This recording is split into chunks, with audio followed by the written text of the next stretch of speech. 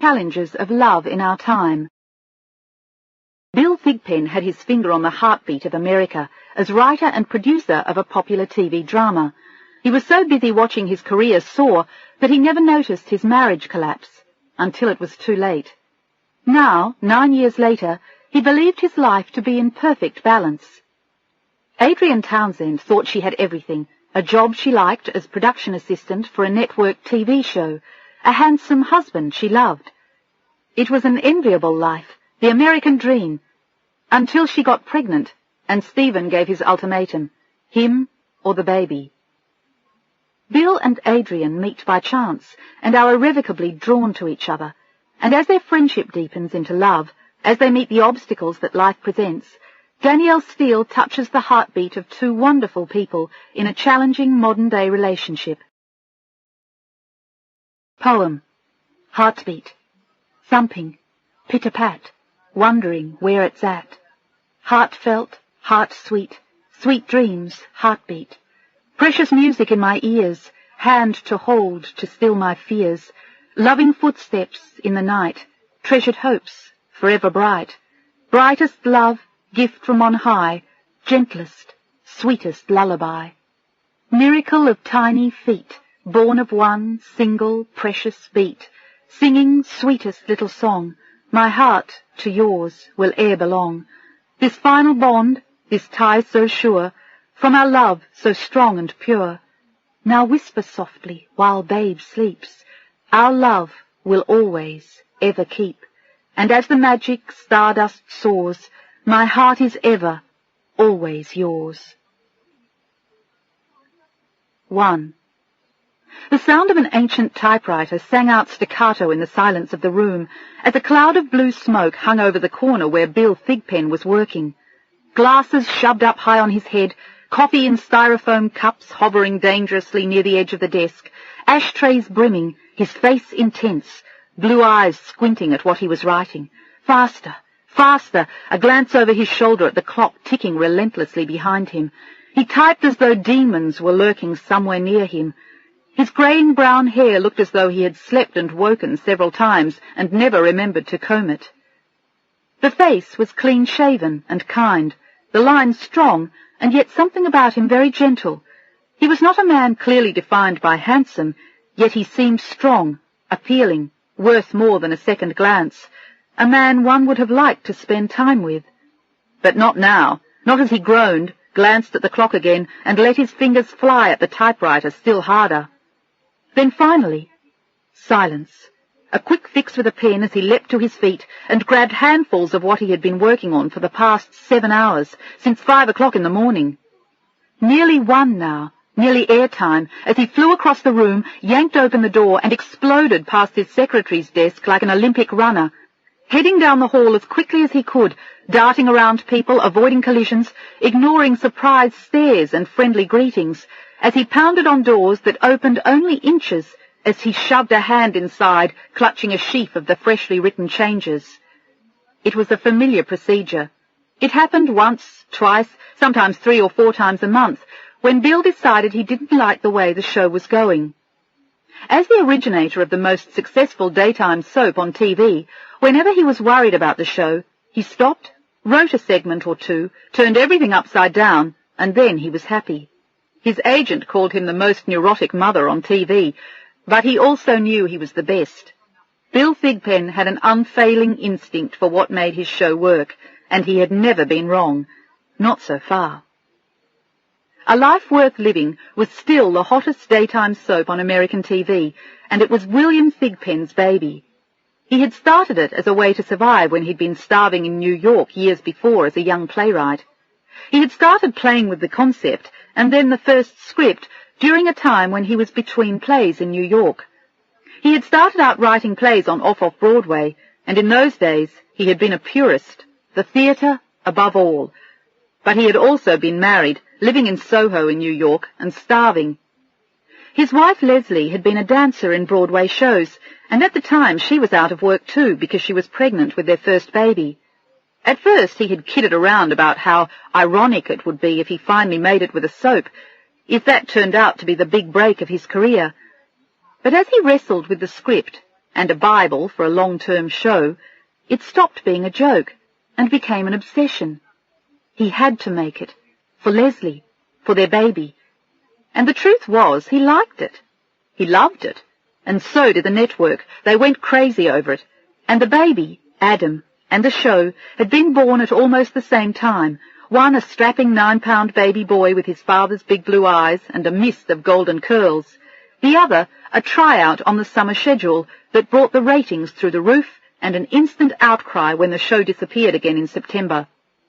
Within 2 months, A Life Worth Living was back, and Bill Thigpen was on his way as the creator of the most successful daytime television soap ever.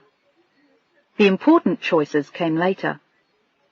He started out by writing some of the early episodes himself, and they were good, but he drove the actors and director crazy, and by then his career on off Broadway was all but forgotten. Television became his lifeblood in a matter of moments. Eventually, he was offered a lot of money to sell his concept and just sit back and go home to collect residuals and go back to writing plays for off Broadway. But by then, almost as much as his 6-month-old son, life, as he called it, was his baby. He couldn't bring himself to leave the show, much less sell it. He had to stay with it. It was real to him. It was alive, and he cared about what he was saying. He talked about the agonies of life, the disappointments, the angers, the sorrows, the triumphs, the challenges, the excitement, the love, the simple beauty. The show had all his zest for life, his own sorrow over grief, his own delight for living. It gave people hope after despair, sunshine after storms, and the basic core of the storyline and the principal characters were decent. There were villains, of course, too, and people ate them up, but there was a basic integrity about the show that made its fans unshakable in their devotion. It was, in effect, a reflection of the essence of its creator, alive, excited about life, decent, trusting, kind, naive, intelligent, creative. And he loved the show. Almost like a child, he was bound and determined to nurture, almost as much as he loved Adam and Leslie.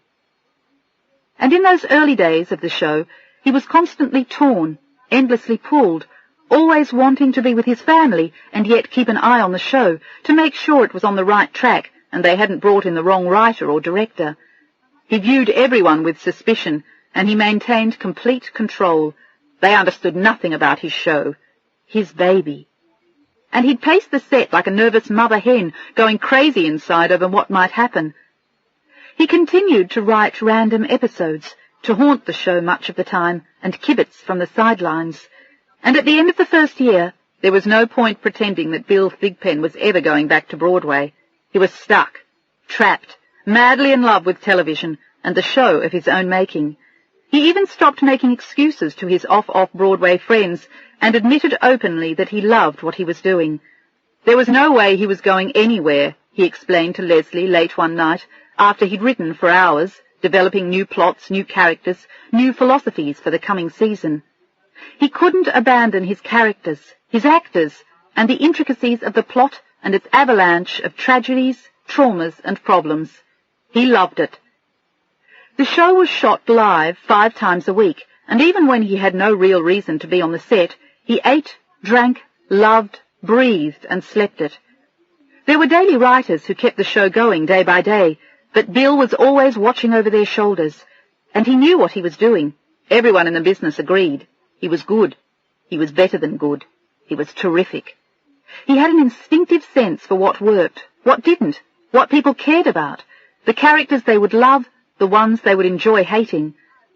And by the time his second son, Tommy, was born 2 years later, A Life Worth Living had won 2 Critics' Awards and an Emmy. It was after the show's first Emmy that the network suggested they move the show to California. It made more sense creatively. Production arrangements would be easier out there, and they felt that the show belonged in California. To Bill it was good news, but to Leslie, his wife, it wasn't. She was going back to work, not just as a kid in the chorus on Broadway. After watching Bill obsess about his show for the past 2.5 years, she had had it. While he had been writing night and day about incest, teenage pregnancy, and suburban extramarital affairs, she had gone back to classes in her original discipline, and now she wanted to teach ballet at Juilliard. "You're what?" He stared at her in amazement one Sunday morning over breakfast. Everything had been going so well for them. He was making money hand over fist. The kids were terrific, and as far as he knew, everything was just rolling along perfectly. Until that morning. "I can't, Bill. I'm not going." She looked up at him quietly, her big brown eyes as gentle and childlike as when he'd met her with her dance bag in her hand outside a theatre when she was 20. She was from upstate New York, and she had always been decent and kind and unpretentious, a gentle soul with expressive eyes and a shy but genuine sense of humour. They used to laugh a lot in the early days and talk late into the night in the dismal, freezing cold apartments they rented, until the beautiful and very expensive loft he had just bought for them in Soho. He had even put an exercise bar in for her so she could do her ballet warm-ups and exercises without going to a studio. And now suddenly she was telling him it was all over. "But why? What are you saying, Liz? You don't want to leave New York?" He looked mystified as her eyes filled with tears and she shook her head, turning away from him for an instant. And then she looked back into his eyes, and what he saw there made his heart ache. It was anger, disappointment, defeat. And suddenly, for the first time, he saw what he should have seen months before, and he wondered in terror if she still loved him. "What is it? What happened?" How could he have missed it, he asked himself. How could he have been so stupid? "I don't know. You've changed." And then she shook her head again, the long dark hair sailing around her like the dark wings of a fallen angel. "No, that's not fair. We both have." She took a deep breath and tried to explain it to him. She owed him that much after 5 years of marriage and 2 children. "We've changed places, I think. I used to want to be a big star on Broadway, the dancer who made good and became a star, and all you wanted to do was write plays with integrity and guts and meaning. And all of a sudden you started writing—" She hesitated with a small, sad smile. "You started writing more commercial stuff, and it became an obsession. All you've thought about for the last 3 years is the show. Will Sheila marry Jake? Did Larry really try to kill his mother? Is Henry gay? Is Martha? Will Martha leave her husband for another woman? Whose baby is Hillary in truth? Will Mary run away from home? And when she does, will she go back to drugs? Is Helen illegitimate? Will she marry John?" Leslie stood up and started to pace the room as she reeled off the familiar names. "The truth is, they're driving me crazy. I don't want to hear about them anymore. I don't want to live with them anymore. I want to go back to something simple and healthy and normal, the discipline of dancing, the excitement of teaching. I want a normal, quiet life without all that make-believe bullshit." She looked at him unhappily, and he wanted to cry. He had been a fool. While he had been playing with his imaginary friends, he was losing the people he really loved, and he hadn't even known it. And yet he couldn't promise her he'd give it up, sell his control of the show and go back to the plays he'd had to beg to get put on. How could he do that now? And he loved the show. It made him feel good and happy and accomplished and strong. And now Leslie was leaving. It was ironic. The show was a huge success, and so was he, and she was longing for their days of starvation. "I'm sorry." He tried to force himself to stay calm and reason with her. "I know I've been wrapped up in the show for the last 3 years, but I felt I needed to control it. If I let it get completely out of my hands, if I let someone else do it, they could have cheapened it. They could have turned it into one of those ridiculous trite maudlin soaps that make your skin crawl. I couldn't let them do that. And the show does have integrity. Whether you admit it or not, Les, that's what people have responded to. But that doesn't mean I have to sit on top of it forever. I think in California things will be very different, more professional, more in control. I should be able to get away from it more often." He only wrote occasional segments now, but he still controlled it. Leslie only shook her head with a look of disbelief. She knew him better. It had been the same when he was writing his early plays. He worked for 2 months straight without taking a break, barely eating or sleeping or thinking of anything else. But that had been only for 2 months, and in those days she still thought it was charming. It no longer was. She was sick to death of it, Sick of the intensity and the obsessiveness and his mania for perfection. She knew that he loved her and the boys, but not the way she wanted him to. She wanted a husband who went to work at 9 o'clock and came home at 6, ready to talk to her, to play with the kids, to help her cook dinner and take her to a movie. Not someone who worked straight through the night and then rushed out of the house exhausted and wild-eyed at 10 a.m. with an armload of memos and edicts and script changes to deliver by rehearsal at 10:30. It was too much, too exhausting, too draining, and after 3 years she'd had it. She was burnt out, and if she ever heard the words "a life worth living" again, or the names of the characters he was constantly adding and subtracting, she knew she would have hysterics. "Leslie, give it a chance, baby, please. Give me a chance. It'll be great in LA, just think of it. No more snow, no more cold weather. It'll be great for the boys. We can take them to the beach. We can have a pool right in our backyard. We can go to Disneyland." But she was still shaking her head. She knew him better. "No, I can take them to Disneyland and the beach. You'll be working all the time. You'll either be up all night writing someone out of the show, or running in for rehearsal, or to watch them air, or frantically rewriting something else. When was the last time you took the boys to the Bronx Zoo, or anywhere for that matter?" All right. So I work too hard, so I'm a terrible father, or a bastard, or a rotten husband, or all of the above. But for Christ's sake, Les, for years we were starving to death. And now look, you can have anything you want, and so can they. We can send them to decent schools one day. We can give them everything we wanted to. We can send them to college. Is that so terrible? So, okay, we've had a few hard years, and now it's going to get better. And now you're going to walk out before it does? What timing? He stared at her, tears brimming in his own eyes as he held out a hand to her. "Baby, I love you. Please don't do this." But she didn't move toward him, and she lowered her eyes so she couldn't see the pain in his. She knew he loved her, and she knew better than anyone how much he loved the boys. But it didn't matter. She knew that for her own sake she had to do what she was doing. "Do you want to stay here? I'll tell them we won't move the show. If that's what this is all about, to hell with California. We'll stay here." But a note of panic had crept into his voice as he watched her, sensing that California was not the issue. "It won't make any difference." Her voice was low and soft, and she was very sorry. "It's too late for us. I can't explain it. I just know I have to do something different." "Like what? Move to India? Change religions? Become a nun? How different is teaching at Juilliard? What are you saying to me, damn it? That you want out? What the hell does that have to do with Juilliard or California?"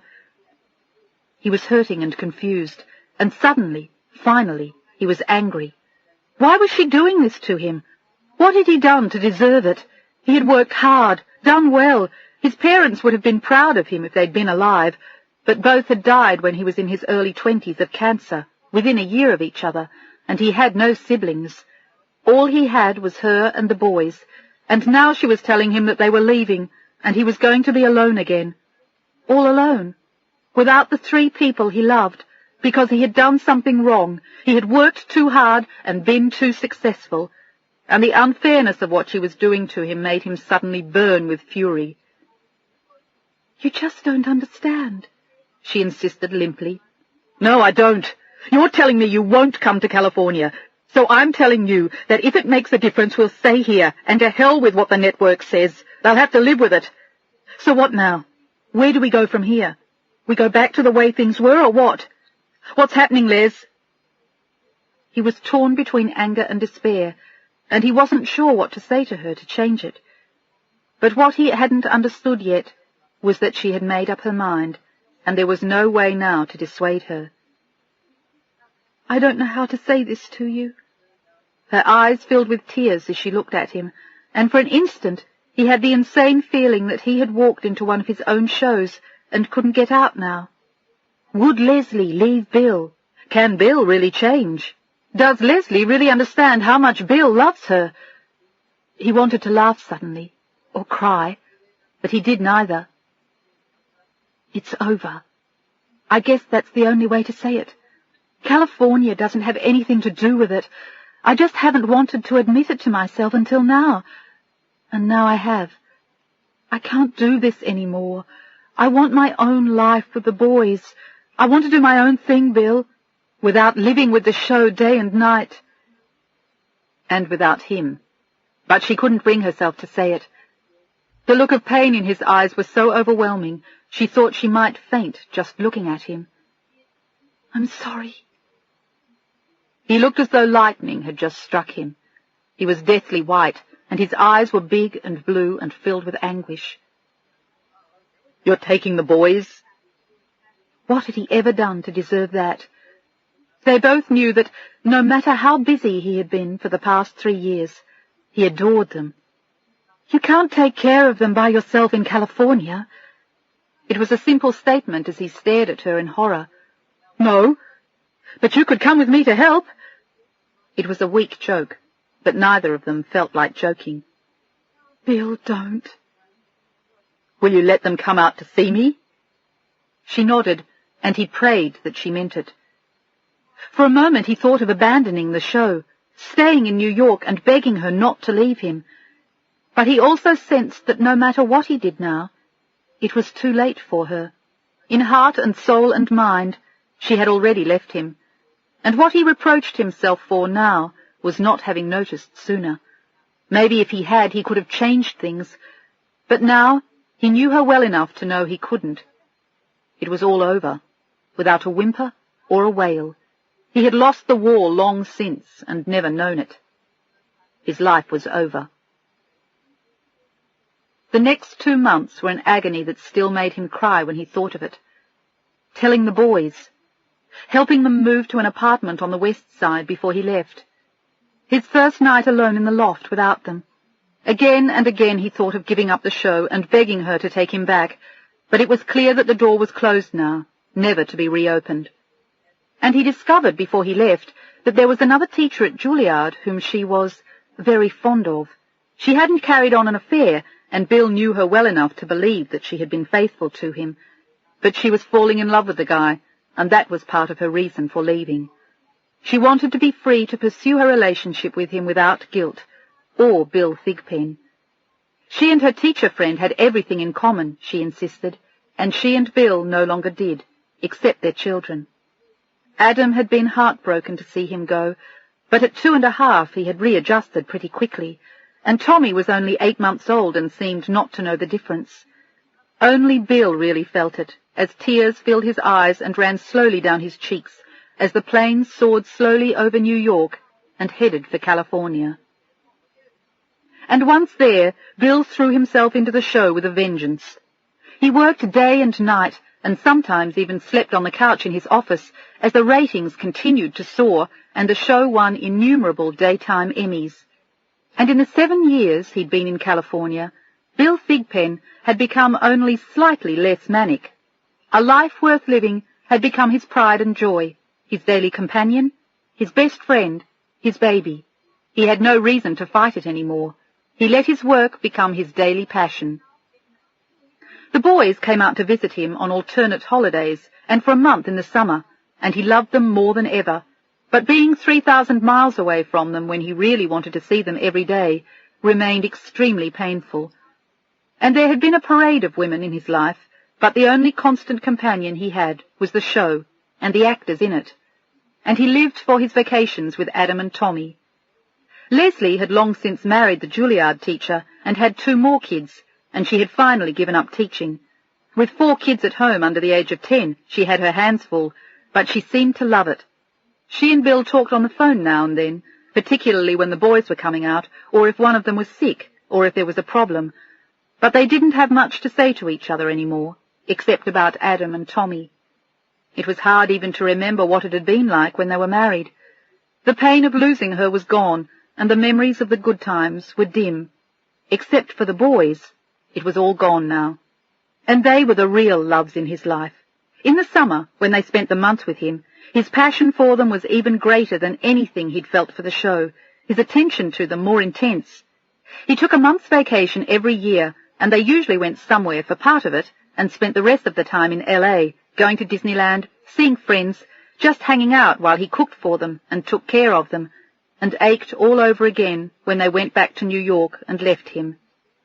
Adam, the older one, was almost 10 now, responsible, funny, serious, and a lot like his mother. Tommy was the baby, disorganized, still a baby some of the time, even at 7, and whimsical, vague, and sometimes very, very funny. Leslie frequently told Bill that Tommy was the image of him in every way, but somehow he couldn't see it. He adored them both, and on long, lonely nights alone in L.A., his heart still ached, wishing that they all lived together. It was the one thing in his life that he regretted, the one thing he couldn't change, the one thing that really depressed him at times, although he tried not to let it. But the idea that he had 2 kids he loved and hardly ever saw seemed a high price to pay for a mistaken marriage. Why did she get to keep them, and not he? Why did she get the reward for the lost years, and he get the punishment? What was fair about that? Nothing. And it only made him sure of one thing. He was never going to let it happen again. He was never going to fall madly in love, get married, have kids, and lose them. Period. No way. And over the years he had found the perfect solution to the problem. Actresses. Hordes of them. When he had time, which wasn't often. When he had first come to California, aching from the pain of leaving Leslie and the kids, he had fallen gratefully into the arms of a serious lady director and had had an affair that lasted 6 months and almost led to disaster. She had moved in with him and taken over his life, inviting friends to stay, furnishing his apartment for him, running his life, until he felt as if he had been strangled. She had previously gone to UCLA, done graduate work at Yale, talked constantly about a PhD, and was into serious film, and she kept insisting that a life was beneath him. She talked about it like a disease from which he might soon be healed, if he would only let her help him. She also hated kids, and kept putting away the photographs of his children.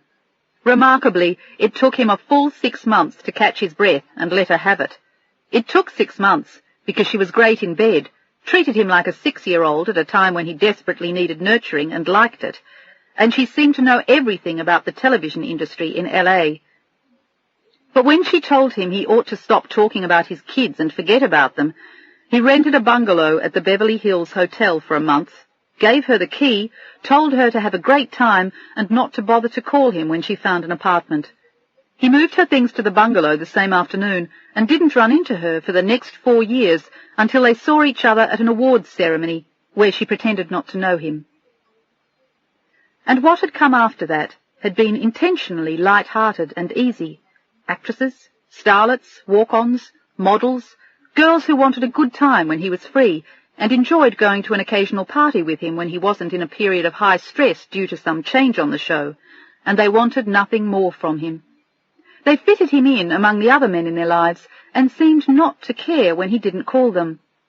Some of them cooked dinner for him occasionally, or he for them, since he loved to cook. And the ones who were good with kids were sometimes called on to go to Disneyland with him when the boys were in town. But more often than not, he enjoyed keeping the boys to himself during their visits to California.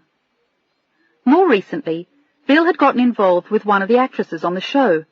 Sylvia was a pretty girl from New York, and she had an important part on the show, and it was the first time in a long time that he had allowed himself the indulgence of getting involved with someone who actually worked for him.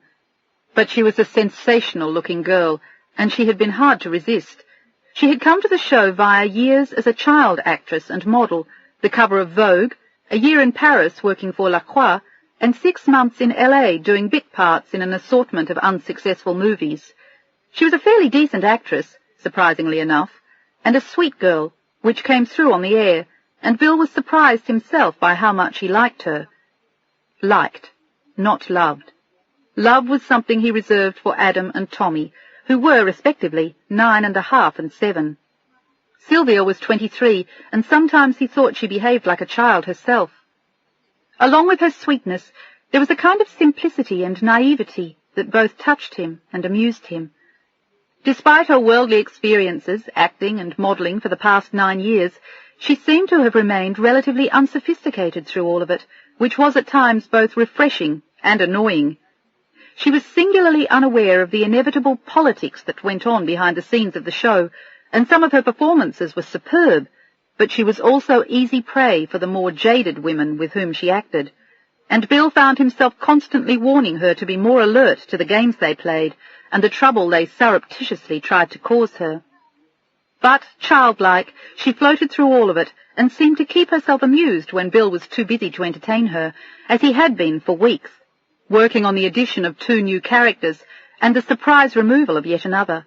He was always careful to keep the show fresh and keep the audiences fascinated with the never-ending plot turns. At 39, he had become the king of daytime soaps, as his row of Emmys lined up on a shelf on his office wall clearly attested. But he was, as always, totally unaware of them as he returned to his office and began to pace, wondering how the actors in today's show would react to the unexpected last-minute changes. 2 of the women usually handled it well, but one of his male actors frequently blew his lines when surprised at the last minute, and if the alterations made him too nervous. He had been on the show for 2 years, and Bill had thought more than once about replacing him, and yet he liked the human quality he brought to the show and the power of his performances when he believed in what he was saying. It was a show which seemed to mean a lot to untold millions across the United States, and the volume of mail Bill and the actors and the producers got was nothing short of amazing. The cast and crew had become a kind of family over the years, and the show meant a great deal to all of them. It had become a home and a way of life for a lot of very talented people. That afternoon, his own ladylove, Sylvia, was going to be playing her part as Vaughan Williams, the beautiful young sister of the show's principal heroine, Helen. Vaughan had been lured into an affair with her brother-in-law and introduced to drugs by him as well, unbeknownst to anyone in her family, particularly her own sister. Trapped in a web from which she seemed unable to free herself, Vaughan's brother-in-law, John, was luring her deeper and deeper into his clutches and leading her toward her own destruction. In an unexpected turn of events on that day's show, Vaughan was going to be witness to a murder committed by John, and the police would begin seeking Vaughan for the murder of the drug dealer who had been supplying her drugs since John introduced her to him.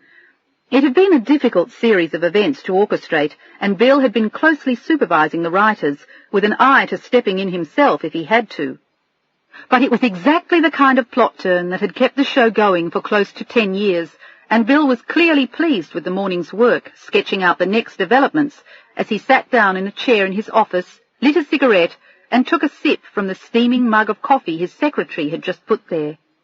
He was wondering what Sylvia would think of the script changes he had just handed her through her dressing-room door. He hadn't seen her since the night before, when he left her place at 3 a.m. and came to the office to start working on the idea that had been gnawing at him all evening. She had been asleep when he left, and he had gone home to shower and change before going to his office at 4:30. And by 12:30, the atmosphere in his office was still electrically charged as he got to his feet, stubbed the cigarette out, and hurried to the studio, where he watched the director carefully going over the last-minute changes. The director was a man Bill had known for years, a Hollywood veteran who had come to the show after directing reams of successful television movies. He had been an unusually serious choice for a soap opera on daytime TV, but Bill had obviously known what he was doing. Alan McLaughlin kept everyone on their toes, and he was speaking seriously to Sylvia and the actor who played John as Bill walked into the studio and stood discreetly in a remote corner of the room where he could observe but not disturb them. "Coffee, Bill?" a pretty young script girl inquired. She had had an eye on him for a year. She liked him. He was what some people would have described as a teddy bear, tall, powerful, warm, smart, nice-looking but not gorgeous, with easy laughter and a gentle style that somehow softened the intensity with which he worked. But Bill only smiled and shook his head. She was a nice kid, but he had never thought of her as anything but the script girl. He was too busy working while he was there to concentrate on anything but what was happening in front of the cameras, or in his head as he plotted the show's future turns and detours. "No thanks, I'm fine." He smiled at the girl and turned his attention back to the director. He noticed that Sylvia was studying her lines, and the actors who played Helen and John were conferring quietly in a corner. There were 2 men dressed as policemen, and the victim, the drug dealer John was going to kill on today's show, was already wearing a blood-drenched shirt that looked disturbingly realistic. He was laughing and exchanging jokes with one of the grips. It was his last day on the show, and he had no lines to learn. He was going to be dead when the camera first saw him. 2 minutes, a voice said, loud enough for everyone to hear, and Bill felt a faint flutter in the pit of his stomach. He always did.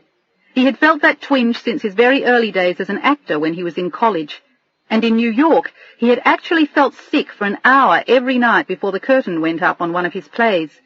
And now, 10 years after a life had been born, he still felt a twinge every time they were about to go on the air. What if it bombed? If the ratings fell? If no one watched? If all the actors walked off? If everyone fluffed their lines? If...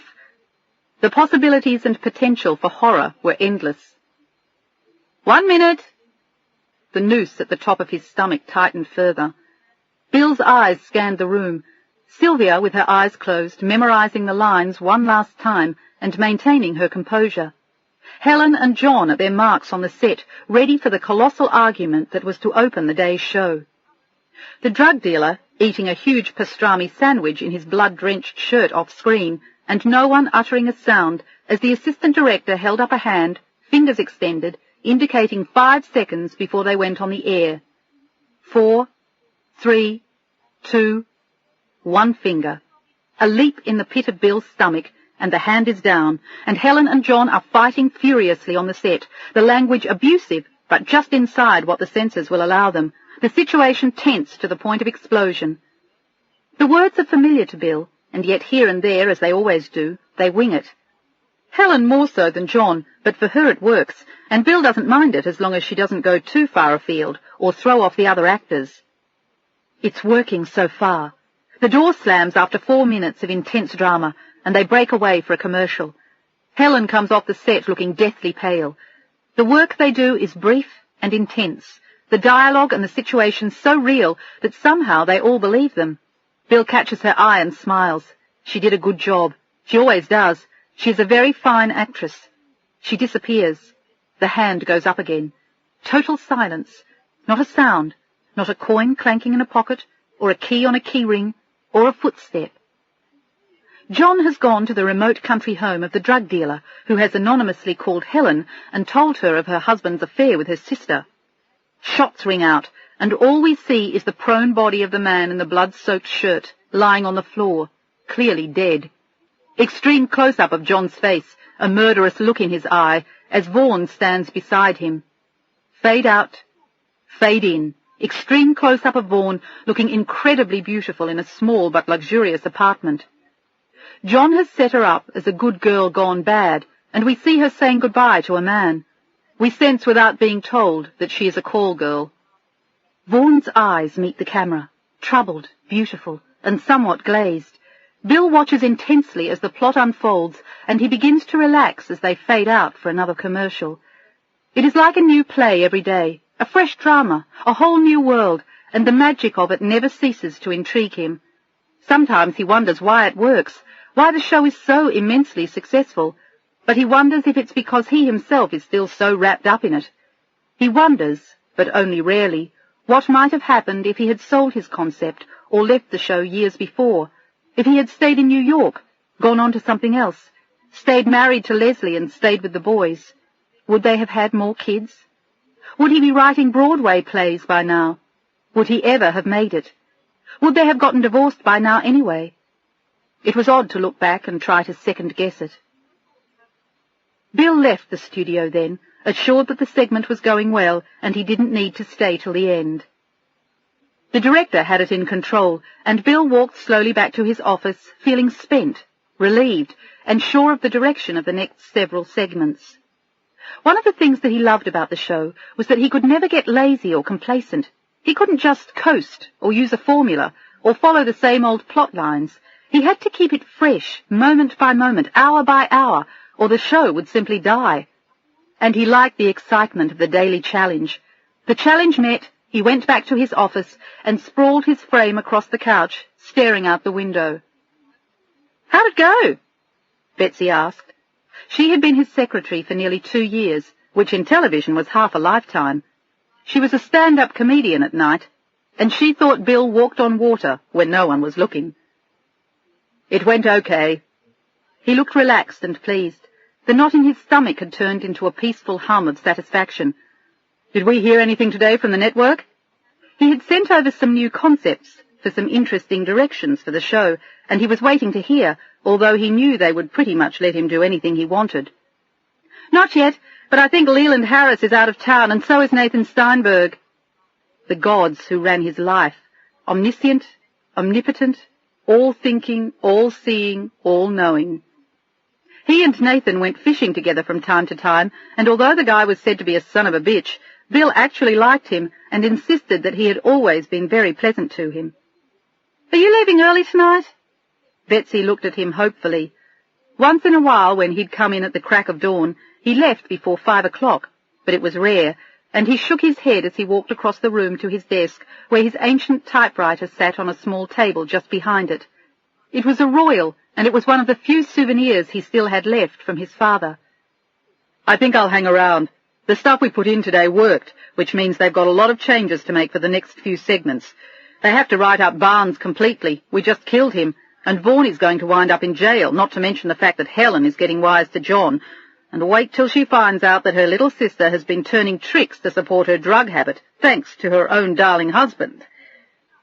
He beamed happily as he stretched his legs under the desk and leaned back with his hands behind his head in a pose of total delight and relaxation. You have a sick mind. Betsy made a face and closed the door to his office, and then popped her head back in.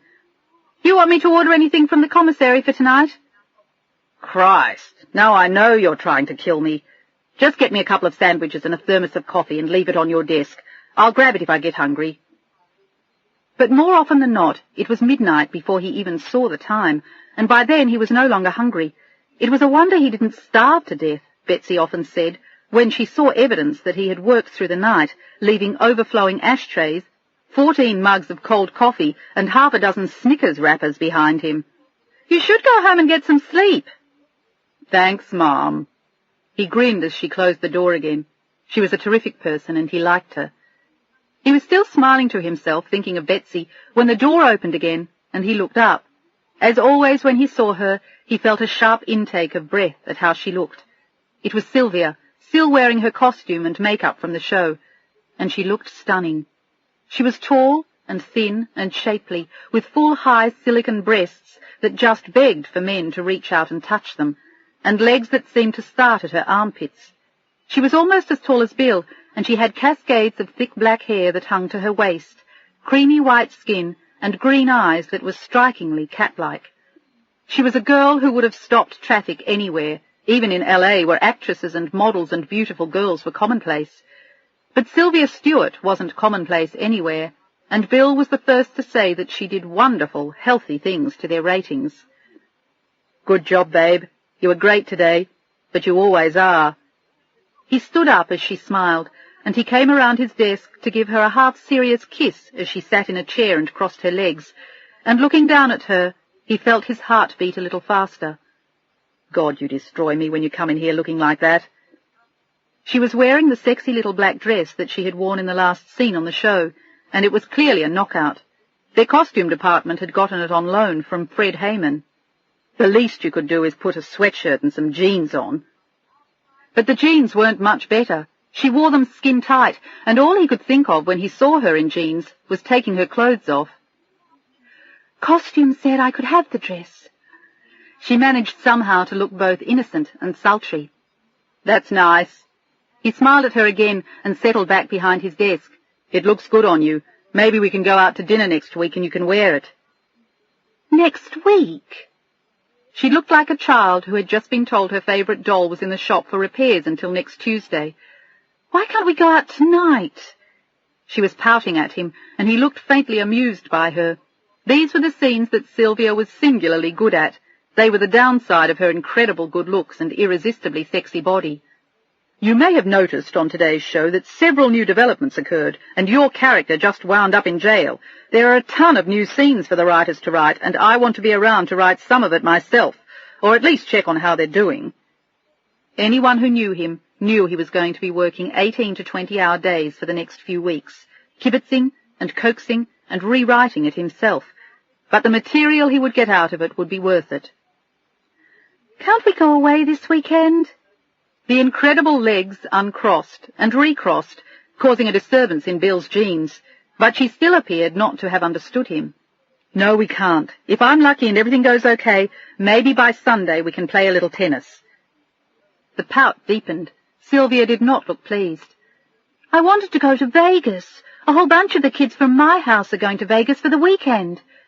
My house was their stiffest competition. "I can't help it, Sylvia. I've got to work." And then, knowing that it would be easier if she went without him than if she stayed and complained, he suggested that she go to Vegas with the others. "Why don't you go with them? You're not on the show tomorrow, and it might be fun, and I'm going to be stuck here anyway all weekend." He waved at the four walls of his office, and even though it was only Thursday then, he knew he had at least 3 or 4 more days of intense work overseeing the writers.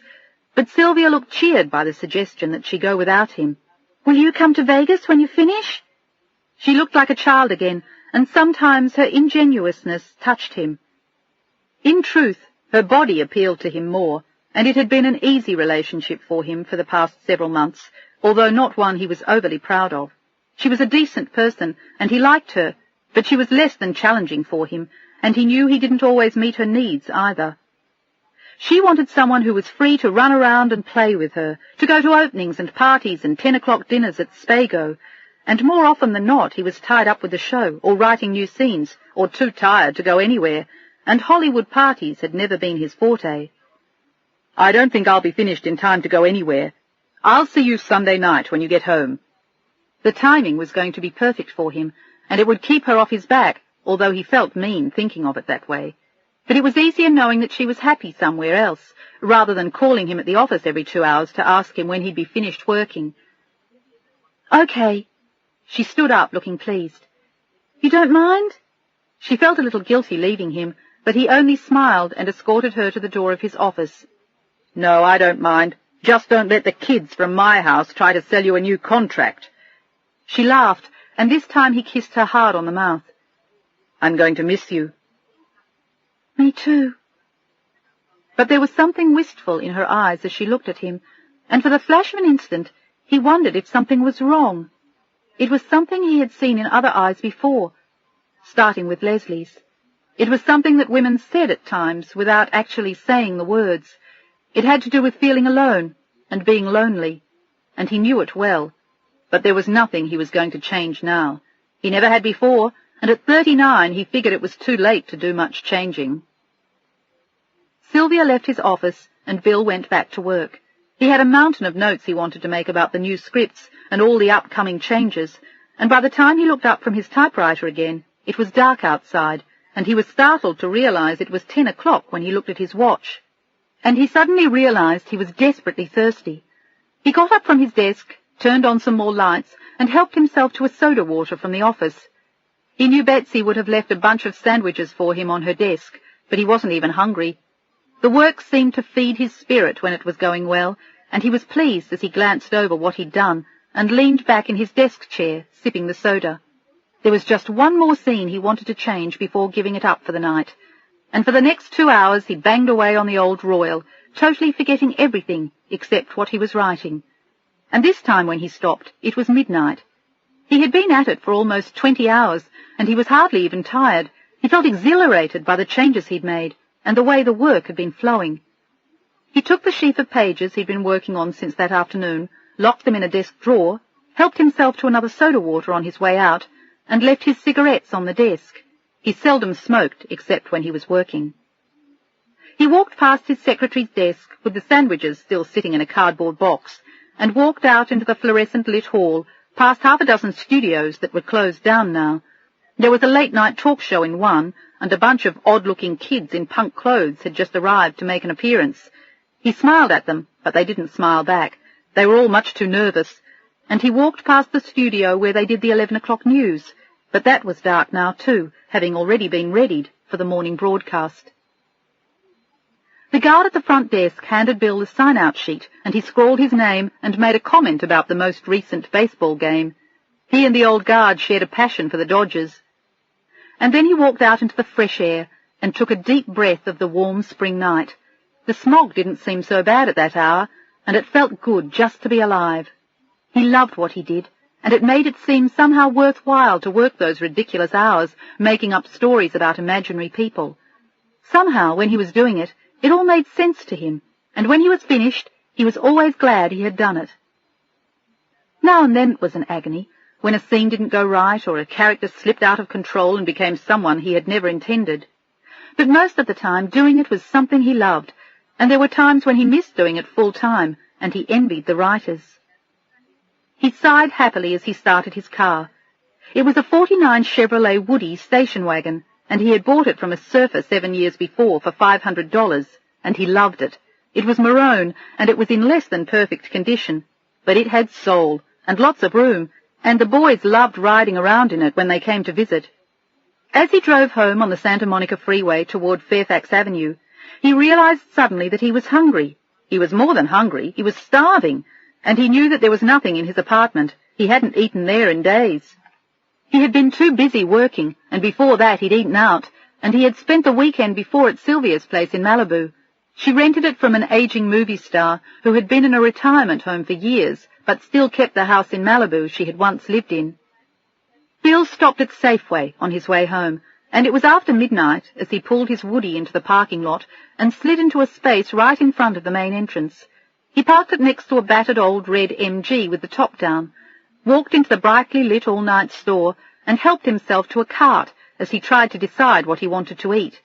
There were chickens barbecuing in a nearby aisle, and he noticed that they smelled terrific. He helped himself to one of them, a 6-pack of beer, some potato salad from the deli area, some salami, some pickles, and then he headed to the produce section for lettuce and tomatoes and vegetables to make himself a salad. The more he thought about it, the hungrier he got, and he could hardly wait to get home and have dinner.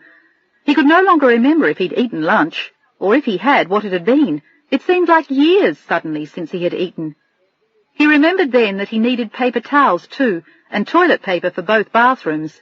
He knew he needed shaving cream, and he had a feeling that he was running out of toothpaste. It seemed like he never had time to shop for himself, and as he roamed through the store feeling wide awake, it seemed like the middle of the afternoon as he helped himself to cleaning products, olive oil, coffee beans, pancake mix, sausages, syrup, for the next time he had breakfast at home on a weekend, and then bran muffins, some new cereals, a pineapple, and some fresh papaya. He felt like a kid going wild as he kept putting things in his basket. For once, he wasn't in a hurry. He didn't have to get to work, there was no one waiting for him anywhere, and he could explore the store at his leisure. He was just trying to decide if he wanted some French bread and brie with his dinner, as he rounded a corner looking for the bread and collided with a girl who seemed to rise up out of the floor with an armful of paper towels. She seemed to come up out of nowhere, and before he could do anything about it, he had almost run her down with his cart, and she jumped back, startled, dropping everything around her as he watched her. There was something striking about her, and beautiful, in a clean, wholesome way, and he couldn't help staring at her as she turned away and gathered up her paper towels. "I'm sorry, Here, let me help." He abandoned his cart and stopped to give her a hand, but she was quick to stand up and smile, blushing faintly. "No problem." Her smile was powerful, strong. Her eyes were huge and blue, and she looked like someone who had a lot to say, and he felt like a kid as he stared at her, and she drove her cart away, smiling at him again over her shoulder. It felt almost like a movie scene, or something he might have written for a show. Boy meets girl. He wanted to run after her. "Hey, wait, stop!" But she was gone, with her shining dark hair that just brushed her shoulders as it swung freely, her wide ivory smile, and blue eyes that seemed enormous. There was something so straightforward about the look she gave him, yet something quizzical about her smile, as though she had been going to ask him a question, and something friendly as though she had been going to laugh at herself. She was all he could think about as he tried to finish his shopping. Mayonnaise, anchovies, shaving cream, eggs? Did he need eggs? Sour cream? He couldn't concentrate any more. It was ridiculous. She was pretty, but she wasn't that great looking after all. She had the kind of preppy good looks of a girl fresh out of an Eastern college.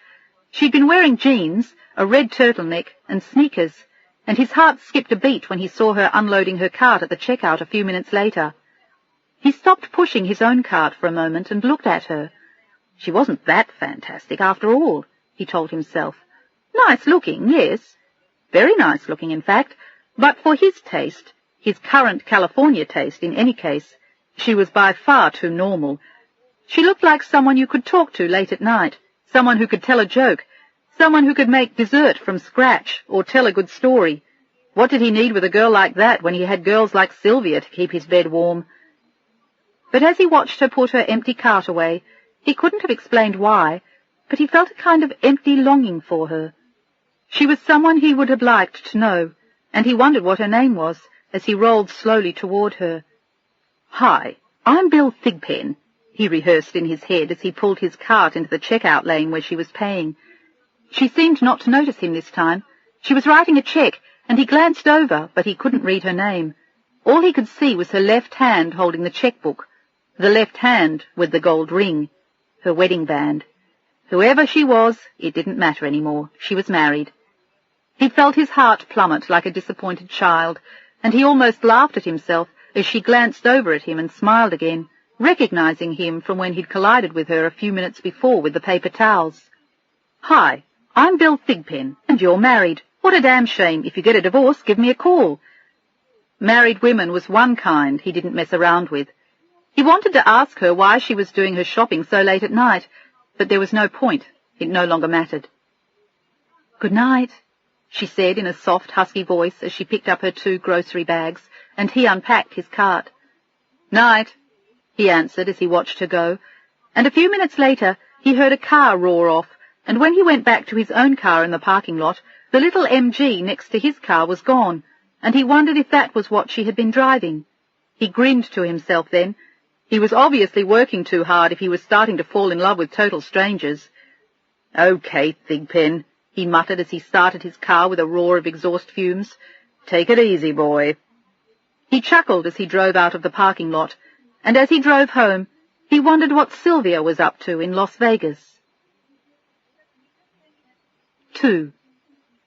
As Adrian Townsend drove away from the supermarket, her thoughts were full of Stephen waiting for her at home. She hadn't seen him in 4 days. He had been stuck in meetings at a client presentation in St. Louis.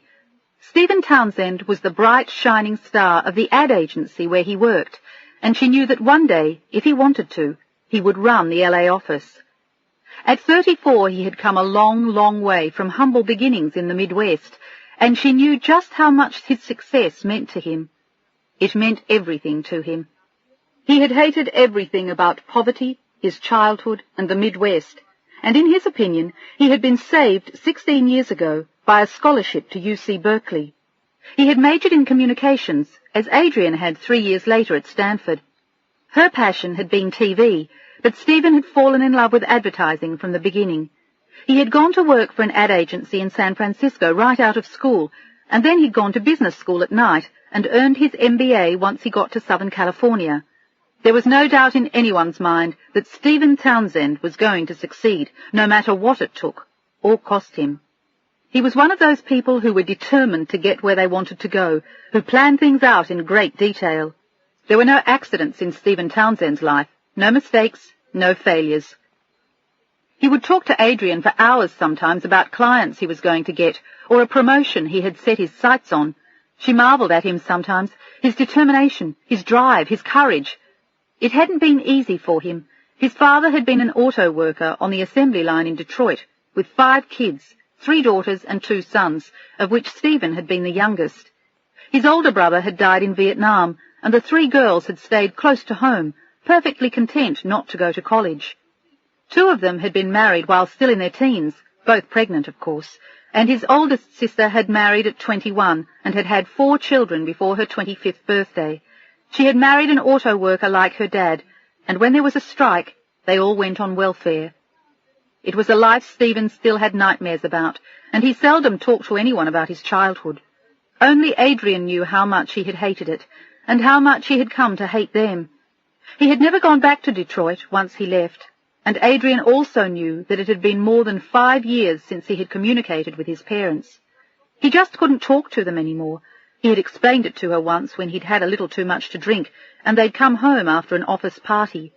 He had hated them so much, hated their poverty and despair, hated the look of constant sorrow in his mother's eyes over all that she could not do for or give her children.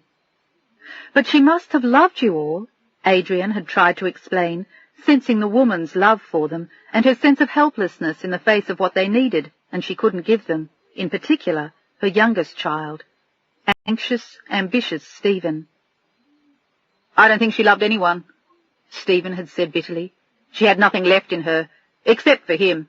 You know, she even got pregnant the year I left, and by then she must have been almost 50. Thank God she lost it. Adrian felt a twinge of distant pain for her, but she had long since stopped pleading their cause to Stephen. He obviously had nothing in common with them any more, and even talking about them was far too painful. She wondered from time to time what they would have thought of him, if they could see him now. He was handsome, athletic, outspoken, well-educated, intelligent, bold, and sometimes even a little too brassy. She had always admired his fire, his ambition, his drive, his energy, and yet from time to time she wished that it were only a little tempered. Perhaps that would come in time, with age, with love, with kindness from those who loved him. Sometimes she teased him. She said he was like a cactus plant. He wouldn't let anyone come too close or touch his heart, except when he decided to allow it. They had been married for almost 3 years, and the marriage had done them both good. Stephen had continued to rise in the agency meteorically in the past 2.5 years, after moving to Los Angeles 12 years before when he finished college. He had worked in 3 different ad agencies over the years, and he was known in the industry as being smart, good at what he did, and more than occasionally ruthless. He had taken over clients from friends and wooed them from other agencies in circumstances that occasionally bordered on the improper. But the agency where he worked never lost out from his manoeuvres, nor did Stephen. They were growing day by day, and so was Stephen's importance.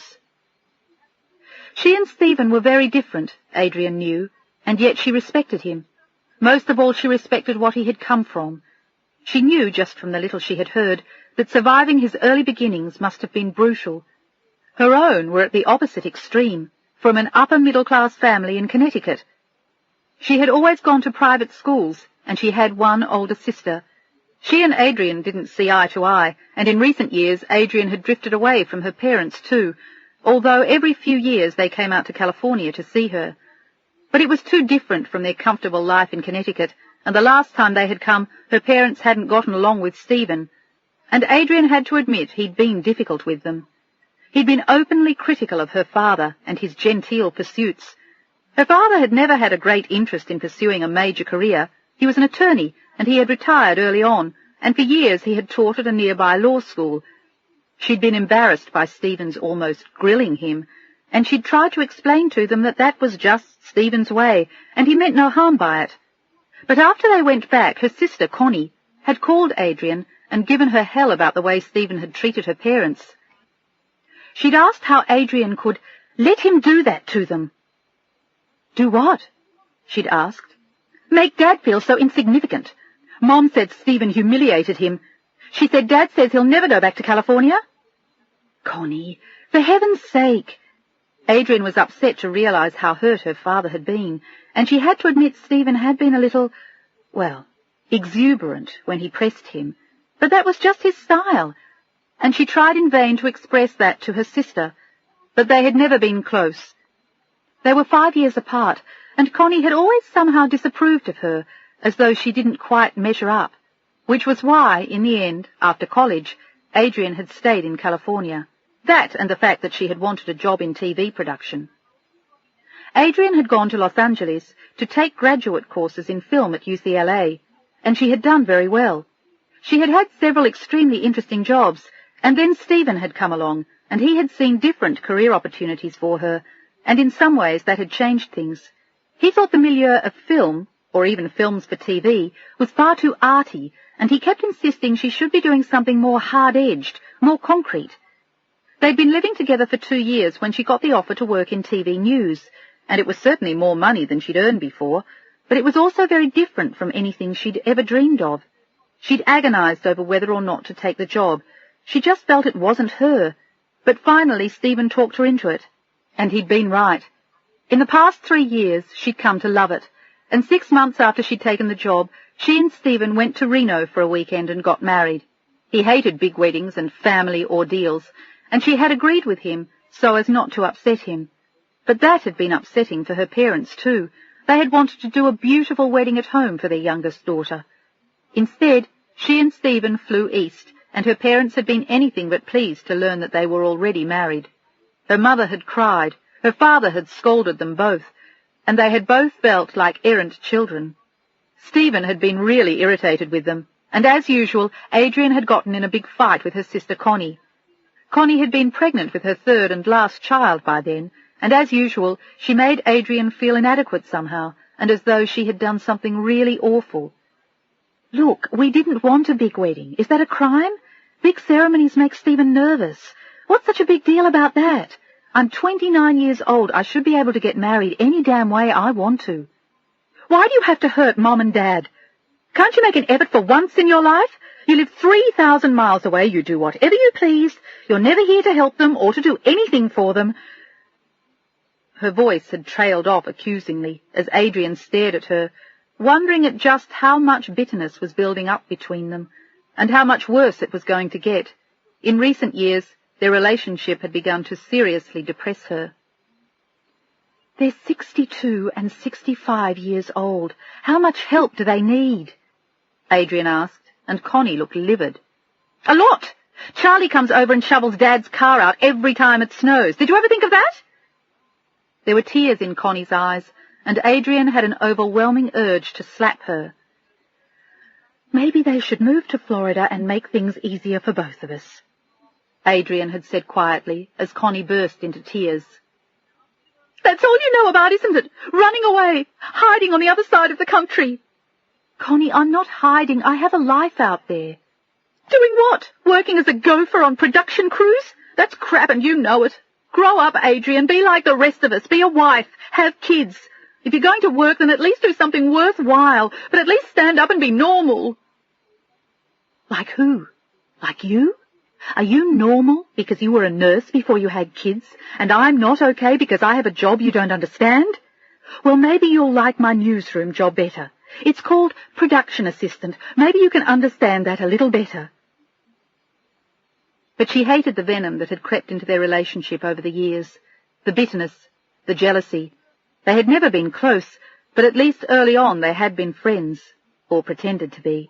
Now the veneer appeared to have worn off, and there was nothing left but Connie's anger that Adrian was gone, and free, and doing what she wanted in California. And Adrian didn't tell them that she and Stephen had agreed not to have children. It was something that meant a lot to him, after the horrors of his childhood. Adrian didn't agree with him, but she knew he blamed his parents' misery on the fact that they had children, or certainly too many of them. But he had told her long since that children were not on his agenda, and he wanted to be sure that Adrian was in full agreement. He had talked more than once about having a vasectomy, but they were both afraid that if he did, there might be physical repercussions. He had urged her to have her tubes tied instead, but she had hedged about it, because it seemed so radical, and finally they had settled on alternate methods of assuring that they wouldn't have children. It made Adrian sad sometimes to think of never having children of her own, and yet it was a sacrifice she was willing to make for him. She knew how important it was to him. He wanted to pursue his career without encumbrances, and he wanted her to be free to pursue hers too. He was extremely supportive of her work, and she had come to like working in TV news over the past 3 years, but she still missed her old shows occasionally, her TV films and miniseries and specials. And more than once she had talked about leaving the news and getting a production job on a series. "And when they cancel it," Stephen always said, "then what? You're on the unemployment line. You're back to square one. Stick with the news, sweetheart. It's never going to be cancelled." He had a horror of losing jobs, being out of work, losing opportunities, or not following a stellar route right to the top. Stephen always kept his eye on his goals, and his goals were always at the top, and they both knew he was going to make it. The past 2.5 years of marriage had been full for both of them. They had worked hard, done well, made some friends. He had travelled a lot in the past year, and the previous year they had bought a really lovely condo. It was just the right size for them, a townhouse with a second bedroom they used as a den, a big bedroom upstairs, a living room, dining room, and a big kitchen. Adrian liked to putter in the tiny garden on the weekends. There was a pool for the entire complex to use, a tennis court, and a 2-car garage for her MG and his shiny new black Porsche. He still tried to get her to sell her car, but she never would. She had bought it used when she went to Stanford 13 years before, and she still loved it.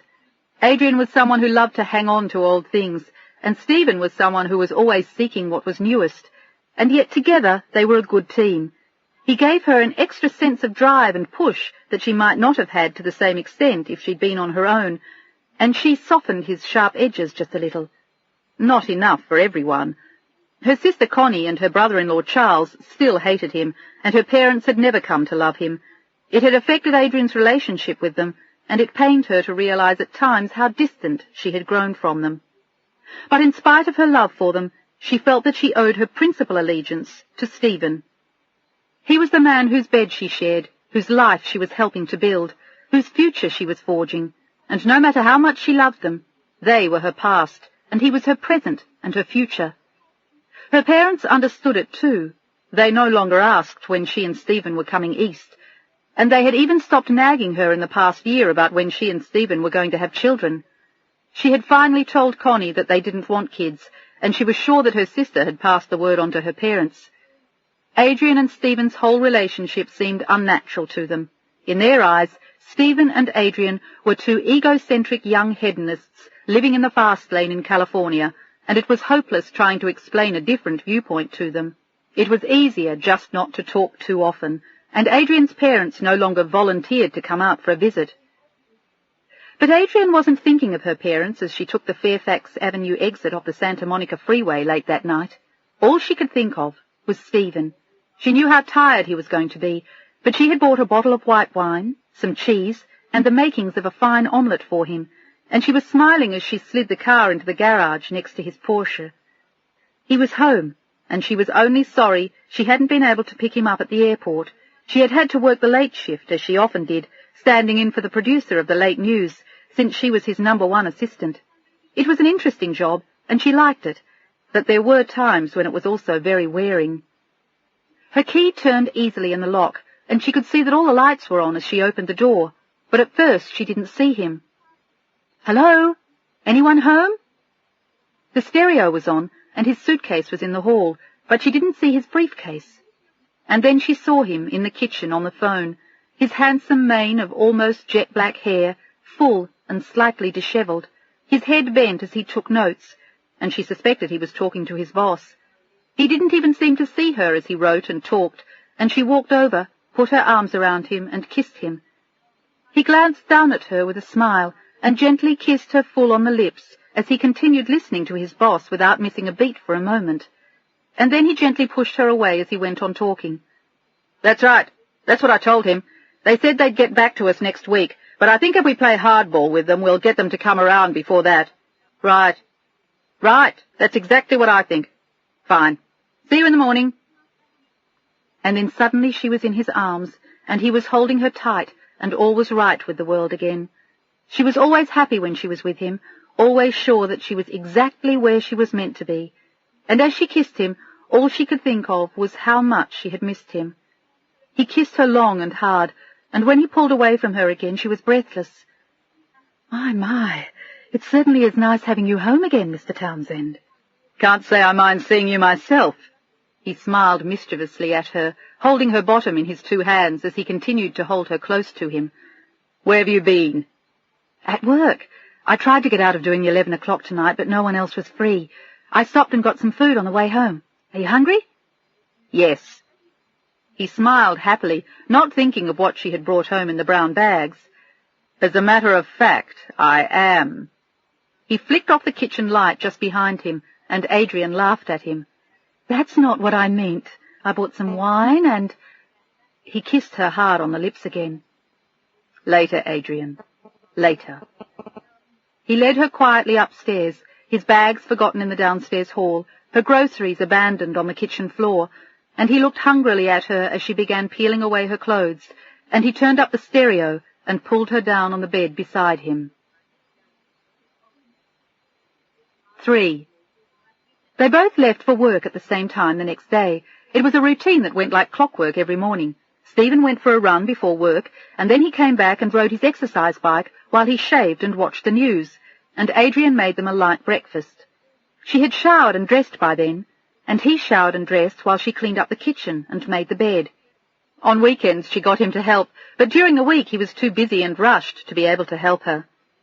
Adrian always watched the morning news, and as much of the Today Show as she could get in before they left for work. If there was something of interest, they discussed it, but usually they didn't say much to each other in the morning. This morning was different, though. They had made love twice the night before, and Adrian was feeling chatty and affectionate as she kissed him and handed him a cup of coffee. He was still damp from his run, but even with his hair wet and his sweatshirt sticking to him, Stephen Townsend was movie star handsome. It was yet another thing that had set him apart while he was struggling to get out of Detroit and away from his parents.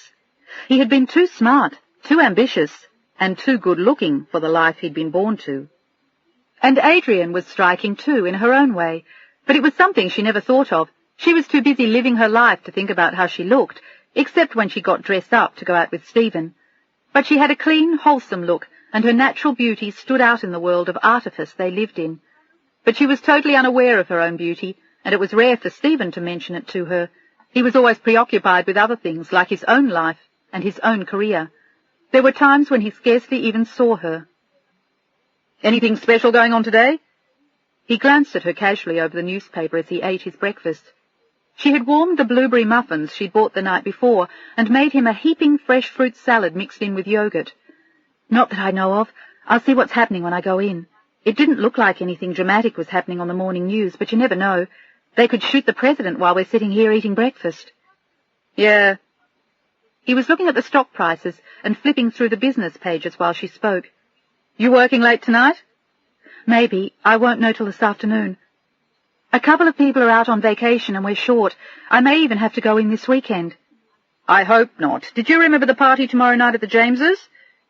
Her eyes met his and she smiled at him. He could never quite believe that she remembered anything. No matter that she was the assistant producer of the news show on a major network. "Of course I remembered. Is it a big deal?" He nodded, humourless when it came to his career, but it was something that she was used to. "Everybody who's anybody in advertising will be there. I just wanted to make sure you remembered." She nodded, and he looked at his watch and stood up. "I'm playing squash at 6 o'clock tonight. If you're working late, I won't come home for dinner. Just leave a message for me at the office." "Yes, sir. Anything else I should know before we start the day and disappear into our separate worlds?" He looked blank for a moment, trying to think, and then he shook his head and looked down at her, still sitting at the kitchen table. But his thoughts were already far from her. He was thinking about 2 new clients he wanted to approach, and a client he was planning to take away from a slightly more senior man at the agency where he worked. It was something he had done successfully before, with other accounts, and it was a modus operandi he was neither embarrassed about nor afraid of. The end always justified the means. It always had for him. Even 16 years before, when he'd aced his best friend out of the scholarship to UC Berkeley, the other boy had actually been more qualified, but Stephen also knew that his friend had cheated on his very first SAT exam, and he had seen to it that the right people heard about it at the right time. No matter that his scores had been perfect ever since, and he had helped Stephen prepare for every exam he'd taken in junior and senior years. And they were best friends. But he had cheated after all, and they disqualified him, and Stephen got the hell out of Detroit without ever looking back.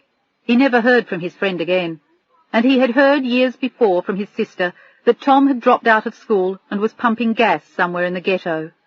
Things worked out that way sometimes. Survival of the fittest. And Stephen Townsend was fit, in every possible way. He stood looking at Adrian for a moment, and then turned and raced upstairs to shower and change before he left for the office. She was still in the kitchen when he came back down, impeccably dressed in a khaki suit, pale blue shirt, and blue and yellow tie. With his shining dark hair, he looked like a movie star again, or a man in an ad at the very least. It always jolted Adrian a little when she looked at him. He was so incredibly handsome. "You're looking good, kid." He looked pleased at the compliment, and looked her over as she stood up and picked up the tote bag she always took to work. It was a soft black leather Hermes bag she'd had for years, and like her ancient sports car, she loved it. She was wearing a navy wool skirt, a white silk blouse, and a soft white cashmere sweater knotted over her shoulder. She was wearing expensive black Italian loafers, and her whole look was of casual, understated, expensive elegance. It was a kind of casual throwaway look, but when you looked again, it had style and whispered all the secret code words of good taste and breeding. She had a wonderful, easy style, and as understated as she was, somehow everything about her still managed to be beautiful and striking. And as they left the house together, they were a handsome pair. He got in his Porsche as she climbed into the MG, and she laughed at the look on his face. It embarrassed him to be seen anywhere near her car, and he had been threatening to make her use the open parking lot at the front of the complex. "You're a snob!" She laughed at him, and he shook his head, and a moment later he was gone in a roar from the Porsche's powerful engine, while Adrian tied a scarf around her head, put her beloved old car into gear, and listened happily as it sputtered to life, and she headed it in the direction of her office. The freeway was bumper to bumper by then, and a few minutes later she wound up sitting in the car at a dead standstill. She wondered how much better Stephen had fared, and as she thought of him, she suddenly thought of something else, something that seldom happened to her. She was late. She should have had her period 2 days before, but she knew it didn't mean anything. With the odd hours she worked and the constant stress, it wasn't unusual to be late, although admittedly it didn't happen to her very often. She made a mental note to think about it again in a few days, and with that the traffic began moving again, and she stepped on the accelerator and headed for her office. Everything was in total chaos when she arrived. The producer was out sick. 2 of their prize cameramen had had a minor accident, and 2 of her least favourite reporters were having a heated argument 2 feet from her desk, and she finally wound up shouting at everyone, which took them all by surprise, since Adrian seldom lost her temper. "For Christ's sake, how the hell is anyone supposed to get any work done around here? If you 2 want to beat on each other, go do it somewhere else." A senator had just gone down in a commuter plane, and reporters at the crash site had just called in to say that there were no survivors. A major movie star had committed suicide during the night, and 2 of Hollywood's favourites had just announced that they were getting married, and an earthquake in Mexico had claimed nearly 1,000 lives. It was going to be the kind of day that usually tried to give Adrian ulcers, but at least life was interesting for her, or at least that was what Stephen said when she complained. Did she really want to live in Fantasyland, working on miniseries and specials about Hollywood ladies? No. But she would have loved to work on a successful primetime series, and she knew she had enough production experience by now to do that. But she also knew she would never convince Stephen that a job like that was worthy of her attention. "Adrian?" "Yeah?" For a minute she had let her mind drift to what wasn't and what might have been, and she didn't have time for that, not today at least. And it was also easy to figure out by then that she wasn't going to be having dinner that night with her husband. She asked someone to call and let him know, and turned to the assistant who was begging for her attention. There had been a flood on the set, and they were going to have to use an alternate studio, but everything was already set up, so there was no need to panic. It was 4 o'clock before she ate lunch, and 6 before she even thought of calling Stephen. But by then she knew he had left to play squash with his friends from work, and he knew she was working late anyway. And as she settled down for a long evening at work, she was suddenly struck by an odd feeling of loneliness. It was Friday night, and everyone was out, or at home, or with friends, or getting ready to go on dates, or maybe just curled up with a good book. And she was at work, listening to police reports of local homicides and fatal accidents, and reading telexes of tragedies worldwide. It seemed like a sad way to spend a Friday night. And then she felt foolish for the feeling. "You're looking awfully gloomy tonight." Zelda, one of the production assistants, smiled at her as she brought Adrian a styrofoam cup of coffee. She was one of Adrian's favourites. She was always good for a laugh, and she was a character. She was older than Adrian, divorced frequently, and kind of a free spirit. She had bright red hair that sprang from her head like uncontrolled flames, and an equally uncontrollable sense of humour. "Just tired, I guess. Sometimes this place gets to me." "At least we know you're still sane." Zelda smiled at her. She was a pretty woman, and Adrian guessed that she was about 40. "Doesn't it ever get to you? Christ, the news is always so depressing." "I never listen to it." She shrugged indifferently. "And most nights when I get out of here, I go dancing." "I think you've got the right idea." Most nights Adrian went home, and Stephen was already sound asleep and snoring gently. But at least they had breakfast together in the morning, and there were always weekends. Adrian struggled through her paperwork for the next 4 hours, and then she checked out the studio before the late news, chatted with the anchors, and read all the hottest stories. It was actually a pretty quiet night, and she could hardly wait to get home to Stephen. She knew he was having dinner out with friends, but she was pretty sure he'd be home when she finished work. He seldom stayed out very late, unless there was something to be gained from it, like some important business with a client. The late show went fine, predictably, and at 11:35 she was on her way home on the Santa Monica freeway. She walked in her front door at 5 minutes to midnight, and the bedroom lights were still on, and her heart leapt with glee as she took the stairs to their bedroom 2 at a time. And then she laughed when she saw him. Stephen was sound asleep on his side of the bed, arms spread out like a boy, exhausted and relaxed after a hard day at the office, followed by a lively game of squash and an early dinner. He was out for the count, and no amount of rustling around the room would rouse him. "Well, Prince Charming," Adrian whispered with a grin as she sat down next to him in her nightgown, "looks like it's a wrap, as they say in my business." She kissed him gently on the cheek, and he never stirred as she turned off the light and curled up on her own side of the bed. And as she lay there, she thought about being late again, but she knew it was probably nothing. 4. When Adrian woke up at 9:15, she could smell bacon cooking downstairs, and she could hear Stephen clattering around in the kitchen. She smiled to herself as she rolled over in bed. She loved Saturdays, loved having him around, loved it when he brought her breakfast in bed and they made love afterward. She could hear him coming up the stairs as she thought of it. He was humming to himself, banging the tray against the door as he came through, and she could hear the stereo downstairs playing Bruce Springsteen. "Wake up, sleepyhead!" He grinned down at her in their bed and set the tray down beside her as she stretched and smiled in answer. He was a vision of handsome young manhood. His hair was still wet from the shower he'd taken before she woke up, and he was wearing fresh white tennis clothes. His long, shapely legs were tanned, and from where she lay, Stephen's shoulders looked enormous. "You know, you're pretty cute for a guy who can cook." She smiled up at him and propped herself up on one elbow. "So are you, lazy bones." He sat down next to her on the bed and she laughed at him. "You should have seen yourself passed out here last night." "I had a tough day and I was beat after we played squash." He looked faintly embarrassed and made it up to her by kissing her promisingly just as she took a bite of bacon. "Are you playing tennis today?" she inquired. She knew him well. He loved competitive sports, especially squash and tennis. "Yeah, but not until 11:30. He glanced at his watch and smiled at her, and she laughed again. But before she could say anything, he had peeled off his tennis clothes and slipped into bed beside her. "Now what's all this about, Mr. Townsend? Won't this weaken your tennis game?" She loved to tease him about his intense seriousness about his tennis. "It might." He looked pensive and she laughed again, and then he turned to her with a sexy smile. "But it could just be that you're worth it." "Could be. Could be. You've got some nerve."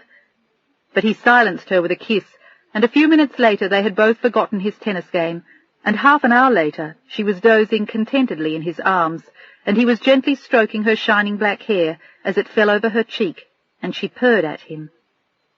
"Personally, I'd rather do that than play tennis any day." She opened one eye and reached up to kiss him. "So would I." He stretched lazily, and an hour later he hated to get out of bed to go and shower again before he went to play with a man who lived in the complex and Stephen knew only as Harvey. "Are you coming back for lunch?" she inquired, and he shouted back that he'd make himself a salad when he got back, and he reminded her again about going to the Jameses' party that night at 7.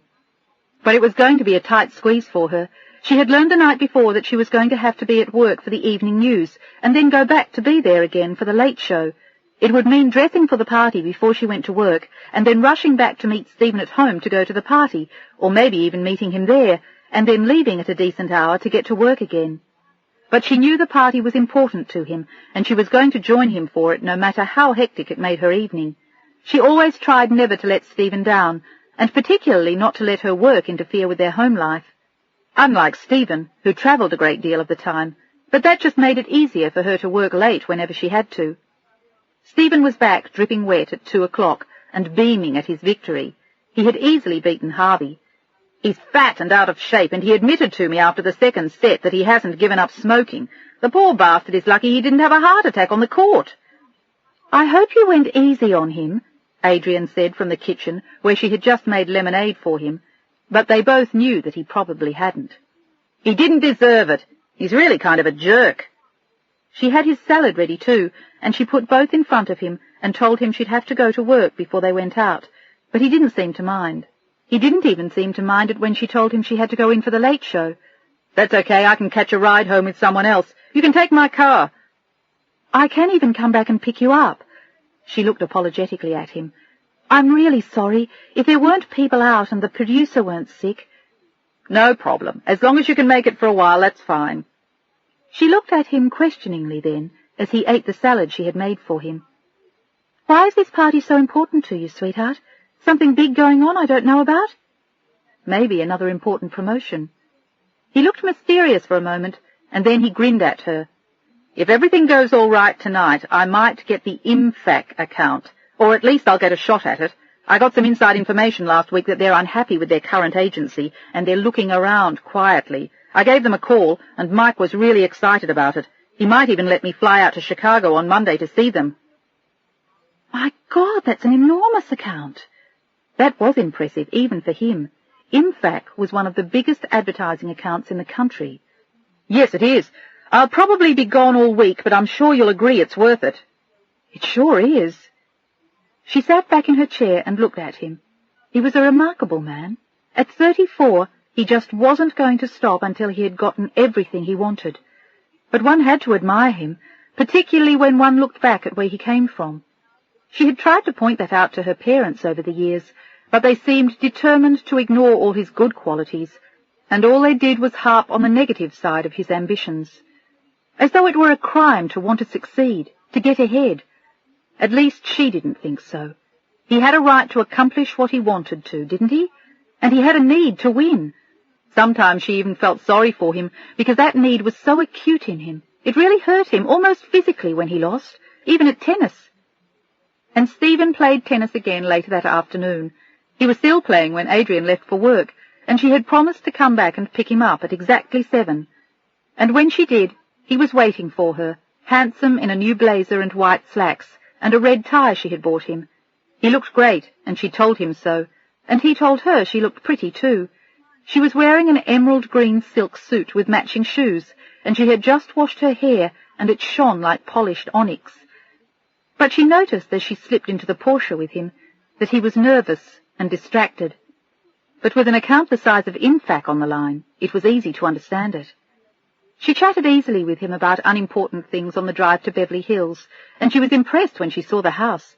Mike James was Stephen's boss, and his wife was one of the most expensive decorators in Beverly Hills. It was their housewarming, and she had been hearing for months about the endless multi-million-dollar renovations.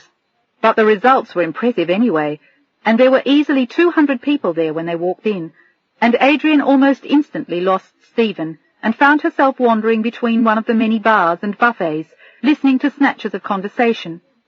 People talked about their kids, their marriages, their jobs, their trips, their houses. Several people stopped and talked to Adrian, but she didn't know anyone there, and so was in a quiet mood, and didn't linger long in any group. And more than once she noticed, as she often did lately, that when people realized that she was married, they asked her if she had children. It made her feel strange sometimes, saying that she didn't. It was as though not having children was a kind of failure. No matter that she had an important job, and that she was only 31. Women who had children looked proud of themselves, and lately Adrian had been wondering if she had missed something when she and Stephen had decided never to have children. Nothing was written in stone, of course, and it wasn't as though their decision couldn't be changed, but she knew how strongly Stephen felt about it, which was why she was beginning to feel a little flurry of panic each time she remembered that she was late.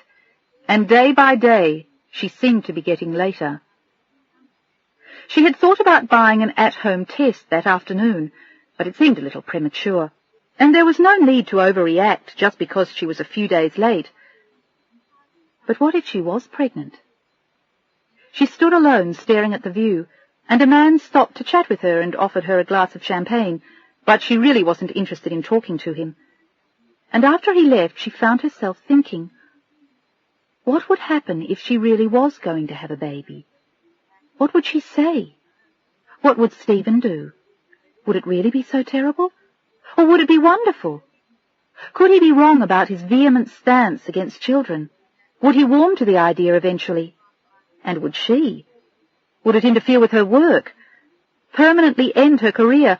Or could she just go on doing what she did after a maternity leave? Other women did. It didn't seem like the end of the world to other people. They seemed to have babies and work. It wasn't so disastrous. Or was it? She wasn't sure. And as she thought about it, Stephen suddenly appeared beside her. "Done." He grinned. "The deal?" She looked stunned. She had been so lost in her own thoughts, he had startled her when he suddenly turned up standing next to her, and she was almost afraid he could hear her thoughts or guess what she was thinking. "No, I didn't make the deal yet, but Mike wants me to fly out to Chicago with him on Monday. We're going to have some very quiet meetings with them, discuss our philosophies and theirs. And if everything goes all right, which it will, the following week I'll fly back out on my own and make the presentation." "Wow, Stephen, that's fabulous." And he looked as though he thought so too when she kissed him. He allowed himself to have 2 drinks, and he was still beaming from ear to ear when he walked her out to the car when she left for work, and he told her he'd have someone drop him off at home.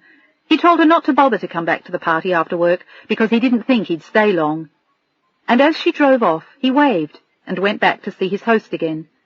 For Stephen, it had been a fabulous evening. It had been less so for Adrian, and suddenly all she could think of, even in the midst of Stephen's incredible opportunity, was whether or not she was pregnant. The idea tormented her all through the evening news, and she was still preoccupied on her way home. And then suddenly, with a quick swerve, she pulled into the curb and decided to stop at an all-night drugstore. Stephen didn't have to know anything. She didn't have to say anything to him, but suddenly she wanted to know, and if not tonight, then sometime soon. If she bought the test now, she could do it any time she felt brave enough. She could even do it while Stephen was in Chicago. She bought the kit and had the druggist put it in a brown paper bag that she shoved deep into her tote bag, and then she got back in the Porsche again and drove back to their apartment. Stephen was home when she arrived, in bed, half asleep, but with a look of supreme bliss on his face. He was sure that he was on his way to Chicago to make the deal of a lifetime. 5. And in his condominium, staring out the window into the darkness on Saturday night, William Thigpen looked anything but blissful. He had written for a while, bought Chinese takeout for himself. He had called his kids in New York, watched TV, and he was actually feeling rather lonely.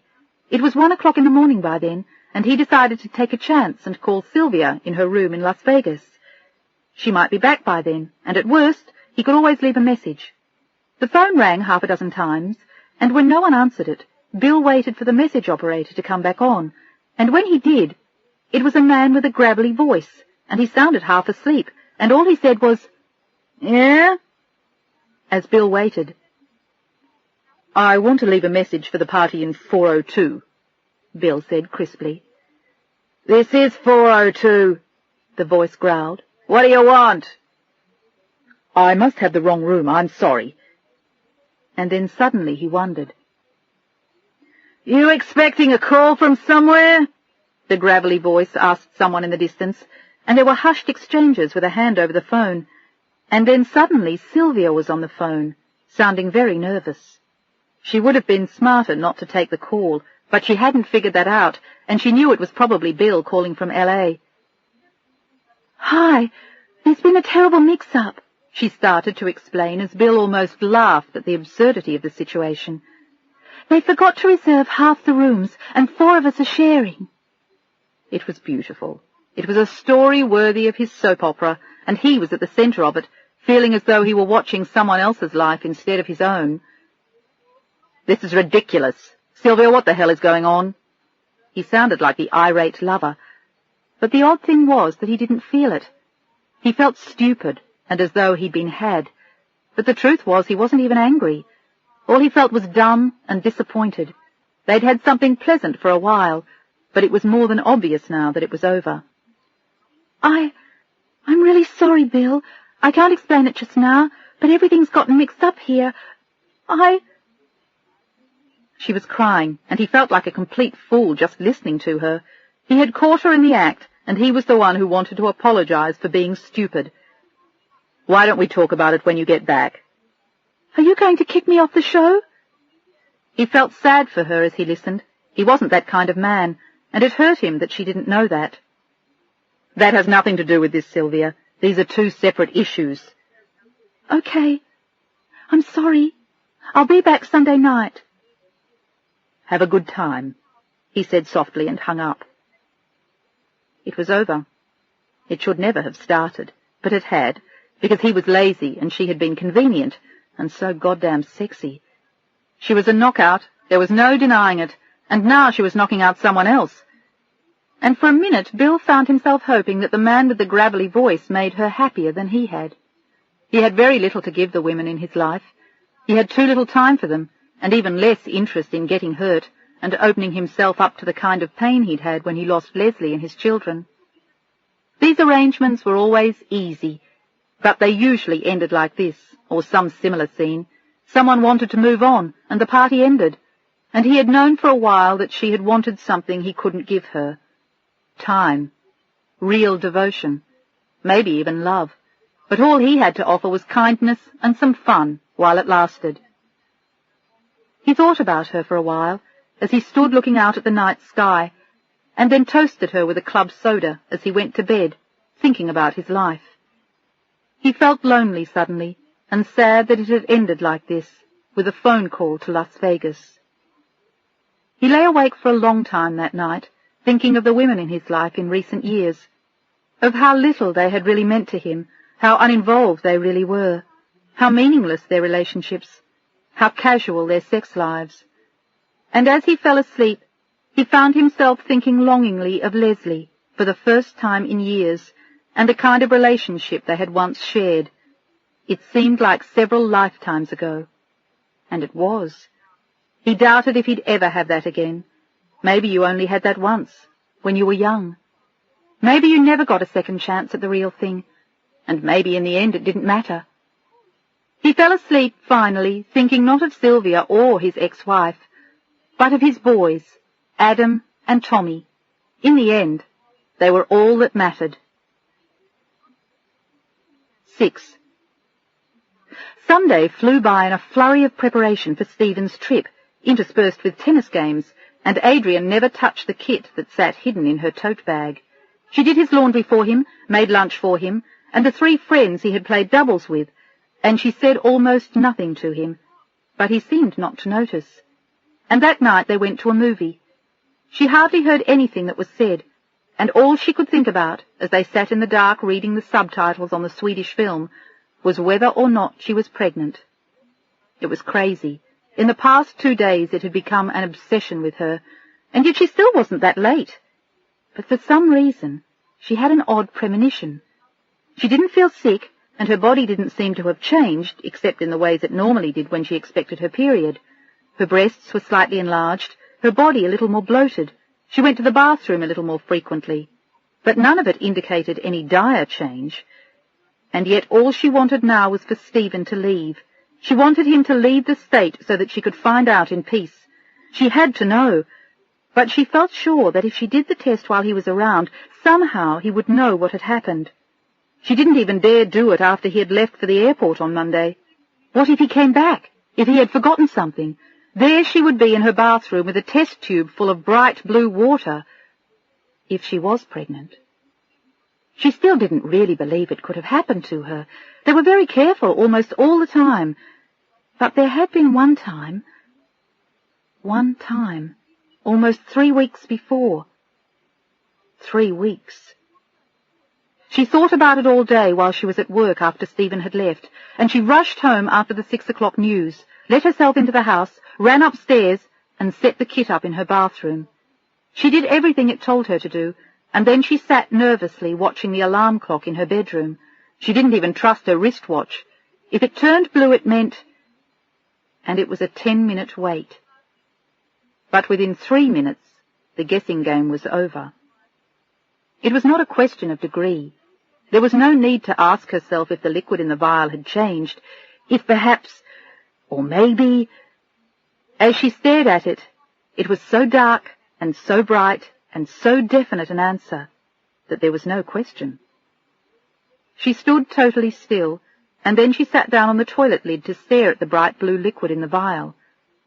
There was no doubt in her mind as she looked. She realized that no matter what Stephen had or hadn't wanted, how careful they had been, or what they had said to each other over the years, in spite of all that, as she sat staring at the vial, her eyes welling up slowly with unshed tears, there wasn't a moment's doubt. She was pregnant. The only real question in her mind was what Stephen was going to say. She was sure he was going to make a fuss, but how big a fuss, and how serious would he be? And would he really mean it? Would he change his mind eventually? Would he readjust to the idea of a child after all? Surely he couldn't have meant all the awful things he had said in the last 3 years. Surely one small child couldn't make such a terrible difference. She had known about the pregnancy for 5 minutes, maybe less, and it was already a baby to her, and she was already arguing for its life, and she was praying that Stephen would let her keep it. He couldn't force her to get rid of it after all, and why would he want her to anyway? He was a reasonable man, and it was his baby. She sat in her bathroom and closed her eyes, as tears of fear rolled slowly down her cheeks. What was she going to do now? She was at the same time happy and sad, and terrified of what to say to her husband. He had always jokingly said that if ever she got pregnant and decided to keep it, he would leave her. But surely he didn't mean it. And if he did, what would she do? She didn't want to lose him, of course, but how could she give up this baby? It was a hellish week for her, spent agonizing over what to say to Stephen when he got home, and each time he called with more exciting news of his meetings with INFAC, Adrian sounded more and more confused, more distant, more distracted, until finally on Thursday night he asked her what was wrong. She was hardly making sense, and he was sure she hadn't listened to anything he'd said. The meetings had gone brilliantly, and he was returning to Los Angeles the next day, but he was going back to Chicago the following Tuesday. "Adrian, are you okay?" "Why?" Everything stopped as she said the word. What did he mean? Did he know? But how could he? "I don't know. You've sounded funny all week. Are you feeling okay?" "I'm fine. No, actually, I've been having terrible headaches. I think it's just stress. From work." And in fact, she had felt queasy once or twice, which she was sure was her imagination. But the pregnancy wasn't. She was sure of that. She had even done the test again just to be absolutely certain. Tears stung her eyes as she listened to him. She wanted him to come home now so she could tell him. She wanted to get it over with, to be honest with him, so he could tell her everything would be okay and she could relax and have their baby. Baby. It was amazing. In a matter of days, her whole life had turned around, and all she could think of was this baby. She had always been perfectly content to give up the prospect of having children, for him, and now suddenly she was willing to turn her whole life upside down for an unknown baby. She was willing to change their apartment, their lifestyle, her job if need be, give up their den, their quiet nights, their independent, freewheeling existence. She was still scared when she thought of it, still worried about what it would be like to finally be a mother, still desperately frightened that somehow she would make a botch of it, and yet in spite of all that, she knew she had to try it. She wanted to go to the airport to meet his plane on Friday night, but in the end she had to work late, and she didn't see him until she got back to the apartment. He was unpacking his bags and watching TV. The stereo was on, and the whole place had come to life again now that Stephen was home from Chicago. He was humming to himself when she walked in, and he smiled when he saw her. "Hi there, where have you been?" "At work, as usual." She grinned nervously, and slowly she approached him, but when he put his arms around her, she held him close, as though she might drown if she left him for an instant. "Baby, what's wrong?" He had known something was wrong all week, but he just couldn't put his finger on it. She looked all right to him now, and then suddenly, With a feeling of dismay, he wondered if she might have been fired and was embarrassed to tell him. Maybe with his own job going so well, she was just afraid to say it. And it was such a good job, too. He was really going to be sorry for her if she lost it. "Is it work? He stopped when he saw the look in her eyes. He didn't know what it was, but he knew instantly that something serious had happened. He pulled her down on the bed next to him with his arm around her, wanting to offer her all the support he could. He could afford to now. His own life was going so well, and Mike had already told him that he would get a huge promotion if the agency actually landed IMFAC. "What is it?" Her eyes filled with tears as she looked up at him, and for a moment she couldn't bring herself to say the words. This should have been the happiest moment of their married life, and yet because of the things he had said to her in the past, this was instead their most frightening moment. "Were you fired?" She laughed through her tears as she shook her head at him. "No, unfortunately. Sometimes I think that might be a relief." But he didn't take her seriously. He knew how much she loved her job. It was a great job. He knew that. "Are you sick?" She shook her head more slowly this time, and her eyes locked on his with quiet desperation. "No, I'm not." And then she took a quick breath and prayed that he would accept it. "I'm pregnant." There was an endless silence in the room where she could hear her own heart pound and his breathing as he held her. And then suddenly he wrenched away and stood up to look down at her with quiet desperation. "You're not serious, are you, Adrian?" "Yes, I am." She had known it would be a shock to him. It had been a shock to her, too, but it had been an honest error. "Did you deceive me?" She shook her head solemnly. "No, I didn't. It just happened." "That's unfortunate." Something in his face turned to ice, and as Adrian looked at him, she felt awash with panic. "Are you sure?" "Absolutely." "That's too bad," he said quietly with a look of intense chagrin. "I'm sorry, Adrian, that's rotten luck." "I wouldn't exactly call it luck," she said. "We had a little something to do with it, you know." He nodded, feeling sorry for her and himself. "I guess you'll have to take care of it next week." Her blood ran cold as she looked at him. It was that simple to him. Take care of it. But it wasn't that simple for her anymore as she stared at her husband. "What does that mean?"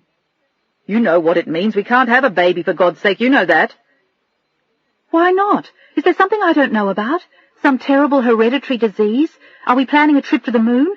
Is there some reason why we can't have a baby?" "Yes, a very good one." He looked adamant suddenly as they stood facing each other across their bedroom.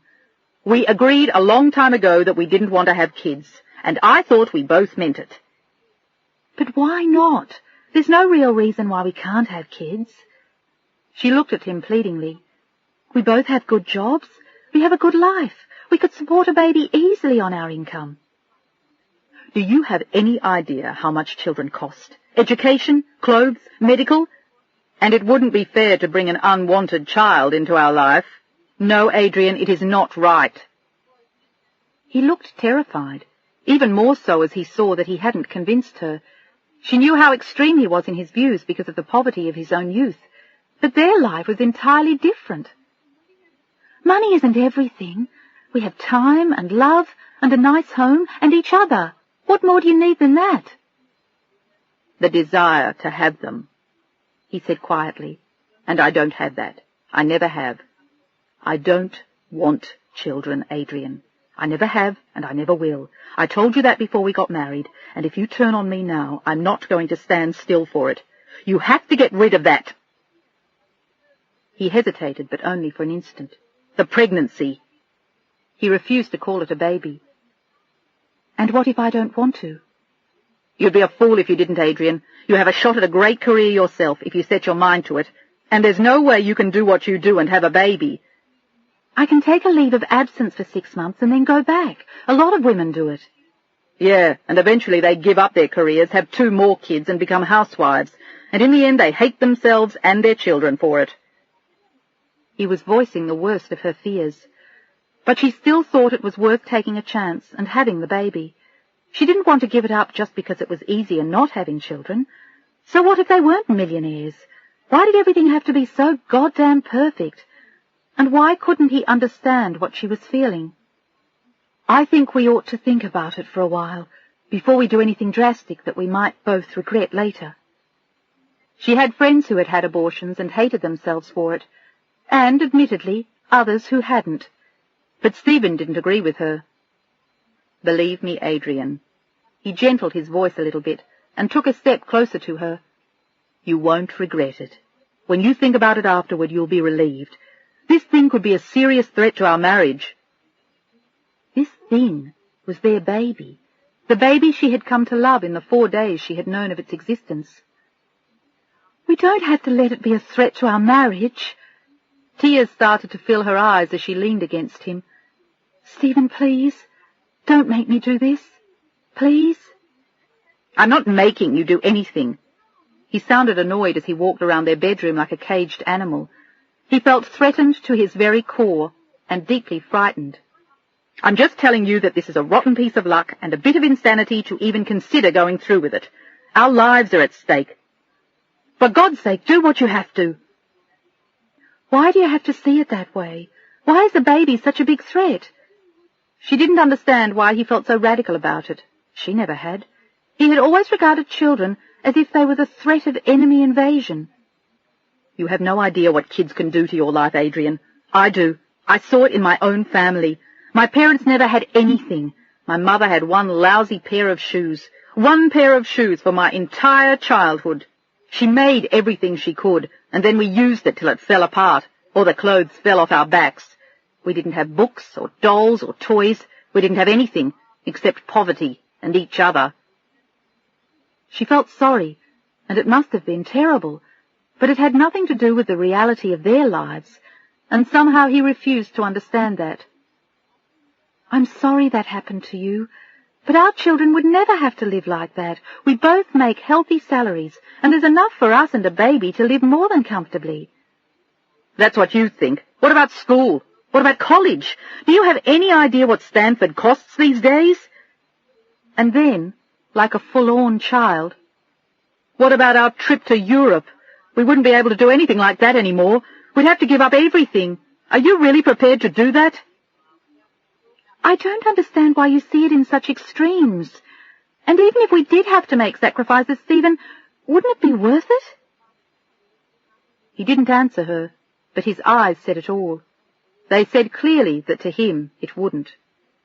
And in any case, we're not talking about planning to have kids at some future date. We're talking about a baby that's already here. That's very different. To her it was, anyway, but not to him. That much was clear. We are not talking about a baby. We are talking about a nothing. A spot of sperm that touched an egg the size of a microscopic dot, and that dot is a microscopic possibility of nothing. It's a question mark, a maybe, a possibility and nothing more. And it's a possibility we don't want. That's all you have to think about. All you have to do is go to your doctor and tell him you don't want it. And then what? She felt anger boiling up inside of her as she listened to him. Then what, Stephen? He just says, OK, Adrian, you don't want the baby, no problem, and he checks it off in the no box on a little list. Not exactly. He pulls it out of me with a suction machine and scrapes my uterus with a scalpel, and he kills our baby. That's what he does, Stephen. That's what tell him you don't want it means. And the thing is, I do want it, and you need to think of that too. This isn't just your baby, it's mine too. It's our baby, whether you want it or not. And I'm not going to just get rid of it because you say so. She had started sobbing as she spoke to him, but Stephen acted as though he didn't hear her. He was so terrified that all he could do was act like an iceman. He was literally frozen with terror, and Adrian was overwhelmed with anguish. I see, he said icily as he looked at her with fresh distance. Are you telling me you won't get rid of it? I'm not telling you anything yet. I'm just asking you to think about it, and I'm telling you that I'd like to keep it. She had surprised herself by admitting that she wanted it, and asking him to keep it made it sound as though they were talking about a puppy and not their child, and it horrified her. Stephen nodded miserably and took her hand and pulled her down on the bed next to him, and suddenly she could no longer control herself as he put his arms around her, and she went on sobbing. All the shock and fear and tension and excitement of it bubbled up inside of her and exploded over the sides until she couldn't stop crying any more, and she lay in his arms and sobbed as he held her. "I'm sorry, baby. I'm sorry this happened to us. It'll be all right. You'll see. I'm sorry." She wasn't even sure what he was saying to her, but she was glad he was holding her, and maybe he would change his mind after he thought about it for a little longer. She thought that he probably would, but it was so emotionally draining dealing with this resistance.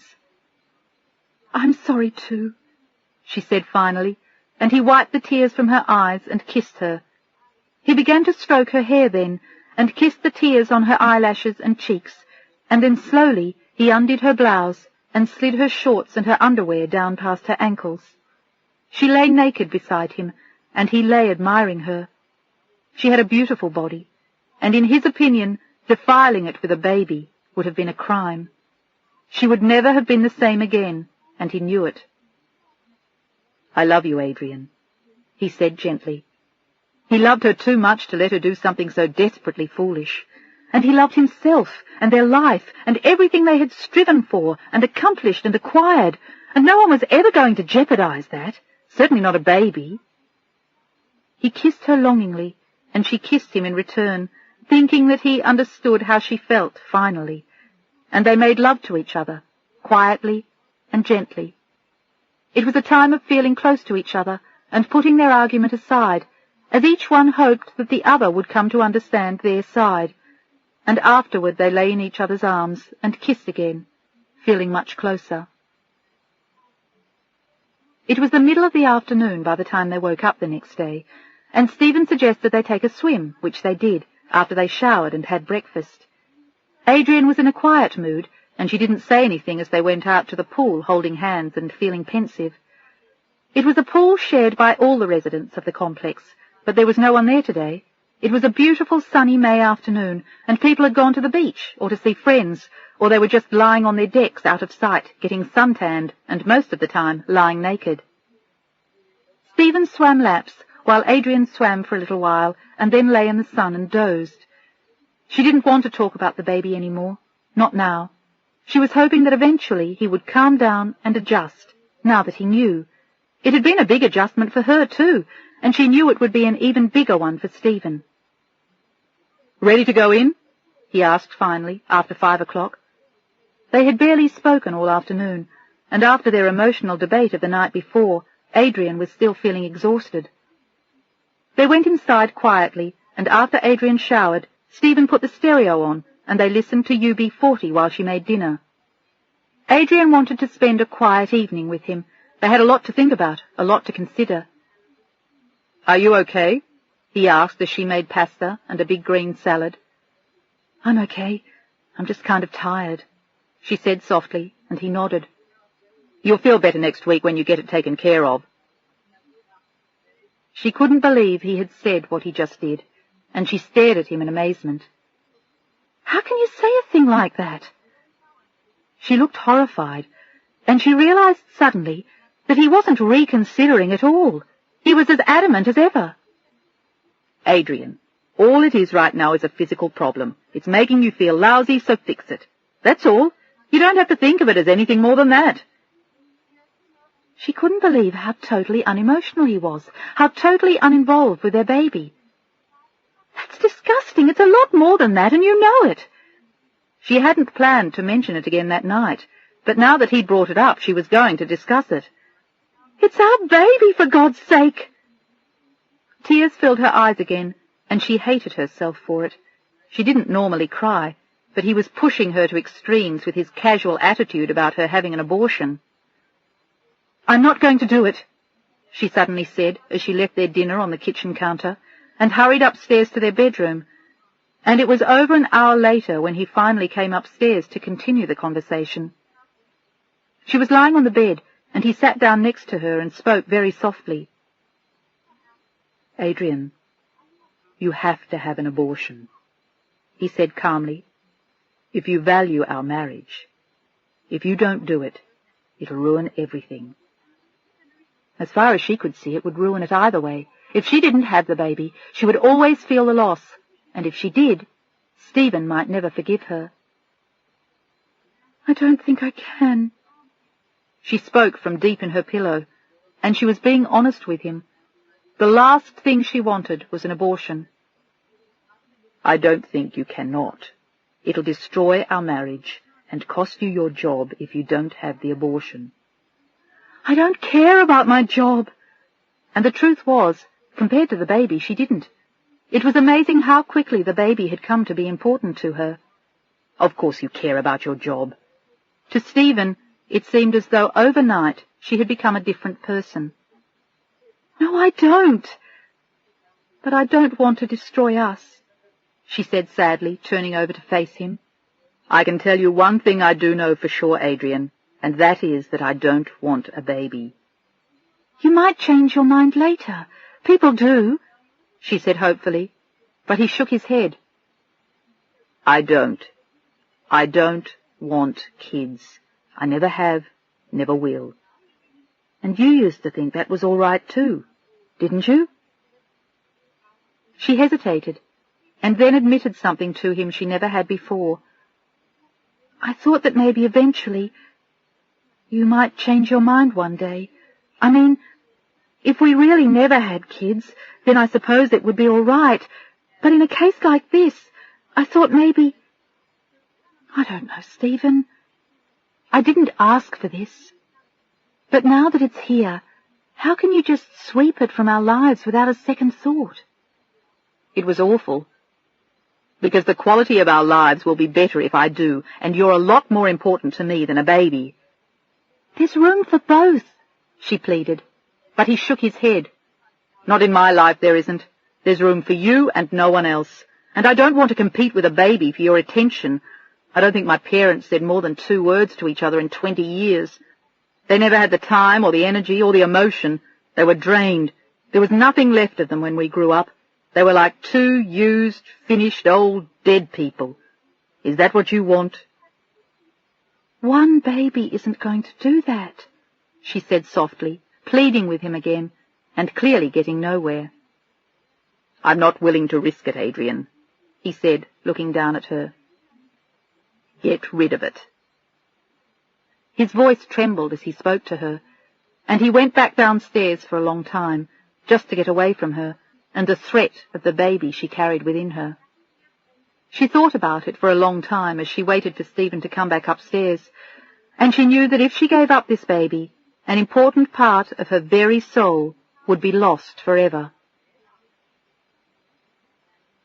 7. Sunday and Monday were a nightmare of arguments and recriminations between the two of them, and at 6 in the morning on Tuesday, before Stephen left, Adrian finally collapsed in hysterical sobs and agreed to do anything he wanted. She hadn't been to work in 2 days, and she didn't want to lose the husband she loved, even if it meant giving up their baby. She promised to take care of the abortion while he was gone, and that day all she did was lie in bed and sob until she went to see the doctor at 4:30. She had lain in bed all that afternoon with a feeling of dread that grew to blind terror by the time she was dressed, and she wanted to run away from all of it as she hurried out of the apartment. She wanted to run away from what was happening to her, from what she had to do, from what Stephen expected of her, and what she felt she owed him if she valued their marriage. "Adrian?" the nurse called as she stood up, looking very nervous.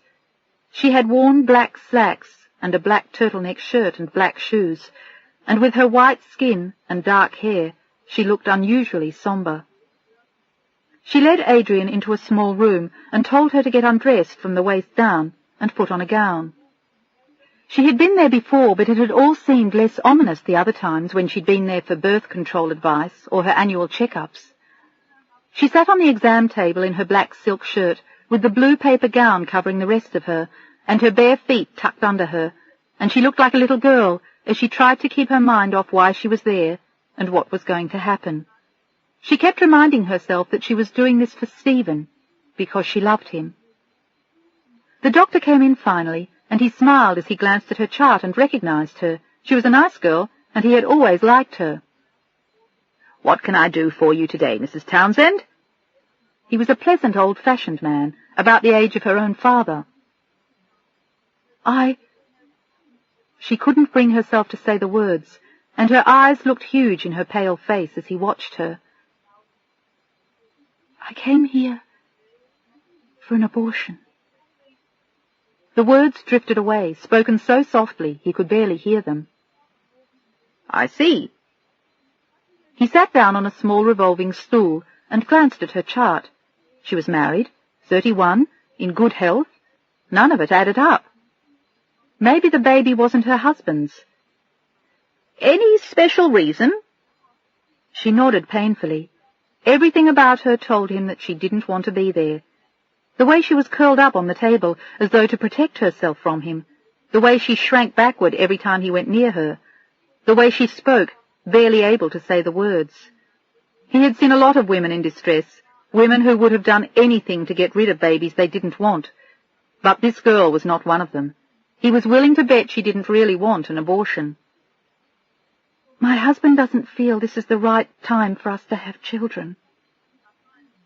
The doctor nodded again, as though he understood perfectly. "Is there any reason why he feels that way now, Adrian? Is he out of work? Is there a health problem?" He was looking for why this girl was there, and without a good reason he was not going to do the abortion. Legal or not, he still had a moral responsibility to his patients. But she was shaking her head to all of his questions. "No, he just doesn't feel this is the right time for children."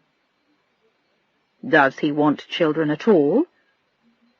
She hesitated, and then shook her head as her eyes brimmed with tears. "No." It was the merest whisper. "I don't really think so. He was one of 5 children, and he had a very unhappy childhood. It's hard for him to understand that things could ever be different." "I should think they could be. You have a fine job, and I suppose he must be fairly stable. Do you think he might change his mind in time?" She shook her head sadly as the tears rolled down her cheeks, and the doctor was quick to tell her something that he suspected might make her a little less nervous. "I'm not going to perform an abortion today, Adrian." He had switched to her first name as soon as he understood the gravity of the problem. This was no time for formality. She needed a friend, and he wanted to help her. "First, I want to make sure that you really are pregnant, and there isn't a mistake. Have you had a pregnancy test?" He assumed that she had, or she wouldn't be there. "Yes, I did it at home. Twice, and I'm 2 weeks late." "That would make you 4 weeks pregnant, the way we calculate it. And I'm sure you are, but we'll just check to see in a moment. And after that, I'd like you to go home and think about this, just to be sure. If you still feel you want to terminate the pregnancy after that, you can come back tomorrow. Does that sound reasonable to you?" She nodded, feeling both hysterical and numb. She felt as though the emotional trauma she was going through was going to kill her. But the doctor was gentle and kind. He confirmed what she already knew, told her to go home and think and try to talk it over again with her husband. He felt that since she felt so strongly about not wanting to abort, surely her husband would come around if she explained it to him. What he did not take into account was the fact that Stephen was rabid on the subject. And when he called her that night, he sounded clearly annoyed that she hadn't already had the abortion. "Why the hell didn't he do it today, for Christ's sake? What's the point of waiting?" "He wants us to think about it before we do anything drastic. And maybe that's not such a bad idea." The realization of what she was going to do left her with a crushing feeling of depression. "When are you coming back?"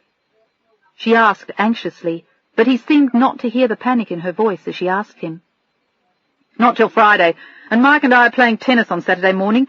Maybe you and Nancy can join us afterward for a set of doubles." She couldn't believe what he was saying to her. Either he was completely insensitive or just plain stupid. I'm not sure I'll be playing tennis by then." The sarcasm in her voice was both obvious and brutal. "Oh, that's right. I forgot." In 10 seconds? How could he forget so soon? How could he let her do it in the first place? "I think you should be thinking this over again, too. Stephen, it's not just my baby, it's yours, too." But she could feel the walls go up even as she said the words. "I told you how I feel about it, Adrian. I don't want to discuss it any more. Just take care of it, damn it.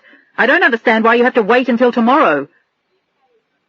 She didn't answer him, crushed by the brutality of what he was saying. It was as though the baby was threatening him, and she had betrayed him by letting it happen, and now she had to fix it at all cost, no matter what it did to her to do that. "I'll call you tomorrow night." Adrian caught her breath as the tears stung her eyes. "Why? Just to make sure I did it?"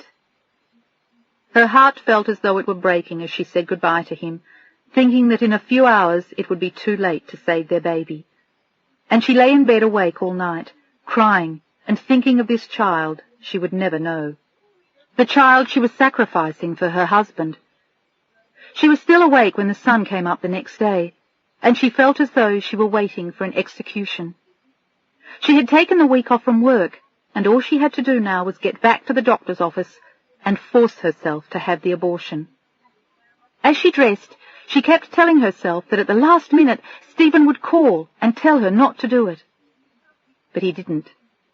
The house was still silent as she left and drove away in sandals, a denim skirt, and an old work shirt. And she arrived at the doctor's at 9 o'clock, as she'd been told to, if she decided to go through with the abortion. She hadn't eaten or had anything to drink since the night before, in case they had to administer an anesthetic. She was trembling and pale as she drove the MG along Wilshire Boulevard, and she arrived at the doctor's office 5 minutes early. She told the nurse that she was there, and sat down in the waiting room with her eyes closed, and a feeling in her heart that she knew she would never forget for the rest of her life. And for the first time in her life, she knew that she hated Stephen. She had a frantic urge to call him, to find him wherever he was, and tell him he had to change his mind. But she knew that it was pointless.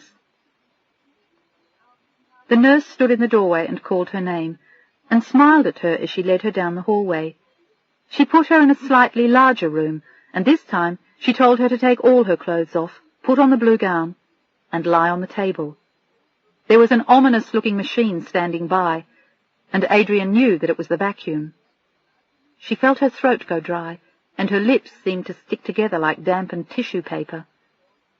All she wanted was to get it over with and go home and try and forget about it, and she knew that for the rest of her life she would never again let herself get pregnant. And yet part of her still wanted to keep this baby. It was insane. She was using all her inner strength just to get rid of it, and part of her still wanted to hold on to it, no matter what happened, or what Stephen said, or how neurotic he was about his childhood. "Adrian?" The doctor popped his head around the door and looked at her with a gentle smile. "Are you all right?" She nodded, but no words came to mind as she stared at him in ill-concealed terror. He walked into the room, closed the door, and spoke to her firmly. "Are you sure you want to do this?" She nodded again as tears sprang to her eyes, and then shook her head honestly. She was so confused and so terrified and so unhappy, and she didn't want to be here at all. She wanted to be at home with Stephen, waiting for their baby. "You don't have to do this. You shouldn't do it if you don't want to. Your husband will adjust. A lot of husbands make a fuss like this at first, and they're the ones who are the most excited when the baby comes. I want you to really think about this before you do it." "I can't," she croaked. "I just can't." She was sobbing openly as she sat on the table. "I can't do it." "Neither can I." He smiled. "Go home and tell your husband to buy himself a cigar and save it till... oh..." He checked her chart again. "I'd say the beginning of January, and then we'll give him a nice fat baby. How does that sound to you, Adrian?" "It sounds lovely." She smiled through her tears, and the kindly old doctor put an arm around her shoulders. "Go home, Adrian. Have a good rest and a good cry. It'll be all right. It's going to be just fine, and so will your husband." He patted her shoulder then and left the room so she could get dressed and go home with her baby. She smiled to herself as she dressed, and she cried, and she felt as though something wonderful had happened. She had been spared, and she wasn't even sure why, except that her doctor had been smart enough to know that she just couldn't do it. She started to drive home, and she decided suddenly to go to the office instead. She felt better than she had in days, and she wanted to go to work and lose herself in the piles of papers on her desk. She drove to the studio with the wind blowing in her hair, and she took a deep breath and smiled to herself. Life was suddenly so sweet, and she was going to have a baby. She walked into her office with a spring in her step, but feeling as though she had run a 10-mile race. It had not exactly been an easy morning, or an easy few days, and she still had to deal with Stephen when he got back from Chicago. But at least now she knew what she was doing. She felt more relaxed than she had in days, and the crushing feeling of depression seemed to have lifted. "Hi, Adrian." Zelda stuck her head in the door halfway through the morning. "Everything okay?" "Fine. Why?" Adrian was looking distracted with a pencil stuck behind each ear, and it was unusual for her to come to work in old clothes and no makeup.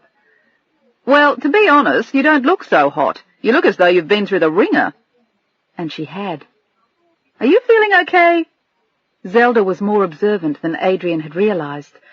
She was right. Things had been pretty awful. "I had the flu." She smiled, grateful that Zelda had noticed, "but I'm okay now." "I thought you were taking the week off." She was looking at her intensely, as though deciding whether or not to believe her when she said she was all right. But she seemed happy as she sat industriously amid the debris in her office. "I decided I missed all this too much." "You're nuts." Zelda smiled at her. "Probably. Want to go out later for a sandwich?" "Sure, I'd love to." "Come by whenever you're ready." "I'll do that." She disappeared again then, and Adrian went back to work feeling better than she had in days. The idea of a baby still scared her a little bit, but it was something she thought she could get used to. It was better than the alternative. She knew she couldn't have lived with that, and she still resented Stephen for trying to force her to do it. She wondered how they would ever recover from the emotional bruises they had inflicted on each other in the past few days, or if they would ever forget it. She went back to work then, and tried not to think about him. She would have to think of what she was going to say to him later. 8. And in a studio just down the hall, Bill Thigpen was sitting on a stool, talking to the director, and groaning. "What the hell do I know where she is? She checked out of her hotel room a week ago. I don't know who she's with. I don't know where she's gone. She's a grown woman, and it's none of my business, until she starts screwing up my show. Now it's my business, but I still don't know where the hell she's gone to." Sylvia Stewart had not come back from Las Vegas the previous Sunday night. She had checked out of her room there on Monday morning, exactly 9 days before, the hotel said, but she still hadn't come back to work, and feeling awkward about it, Bill had gone to her apartment to check, and she hadn't been back there either. They had written alternate scripts for the past week, but it was getting pretty desperate without her, and in a few more days they would have to replace her, and Bill had just said as much to the director. By not calling in to at least explain to them what was going on, she was in clear violation of her contract. "If she doesn't turn up before tomorrow's show, you've got to get me someone else," Bill was saying to the director and one of the assistant producers. They had already called one of the agencies earlier that day, but it wasn't going to be easy to replace her without upsetting their viewers. "Did everyone get the new material today?" the director asked, frowning at what Bill had just handed him. It was a whole new script, and it was obvious that Bill had the writers working night and day in Sylvia's absence. It was a heroic piece of work, and it kept the story afloat while she was gone. There were so many dramas occurring on the show at the same time that so far it seemed plausible that Vaughan Williams had not been seen for 9 days, but barely. She was still in jail, being held for the murder of the man her brother-in-law had killed 9 days before, on a Friday. Bill stayed in the studio till they went on the air, and watched the entire show, satisfied that everyone was handling the new plot turns and the new script well. and when it was over, after congratulating everyone, he went back to his office. It was half an hour later when his secretary buzzed him on the intercom and told him there was someone to see him. "Anyone I know, or are we going to keep it a secret?" He was tired from his long nights of work, but he was pleased that things were going well. It was mostly due, he felt, to a tremendous cast, 2 terrific writers, and an outstanding director. "Who is it, Betsy?" There was a long pause. "It's Miss Stewart." "Our Miss Stewart? The Miss Stewart we've looked for all over the state of Nevada?" He raised his eyebrows with interest.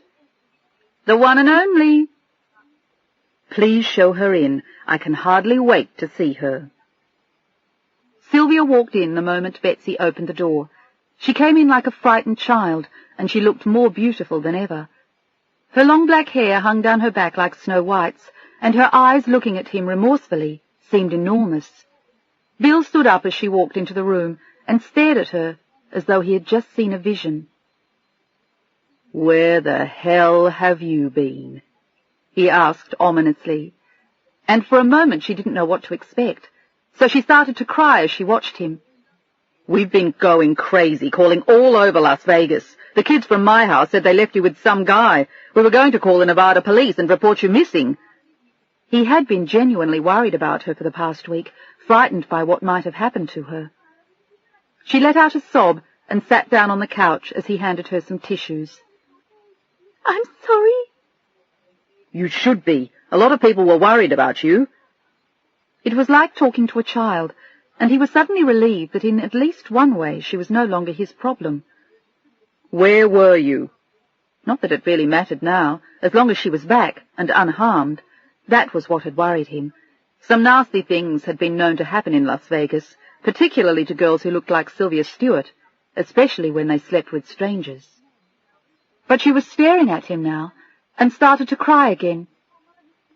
"I got married." "You got what?" For once he looked stunned. He had suspected everything but that, as he had tried to figure out what might have happened to her. "To whom? The guy in your room the other night?" She nodded and blew her nose again. "He's in the garment industry, from New Jersey." "Oh, my God." Bill sat down heavily next to her on the couch, wondering if he had ever known her. "Whatever made you do something like that?" "I don't know. You always work so hard, and I've been so lonely." Christ. She was 23 years old, drop-dead gorgeous, and she was crying about being lonely. Half the women in America would have given their right arm and more to look like her, and she had married a clothing manufacturer she didn't even know and had spent a weekend with in Las Vegas. And Bill was suddenly wondering if it was his fault. Maybe if he hadn't neglected her, if he hadn't been so wrapped up in the show. It was a familiar refrain. In some ways the chorus went all the way back to Leslie. But was he responsible for all of them? Was it really his fault? Why couldn't they adjust to the way he lived? Why did they have to run off and do something crazy? And now this foolish girl had married a total stranger. Bill looked at her in amazement. "What are you going to do now, Sylvia?" He could hardly wait to hear. "I don't know. Move to New Jersey next week, I guess. His name is Stanley, and he has to be back in Newark by Tuesday." "I don't believe this." Bill laid his head back against the couch and started to laugh, and in a minute he couldn't stop laughing. Betsy could even hear him from her desk outside his office, and she was relieved that he wasn't shouting. He seldom did, but she had figured that Sylvia's disappearance might just do it to him. "You and Stanley have to be back in Newark by Tuesday? Is that it?" "Well," she looked suddenly uncomfortable.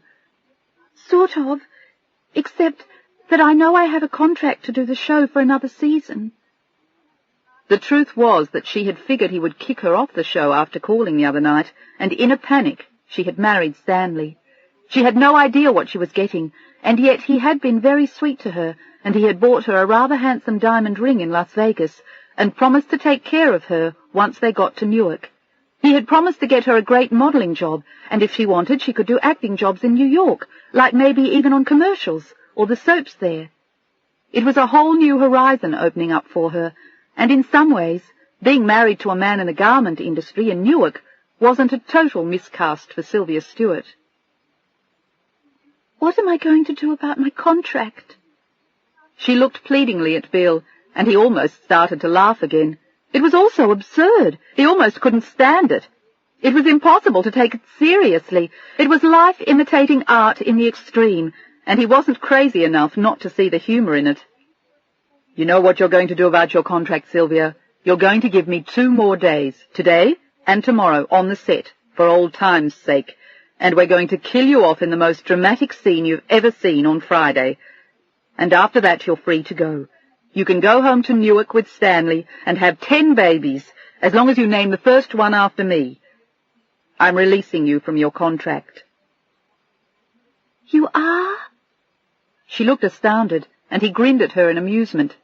"Yes, I am, because I'm a nice guy, and I gave you a hard time by working my arse off and not paying enough attention to you. I owe you, sweetheart, and this is the payback." He was just grateful she had turned up at all. It was going to allow them to tie it all up neatly. John was going to kill Vaughan on the show because she had seen him murder the pusher, and the saga could continue from there, ad infinitum. "I'm sorry, baby," he said to her gently then, and he meant it. "I guess I'm not much of a catch these days. Never was, in fact. I'm married to this show." "It's okay." Sylvia looked at him almost shyly. "You're not too mad at me for doing what I did? For getting married, I mean?" "Not if you'll be happy." And he meant it. Her arrangement with Bill had been a passing thing, and they both knew it. It meant very little to either of them, as she had proven by spending the weekend with a stranger in Vegas, and Bill suspected correctly that that was exactly why she had gone there. "Do I get to kiss the bride?" He stood up, and she stood up too, still astounded that he had let her off so easily. She had expected him to be furious and to kick her off the show without releasing her from her contract. It would make it a lot easier for her to get work in New York if he let her go this way. And she turned up toward him now, ready for a passionate embrace, for old time's sake. But he kissed her gently on the cheek, and for an instant he knew he was going to miss her. There had been a sweetness about her he liked, a kindness, and they had had fun together. She was familiar to him, and they were good friends, and now he was alone again. But it would be easier not to be involved with someone on the show. It was a mistake he wouldn't make again, a form of extreme self-indulgence. There was no woman in his life, and for the moment he wasn't even sure if he minded. "What are you going to do about your stuff at my place?" "I guess I'd better pick it up." She had forgotten all about that. There wasn't much, but there was about a suitcase worth of clothes she had left in his closet. "Want to go get it now?" "Sure. I have to meet Stanley at the Beverly Wilshire at 4 o'clock, but I have plenty of time." There was something else implied in her voice, but he pretended not to notice. It was over for him now. She had done what she'd done, and he bore her no malice, but he no longer wanted her either. He left his office with her, and he was sure that everyone thought they were going back to his place for a quickie.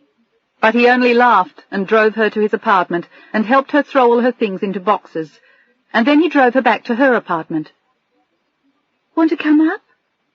She looked at him sadly for a minute as she took the last of her boxes out of his woody, but he only shook his head, and a moment later he drove off, and that chapter in his life was over. 9. When Adrian got home after the 6 o'clock news, the phone was ringing, and she grabbed it just as the message on her answering machine went on. She spoke into the phone hurriedly, turned off the machine, and answered, still juggling her handbag and the newspaper and some things she'd bought at the drugstore on the way home. And everything stopped when she heard his voice. It was Stephen. "Are you all right?" He sounded anxious and tense, and she instantly realized why. "I've been calling you all afternoon. Why didn't you answer the phone?" He had been desperately worried about her all day, and he had been calling since noon and only getting the machine. He was frantic by 7 o'clock when she finally got in, and it had never dawned on him to call her office. Nor had she wanted to call him. She needed time to think about telling him she hadn't had the abortion. "I wasn't here," she said almost remorsefully, realizing that she had to make a quick shift of gears. She had come to terms with everything that was going on in their lives early that morning, but he had no idea what she'd done, and he still assumed that she had had the abortion. "Where were you? Did they keep you at the doctor's all day? Did something go wrong?" He sounded frantic, and she felt sorry for him, but she was also angry. He had been willing to let her go through with the abortion all alone, and he had tried to tell her it was no big deal, which it was, or would have been, and now she was still mad at him for it. "Nothing went wrong." There was a long pause, an endless silence, and she decided to tell him right away and not lead him on. "I didn't do it." There was an instant of silent disbelief, and then he exploded into the phone. "What? Why not? Was something wrong with you that he couldn't?" "Yes," she said quietly as she sat down. She felt very old suddenly, and very tired. The emotions she had repressed all day suddenly rushed back at her, and she felt drained as she listened to her husband. "Something was wrong. I didn't want to do it." "So you chickened out?" He sounded horrified, and now he was furious too, which upset her even more and made her even more angry. "If you want to put it that way, I decided I wanted to have our child. Most people would be flattered by that, or pleased, or something a little more human." But they both knew he wasn't human on this subject. "I don't happen to be one of them, Adrian. I'm not touched or flattered. I think you're a fool. And I think you're doing it to try to get at me in some way. But I've got news for you. I'm not going to let you do it." "What are you talking about? You sound like a crazy person. This isn't a vendetta, for Christ's sake. It's a baby. You know, small person, made by you and me, blue and pink, cries occasionally. Most people can adjust to that. They don't act as though their lives are being threatened by a mafia hitman." "Adrian, I'm not amused by your sense of humour." "And I am even less so by your sense of values. What is wrong with you? How could you leave me like this and just expect me to go out and get an abortion? It isn't the minor procedure you think it is. It isn't nothing. It's something. It's a big something. And one of the reasons I didn't want to do it is because I love you." "That's bullshit, and you know it." He sounded threatened and cornered, and extremely frightened by everything she had just said to him. And Adrian realized they weren't going to solve it on the phone, and possibly not even in the near future. He was just going to have to calm down and see that the baby wasn't going to ruin his life. But first, they were both going to have to stop being angry. "Why don't we talk about this calmly when you come home?" she said sensibly. But he was irate now. "There's nothing to talk about unless you come to your senses and get an abortion. I'm not going to discuss anything with you until you do. Is that clear?" He was screaming at her in the phone, and he sounded like a madman. "Stephen, stop it! Get a grip on yourself!" She spoke to him like a child who was out of control, but he was beyond being able to calm down. In his hotel room in Chicago, he was shaking with fury. "Don't tell me what to do, Adrian. You betrayed me." "I did not betray you." She almost laughed. He sounded so absurd. But the truth was, it wasn't funny. "It was an accident. I don't know how it happened or whose fault it was. It doesn't matter anymore. I'm not blaming you or myself or anyone. I just want to have the baby." "You're out of your mind, and you don't know what you're talking about." He sounded like someone she didn't know, as she closed her eyes and tried to stay calm. "At least I'm not hysterical. Why don't you just forget about it, and we'll talk about it when you get home?" "I have nothing more to say to you until you take care of it." "What's that supposed to mean?" She opened her eyes again. There was something odd in his voice that she had never heard before, a kind of chill that frightened her, and she had to remind herself that this was only Stephen. "It means exactly what it sounds like. It's me or the baby. Get rid of it. Now. Adrian, I want you to go back to the doctor tomorrow and get an abortion." A hand clutched her heart for a moment, and she wondered if he was serious. But she knew that he couldn't be. He couldn't make her choose between the baby or him. That was insane. And she knew he couldn't mean it. "Sweetheart, please, Don't be like this. I can't go back. I can't. I just can't do it. You have to. He sounded as though he were near to tears, and she wanted to put her arms around him and comfort him and tell him it was going to be all right, and one day after the baby was born he would laugh about how upset he had been at the beginning. But right now it was all he could think of. Adrian, I don't want a baby. You don't have one yet. Why don't you just relax and forget about it for a couple of days? She was feeling exhausted, but calmer about it ever since she had made her decision. I'm not going to relax until you get rid of it. I want you to have an abortion. She sat there in silence, listening to him, for the first time in almost 3 years, unable to give him what he wanted. Unable and unwilling to, which upset him even more. And she just couldn't promise him that she would do as he told her. Stephen, please. Tears suddenly welled up in her eyes again, for the first time since that morning. I can't. Can't you understand that? All I understand is what you're doing to me. You are viciously and maliciously refusing to consider my feelings. He remembered only too well how depressed his father got every time his mother had gotten pregnant again. He had held down 2 jobs for years, and finally he had 3, until finally, mercifully, he was practically dead of cirrhosis, and by then all the children were gone anyway, and his life was over. You don't care how I feel, Adrian. You don't give a damn about me. All you want is your goddamn baby. He was crying now, and Adrian wondered what she had done. She just didn't understand it. He had said he might be willing to have children eventually, when they were well set. But he had never said he hated them. He had never told her he absolutely wouldn't have them. Well, you can have your baby, Adrian. You can have it. But you can't have me. He sobbed into the phone, and she was crying too as she listened. Stephen, please. But as she said the words, he hung up, and the phone went dead as she held it. She couldn't believe how upset he had been, how frantic, and for the next 2 hours she tortured herself wondering if she should have the abortion. If it meant that much to him, if it threatened him so deeply, what right did she have to force him to have the baby? And yet what right did she have to kill the baby because a grown man couldn't cope with the prospect of being a father? Stephen could adjust. He could learn to handle it.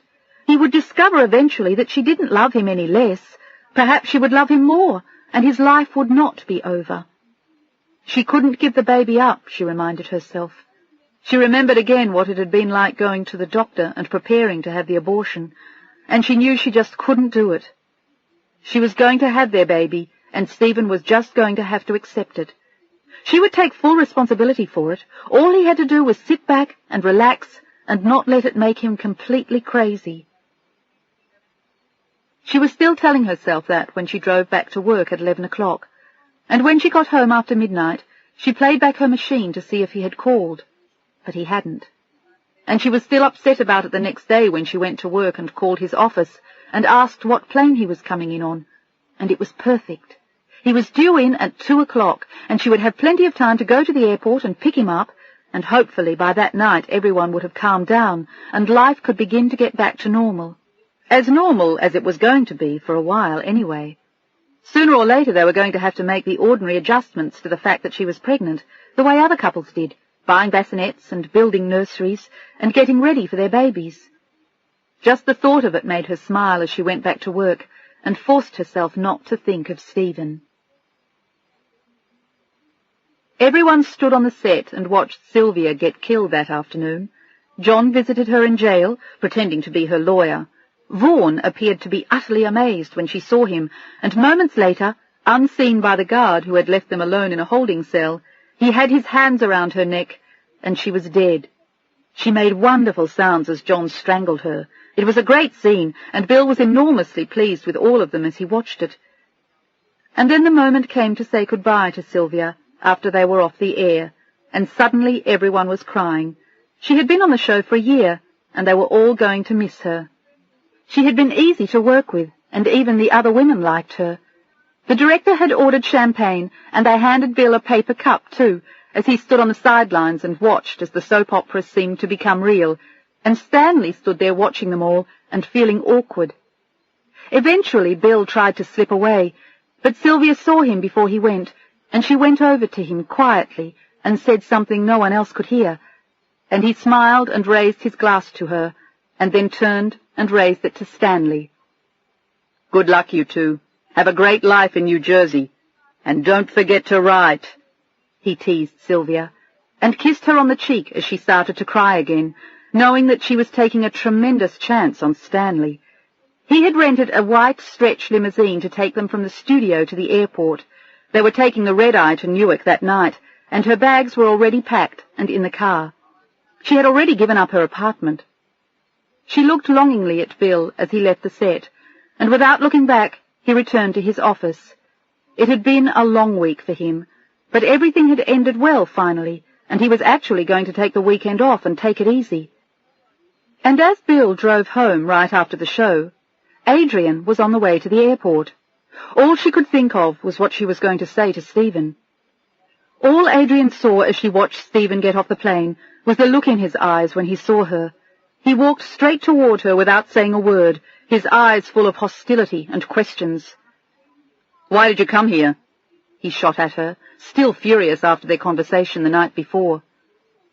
"I wanted to pick you up," she answered gently. She tried to take his briefcase from him, to give him a hand, but he wouldn't let her. "You didn't need to do that. I'd rather you hadn't." "Come on, Stephen. Be fair." "Fair?" He stopped dead in his tracks in the middle of the airport. "Fair? You're asking me to be fair after what you're doing to me?" "I'm not doing anything to you. I'm trying to do my best to cope with something that happened. It happened to both of us, and I just don't think it's fair to make me do something so upsetting." "What you're doing is a lot worse." He started walking toward the exit as she followed him, wondering where he was going. She had left her car in the garage, and he was heading for the taxis. "Stephen, where are you going?" He was already outside the terminal, and he had just pulled open the door of a taxi. "What are you doing?" She was suddenly starting to panic. He was acting like someone she didn't know, and she was frightened by what it all meant. She couldn't understand it. "Stephen?" The driver was watching them with obvious irritation. "I'm going back to the apartment." "So am I. That's why I came to the airport." "To pick up my things. I rented a studio in a hotel until you come to your senses." He was blackmailing her. He was leaving her until she got rid of the baby. "For Christ's sake! Stephen, please!" But he slammed the door in her face, locked it, and gave the driver the address, and a moment later the cab pulled away from the curb and left her standing there, staring at them in disbelief, wondering where her life was going. She couldn't believe what he was doing to her, or that he would actually leave her. But when she got to the apartment, he had already packed 3 suitcases, 2 tennis rackets, his golf clubs, and a whole other suitcase full of papers. "I don't believe you're doing this." She stared around her in utter disbelief. "You can't be serious." "I am," he said coolly. "Very much so. Take as long as you want to make up your mind. You can call me at the office. I'll be back when you get rid of the baby." "And if I don't?" "I'll come back for the rest of my things when you let me know." Simple as that. Something deep inside her was beginning to burn, but another part of her wanted to crawl into a hole and die, but the terror didn't show as she looked at her husband. "You're behaving like a complete lunatic. I hope you know that." "I'm not aware of that. And as far as I'm concerned, you have violated any basis of trust and decency in this marriage." "By having our baby?" "By going against something you know I feel deeply about." He sounded so uptight and so prim, she wanted to hit him. "All right, I'm human. I changed. But I think we can do this. We have a lot to offer any child, and I think anyone else would think so too by any normal standards." "I don't want a child." "And I don't want an abortion just because you think you don't like children and you don't want it to interfere with your trip to Europe." "That's a low blow." He looked highly insulted. The trip to Europe has nothing to do with it. It's the entire picture. This baby will deprive us of a lifestyle we've worked our asses off for, and I'm not willing to give that up on a whim, or because you're too scared to get an abortion." "I'm not too scared, goddammit!" she screamed at him. "I want the baby. Haven't you figured that out yet?" "All I've figured out is that you're doing this because you want to get at me." In his eyes, it was the final treason, the ultimate betrayal. "Why would I do a thing like that?" she asked as she checked his closet again to make sure he hadn't forgotten anything he wanted. "I don't know," he responded. "I haven't figured that out yet." "And you're really telling me that if I keep the baby, you're leaving me for good?" He nodded and looked her in the eye as he did, and all Adrian could do was shake her head and sit down on the steps to the upstairs as he carried his bags out. "You're really leaving me, aren't you?" She started to cry again, and she sat on the stairs watching him wrestle with his bags, unable to believe he was really leaving her. But he was. After 2.5 years of marriage, he was walking out on her because she was having his baby. It was difficult to believe, harder still to understand.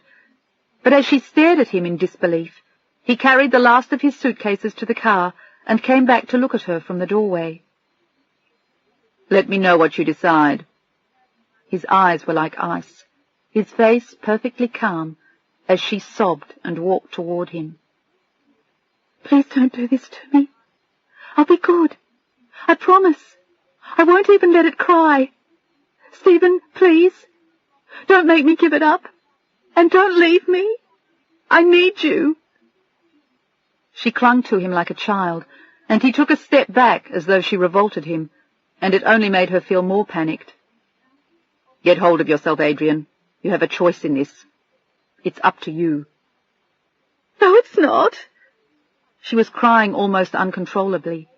"You're asking me to do something I can't do." "You can do anything you want," he said coolly to her, and she turned on him then with a look of anger. "So can you. You can just do it if you want to." "That's the whole point," he said as he looked down at her. "I already told you, Adrian. I don't want to."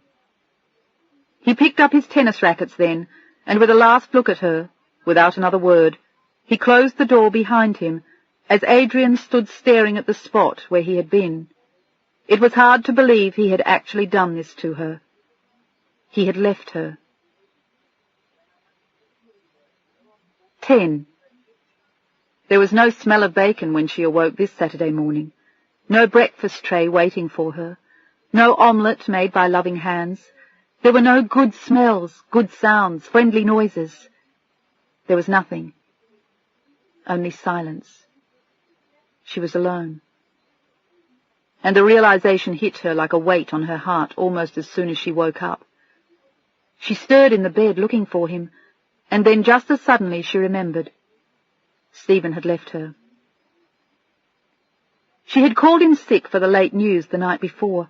She had been too upset to go anywhere, and she had just lain on her bed and cried until finally she fell asleep with the lights on. She had woken up again at 3 a.m., peeled off her clothes, turned off the lights, and put on her nightgown. And now, as she woke up, she felt like an alcoholic waking up from a 2-week binge. Her eyes were swollen, her mouth was dry, her stomach was in her throat, and her whole body felt battered. It had been a hell of a night, a hell of a week. In fact, it had been a miserable 10 days ever since she had discovered she was pregnant, and she still had the choice he had given her. She could still have the abortion, and he would come back. But if she did, what would they have now? Mutual resentment, and anger, and eventually hatred. She knew that if she gave up the baby for him, she would eventually hate him, and if she didn't, he would always resent her. In 1 little week they had managed to destroy what she had always considered a fairly decent marriage. She lay in bed for a long time, thinking of him, and wondering what had made him do it. Obviously his memories of his childhood had been far worse than she had ever realized, and he had been truly traumatized, not just turned off, by the prospect of having children. It was not something that was going to change overnight, or maybe ever, and he would have had to want to change it very badly, which he didn't. The phone rang then, and for a desperate moment she prayed that it was Stephen. He had come to his senses, changed his mind. He wanted her, and the baby. She picked it up with a hopeful croak and a crestfallen look. It was her mother. She called once every few months, and Adrian never enjoyed speaking to her any more. Their conversations had always centred around her sister's glowing deeds, which, as far as Adrian was concerned, were few, and unpleasant references to Stephen. Most of all, her mother made not-so-veiled comments about Adrian's many failings. She hadn't called, hadn't come home for Christmas in years, had forgotten her father's birthday, her parents' anniversary, had moved to California, married someone they didn't like, and had compounded it by failing to have children. At least her mother had given up asking her if she and Stephen had seen a doctor. Adrian assured her now that everything was fine, wished her a belated Happy Mother's Day from the week before, realizing that she had failed yet again, and told her mother that she'd been working so hard she'd forgotten what day it was, not to mention the fact that she had her own problems. "How's Dad?" she managed to ask, only to be told that he was getting old, but that her brother-in-law had just bought a new Cadillac, and what kind of car did Stephen drive anyway? A Porsche? What was that? Oh, a foreign car. And did Adrian still drive that ridiculous little car she'd had in college? Her mother admitted to being shocked that Stephen didn't buy her a decent car.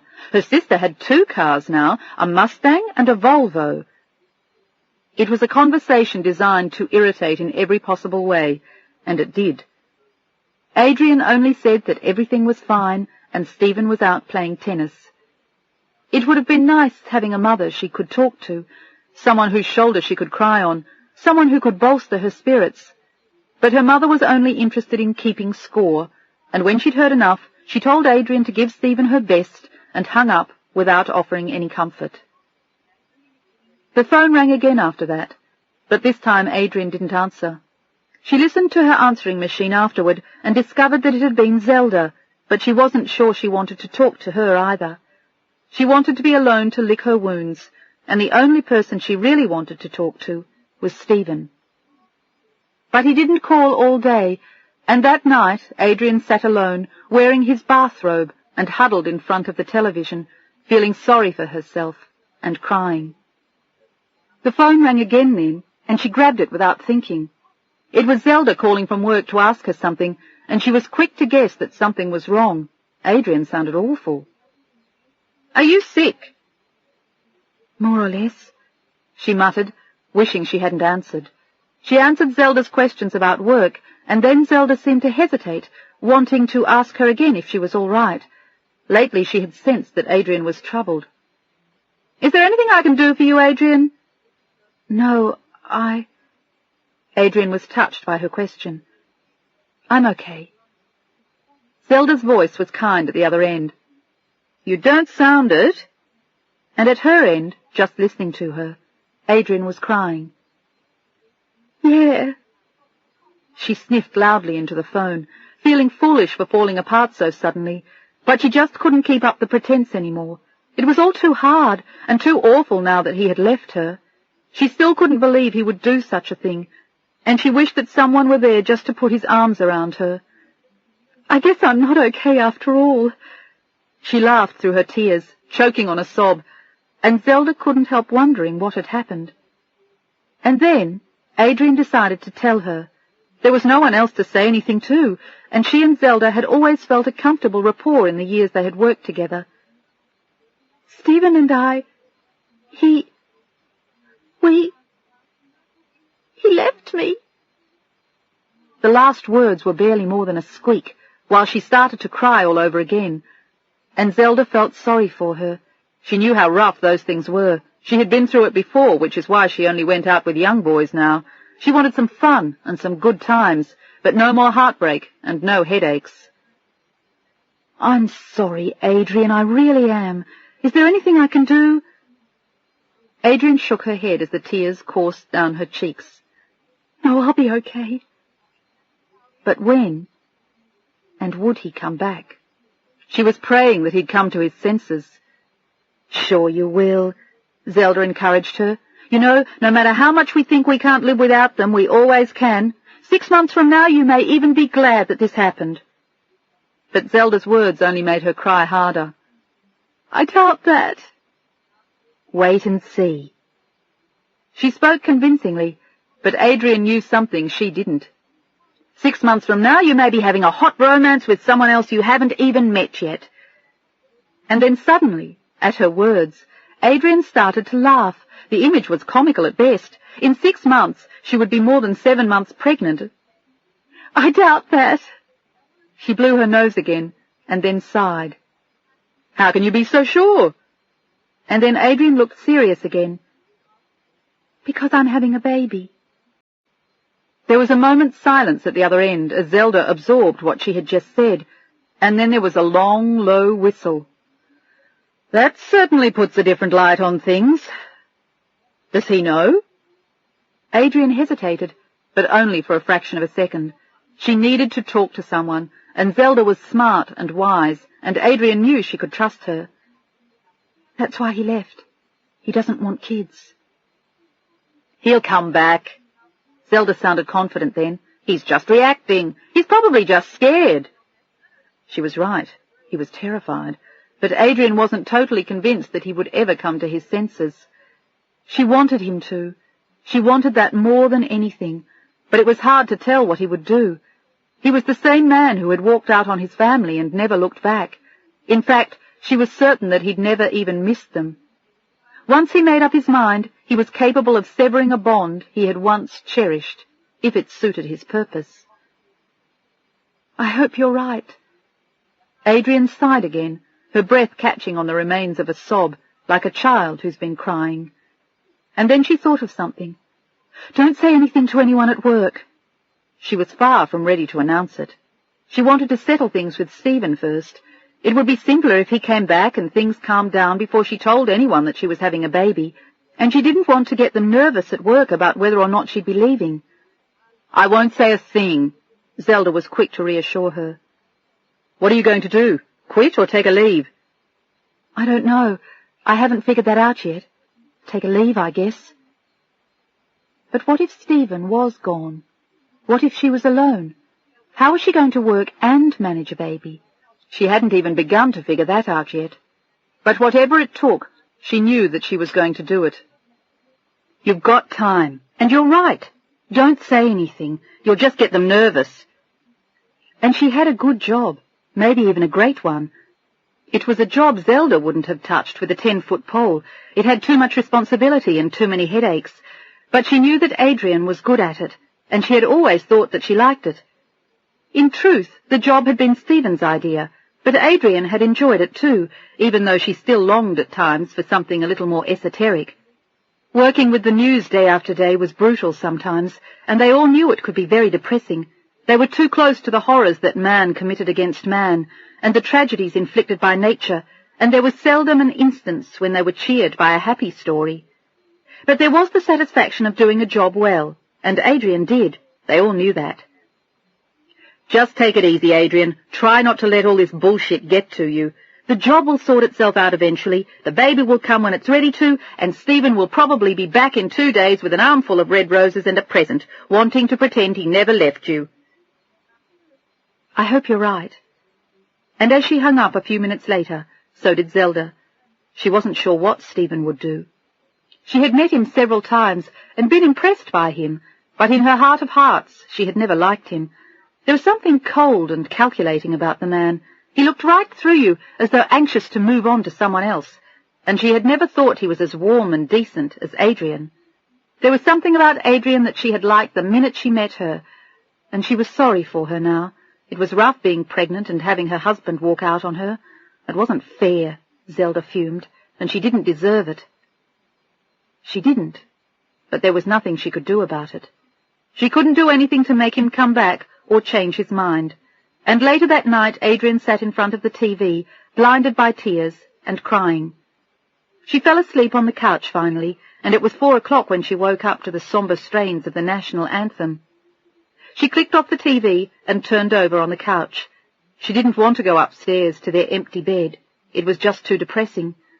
And in the morning she woke up as the first rays of sun streamed in through the windows. She could hear the birds chirping outside, and it was a beautiful day, but she felt as though there were an elephant sitting on her heart as she lay on the couch and thought about Stephen. Why was he doing this to her? And to himself? Why was he depriving them both of something that had so much meaning? It was strange how, after resigning herself to never having kids, now suddenly she was willing to sacrifice everything for this one. It was all strange, she thought to herself as she got up slowly and sat on the couch, feeling as though she had been beaten by midgets. Every inch of her body hurt, and her eyes felt swollen from all the crying she'd done the night before.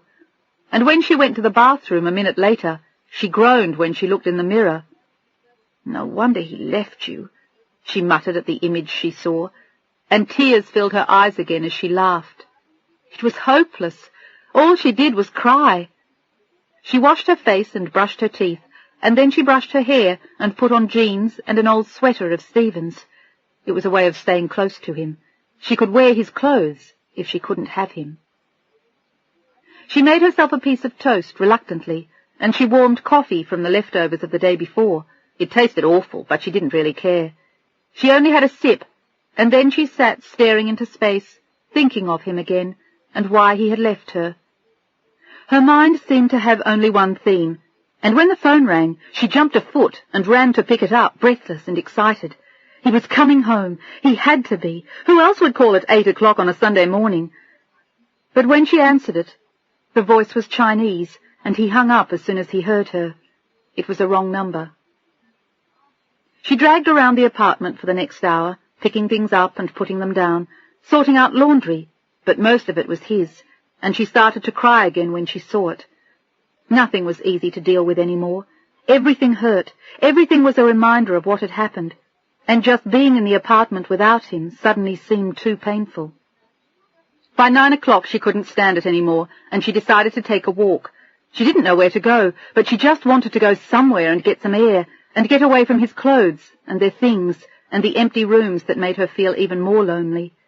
She picked up her keys and closed the door behind her, walking towards the front of the complex.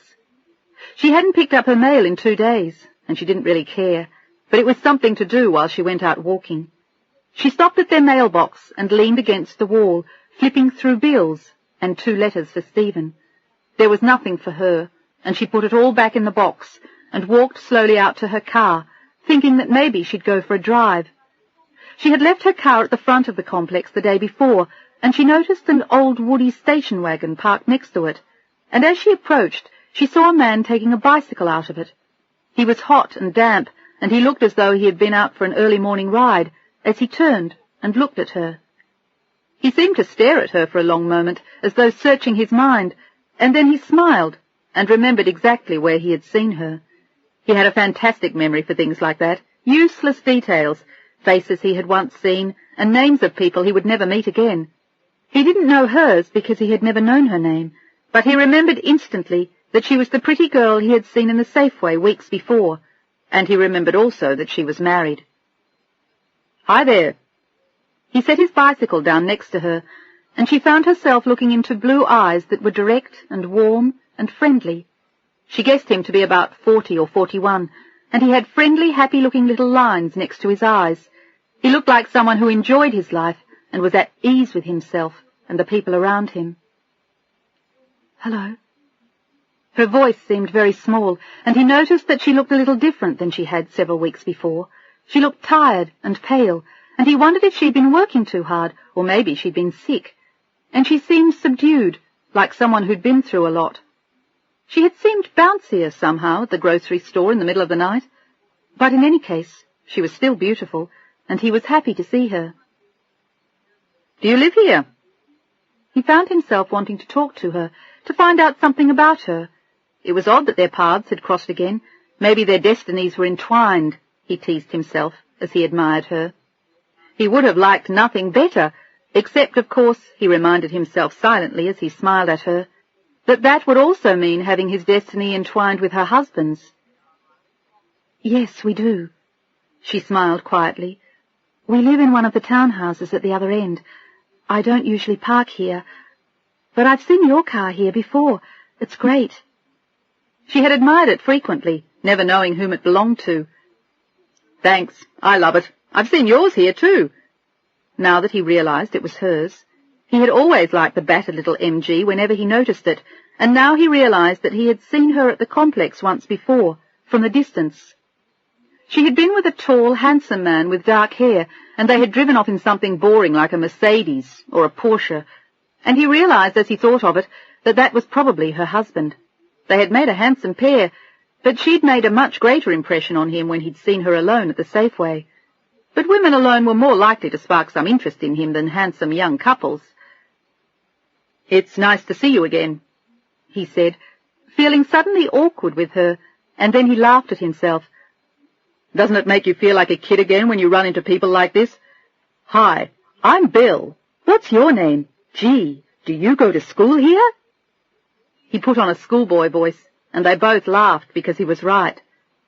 Married or not, she was a beautiful girl, and he was a man, and it was obvious to both of them that he liked her. "Which reminds me." He held a hand out to her, still holding on to his mountain bike with his other hand. "I'm Bill Thigpen, and we met about 2 weeks ago at the Safeway, around midnight. I tried to run you down with my cart, and you dropped about 14 rolls of paper towels." She smiled at the memory and held her hand out to him. "I'm Adrian Townsend." She shook his hand with a small, solemn smile, thinking how odd it was to run into him again. She remembered him now, although only vaguely, and her whole life had changed since then. Everything. "Hi, I'm Adrian Townsend, and my whole life has fallen apart. My husband left me, and I'm having a baby. It's nice to see you again." She was trying to be polite, but her eyes still looked so sad. Just looking at her made him want to put his arms around her. "Where do you ride your bike?" She struggled for something to say to him. He seemed to want to keep on talking. "Oh, here and there. I drove down to Malibu this morning. It was really beautiful. Sometimes I just go down there to walk on the beach and clear my head if I've been working all night." "Do you do that a lot?" She tried to sound interested, although she wasn't sure why. She just knew that he seemed like a nice guy, and he was friendly, and she didn't want to hurt his feelings. And there was something about him that made her just want to stand there, close to him, and talk about nothing. It was as though, standing near him, she would be safe for a little while, and nothing else terrible could happen to her. He had that kind of feeling about him, like someone who could take care of things, and as she spoke to him, he was intently watching her eyes. Something had happened to her in the past few weeks. He was sure of it. He had no idea what, but she had changed. She looked bruised, from within, and it made him sad for her. "Yeah, I work late sometimes, very late.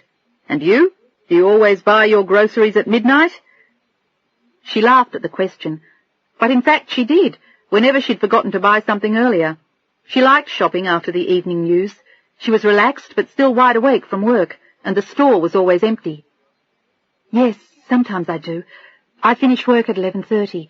I work on the late news and the 6 o'clock. It's a good hour to go shopping." He looked amused. "What network are you with?" She told him, and he laughed again. Maybe their destinies really were entwined. "You know, we also work in the same building." Although he had never seen her there, his show was shot some 3 floors from her office. "I work on a soap opera about 3 floors from the newsroom." "That's funny." She was amused by the coincidence, too, although less encouraged by it than he was. "Which show?" "A Life Worth Living." He said it non-committally, trying not to give away the fact that a life was his baby. "That's a good one. I used to love watching it between jobs, before I went to work on the news." "How long have you been there?" He was intrigued by her, and he loved standing there next to her. He could almost imagine that he smelled the shampoo in her hair. She looked so clean and bright and decent, and he suddenly found himself wondering stupid things, like whether or not she wore perfume, and if she did, what kind, and if he'd like it. 3 years, she answered him, about how long she'd worked on the news. "I used to do specials and 2-hour movies. I'm in production. But then I got this chance to work on the news." Her voice drifted off as though she still wasn't sure of it, and he wondered why. "Do you like it?" "Sometimes. It's pretty grim sometimes, and it gets to me." She shrugged as though apologizing for some intrinsic weakness. "It would get to me, too. I don't think I could do it. I'd much rather make it all up. Murder and rape and incest, the good wholesome stuff America loves." He grinned again and leaned on his bike as she laughed, and for an instant, barely more than that, she looked carefree and happy the way she had the first time he'd seen her. "Are you a writer?" She wasn't sure why she was asking him, but it was easy to talk to him, and she had nothing else to do early on this Sunday morning. "Yes, I am," he answered her.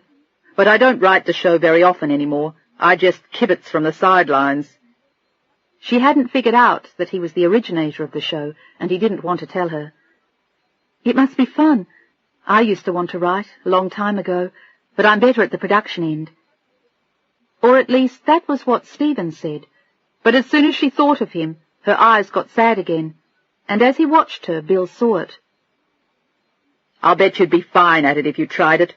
Most people think writing is a big mystery, like math, but it really isn't."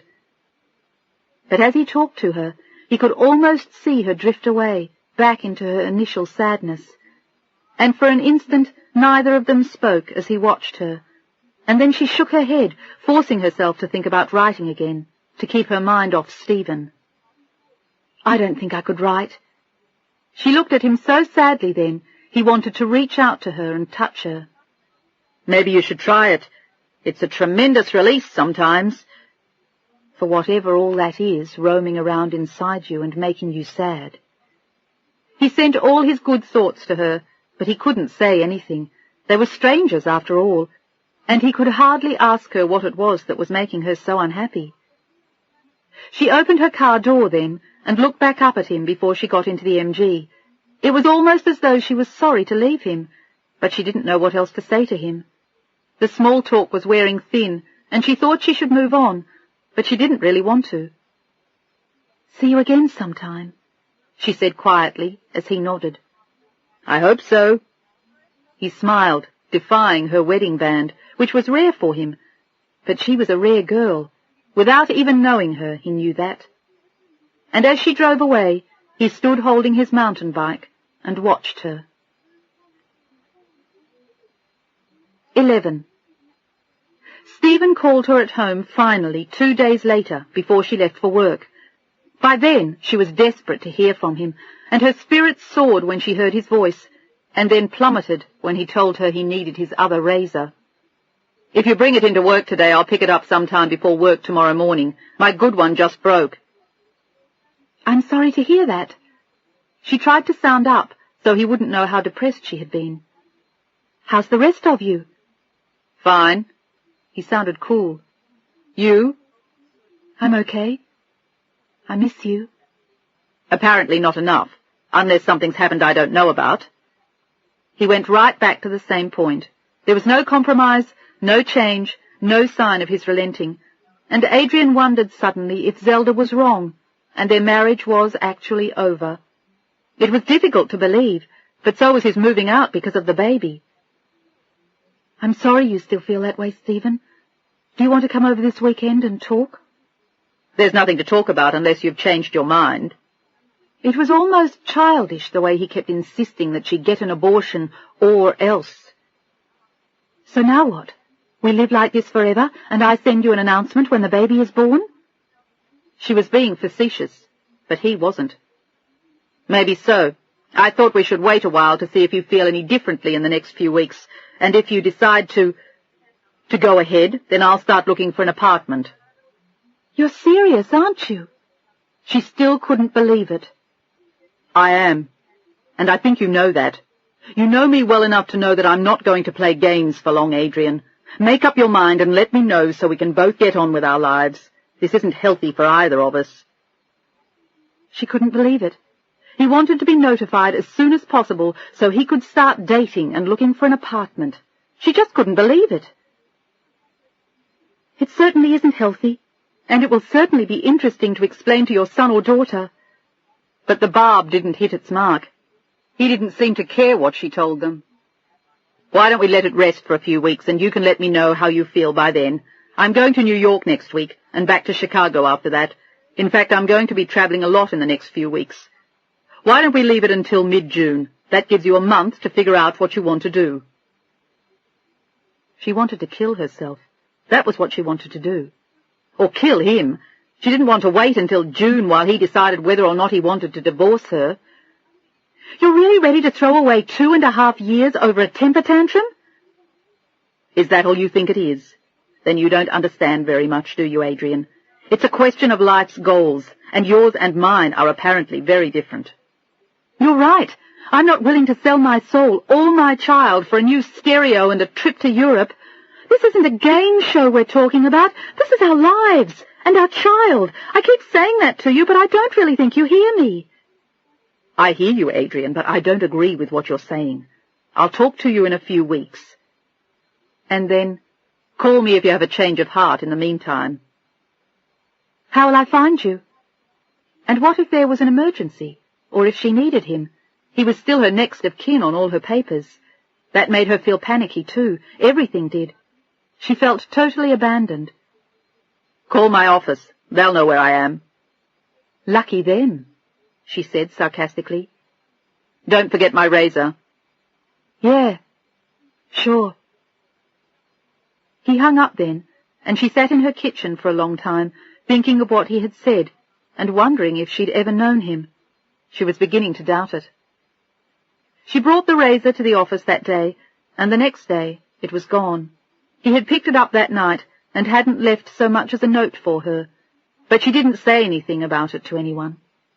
Not even Zelda, and she hadn't told anyone at work that Stephen had left her. It was too embarrassing. And when they got back together in a few weeks, it would be less awkward if no one had known he'd been gone, except Zelda. And when Zelda heard about the call, she assured Adrian that he would come to his senses in no time. But in the meantime, the weekends were endless. He didn't call, and suddenly Adrian realized that she was so used to being with him that she didn't know what to do without him anymore. And Zelda had her own life to lead. She had a new 24-year-old boyfriend who was a model, and as concerned as she was about Adrian, she was busy with her own life, and Adrian didn't want to be a bother. It was quiet while Adrian knew Stephen was away, and in some ways it was restful. She stopped expecting to hear from him or to run into him. She didn't lie in bed hoping he'd come to the apartment to pick something up, or turn up in her office to tell her that he'd been a fool and he was desperately sorry. She knew he was back in Chicago by then, and she hadn't heard from him in weeks. But maybe when he came back, they could finally sort things out and get back to the business of living. In the meantime, she felt as though everything was on hold. She worked, she ate, she slept. She didn't go anywhere. She didn't go out. She didn't even go to a movie.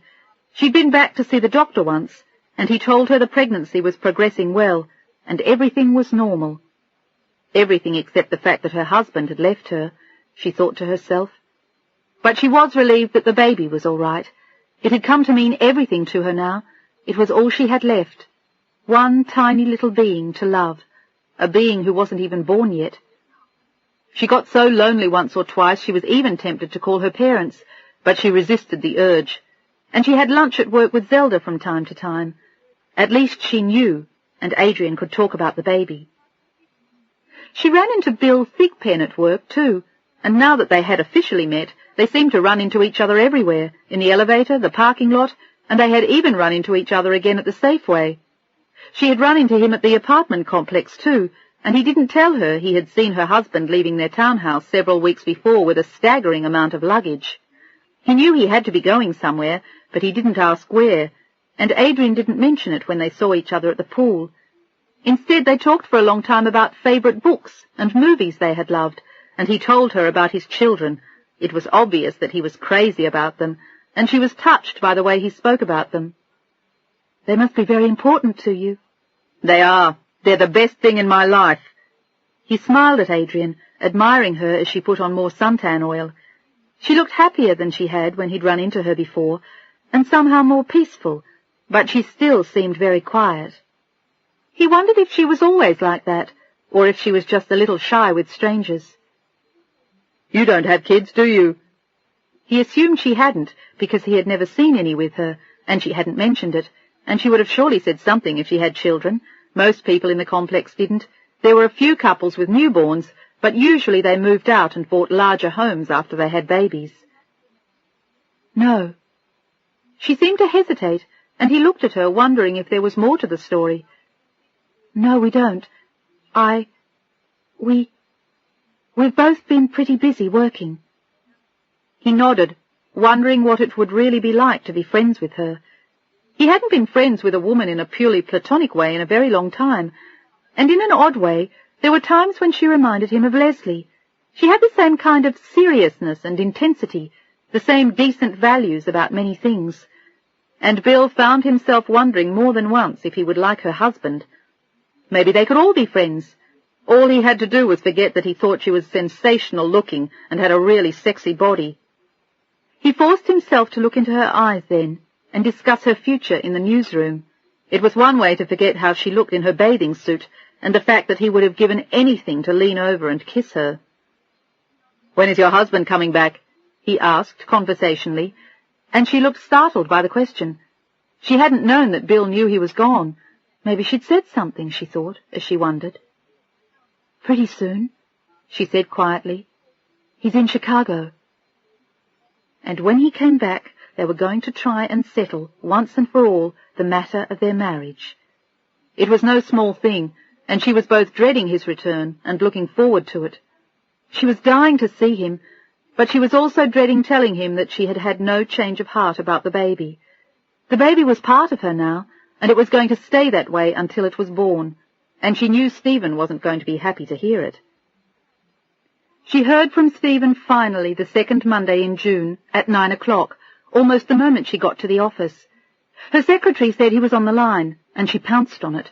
She had waited almost a month for his call, and there were tears in her eyes when she heard his voice. She was so happy. But he didn't sound friendly. He asked how she was, and seemed to be asking pointedly about her health. She knew what he wanted to know, and she decided to face it squarely. "Stephen, I'm still pregnant, and I'm going to stay that way." "I thought so." And then, "I'm sorry to hear that." It was a cruel thing for him to say, but it was honest. "You haven't changed your mind, then?" She shook her head as the tears spilled from her eyes and rolled slowly down her cheeks. "No, I haven't, but I'd love to see you." "I don't think that's such a good idea. It'll just confuse both of us." Why was he so afraid of her? Why was he doing this? She still didn't understand it. "What's a little confusion between friends?" She laughed through her tears and tried to keep things light, but they just weren't. "I'll move my things out in the next few weeks. I'll start looking for an apartment." "Why? Why are you doing this? Why don't you come home for a while? Just try it." They had never had a problem getting along, never had fights, never had a problem adjusting when they were first married. Just this, their baby, and suddenly it was all over. "There's no point torturing ourselves, Adrian. You've made your decision. Now let's just do our best to pick up the pieces and move on." He acted as though she had betrayed him, as though the fault was all hers, and he had been decent and reasonable. She wondered if he was actually going to call a lawyer. "What do you want to do about the condo?"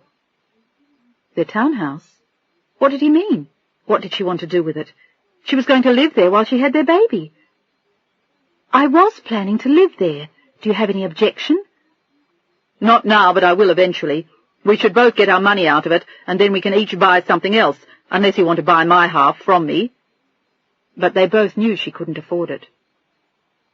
"How soon do you want me to move?" He was putting her out on the street, and all because she was pregnant. "There's no rush. I'll let you know if I want to make any moves in that direction. For the moment, I just want to rent." How nice! How wonderful for him! She felt sick as she listened to him. There was no fooling herself any more. He was leaving her. It was over.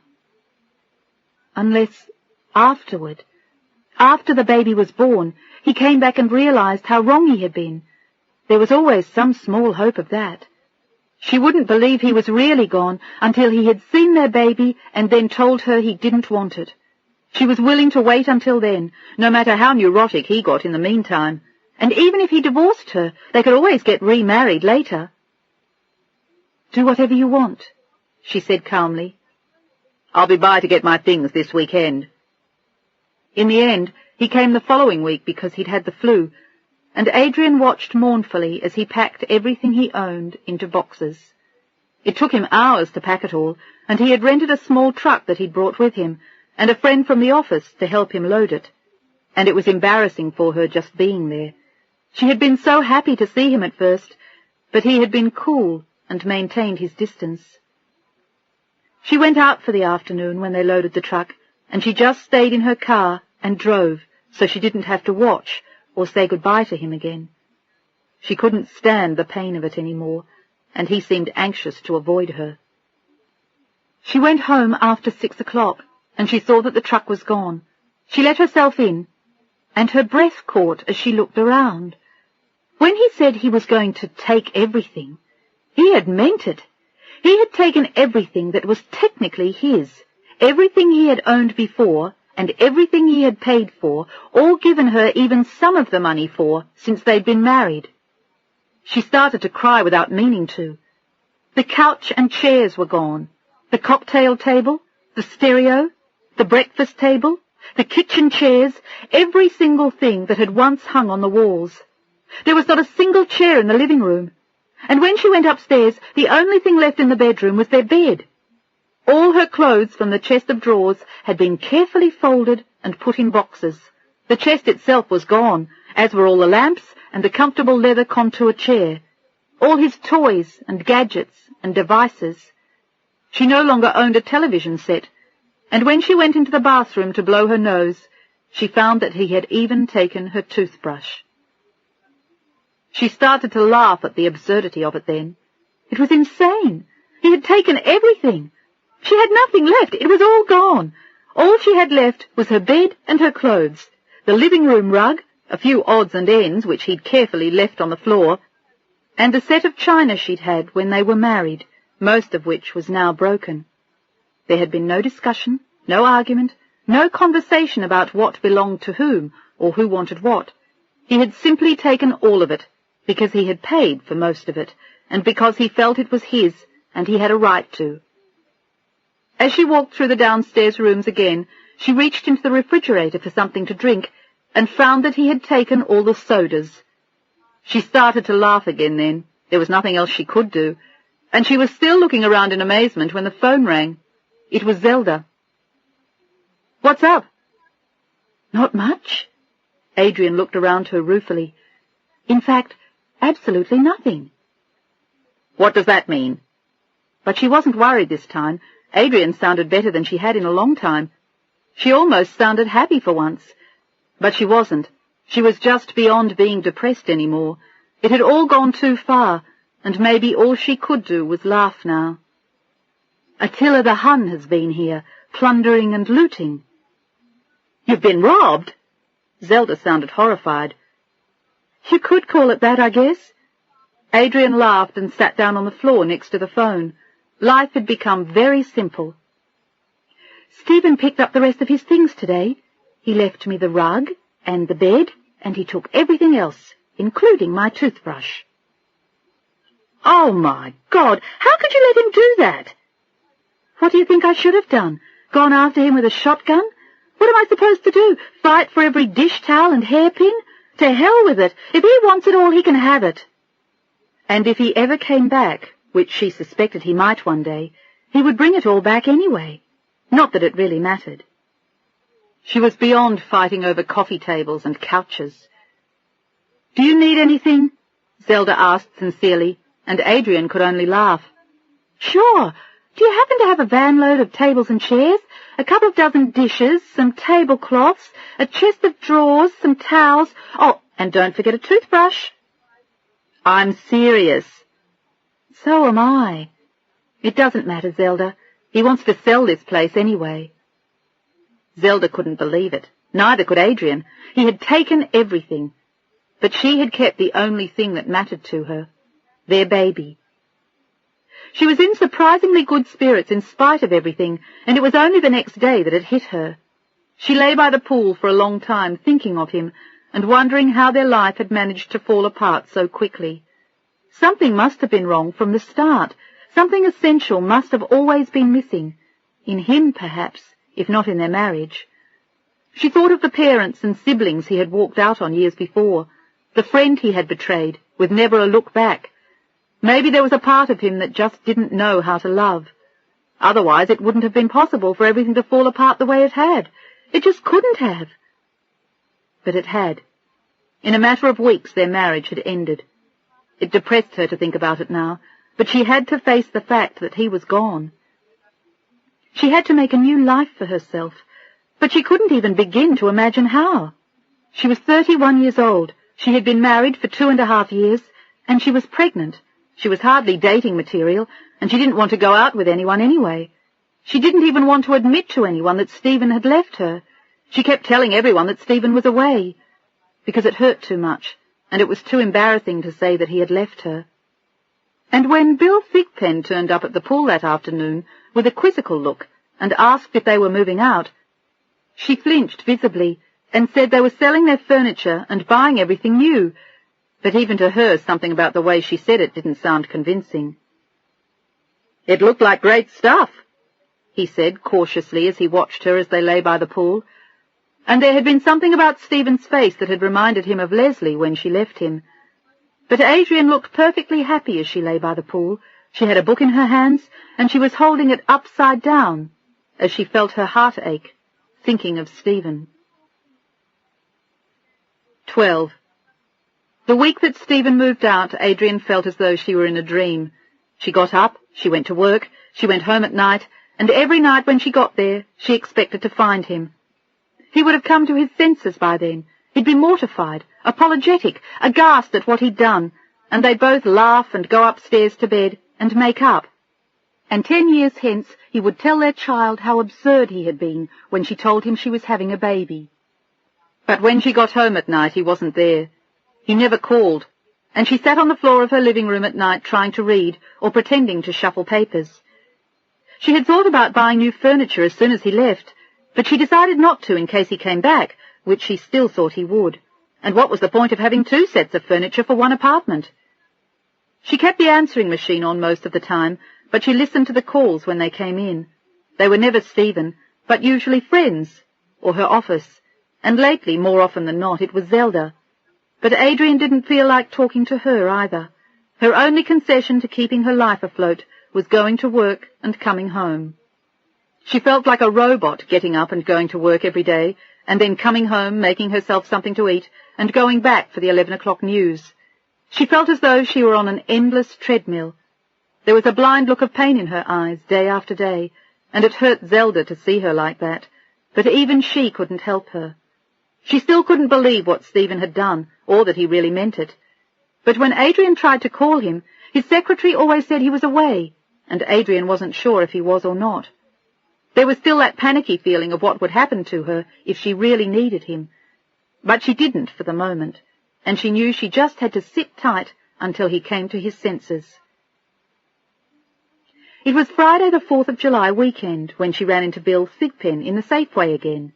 She had just finished the late news, and she had realized that she had nothing in the house for the next day, and she was off for the whole weekend.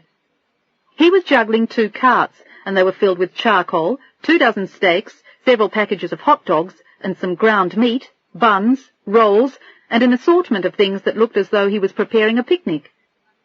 "Hi," he said as they collided in the aisle where he was picking up 2 huge containers of ketchup. "I haven't seen you all week," he teased, and he realized as he saw her that he had missed her. There was something so fresh and appealing about her face that he liked just looking at her, and the intensity of her smile always warmed him. "How's the news?" "The same. Wars, earthquakes, explosions, tidal waves, the usual stuff. How are things on A Life?" The thought that he was involved with a soap opera still amused her. "Same as the news. Wars, tidal waves, earthquakes, explosions, divorce, illegitimacy, murder, the usual happy stuff. Maybe we're both really in the same business." She smiled at him then. "Yours sounds like more fun." "It is. Sometimes." He had been lonely since Sylvia left the show, but he had to admit that it was stupid.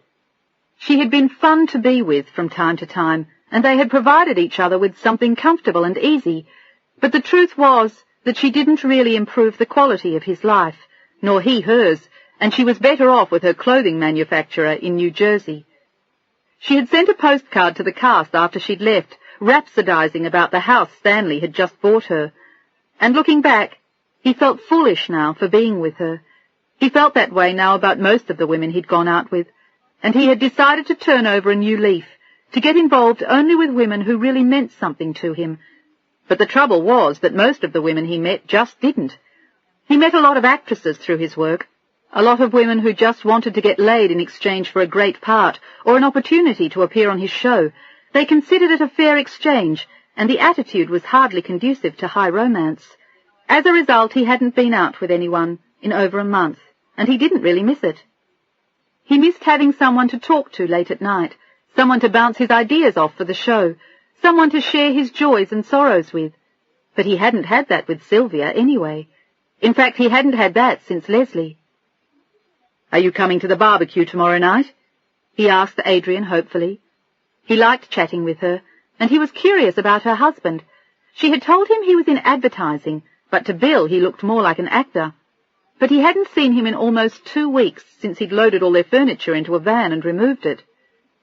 "The 4th of July barbecue at our apartment complex is my biggest annual culinary moment. You really shouldn't miss it." He waved at the things in his cart and grinned at her. "I do it every year, previously by popular demand, nowadays out of habit. But I make a great steak." He smiled again. "Did you come last year?" He couldn't remember seeing them, although he knew he would have. He wouldn't have forgotten a girl who looked like her, or maybe he had just been distracted. But she shook her head. "We usually go away. I think last year we were in La Jolla." "Are you going away again?" He looked disappointed. She shook her head. "No, Stephen, my husband is out of town again, in Chicago." The words came out awkwardly, and Bill looked surprised. "Over the 4th of July? That's a bummer. What are you doing while he's gone?" He wasn't being fresh. He was just being friendly. They had enjoyed chatting by the pool several times, and he knew she was married, and he understood that. "Nothing much," she said vaguely, looking nervous. "Come to the barbecue, then. I'll fix you a famous steak a la Thigpen." She smiled at the look on his face. He looked so eager, and she really liked him. I'm having dinner with friends." She smiled, but her eyes were sad again, and he saw it. "Maybe next year." He nodded, and noticed the clock on the wall behind her. It was 12:30 at night, and they were chatting as though it were 10 in the morning. "I guess I ought to get the rest of my stuff," he said regretfully. "Come by if you change your mind. Bring your friends. I've got enough for an army." "I'll try." But she had no intention of going to the barbecue, as she shopped for the rest of her groceries. She remembered seeing a sign-up sheet in her mail weeks before, but she had thrown it out. She had other things on her mind at that point, and she didn't regret it. The last thing she wanted was to hang around a bunch of lonely singles at the complex. She had her own life to lead, and she was not interested in cultivating new relationships or dating. She was married, and all she had to do was wait for Stephen to come to his senses. It was just a matter of time. She was sure of it. And when he came back, they could concentrate on having the baby. In the meantime, she had put that on a back burner too. She hardly ever thought of it.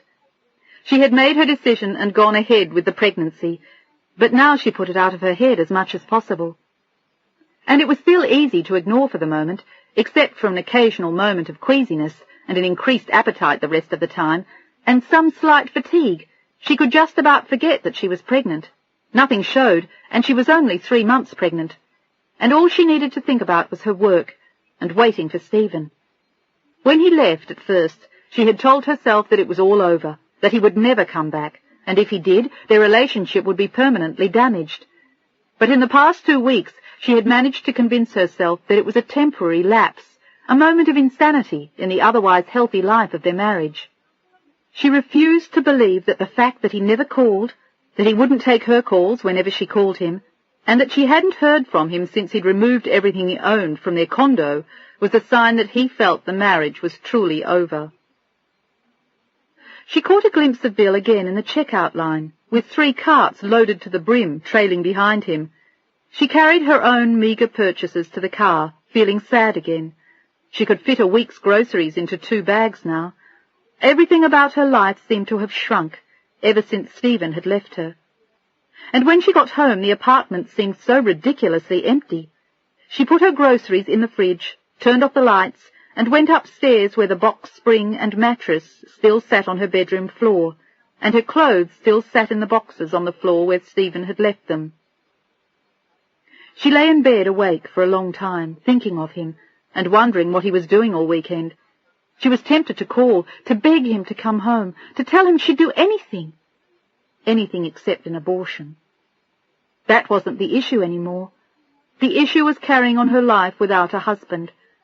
It still surprised her to realize how lost she felt, how bereft and deserted. After 2.5 years, she couldn't even remember what she used to do with herself to keep amused before they were married. It was almost as though she had never lived alone before, as though there had never been a life before Stephen. It was after 3 when she finally fell asleep, and almost 11 when she woke up the next morning. It was the one thing she seemed to do easily now. She could sleep all day if she had the chance. The doctor said it was because of the baby. The baby. The idea of it still seemed unreal. The tiny being who had cost her marriage. And yet she still wanted it. Somehow it still seemed worth it. She got up and showered and made herself some scrambled eggs at noon, and then she paid some bills and did her laundry. She looked around the empty living room and laughed. It was certainly easy keeping house these days. There was nothing to straighten out or dust, no spots to worry about on the couch, no plants to water. He had taken those too. All she had to do was make her bed and vacuum. And at 2:30 she went out to the pool and saw Bill busily preparing for the barbecue. He was conferring with 2 other men Adrian had seen before, and there were 2 women putting a big bowl of flowers on a long picnic table. This was obviously going to be an event, and she was almost sorry she wasn't going. She had nothing to do, and nowhere to go. Zelda was in Mexico with a friend, and all Adrian could think of to do was go to a movie. She waved at him as she headed toward the pool, and lay floating in the hot sun for a long time, and then she lay down on one of the lounge chairs on her stomach. And he came and sat down next to her a little while later, looking happy but exhausted. "Remind me not to do this next year," he said, as though they were old friends. But they were actually growing familiar just from running into each other regularly in all the same places. They lived and worked in the same place, and even bought their groceries at the same midnight market. "I say that every year." He lowered his voice conspiratorially. "These people drive me crazy." She grinned as she looked at him. He was funny without meaning to be, and he looked wonderfully harassed, but he also looked as though he enjoyed it. "I'll bet you have fun doing it." "Sure I do. Sherman probably had a hell of a good time with the march on Atlanta, but it was probably a lot simpler to orchestrate than this." He leaned closer to her so no one else would hear him. "The guys figure that maybe this year I should have bought lobster. They said I've done steak, burgers and hot dogs for the last 3 years, and it's getting old. The women think we should be having it catered. Christ, did you ever go to a catered picnic when you were a kid? I mean, who ever heard of a catered hot dog for the 4th of July? He looked outraged, and she laughed. The idea amused her. "Did you go to a 4th of July picnic when you were growing up?"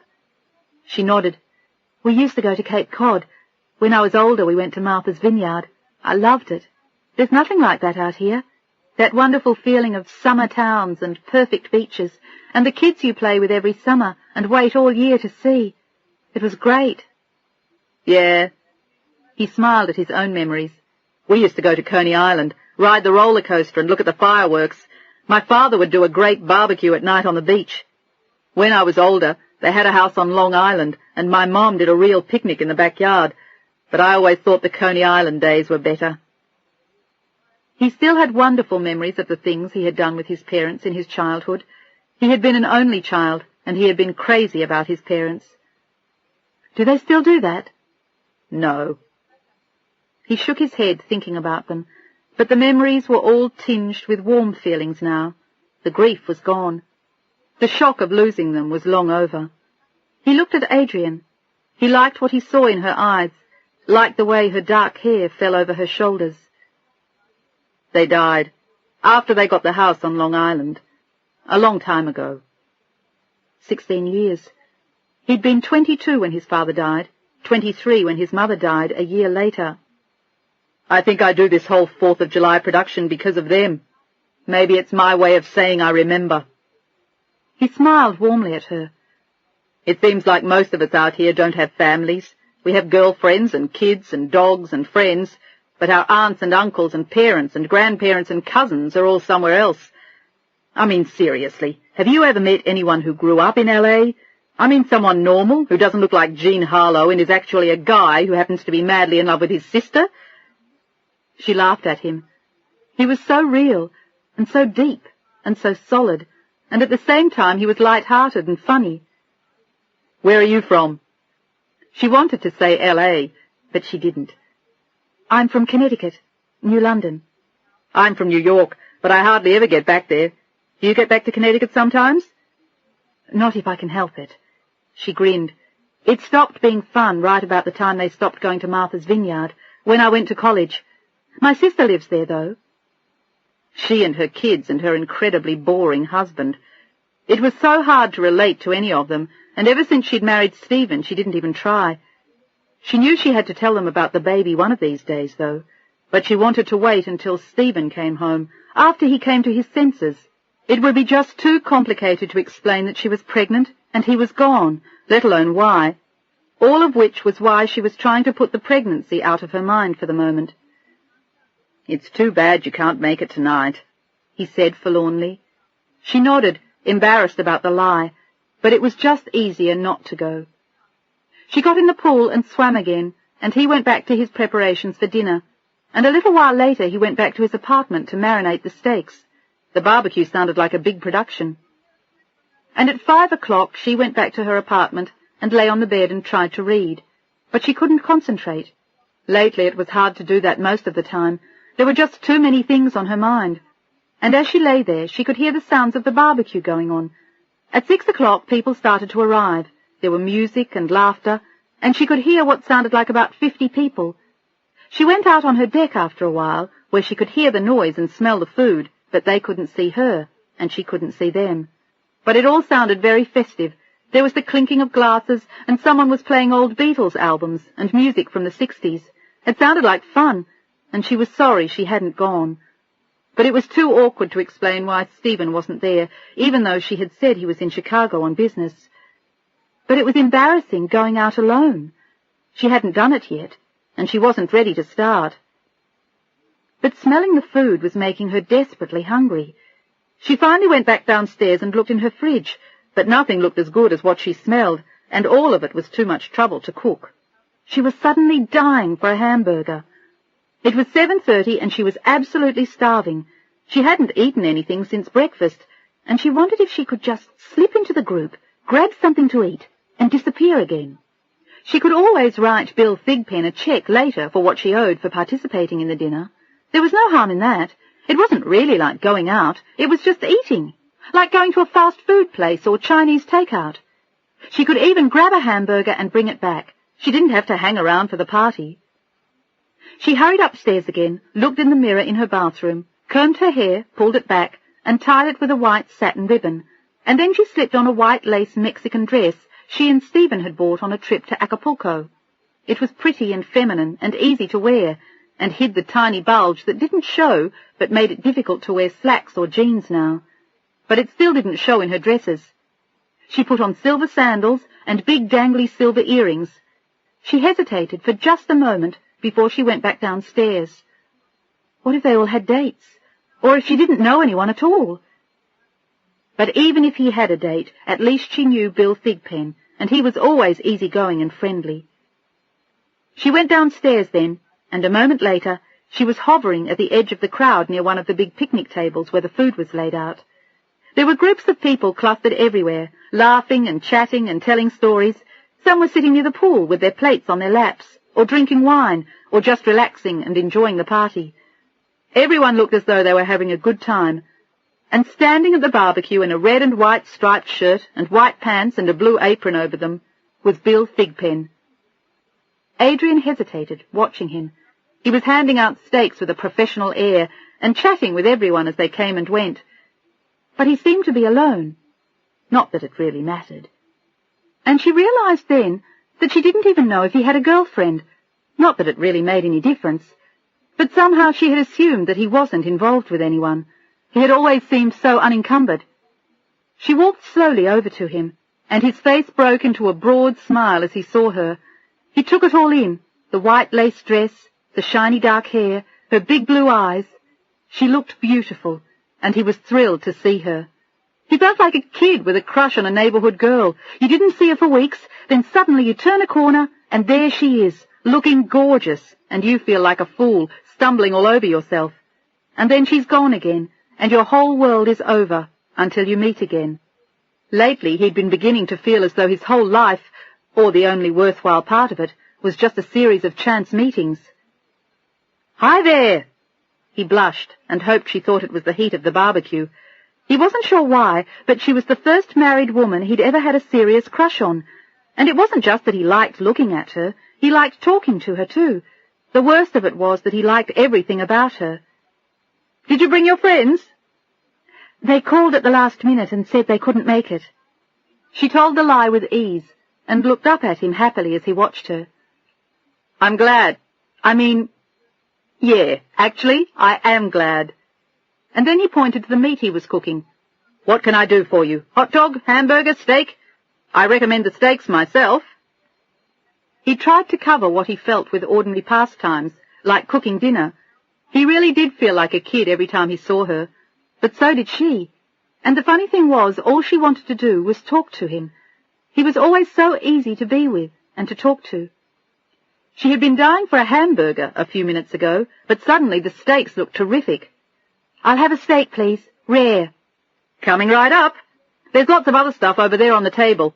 14 different kinds of salad, some kind of cold soufflé, cheese, Nova Scotia salmon. I don't do anything with that stuff. I'm the barbecue specialist. But go take a look, and by the time you get back I'll have your steak for you."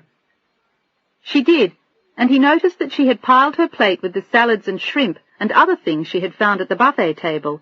She had a healthy appetite, which was surprising, given how thin she was. She was obviously very athletic.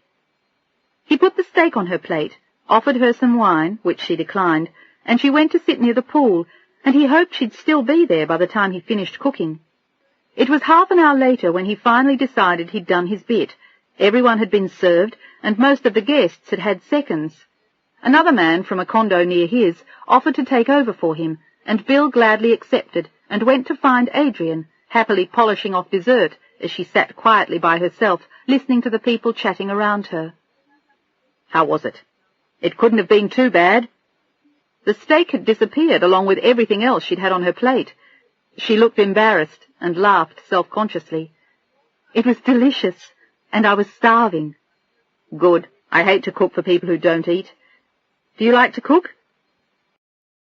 He was curious about her, what she was like, what she did, how happy she was with her husband. It shouldn't have mattered to him, but it did. He could hear alarm bells go off in his head, and he was telling himself to stop, but another, stronger voice told him not to. "Sometimes I'm not very good. I don't have much time to cook." And no one to cook for. Now, at least. But Stephen wasn't much of an eater anyway. He had always preferred just making a salad. "Not if you do both shows on the evening news. Do you come home between shows?" He wanted to know everything about her. "Most of the time, unless there's something really dramatic going on and I can't get out between shows. But generally I come home around 7 and go back around 10 or 10:30. Then I'm home again around midnight." "I know." He smiled. That was usually when they ran into each other in the Safeway. "You must keep pretty long hours too." She smiled. She was toying with the apple pie on her plate, embarrassed to devour it while he watched her. "I do. Some nights I just sleep on the couch at the office." It made him great company, as any number of women would have been happy to tell her. "Our scripts change so fast sometimes, it shifts everyone's position in the show. It's kind of a ripple effect, and sometimes it's difficult to keep up with. But it's fun, too. You ought to see the show sometime." It sounded like fun to her, and they talked about the show for a while, how it had started in New York 10 years ago, and eventually he had moved it to California. "The hardest thing about coming out here was leaving my boys," he said quietly. "They're such great kids, and I really miss them." He had talked about them before, but there was still a lot about them she didn't know, just as there was about their father. "Do you see them much?" "Not as much as I'd like to. They come out for school vacations through the year, and for about a month in the summer. They'll be here in 2 weeks. His whole face lit up as he said it, and it touched her to see it. "What do you do with them when they're here?" Working the way he did, taking care of 2 young children couldn't be easy. "I work like a fiend before they come, and then I take 4 weeks off. I go in once in a while just to keep an eye on things, but basically, much as I hate to admit it, the show does fine without me."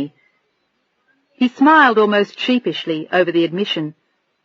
"We go on a 2-week camping trip, and we hang around here for about 2 weeks, and they love it. I could do without the camping trip. My idea of camping is a week at the Bel Air Hotel, but it means a lot to them, and they love getting grubby and uncomfortable and sleeping in the woods. Actually, we do that for about a week, and we stay at a hotel somewhere for the other week, like the Ahwahnee in Yosemite, or we go up to Lake Tahoe. A week is about all I can handle in a tent and a sleeping bag, but it's good for us. It keeps me humble." He laughed, and Adrian finished her apple pie as she listened. They were nervous with each other this time, but it wasn't so much nervous as a kind of excitement. This was the first time they had been together intentionally in a social setting. "How old are they?" 7 and 10. They're great kids. You'll see them here at the pool. They think California is all about swimming pools. It's a lot different than Great Neck outside New York, where they live with their mother. "Do they look like you?" Adrian asked with a smile. She could imagine him with 2 little teddy bear clones just like him. "I'm not sure. People say that the little guy does, but I think they both look like their mother." And then, nostalgically, "We had Adam right away, and it was rough. Leslie had to stop dancing. My wife was a dancer on Broadway then, and I was really struggling. There were times when I really thought we'd starve, but we never did. And the baby was the best thing that ever happened to us. I think that's one of the few things we still agree on. Adam and the show happened at about the same time. I always felt that it was Providence sending us what we needed for him, and for us. The show has been good to me for a long time." He looked appreciative as he talked about it, as though he didn't really deserve it, but had been very lucky, and he knew it. And it struck Adrian as she listened to him how different he was from Stephen. His children meant a lot to him, and he was very modest about his success. The 2 men had very little in common. "What about you?" he asked her then. "Do you think you'll stay with the news?" "I don't know." She had wondered about that too, and maybe when she took her maternity leave, she would have time to think about what she wanted to do with the rest of her life, other than being a mother. "I think about starting another show sometimes, but I never seem to have time to think about it, let alone do it. A life is still a full-time commitment." "Where do you get the ideas for it?" she asked, sipping at a glass of lemonade someone had poured her. "God knows," he smiled. "Real life, my head, anything that comes to mind and seems to fit. It's all about the kinds of things that happen in people's lives, all poured into one pot and stirred around. People do the damnedest things and get into the most incredible situations." She nodded pensively. She knew exactly what he meant. And he was watching her expression. And when she looked up again, her eyes met his, and she looked as though she was about to say something, but she didn't. The crowd was thinning by then, and people had come over to thank him several times. He seemed to know everyone, and he was always friendly and pleasant. She liked being with him, and was surprised by how comfortable she was with him. She could imagine herself telling him almost anything. Almost. Except maybe about Stephen. In some ways she felt like a failure because he had left her. "Would you like a drink?" he asked. He had been nursing the same glass of wine all night, and when she declined, he set it down and poured himself a cup of coffee. "I don't drink very much," he explained. "If I do, I can't work all night." "Neither can I." She smiled. There were several young couples sitting nearby, talking and laughing and holding hands, and she felt lonely as she watched them. It suddenly brought it home to her that she was alone again. After building her relationship with Stephen for the last 5 years, she was alone, and there was no one to hold her and love her. "So, when is your husband coming back?" he said easily, almost sorry that he was. He was a lucky guy, and Bill still wished that Adrian wasn't married. "Next week," she said noncommittally. "And where is he again?" "New York," she answered quickly, and suddenly something struck Bill as she said it. He looked at her quizzically. "I thought you said he was in Chicago." He looked puzzled, and then backed off when he saw the look of panic on her face. Something had upset her terribly, and he wasn't sure what it was, as she quickly changed the subject. "This was a great idea," she said as she stood up, looking around nervously. "I had a wonderful time." She was leaving, and he was desolate. He had frightened her off, and he didn't want her to go. Without thinking, he reached out and took her hand, wanting to do anything to make her stay near him. "Please don't go, Adrian. It's such a nice night, and it's so good being here, just talking to you." He looked very young and very vulnerable, and it touched her heart the way he said it. "I just thought maybe you had other plans. I didn't want to bore you." She looked uncomfortable, but he still didn't know why, as she sat down again, and he kept her hand in his own, wondering what he was doing. She was married, and he didn't need the heartbreak. "You don't bore me. You're wonderful, and I'm having a terrific time. Tell me about you. What do you like to do? What's your favorite sport? What kind of music do you like?" She laughed. No one had asked her that in years, but it was fun talking to him, as long as he didn't press her about Stephen. "I like everything. Classical, jazz, rock, country. I love Sting, the Beatles, U2, Mozart. I used to ski a lot when I was growing up, but I haven't in years. I love the beach, and hot chocolate, and dogs." She laughed suddenly. "And red hair. I've always wanted red hair." And then suddenly she looked wistful. "And babies. I've always liked babies." "So have I." He smiled at her, wishing that he could spend a lifetime with her instead of just an evening. "My boys were so cute when they were babies. I left when Tommy wasn't even a year old. It almost killed me." And there was the memory of real pain in his eyes as he said it. "I'd like you to meet them when they come out in a couple of weeks. Maybe we could all spend an evening together." He knew that if he and Adrian were going to be friends, he was going to have to make friends with her husband. It was the only relationship available to them, and he was willing to do that just to get to know her. And maybe her husband was nicer than he looked, although Bill considered it unlikely. "I'd love to meet them sometime. When do you go on your camping trip?" "In about 2 weeks. He smiled. "Actually, we're driving up to Lake Tahoe via Santa Barbara, San Francisco, and the Napa Valley. Then we'll camp for 5 days when we get there." It sounds like a very civilized trip. She had expected something a lot more rugged. "I have to do it that way. Too much fresh air comes as a shock to my system." "Do you play tennis?" she asked hesitantly. It wasn't that she was comparing them, but she was curious. With Stephen it was almost a fixation. "If you can call it that," he apologized. "I'm not very good." "Neither am I." She laughed, longing for another piece of apple pie, but she didn't dare go and get it. He was going to think she was a real pig if she ate any more, but the whole dinner had been delicious.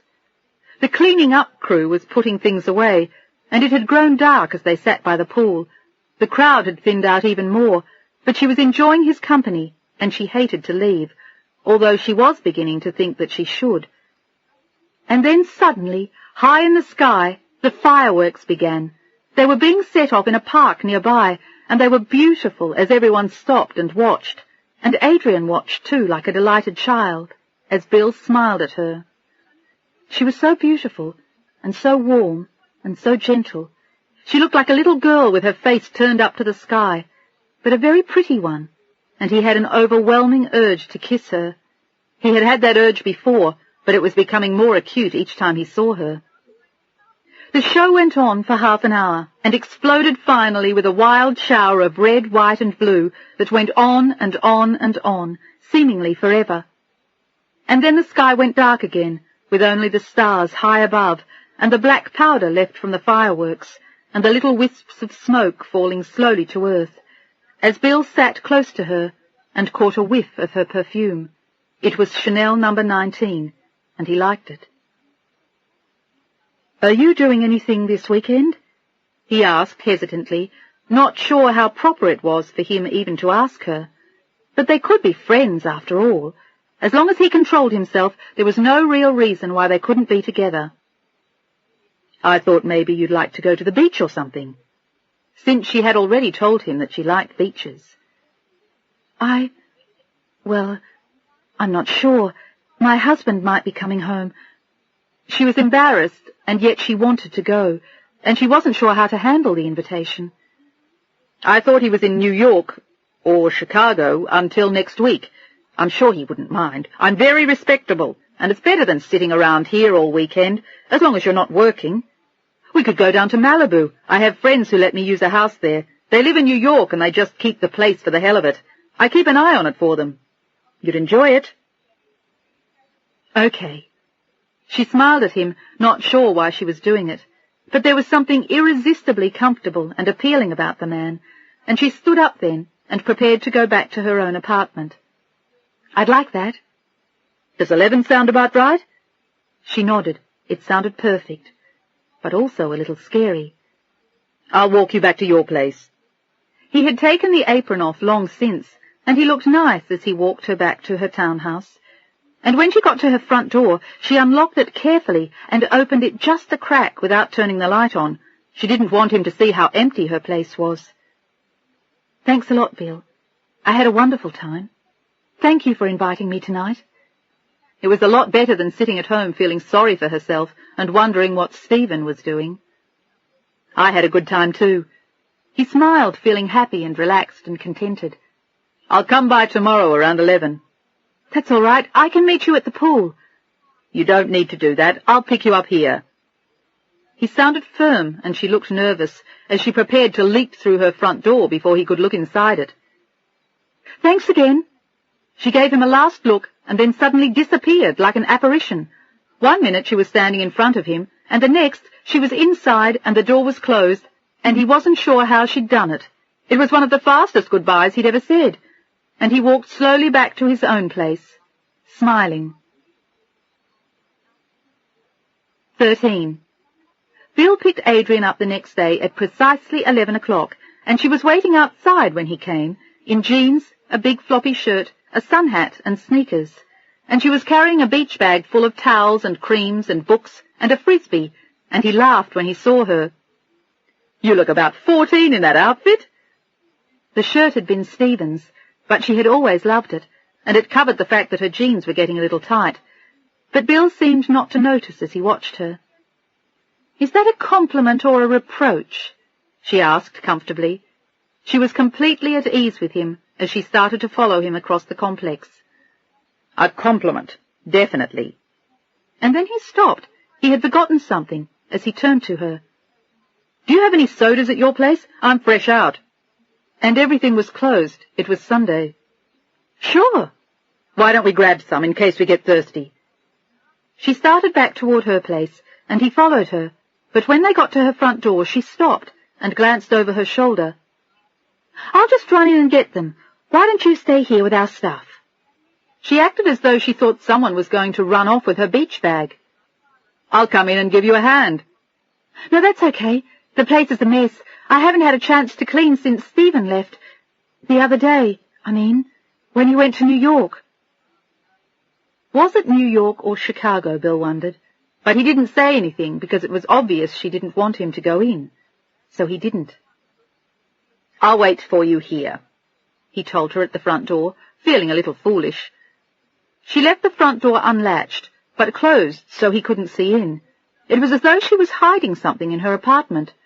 And a moment later he heard a tremendous crash, and without thinking twice he dashed inside to help her. She had dropped 2 soda bottles, and they had sprayed soda all over the kitchen. "Did you get hurt?" he was quick to ask with a worried glance, and she shook her head as he grabbed a towel and helped her clean the mess up. "That was really stupid of me," she said. I must have shaken them without noticing, and then I dropped them."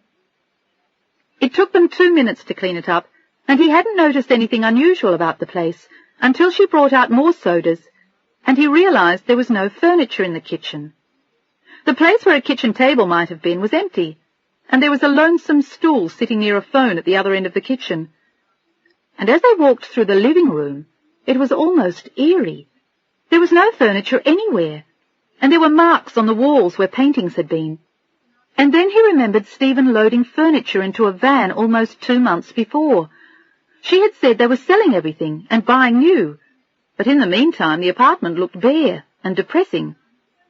But Bill didn't say anything, and she was quick to explain it. "We ordered a lot of new stuff, but you know what it's like. Everything is a 10 to 12-week delivery. It'll be August before this place looks halfway decent again." In truth, she hadn't ordered anything. She was still expecting Stephen to come home with the old stuff he'd taken with him. "Of course, I know how that is." But something didn't ring true, and he wasn't sure what it was. Maybe they were too poor to buy furniture. Maybe it had all been repossessed. People in Hollywood lived like that. He had a lot of friends who did. And it was obvious that Adrian was embarrassed about something. "It's a nice, clean look," he teased, "and it's easy to take care of." She started to look embarrassed again, and then he teased her gently. "Never mind, it'll look great when all the new things come." But in the meantime, it certainly didn't. The place looked somehow abandoned. And as soon as they left, they both forgot about it, and they had a wonderful time at the beach. They stayed until after 5 when it started to get cool, talking about theatre and books, and New York and Boston and Europe. They talked about children and politics, and the philosophies behind both soap operas and news shows, the kinds of things he liked to write, and the short stories she had written in college.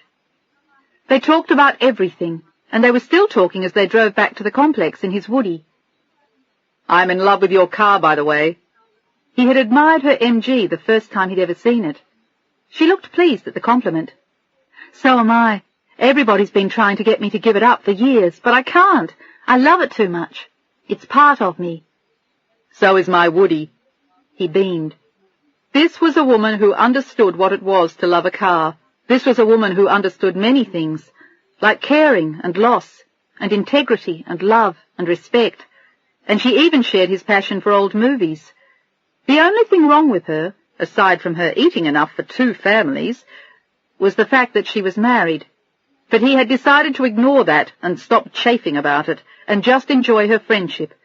It was rare for men and women to be friends without expecting anything sexual out of it, and if they were able to have a real friendship, he was going to consider himself very lucky. "Do you want to have dinner on the way back? There's a great Mexican place in Santa Monica Canyon if you want to try it." He treated her like an old pal, someone he had known and loved forever. "Or you know what? I've got a couple of those steaks left. You want to go back to my place and I'll cook you dinner?" "We could cook them at my place." She had been about to say that she should probably go home, but there was no reason to, and she didn't really want to. It was a lonely Sunday night, and she was enjoying him too much to give it up just yet. And there was no real reason why she couldn't have dinner with him. "I'm not exactly dying to eat them off the floor," Bill teased her. "Or is there more furniture I haven't seen yet?" Only her bed, but she didn't say that. "Snob?" "Okay," she said playfully, feeling like a kid again. "Let's go to your place." It had been years since she'd said that to a man. She and Stephen had gone out for 2 years before they'd gotten married, and here she was, suddenly, 5 years later, having dinner at a man's apartment. But she had to admit she didn't mind it. Bill Thigpen was terrific. He was smart, interesting, kind, and he gave her the impression of taking care of her, no matter what he did. He was always concerned if she was thirsty, hungry, wanted an ice cream, a soda, needed a hat, was warm enough, comfortable, happy, all the while keeping her amused with his stories about his soap opera, or the people he knew, or his 2 boys, Adam and Tommy. And when she walked into his apartment, she saw yet another dimension. There were beautiful modern paintings on the walls, and some interesting sculptures he had collected in the course of his travels. The couches were leather and comfortable and well worn, the chairs enormous and soft and inviting, and in the dining room there was a beautiful table he had found in an Italian monastery, a rug he had bought in Pakistan, and everywhere there were wonderful pictures of his children. There was a feeling of hominess about it that made you want to browse around, walls of books, a brick fireplace, and a beautifully designed large country kitchen. It looked more like a home than an apartment. He had a cosy den where he worked, with an old typewriter almost as old as his beloved Royal, and more books, and a big cosy leather easy chair that was all beaten up and well loved, and had been his father's. There was an attractive guest bedroom that looked as though it had never been used, done in beige wools, with a big sheepskin rug and a modern four-poster. And there was a big colourful bedroom for the boys, with a bright red bunk bed that looked like a locomotive. And his own bedroom was just down the hall, all done in warm earth tones and soft fabrics, with big sunny windows that looked out on a garden that Adrian hadn't even known existed in the complex. It was perfect. It was just like him, handsome and warm and loving. And parts of it looked a little worn from the hands that had touched it. It was the kind of place where you wanted to stay a year just to look around and get to know it. And it was in sharp contrast to the expensive sterility she had shared with Stephen until he walked off with all of it, leaving her nothing but the bed and the carpet. "Bill, this is gorgeous," she said in open admiration. "I love it too," he admitted. "Did you see the kid's bed? I had it made by a guy in Newport Beach. He makes about 2 a year. I had a choice between that and a double-decker bus. Some English guy bought that, and I got the locomotive. I've always had a thing for trains. They're so great and old-fashioned and cosy." He sounded as though he were describing himself, as Adrian smiled at him. "I love it." No wonder he had laughed at her empty apartment. His had so much character and so much warmth. It was a great place to live or to work. "I've been trying to talk myself into buying a house for years, but I hate moving, and this is so comfortable. It works, and the boys love it." I can see why. He had given them the biggest room, even for the little time they spent with him, but to him it was worth it. "When they're older, I hope they spend more time here." "I'm sure they will. Who wouldn't, with a father like him, and a home like this to come back to? It wasn't that the place was so big or so luxurious, it wasn't, but it was warm and inviting, and it was like a big hug just being there. Adrian felt it as she settled into the couch to look around, and then went out to the kitchen to help him with dinner. He had built most of the kitchen himself, and he was adept at cooking their dinner. "What can't you do?" "I'm rotten at sports. I told you, I'm terrible at tennis. I can't build a fire in the wilderness to save my life. Adam has to do it whenever we go camping. And I'm terrified of airplanes." It was a short list compared to what he could do. "At least it's nice to know that you're human." "What about you, Adrian? What aren't you good at?" It was always interesting to hear what people said about themselves, and he asked her as he carefully chopped fresh basil for their salad. "I'm not good at a lot of things. Skiing. I'm so-so at tennis. Terrible at bridge. I'm lousy at games. I can never remember the rules, and I don't care if I win anyway. Computers. I hate computers." She thought seriously for a moment. "And compromising. I'm not good at compromising about what I believe in." "I'd say that's a virtue, not a flaw, wouldn't you?" "Sometimes," she said thoughtfully. "Sometimes it can cost you a lot." She was thinking about Stephen. She had paid a high price for what she believed in. "But isn't it worth it?" he said softly. "Wouldn't you rather pay a price and stick to what you believe? I always have." But he had ended up alone too, not that he really minded. "Sometimes it's hard to know what's the right thing to do." "You do your best, kid. Give it your best shot, and hope that does the trick. And if the folks don't like it," he said, shrugging philosophically, "them's the breaks." Easily said, but she still couldn't believe what had happened as a result of her sticking to her guns with Stephen. But it wasn't as though she'd had a choice. She couldn't have done otherwise. She just couldn't. There was no reason to. It was their baby. And she loved him. It made it impossible to get rid of it on a whim just because it frightened Stephen. So she had lost him.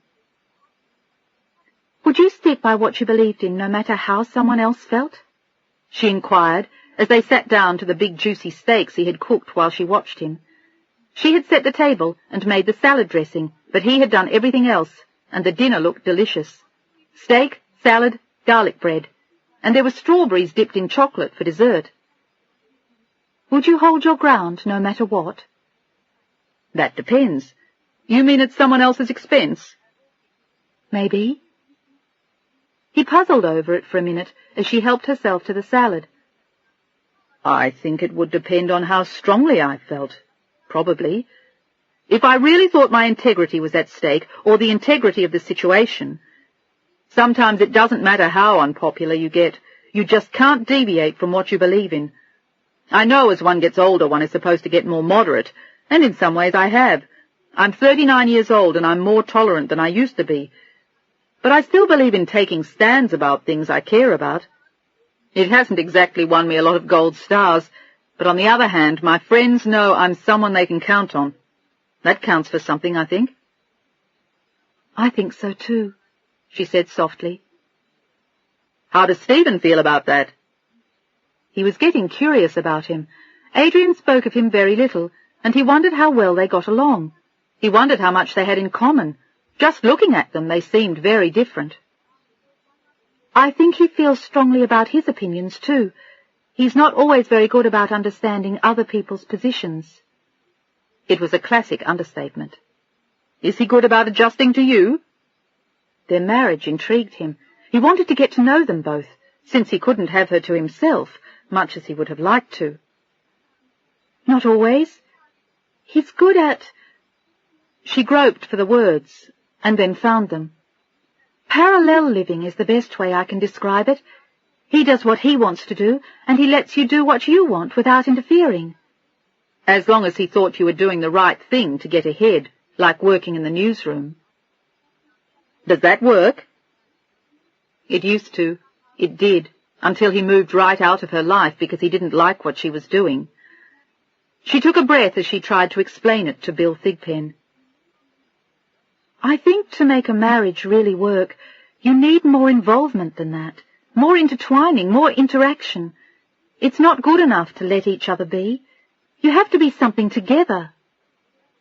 It made sense to him, and he had figured that out when he was married to Leslie. "But I only figured that out recently." "The kicker is that's the whole secret.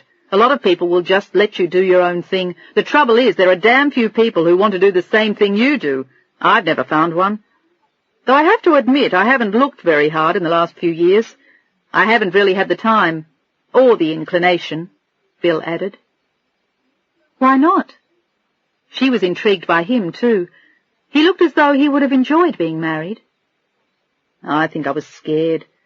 It hurt so much when Leslie and I broke up, and when she took the boys, I think I never really wanted to do that again. I never wanted to care enough to get that hurt, or have kids someone could take away from me just because the marriage didn't work out. It never seemed fair to me. Why should I lose my kids because the woman I'm with no longer loves me? So I've been careful." And lazy. He had purposely not looked for a serious relationship for a long time, telling himself he wasn't ready. "Do you think she'll ever give the boys to you full-time, or more than for just a few visits a year?" "I doubt it. She thinks she has a right to them, that they're hers, and she does me a big favor by sending them to me at all. But the truth is I have as much right to be with them as she does. It's just bad luck that I happen to live in California. I could always go back to New York to see more of them, but I always thought it would be even more difficult there. I don't want to be 10 blocks away from them every night and wonder what they're doing. I want to wander in and out of the room when they're talking on the phone, doing their homework, hanging out with their friends. I want to stand there and get tears in my eyes when I watch them sleep at night. I want to be there when they're sick and throw up and have runny noses. I want to be there for the real stuff, not just a few weeks of Disneyland and Lake Tahoe in the summer." He shrugged then. He had let her see what really mattered to him, and it really touched her. But I guess this is all I get, so I make the best of it. And most of the time I just accept what is, and I don't worry about it. I used to want to have more kids one day so I could do it right this time, but I think by now I've decided it's better this way. I don't want to go through all that heartbreak again, in case someone decides they don't really like me. Maybe next time you could keep the kids. She smiled sadly and he shook his head. He knew better than that. Maybe next time it would be smarter not to get married and have children. Which was what he'd done for years, but deep down he knew that wasn't the answer either. What about you? You think you and Stephen will have kids? It was a rude question, but he was so comfortable with her that he dared to ask it. She hesitated for a long time before answering, not sure what to tell him. For a moment she almost wanted to tell him the truth, but she didn't. Maybe. Not for a while. Stephen is a little nervous about children. Why? That intrigued him. Bill thought they were one of the best things about marriage, but he had the benefit of experience, so he knew that. He had a difficult childhood, dirt poor parents, and Stephen decided early on that kids were the root of all evil. Oh dear, one of those. How does that sit with you? She sighed, and her eyes met Bill's. It's not always easy. I'm hoping he'll come around eventually. Like by January, maybe? Don't wait too long, Adrian. You'll be sorry if you do. Kids are the greatest joy in the world. Don't deprive yourself of that if you can help it. To him, not having children seemed like a real deprivation. I'll tell Stephen you said so. She smiled, and Bill smiled back, wishing Stephen in perdition. It would have been so nice if she were free. He reached out and touched her hand, not in a rude way, but a warm one. I've had a wonderful day, Adrian. I hope you know that. So have I. She smiled happily and polished off the last of her steak as Bill finished the salad. You know, for a skinny girl, you eat a lot. He was honest, but teasing, and they both laughed. I'm sorry, it must be all the fresh air. She knew exactly what it was, but she wasn't going to tell him. You're lucky you can afford it. She had a beautiful figure, and he liked the fact that she obviously enjoyed his cooking. They talked until about 10 o'clock, and she helped him clean up the kitchen, and then finally he walked her back to her place, carrying her beach bag. It was another beautiful night with hardly any smog in evidence, and the stars bright above their heads. She hated to go back to work the next day. It was the Monday holiday of the 3-day weekend, but she had said she would work because she had nothing else to do except wait for Stephen to call. And they had their regular show to do, despite the long weekend. And so did Bill. Do you want to come by tomorrow? Bill asked. I should be in the office by 11. It sounds like fun. We go on the air at 1 o'clock. Come on by if you've got a free minute. You can watch the show. Tomorrow's a good one. She smiled at the prospect, and this time she was more relaxed as she unlocked the front door. He had already seen her empty apartment. There was nothing to hide from him any more, except the fact that Stephen had left her 2 months before, and she was pregnant. Do you want to come in for a cup of coffee? He was about to say no, and then decided he would, just to prolong the evening. She pulled up the stool and offered it to him as she made the coffee, and then they went to sit in the living room with their cups. They sat on the floor because there was nowhere else to sit. It was a far cry from his comfortable apartment. He noticed as they sat that she didn't even have a TV or a radio, and then he noticed where there had obviously been stereo speakers, and it dawned on him suddenly that she wouldn't have sold them. There was absolutely nothing left in her place except the light fixtures and the doorknobs, a carpet in the living room, and an answering machine on the floor next to the telephone. Even the table the phone had been on was gone. It looked like a place someone had just emptied to move out of. And as he thought the words, he suddenly realized what must have happened. He looked at her as though he had spoken the words out loud, with a startled look as the idea came to him. But he didn't dare ask her. So, tell me about your new things, he said, pretending to be casual as he stood up and looked around. What kind of stuff did you order?" "Oh, just the usual stuff," she said vaguely, continuing to tell him about the politics of the newsroom, hoping to distract him. "You know, your layout is so different than mine. The two places don't even look remotely related." "I know. It's funny, isn't it? I noticed that too when I was at your place." She was smiling at him. She had had a beautiful day, and she was totally relaxed, even though she was a little bit tired. "How much space do you have upstairs?" "Just one bedroom and a bath," she answered easily. "We have another bedroom downstairs, but we never use it." "Can I look?" He had let her wander all over his place, and it would have seemed unfriendly not to let him do the same. So she hesitated, but nodded as he walked easily upstairs and asked her for another cup of coffee.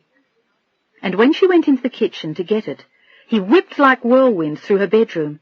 It was as empty as he had expected it would be, and within seconds he pulled open both closets and looked through the bathroom cabinets, poured through the boxes where she kept her clothes, and discovered what he had just figured out, but she had never told him.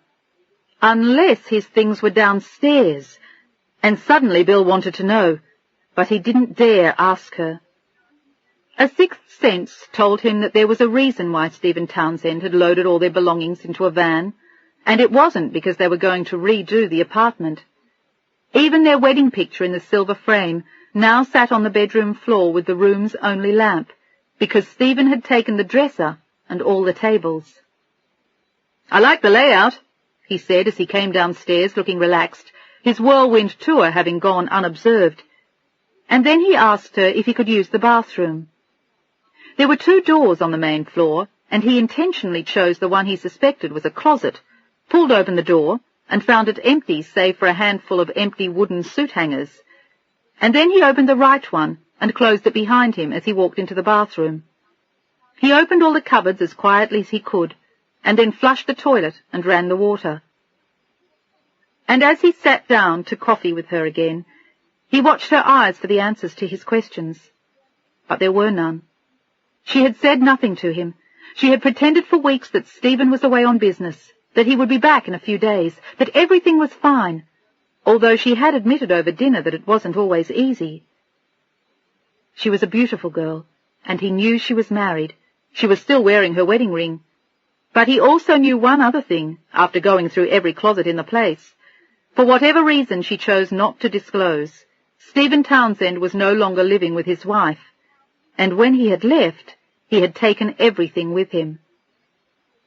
Bill thanked her after a little while, and told her he'd drop by the newsroom the next day, and he thought about her all the way to his place on the other side of the complex, and he just couldn't figure it out. He was intrigued by her all over again. What was she doing? And why? Why was she pretending that everything was okay? Why hadn't she admitted that she was living alone? What was she hiding? And why? But as he thought of the empty closets again, Bill Thigpen was delighted. 14. The complicated plot turns he was able to devise were seemingly endless, and at the moment Helen's husband John had recently been arrested for the murders of Helen's sister Vaughan, played by the late great Sylvia before she moved to New Jersey, and a young drug pusher named Tim McCarthy. Vaughan's drug habit had been unveiled, her misdeeds as a call girl had come out and caused untold embarrassment, and a politician with whom she was involved, and for whom she had had an abortion years before, was about to become publicly disgraced when the entire scandal hit the papers. But even more important, the fact that Helen was pregnant was about to be unveiled on the show that week, and the real scandal was that the baby wasn't her husband's, a blessing in this case, but it would be the cause of untold guessing games in kitchens across the country for the next several months. Who was the baby's father? Eventually, John and Helen's marriage would end in divorce when he wound up in prison serving a life sentence for the 2 murders, and the identity of Helen's baby's father would become known. But not for a long time. And Bill was going to have a lot of fun with it in the meantime. And he was thinking about Adrian as he drove to work the next day, and why she hadn't told him that Stephen had left her. It was not unlike one of his plots, although undoubtedly the reasons were a lot simpler. And there was always the possibility that he was wrong, he realized, but he didn't see how he could be. There wasn't a stitch of men's clothing in the house. No men's toiletries, no aftershave, not even a razor. He was absolutely sure of it after his brief investigation. But what was she hiding? And why hadn't she told him? He wondered if she was embarrassed, or if perhaps she just wasn't ready to go out yet. He didn't have time to think about it once he got to work. One of the actors was sick, and the show's two principal writers were having a major battle, and it was almost noon before he had time to catch his breath. And he wanted to go to Adrian's show and pick her up to bring her on the set to watch their 1 o'clock airing. And in her office, Adrian was coping with the discovery that a local senator's son had been wantonly kidnapped and murdered late the night before. It was a shocking case, and the family was devastated. The boy had been only 19, and the entire newsroom was depressed, and it made Adrian sick to see the tapes as they came in.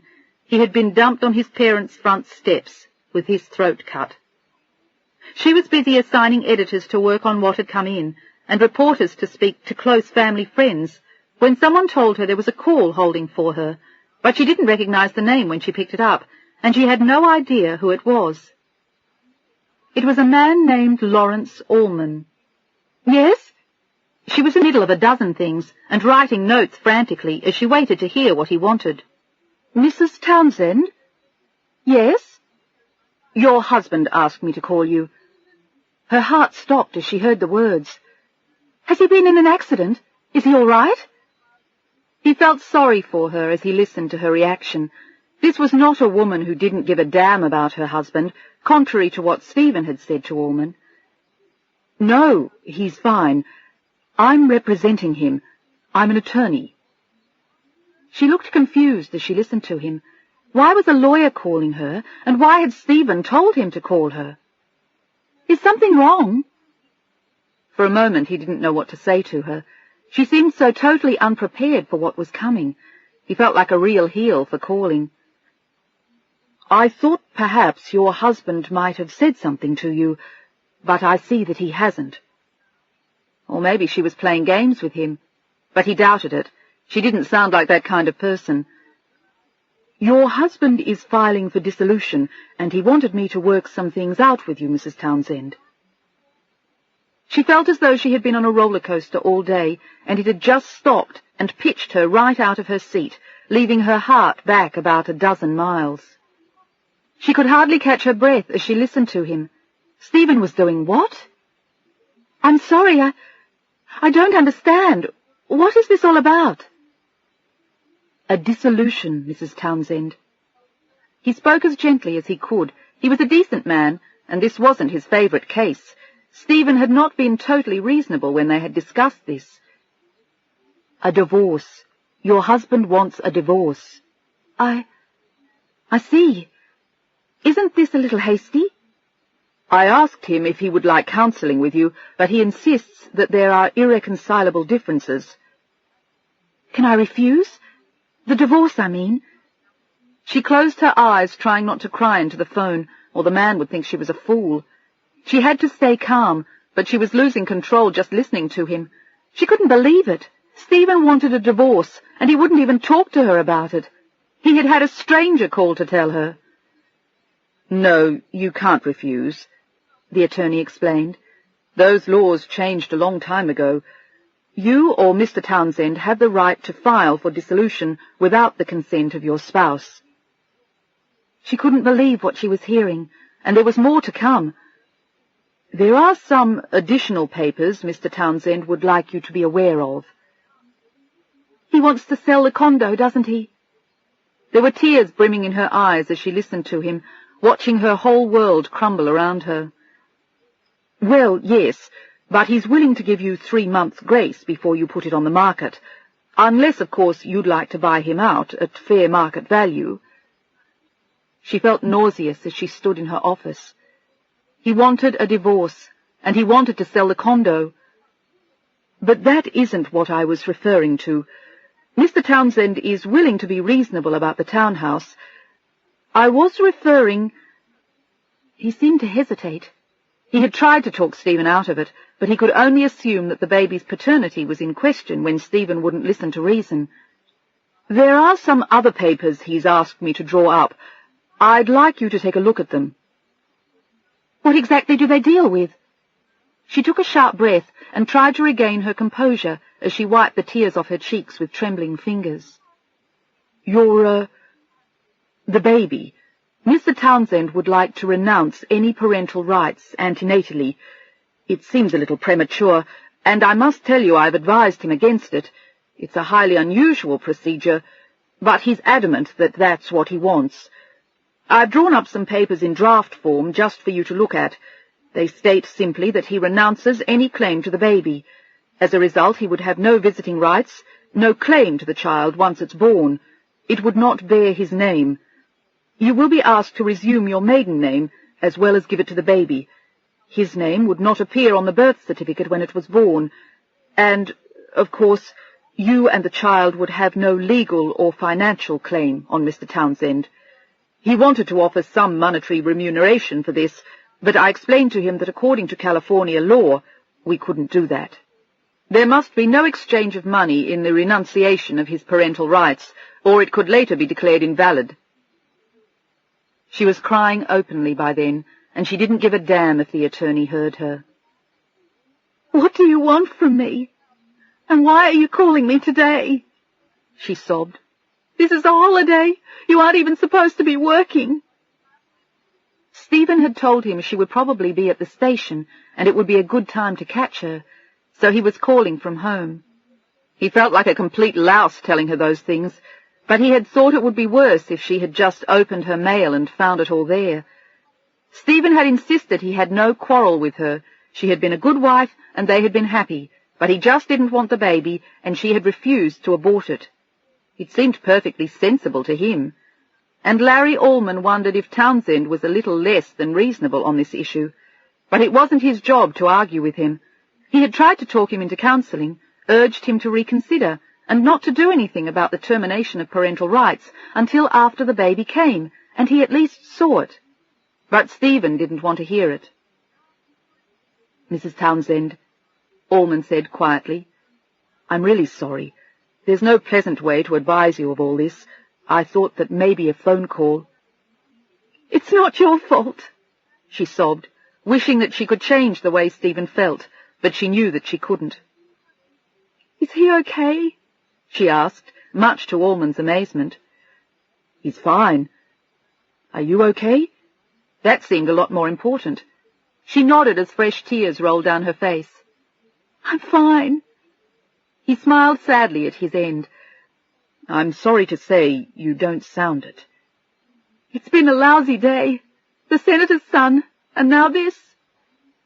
It was all so awful, and she had had such a nice weekend before this. "Do you suppose—" She felt stupid asking him, but she wanted to know if he thought Stephen would change his mind once the baby was born, and maybe if he saw it. She still believed somehow that seeing it would change everything. After all, he was the baby's father. "You don't think he'll change his mind, do you? I mean, later." "He could. He's taking some awfully radical steps, unduly so in some areas, but he seems determined to do this now for his own peace of mind. He wants everything spelled out and legally resolved." "When will the divorce go through?" Not that it mattered anyway. What difference did it make, except that it would be nice to be married when she had the baby? Actually, he filed the petition 2 weeks ago, which means that your divorce will be final, I'd say in mid-December. Wonderful. 2 weeks before the baby, with no father's name on the birth certificate. It was great news. She certainly was glad he had called her. "Is that all?" "Yes, I'll be sending the papers out to you tomorrow." "Thank you." She wiped her eyes again, and her hands were still shaking. "We'll be in touch in a couple of months about the condo, and of course any request for spousal support would be appropriate coming from your attorney." "I don't have an attorney, and I don't want spousal support." "I think you should seek the advice of counsel, Mrs. Townsend. You have a right to spousal support according to the laws of California." And he thought she'd be foolish if she didn't take it. He hated the case, and he would have liked to see her at least get some money out of Stephen. He owed her something, for Christ's sake, and he had advised him of that himself. "We'll be in touch." "Thank you." She listened as the phone clicked in her ear after he said goodbye, and she stood holding the receiver for a long time, as though a voice was going to tell her it was all a mistake and they were just kidding. But they weren't kidding. Stephen had filed for divorce, and he wanted papers saying that he was giving up his rights to the baby. It was the worst thing she had ever heard, and she stood shaking as she thought about it, wondering what she was going to do now. In truth, nothing had really changed. She still had the townhouse for a while, he still had all their furniture, and she still had the baby. But everything really had changed. She had no hope anymore, except a wild fantasy that eventually he would come back and fall head over heels in love with his baby.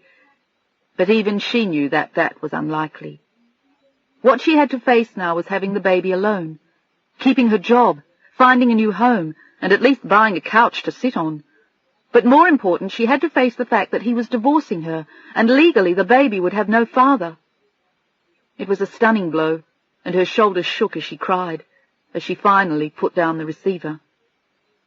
She had her back to the door, and she hadn't heard anyone walk into her office. And seeing only her back turned toward him, he hadn't realized that she was crying. She turned slowly, her face awash with tears, and through the mist she saw him. It was Bill Thigpen. "Oh, my God. I'm sorry, I didn't mean to. I guess this is a bad time." It was a mild understatement, and she tried to smile through her tears as she groped under her desk for a tissue. "No, actually, it's fine." And then she collapsed into a chair, crying again, as she buried her face in her hands. "No, it's awful." There was no way to explain it to him, and she didn't really want to. "It's just, I can't." She wasn't even making sense as he walked over to her and gently rubbed her shoulders. "Take it easy, Adrian. It's going to be all right. Whatever it is, it'll get straightened out sooner or later." He wondered if she had gotten fired or someone had died. She was shaking all over, and she looked green, she was so pale. For a moment he wondered if she was going to faint, but he made her take a deep breath and handed her a glass of water, and a minute later she looked better. "Looks like you've had a terrific morning." He looked down at her sympathetically, and she tried to smile, but it was a meagre effort. "It's been quite a day." She blew her nose again and looked at him with a mixture of embarrassment and appreciation. "First the senator's son is kidnapped and killed, and we get 5,000 miles of tape on it, with close-ups of his throat slit." She sobbed again, thinking of it. "And then—" She hesitated, looking up at Bill, debating whether or not to tell him, but there was no point to keeping it a secret any more, and even if it was her fault, it hadn't been her decision.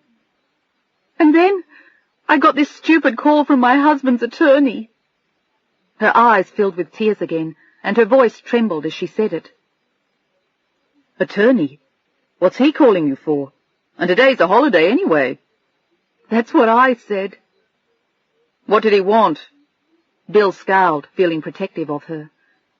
She took a deep breath, clutching the tissue in her hand as she looked away. She couldn't face Bill as she said it. "He called to tell me that my husband—" Her voice dropped so low he could barely hear her. "Just filed for dissolution. 2 weeks ago, actually." For a moment Bill was startled, but it was more the way she said it than the fact of it. It was her obvious anguish over it that touched him. He had actually figured out the night before that they were separated, and he was relieved now that it was out in the open. But he was sorry for her. She seemed to be taking it very hard, as though it was something she hadn't expected. "Does that come as a shock to you, Adrian?" His voice was very gentle. "Yes." She sighed and looked up at him as he stood leaning against her desk, looking sympathetic. "I never really thought he'd do it. He said he would, but I didn't believe him." "How long has this been going on?" "About 6 weeks, maybe 7. He moved his things out about 3 weeks ago. My things, too." She smiled as they both thought of the empty apartment. "That doesn't matter to me. I just didn't think. I didn't want." "I understand. I felt that way when Leslie divorced me. I never wanted to get divorced, but all of a sudden she decided it was over. It doesn't seem fair when someone else makes the decision." "That's kind of what he did." She started to cry again, and she felt embarrassed in front of Bill, but he seemed to take it very calmly. "I'm sorry. I'm a mess." "You have a right to be. Can you go home and take the afternoon off? I'll drive you." "I don't think I can. We have a special broadcast scheduled tonight before the news." "Why didn't he call you himself?" "I don't know." She looked depressed as she sat down at her desk, while he sat on the corner. "I guess he doesn't want to talk to me anymore." "That's the hard part about getting a divorce when you don't have kids. At least when you have children, you have to talk to each other, until they grow up anyway. Sometimes it drives you nuts, but at least it's some kind of continued contact." She nodded, thinking that they did have a kid, or at least she did. Stephen had renounced it. "What do you think brought this on? Do you know? Or is it none of my business?" She smiled sadly. "I know, and it doesn't really matter. He took a position, and so did I. I just couldn't do what he wanted. And I guess we each felt we were personally at stake, so we dug in our heels. And he won, I guess. Or we both lost. Something like that. He never gave me a chance once he made up his mind." "He sounds like Leslie. But there was someone else involved at the time, and I didn't know it. Do you suppose he's involved with someone too?" "Maybe, but I don't think so. I think this has to do with what he wants in life and what he doesn't, and all of a sudden our paths became too divergent." "That's a pretty brutal step to take over divergent paths." But people were strange, and they did strange things, and they both knew it. "I was going to invite you over to the studio for a cup of coffee, but maybe now isn't the time." He was sorry for her, and he leaned over and touched her cheeks with a gentle hand as he said it. "Maybe another time." She nodded, feeling as though she had been beaten by Allman's words. "I've got to go back to work. We're putting together a special about the senator's family. The boy was in the football team at UCLA, a varsity star in high school, and he was very involved in public service. His girlfriend was the governor's niece. This thing is going to tear everyone's heart out." It had hers, and Stephen had trampled what was left of it. She felt as though she had died just before lunchtime. "I'm going to be here until 1 o'clock in the morning, maybe 2. And she already looked exhausted. "Can you take a break? At least go out and get something to eat." "I doubt it. I'll come in late tomorrow." All she needed now was to lose the baby. But she couldn't even think of that now. She just had to get through the day, and then another day, and keep on going. "I'm working late tonight, too. We have a lot of new developments happening on the show. Murders, trials, divorces, illegitimate babies, the usual happy stuff. It ought to keep me pretty busy. And I want to make sure our writers get a bunch of scripts done before the boys come." "Sounds like the story of my life." She smiled weakly, and he kissed her gently on the top of her head as he stood up and prepared to leave. "Hang in there. I'll come by later. If you want anything, just let me know. Our studio kitchen is filled with food today because all the restaurants around here are closed." "Thanks, Bill." She looked at him gratefully, and he slipped out with a wave as she sat staring out the window for a minute. It was a crazy world. Stephen had walked out on her and abandoned her and their baby, and someone had killed an innocent 19-year-old boy with a heart of gold and his life ahead of him, shattered in a single instant. She went back to work then and tried to forget her own problems, but she kept thinking of Bill and the amazing support he gave her. The special she produced went on at 5 o'clock and was deeply moving, and even people in the newsroom cried as they watched it. They did the full 6 o'clock broadcast then, and after that she watched some film to see what they were going to add to the special they were going to run at midnight. It was an endless day, and it was 9 o'clock before she found the dinner that Bill had sent over for her. And at midnight, as she sat in the studio watching the show, she saw him walk in and pointed to a chair next to her own. He sat down quietly and watched her, obviously deeply moved by the program. "What a stinking thing," he said as they went off the air. The senator had cried openly in front of the camera, and they had talked about God and his love for all of them, and their faith in him, but it did little to change the heartbreak of what had happened. And then Bill looked at her. She looked even worse than she had earlier. The day had been endless. "How are you feeling?" "Tired?" The word didn't even begin to encompass what she felt, and he didn't want to intrude on her, but he wanted to help her. She looked too wiped out to even drive herself home, and he offered her a lift back to the complex. "Why don't you let me take you home? You can always take a cab back here tomorrow. Just leave your car here, or I can drive it for you if you want." But he didn't trust her on the road. She was so exhausted, she looked as though she might fall asleep at the wheel, and she didn't have the energy to argue with him. "I'll leave my car here. And thank you for dinner, by the way." He seemed to think of everything, no matter how late he worked himself. They both signed out, and she groaned as she slid across the seat in the comfortable old Woody. "Oh, God, I feel like I'm going to die." "You might if you don't get some sleep." He slid behind the wheel, and she was too tired to even talk to him as they drove home on the Santa Monica Freeway. And when they got to the complex, he parked his car and walked her to her door without saying a word. And as soon as she opened the door, he looked at her earnestly as she turned toward him in the doorway. "Are you going to be okay?" She nodded, but she didn't look convincing. "I think so." But she had never felt sadder or lonelier in her life. She felt as though Stephen had walked out on her all over again.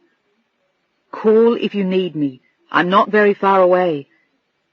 He touched her arm then, and she smiled, and then closed the door, feeling drained. She walked slowly upstairs without even turning on the light. She didn't want to see the bare walls and the empty rooms, and she walked across her bedroom and threw herself across the bed, and then she lay there sobbing until she fell asleep, with all her clothes on, and Stephen's baby inside her. 15. For the next 2 weeks, Adrian felt as though she were in a dream.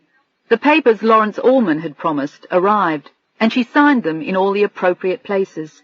She checked the box that said she wanted no spousal support, and she agreed to put the townhouse on the market by the 1st of October. She said very little about it to Bill, and he dropped by to see her at her office almost every day, but he didn't press her about going out. He sensed correctly that she was still too upset by the shock of the dissolution.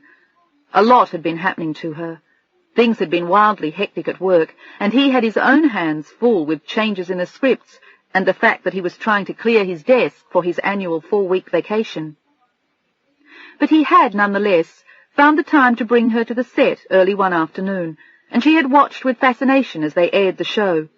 It brought back memories of when she had worked on other shows, and afterward he introduced her to everyone, and when they went back to his office, she admired his Emmys, and he showed her the program's current Bible. In it, he had outlined the show's plot for the next several months, with alternate solutions to problems that might come up, and in a stack on his desk were tentative scripts that he still had to approve. He explained it all to her, and she found herself wishing she could work on a show like this instead of the news, and as she read some of his notes, she made some very interesting comments. "Why don't you help me with the Bible sometime? Or some ideas for scripts? The writers would love a little help. They can always use fresh ideas. It's not easy coming up with 5 shows a week." "I can imagine." And then she looked at him with excitement in her eyes. "Do you mean that, Bill? I mean about doing up some notes for ideas for the show?" "Sure I do. Why not? You and I can kick some stuff around over dinner one night if you want. I'll give you some of the background material on the characters. You could have a ball." He looked as though he thought it was a great idea, and so did she, and they talked about it all the way back to the newsroom, and they talked about it again the next night, when finally, 2 weeks after the 4th of July barbecue, she agreed to go out to dinner. It was a Saturday night, and they had run into each other at the pool early that morning. She looked better than she had in days, and she finally seemed to have absorbed the shock of everything that had happened, and she was still excited about seeing his show the day before, and as she talked about it, she looked prettier than ever. Can I interest you in a famous Thigpen steak tonight? Or how about something a little more glamorous, like dinner at Spago? It was the favourite local hangout of anyone who was anyone in television and the movies. Wolfgang Puck had made it everyone's favourite place to eat, with delicious pasta and pizza and the miracles of nouvelle cuisine that he created. Adrian had started to come to terms with the realities of her life in the last 2 weeks, and the prospect of an evening out sounded very appealing, and he had been incredibly patient with her. He had quietly kept an eye on her without ever intruding. He had dropped by at work, sent food over late at night, offered her a ride once or twice, but never pressed the issue of a date or an evening that she obviously couldn't have coped with. And he had even recommended a lawyer who had taken her affairs in hand and already spoken several times with Lawrence Allman. But after 2 weeks of mourning and agonizing, she finally felt slightly more alive, and both of Bill's suggestions sounded delightful. "Whichever you like." She smiled gratefully at him. He had become a good friend in such a short time. "How about Spago?" "That sounds great." She smiled, and they both went back to their own places to do things they had to do, like laundry and paying bills again, a never-ending task, particularly now that Stephen was no longer there to do it. Her salary covered everything, but lately she was trying to save as much money as she could for when she'd need it for the baby. Now that Stephen wouldn't be contributing anything, she wanted to be a little more careful. Bill picked her up at 8, and he was wearing khaki slacks, a white shirt and a blue blazer, and she was wearing a dress that she'd had for years. It was a soft peachy pink silk that flowed easily from the shoulders. They drove to Sunset, chatting about work and how hectic it had been for both of them in the past few weeks, and it was obvious how excited he was about the boys coming out on the following Wednesday. They were going to spend 2 days with him in town, and then they were embarking on their big adventure. Bill ordered pizza made with warm duck, and she had cappelletti with fresh tomato and basil. And for dessert, they shared an enormous piece of chocolate cake, which came to the table drowning in delicious homemade whipped cream. As usual, she ate everything, and Bill teased her again about how well she ate, without apparently gaining weight.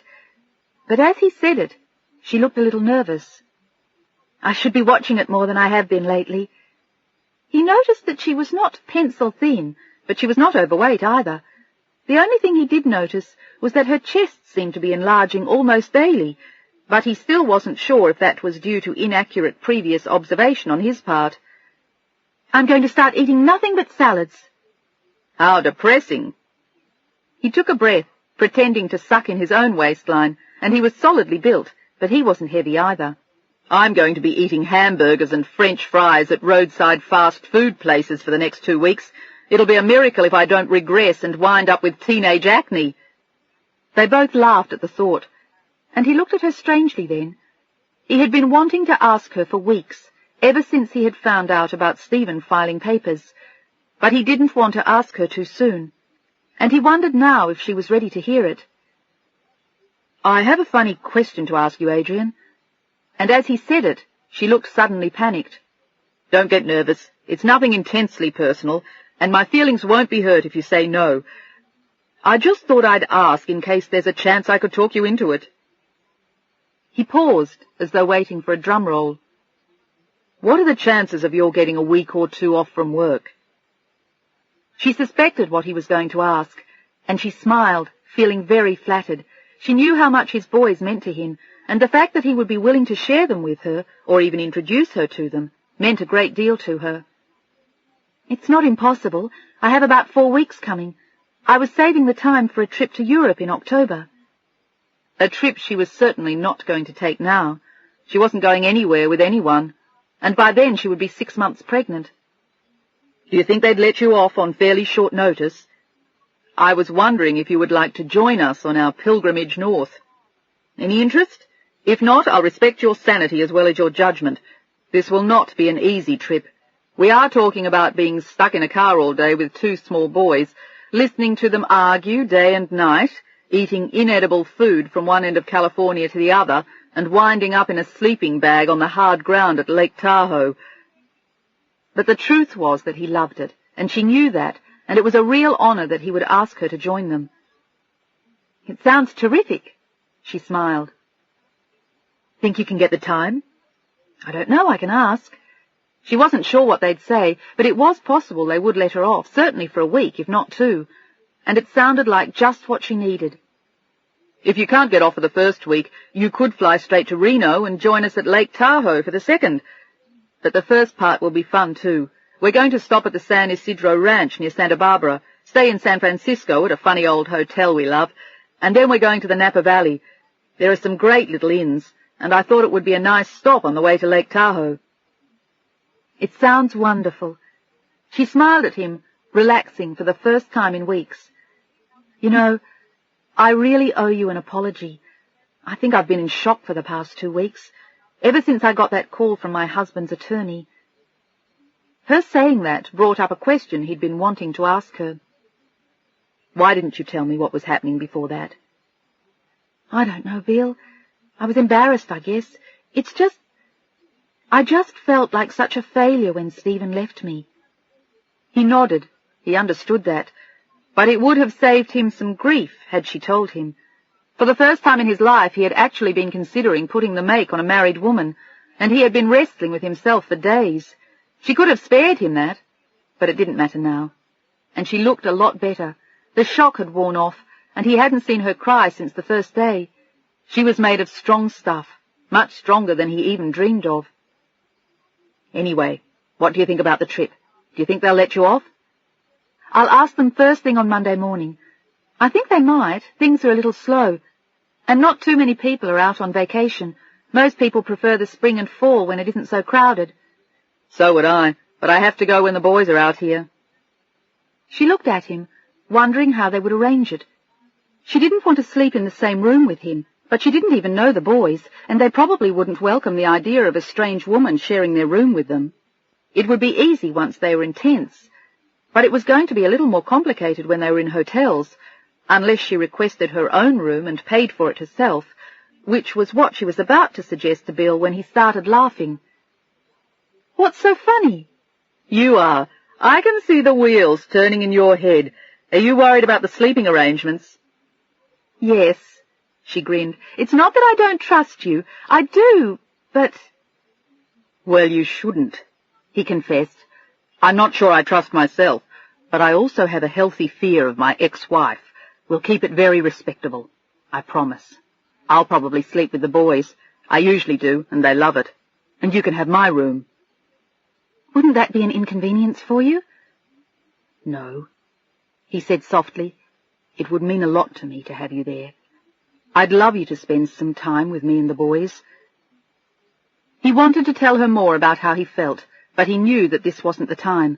She was still recovering from the blow dealt to her by Stephen. And the head waiter was anxiously waiting for their table. It was a busy Saturday night, and people were lined up all the way down the stairs and out the door. And as they left, she saw Zelda standing there with the very young star of a TV show. He was a real catch, and Zelda had never looked happier or better. She caught a glimpse of Adrian with Bill and made a circle of her thumb and forefinger, indicating her approval, as Adrian laughed and followed him to the waiting Woody. She thanked him for dinner then and turned to him with a serious look. I want to thank you for asking me to join you and the children. That really means a lot to me. I know how important they are to you, Bill. They are, he said, nodding, and then he turned to look at her more intensely. And so are you. You're a very special person.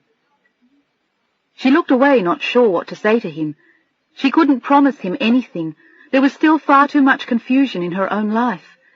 If Stephen didn't want her with their baby, surely no one else would, and she knew that. I appreciate everything you've done for me.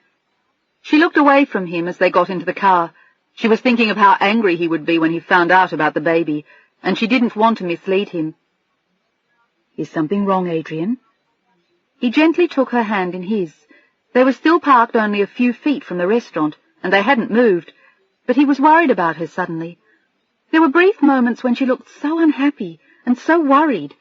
He knew it was probably the divorce doing it, but it made him sad for her, and he wanted to help her through it.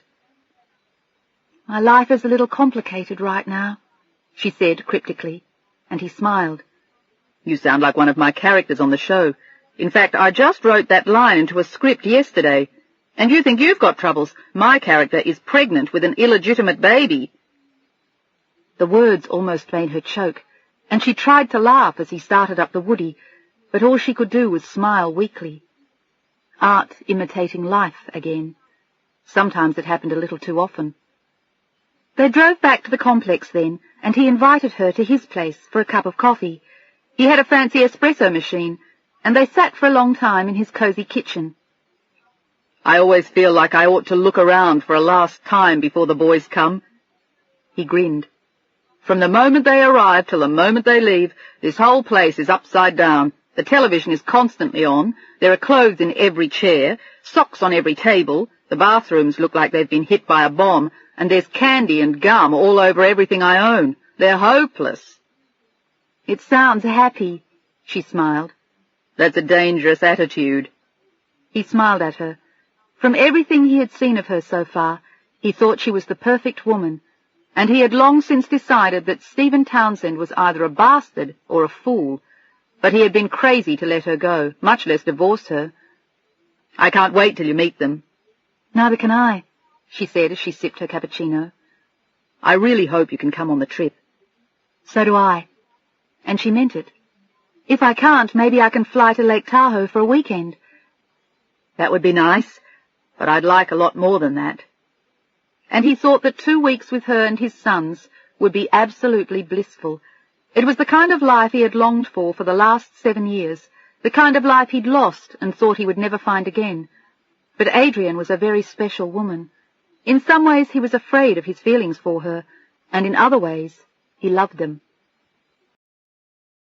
He took her back to her place around 12 o'clock, and he felt like a teenager standing in her doorway. He was dying to get his hands on her, but he sensed instinctively that she wasn't ready. And Tahoe wasn't going to be the answer to his prayers either. He wouldn't dare make a pass at her while travelling with his children. They were just going to have to wait. Or he was. He didn't even know if she was attracted to him, and he was afraid to find out too soon. There was always the possibility that he would scare her off. And she was grateful that he hadn't pressed her. She kissed him chastely on the cheek, and as he walked back to his place, his desire for her almost drove him crazy. He took her for a drive the next day, and they went to the Ritz-Carlton in Laguna Niguel for Sunday lunch, and then they came back because he had to go to work. His work, as usual, helped him cope with his constant frustration. Sylvia had been gone for quite a while, and ever since Adrian had walked into his life, he hadn't wanted anyone else, but dreams of her were beginning to haunt him. She appeared in his studio on Monday, just before noon, with a broad grin on her face and a look of victory as he was coping with last-minute changes. "I can come! They gave me 2 weeks off!" she announced with glee in a stage whisper that everyone heard, and then she laughed, and 2 of the actresses giggled. Bill looked at her with awe and delight, and then asked her to stay while he finished what he had to do before they went on the air, and then he invited her to watch the show with him from the control booth. It was an action-packed episode, filled with conflict and emotion. Helen had admitted that she was pregnant by then, but she wasn't telling anyone whose baby it was. John was in jail, and the trial was coming up soon. And on the show, Helen made a call to an unknown man, threatening to kill herself if he told anyone that she was carrying his baby. The script was emotionally charged, and the woman who played Helen was an excellent actress. She'd been on the show for years, and she was one of A Life's mainstays. But as Bill watched them perform, he turned to Adrian, pleased with the day's show, and he was pleased to see the excitement in her eyes. She loved being around his show, and everything about it. "It's just a great show, Bill." It meant a lot to him that she liked it. And they were still talking about the show when they left the control booth. He introduced her to the actors she hadn't met yet, and she complimented Helen for a job well done, and then she went back to her office. She had the trip to look forward to, and she could hardly wait to meet his kids. She just hoped, she thought with trepidation as she went back to work, that she would fit into her jeans until early August. 16. The boys arrived 2 days later on a Wednesday afternoon, and Bill went to pick them up at the airport. He had asked Adrian to come along, but she didn't want to crowd them. They didn't have any idea who she was, and they hadn't seen their father since Easter vacation. She had a doctor's appointment that day anyway. and it was the first time that she heard the baby's heartbeat. The doctor put the stethoscope to her ears, and there was a small device like a microphone attached to the other end, which he slid across her stomach. The first loud thumping she heard was her own. It was actually the placenta pumping blood to the baby. But beyond that, much more softly and beating much faster than her own heart, was a smaller one, the tiny pat-pat-pat of the baby. She listened to it with a look of astonishment, and tears came to her eyes when she first heard it. "Everything sounds fine to me," the doctor told her as she sat up. Her blood pressure was fine, her weight was okay too, though she had already gained quite a bit, and there was no denying now that her body was changing. There was an S-curve to her suddenly, when she turned sideways in the mirror, and she was starting to wear her dresses a little looser. But so far, unless they knew, no one would have noticed that she was 3.5 months pregnant. "Any problems, Adrian?" he asked. She hadn't seen him in a month, not since just before Stephen had taken everything he owned out of the apartment and served her with papers. "Nothing I've noticed," she said quietly. "I feel fine." She did most of the time, too, except now and then when she had a really long day at work or a late night. Then she felt absolutely exhausted. "How's your husband adjusting to it now?" he inquired as he washed his hands. He fully expected Stephen to come around, and was sure he had by then. He had no idea what had happened in the last month, and Adrian didn't want to tell him. It was too embarrassing, and admitting that he was gone still gave her an overwhelming feeling of failure. She still hadn't told anyone at work, and the only one she had told, and sworn to secrecy, was Zelda. She insisted that Adrian was foolish not to tell people openly, that she had done nothing wrong. It was Stephen who should be embarrassed, not Adrian. But Adrian still pretended to everyone that everything was fine, and claimed that he was doing a lot of travelling. She told her mother that, too, on the rare occasions when they spoke, and other than Zelda, she had not told a living soul about the baby. "He's fine," Adrian said innocently. "He's away right now," as though the doctor would know he was gone. She stood up and pulled her dress down after the examination. All he did now was weigh her once a month, take her blood pressure, and listen to the baby's heartbeat. He had listened for it the previous month, but it had still been too early for him to hear it. "Are you going away this summer at all?" he chatted pleasantly, and she was embarrassed about lying to him about Stephen. "We're going away in a few days, camping at Lake Tahoe." "Sounds like fun. Don't overdo in the altitude. Take it easy a little bit. And if you drive there, stop every couple of hours and walk around. Stretch your legs. You'll feel better." But so far she had had an uneventful pregnancy. Uneventful except for the fact that her husband was going to divorce her. She went back to the office afterward, and as usual there was a mountain of work for her to do, and she didn't hear from Bill, but she assumed that the boys had arrived safely. He called her in the newsroom late that night, just before the 11 o'clock news. The boys were in bed, and he sounded happy and exhausted. "It's like having a whirlwind hit this place," he sighed happily, but they both knew he loved it. "I'll bet they're happy to be here." "I hope so. I sure am happy to have them. I'm bringing them to work tomorrow for a while, till they destroy the place. Adam is always fascinated by it. He thinks he wants to be a director when he grows up, but Tommy gets a little antsy. I thought maybe we could stop by and say hi, or take you to lunch if you have time, depending on how your day runs. The boys would like to meet you." "I can hardly wait to meet them." She smiled, but she was nervous about it too. The boys were so important to him that she was worried about what would happen if they didn't like her. Admittedly, she and Bill weren't deeply involved with each other, but she liked him a great deal, and she sensed that he liked her too. If nothing else, she hoped it was the start of a serious friendship. And there were overtones of something more, but something that, for the moment, due to her circumstances, neither of them had figured out how to handle. Too much had happened to her recently. Too much had gone on. Between the baby and Stephen filing for divorce, she wasn't ready for a relationship. And yet, she was growing used to him, and she found that she needed him at unexpected times. And in some ways, she was afraid to need him as much as she might, if she let herself go completely. "Do you want to come to the set after we air tomorrow, or should we just stop by at the newsroom?" he asked. He had told them about her, and they hadn't seemed surprised. They had met lady friends of his before, and they were used to it. They usually told him what they thought of them, and a couple of them had joined them on trips. But it was hard for him to explain to them that this one was different. This was a woman he respected and liked, someone he suspected he could love. But he didn't tell them any of that. He didn't want to scare them. "I'll drop by the show. I want to see what you're doing to those poor people anyway. How's the one with the illegitimate baby?"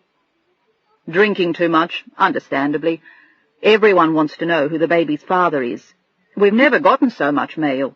It's amazing how that kind of thing fascinates the viewers. Dubious paternity seems to be an issue of interest to most of us. Or maybe it's just babies." He was hitting close to home again, and just hearing about it made her nervous. Her own baby's paternity was a cause of great concern to her, and she sighed as she realized that she had to get to the control booth. "I'll see you tomorrow. Say hello to them for me." "I will," he said, with something warm in his voice that was meant just for her, and she knew it. She was smiling to herself when she ran into Zelda on the way to the control booth. "How's it going?" Zelda asked pointedly. She worried about Adrian at times, but they were both too busy to talk to each other very often.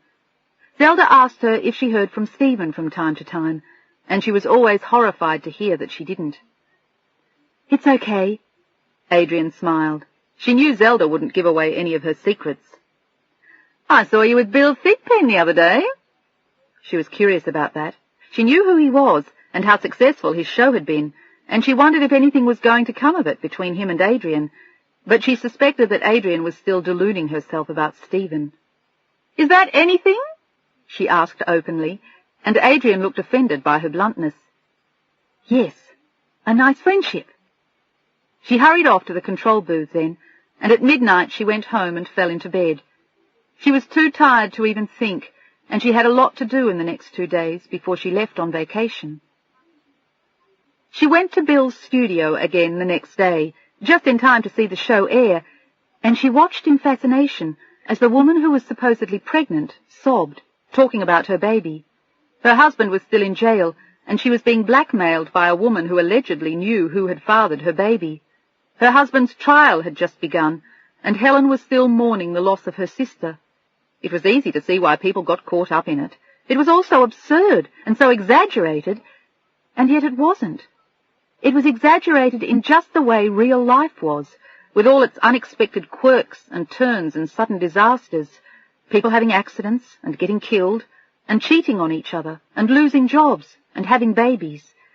There was a little more melodrama than in most lives, but not as much as one might have thought, Adrian mused, not if her own life was anything to judge by. And as soon as she walked into the studio on silent feet, she saw the 2 boys standing near Bill, watching the actors in fascination. Adam looked tall for his age, and he was standing quietly right next to his father, with sandy blonde hair and big blue eyes and long, long legs. He was wearing jeans and a T-shirt and high-top sneakers. Tommy was wrapped around a chair in a cowboy shirt and a pair of chaps, with the exact same look on his face that Bill wore when he was concentrating on something. They looked almost like twins, except that one of them was much smaller. And just looking at Tommy made you want to run up and hug him. He had soft brown curls and blue eyes that were even bigger than his brother's. He noticed her first, and stared at her with curiosity instead of watching the show. She smiled at him then, and waved, and he grinned and tugged at his father's sleeve. He whispered something to Bill, and then Bill turned and saw her. He didn't walk over until they broke for a commercial, and then he quickly introduced her before they had to be quiet again. Adam shook her hand with a serious air. Tommy grinned and asked if she was the one who was coming to Lake Tahoe. She only had time to whisper yes, and then found herself stroking his soft curls as she watched the rest of the show, but he didn't seem to mind it.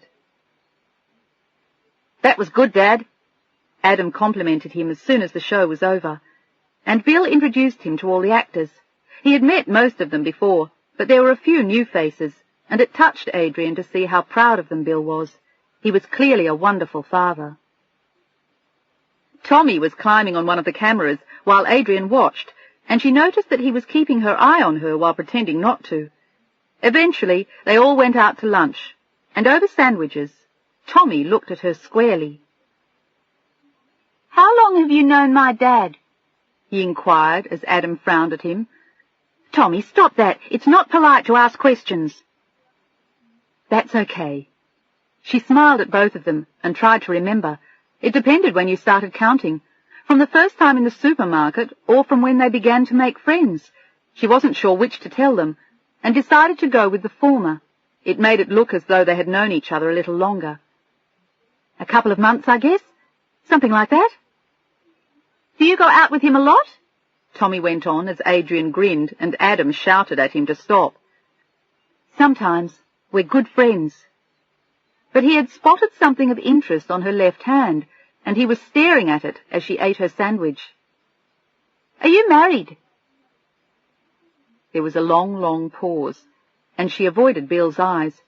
She wanted to be truthful with them, but this wasn't going to be easy. "I am." She still wore her wedding ring. She couldn't bring herself to take it off. Bill had noticed it too, but had never said anything, and wouldn't have had the courage of his younger son to ask her to explain it. And then, "I was," she corrected. "Are you divorced?" This time Adam chimed in, curious about the line of questioning his brother had started. "No, I'm not," she answered quietly, "but I will be." "When?" His innocent questions went straight to her heart, but she did her best not to show it. "Maybe around Christmas." "Oh." And then Tommy again. "Why do you still wear your wedding ring?" "My mom wears one like that," he volunteered, "only bigger, and it has a diamond." Adrian's was narrow and simple, and she had always loved it. "It sounds beautiful." "I wear mine because, well, I guess I was just used to it." She had thought about taking it off in the past month, but couldn't bring herself to do it. "Did you want to get divorced?" Adam asked then, and Bill decided to step in and get her off the hook. Enough was enough. "Hey, guys, give the lady a break. Tommy, pay attention to what you're doing or you're going to spill that soda." He rescued a can of root beer from him and looked at Adrian apologetically. He hadn't planned to subject her to the Inquisition. "I think we owe Adrian an apology. Her private life is none of our business." "I'm sorry." Adam looked at her remorsefully. At nearly 10, he knew better, but he'd gotten carried away with what his younger brother had started. "That's all right. Sometimes it's better to ask about things instead of just wondering. I would have told you if I didn't want to answer." She didn't answer his question, though, about whether or not she had wanted the divorce. It was still too painful. "What about you?" She looked at the boys seriously. "Have either of you ever been married?" Adam grinned, and Tommy guffawed. "Come on, I told you. Now you tell me. What's the story?" She looked from one to the other as they both started to laugh, and Tommy was the first to volunteer information. "No, but Adam has a girlfriend. Her name is Jenny." "It is not." He looked annoyed and gave his brother a shove as Adrian watched them. "It is too." Tommy defended his veracity. "He used to have a girlfriend named Carol, but she dumped him." Adrian laughed at him and looked at Adam kindly. "It happens to the best of us." She smiled. "And what about you?" She turned to Tommy. "Any girls we should know about? I mean, if we're going to be friends, you probably ought to tell me." They were the same principles they had applied to her, and she enjoyed teasing them a little bit as Bill watched her. She was sweet and warm and open with them, just as she was with him, and he started to fall for her all over again. She was terrific. They chatted through lunch, and Adrian hated to leave them and go back to the office. She invited them to come and visit the newsroom, but she didn't invite them to watch the show later that day. Some of the reels they had gotten in were just too grim, and she didn't want them to see that. But she showed them the studio and the editing rooms, and introduced them to everyone, including Zelda, who glanced at them and their father with interest. She questioned Adrian as soon as they'd left, and she was back in her office. "Could this be getting serious?" "Not likely," Adrian said coolly. After all, Zelda knew she was pregnant. But she also knew that Stephen had left her. under the circumstances. He could do worse. She looked pointedly at her friend. Hell, nowadays there's no such thing as a virgin. Adrian laughed out loud at what she'd said. That was certainly one way to view it. I'll remember that if I ever feel the inclination to start dating. But that wasn't how she viewed her friendship with Bill Thigpen. She liked him a great deal, and if she thought about it, she had to admit that she was attracted to him. But she never felt as though that was the issue. They were just very comfortable with each other, and they had a lot in common. And she thought his kids were terrific. She was really getting excited about their trip now, and she was thrilled to have been asked to join them. It was going to be wonderful to get away on a vacation. She thought of dropping Stephen a little note to let him know where she'd be, and then she realized how ridiculous that was. He wasn't even speaking to her, and he had filed for divorce. He was hardly likely to try to reach her. And if he changed his mind and decided to come home, he would certainly call her office to find her. So she left a memo with Zelda and the manager of the newsroom with a list of the hotels Bill had given her. But she doubted very strongly that anyone would call her.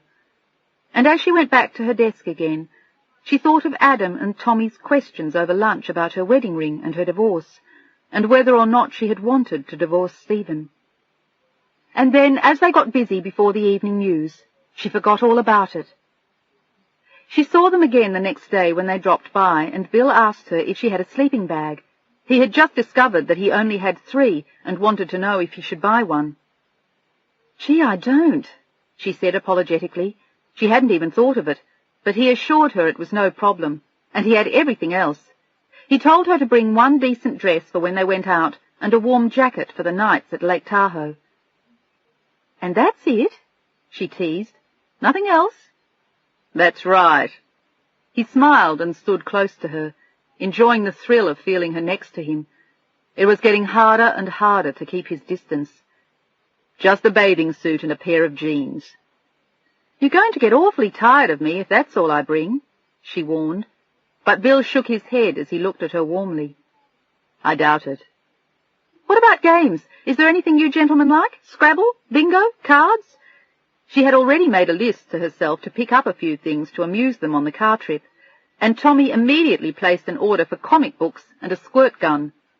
"Never mind that," Bill admonished them, and then they left again.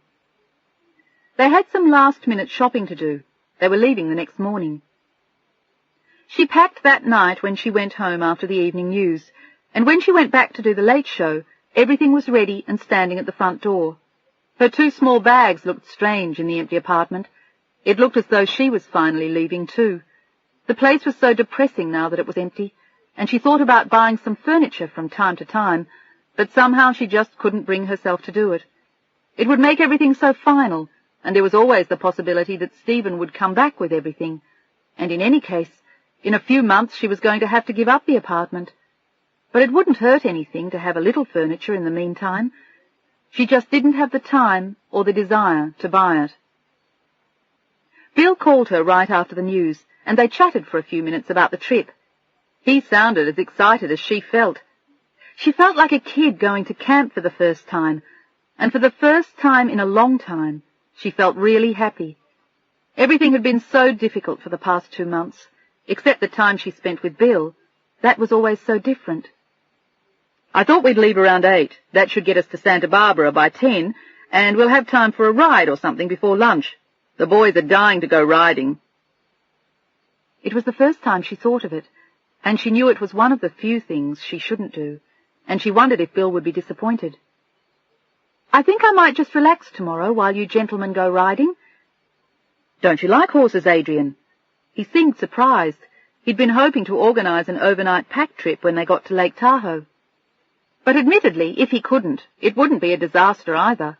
He was pretty easy-going about their vacation. "Not that much, and I'm not an absolutely marvellous rider." "Neither are we."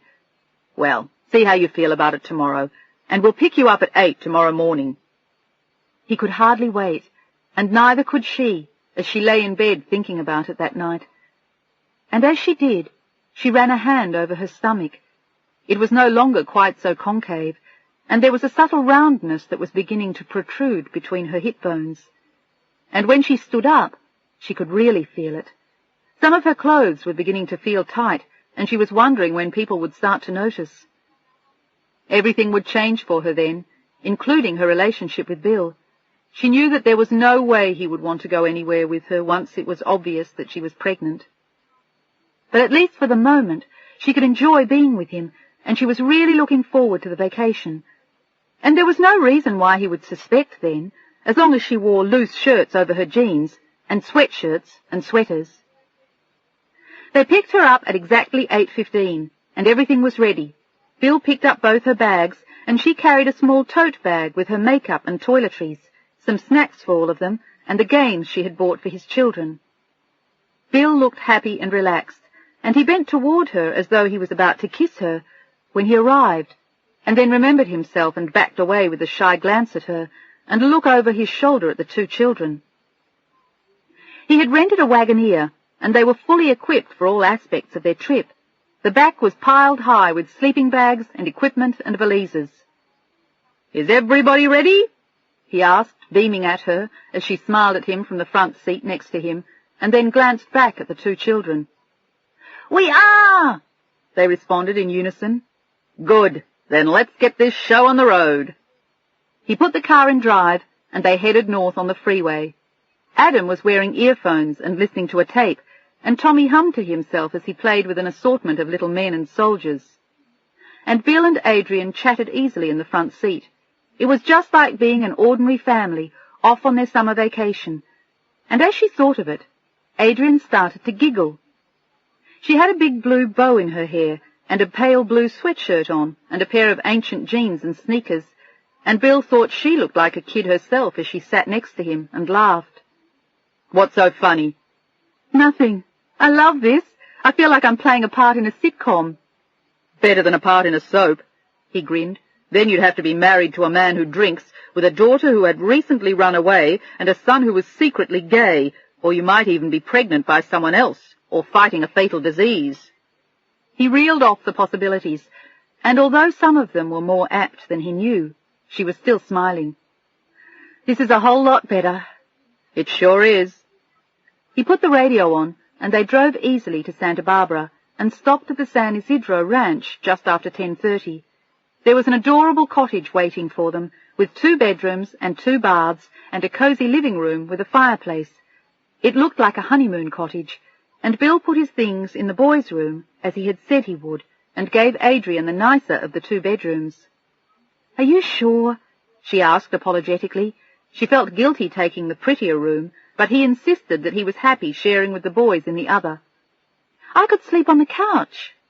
"Sure you could, or on the floor. Why don't we do that in San Francisco?" She laughed at him and helped the boys put their things away, and a few minutes later Bill and the 2 boys went to inquire about hiring horses. She had begged off, saying that she would organize everything. They were staying there for 2 days, and when they got back, everything looked neat and tidy. "You're a good organizer," he said, smiling. "Thank you. How was your ride?" "Lovely. You should have come. The horses are so tame, you could ride them with your eyes closed." "Yes, but not with her baby." "Maybe next time." He sensed that it was something she didn't want to do, so he didn't force it. They ordered lunch and then lay by the pool. But by mid-afternoon the boys were bored and chafing for something to do, so Bill organized a game of tennis. It was a perfect match. They were all equally unskilled and laughed so hard they could hardly play at all. Their conclusion was that Adrian and Tommy won, but only by default, and only because Adam and Bill played even worse than their opponents. They had dinner in the ranch dining room, and then brought the children back to the cottage to bathe and watch television before Bill put them to bed at 9 o'clock, and told them he didn't want to hear another word, which, of course, he did until almost 11. They whispered and played, and Tommy came out in tears when he couldn't find the battered rabbit that he always slept with. Adam had hidden it under the bed. And Bill looked happy and tired when the boys finally fell asleep, and he and Adrian sat in the living room and talked in whispers in front of the fireplace. "They're so cute," she said. She really admired the way he handled them, with more kindness than firmness, and a lot of common sense and love and reason. "Especially when they're asleep," he agreed. He wanted to tell her she was cute too, but he didn't dare. One of the children might have woken up and been listening. "Are you sure you won't go bonkers with 2 weeks of this?" "Yes, and I'm going to be awfully lonely when I go home again." "So will I when they leave," he said pensively. "It's just brutal. It's always like a reminder of the bad old days when I first moved out here after Leslie left me. But at least now I get busy with the show and I readjust pretty quickly." And maybe this year he'd get lucky and get busy with her. He was hoping that would be the case, but he still wasn't sure what Adrian expected. Distance or closeness? He was never quite sure. Friendship or romance or both? He was still being extremely cautious so he didn't lose her. She seldom mentioned her husband anymore, but he knew that he was still very much on her mind, just from little things she said, and Adam had had a good point about her wedding band. Just exactly why did she wear it? "I can't thank you enough for letting me come on this vacation." "Don't worry, you'll hate me for it before it's over." He grinned, but they both knew that wasn't true. The boys were terrific. "Is there anything special you want me to do? Stuff I can do to help you with them?" "They'll let you know." "I don't know much about kids," she said wistfully, but she was going to have to learn soon. "They'll teach you everything you need to know. I think what means the most to them," he said thoughtfully as he sat back against the couch next to her, "is honesty. That means a lot to kids. Most kids have a lot of respect for straight shooters." "So do I." It was something she had liked about him right since the beginning. "I like that about you, too," he said calmly, still speaking softly so they wouldn't wake the children. "There are a lot of things I like about you, Adrian." She was silent for a moment, and then she nodded. "I can't have been much fun in the past few weeks. My life has been kind of up in the air." That was the understatement of a lifetime. "You seem to be handling it pretty well, all things considered. It's a bitch when you're not the one who wants a divorce. But sometimes I think those things happen for a reason. Maybe there's something better out there waiting for you. A situation that might make you a lot happier than your marriage to Stephen." It was hard to imagine that. Not that they had been so blissfully happy every moment of the day, but she had never questioned what they had. It just seemed right, and as though it was forever. "What did your parents say when he left?" He had already surmised that she wasn't close to them, but he imagined they would be pretty shocked in proper Boston. She hesitated and then smiled, obviously slightly embarrassed. "I haven't told them." "Are you serious?" She nodded. "Why?" "I didn't want to upset them, and I thought that if he came back it would just be less awkward not to have told them." "That's one way to look at it. Do you think he will come back?" His heart did a flip as he asked the question. She shook her head, unable to explain all the complicated ins and outs of the situation. Unwilling more than unable. She did not want to tell him that she was pregnant. "No, but there are some complicated little problems that make the whole thing difficult to explain to my parents." Maybe he was gay, Bill thought. That was a possibility he hadn't even considered, and he didn't want to pry and embarrass her further. That would have explained a lot, and she didn't appear to want to elaborate on the matter. They chatted on for a while, and eventually they stood up and said good night as he looked longingly at her, and smiled as she waved and closed the door to her bedroom.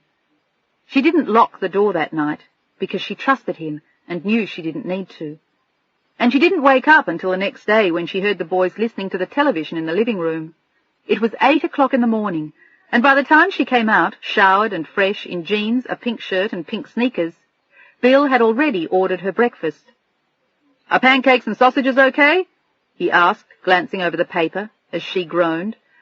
"Great, except I'll be as big as a house before we ever get to Lake Tahoe." He already knew that she liked to eat, and he admired the fact that it didn't really show, except slightly around her middle. "You can diet when we get back. I'll join you." He had sausages and eggs and toast and orange juice and coffee, and Adrian ate everything on her plate, and the boys devoured silver-dollar pancakes. They went for another morning ride, and that afternoon they walked all over Santa Barbara. She bought the boys a kite, and they drove out to the beach after that to fly it. And they were all wind-blown and happy when they went back to the hotel for dinner. And that night the boys fell into bed exhausted, shortly after 7. She had forced them to take a bath, and they had growled at her, but Bill had seconded her suggestion. "What kind of a vacation is this anyway?" Tommy looked outraged as she answered. "A clean one." But they had forgiven her by the time they went to bed, and she told them a long, long story. It was a story she remembered from when she was a little girl, about a boy who had gone far, far across the ocean and discovered a magic island. Her father had told it to her, and she embellished it for them, and they both fell asleep right after she told it. "What did you do? Give them sleeping pills? I've never seen them conk out like that," he said admiringly. "I think it was the kite and the beach and the bath and the big dinner. I'm ready to fall asleep too," she laughed as he poured them each a glass of wine. It had been a wonderful day, and even a call from the director of the show hadn't upset him. There was a minor problem that was easily resolved by phone, and he was totally relaxed as he sat next to her on the couch, and they chatted about his children. "Did you always know you'd like kids?" she asked. "Hell no." He laughed. "When I first heard Leslie was pregnant, I was scared stiff. I didn't know one end of a baby from the other." She smiled at his answer. That's how Stephen was, but he hadn't stood his ground to face it. He had run away, unlike Bill with Adam. She was still convinced that eventually he would have discovered it wasn't so bad, if he'd been willing to try, and he might still. "You're good with kids, Adrian. You should have children one day. You'd be a wonderful mother." "How do you know that?" she asked worriedly. "What if I weren't?" It was something she had worried about a lot lately. "How does anyone know? You do your best. You can't do more than that." "It's pretty scary." He nodded his agreement. "But so is anything in life. How did you know you'd be any good at working on the news, or going to college, or being married? You tried it. That's all you can do." "Yeah." She smiled ruefully. "And I wasn't so great at that." "Bullshit. It sounds more to me like he blew it. You didn't. You didn't walk out on him. He did." "He had his reasons." "Probably, but at least you tried. You can't spend the rest of your life reproaching yourself, or feeling guilty." "Don't you?" she asked honestly. "Don't you feel somewhat responsible for the failure of your marriage?" "Yes." He was equally honest. "But I know it wasn't entirely my fault. I worked too hard, and I neglected my wife.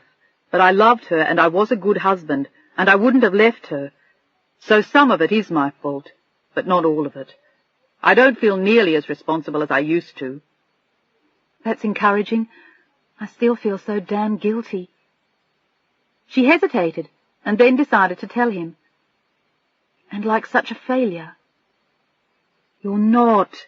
You just have to tell yourself that it didn't work. The next time it will be better," he said confidently, and this time she laughed. "Oh, the next time! What makes you think there'll be a next time? I'm not that dumb, or that brave. And besides, with a baby on her own, who would want her?" She still couldn't envision a future with anyone except Stephen, but Bill sat back and hooted at what she'd said to him. "Are you serious? Do you really think this is it? At 31 you think it's all over?" He looked more amused than sympathetic. "That's the silliest thing I've ever heard." Particularly for a woman who looked and thought and behaved the way she did. Any man in the world would have been lucky to share his life with her, and he would have been more than happy to try it. "Well, you haven't done it again?" She looked at him searchingly, and he smiled. "You're right, but I've never found the right woman." He had also been pretty careful not to. "Why not?" "Scared," he admitted to her. "Busy, lazy, not in the mood, a lot of reasons. Besides, I was older than you are when I got divorced. I already had 2 kids, and I knew I didn't want any more children. That took away some of my incentive to look for someone to marry." "Why not?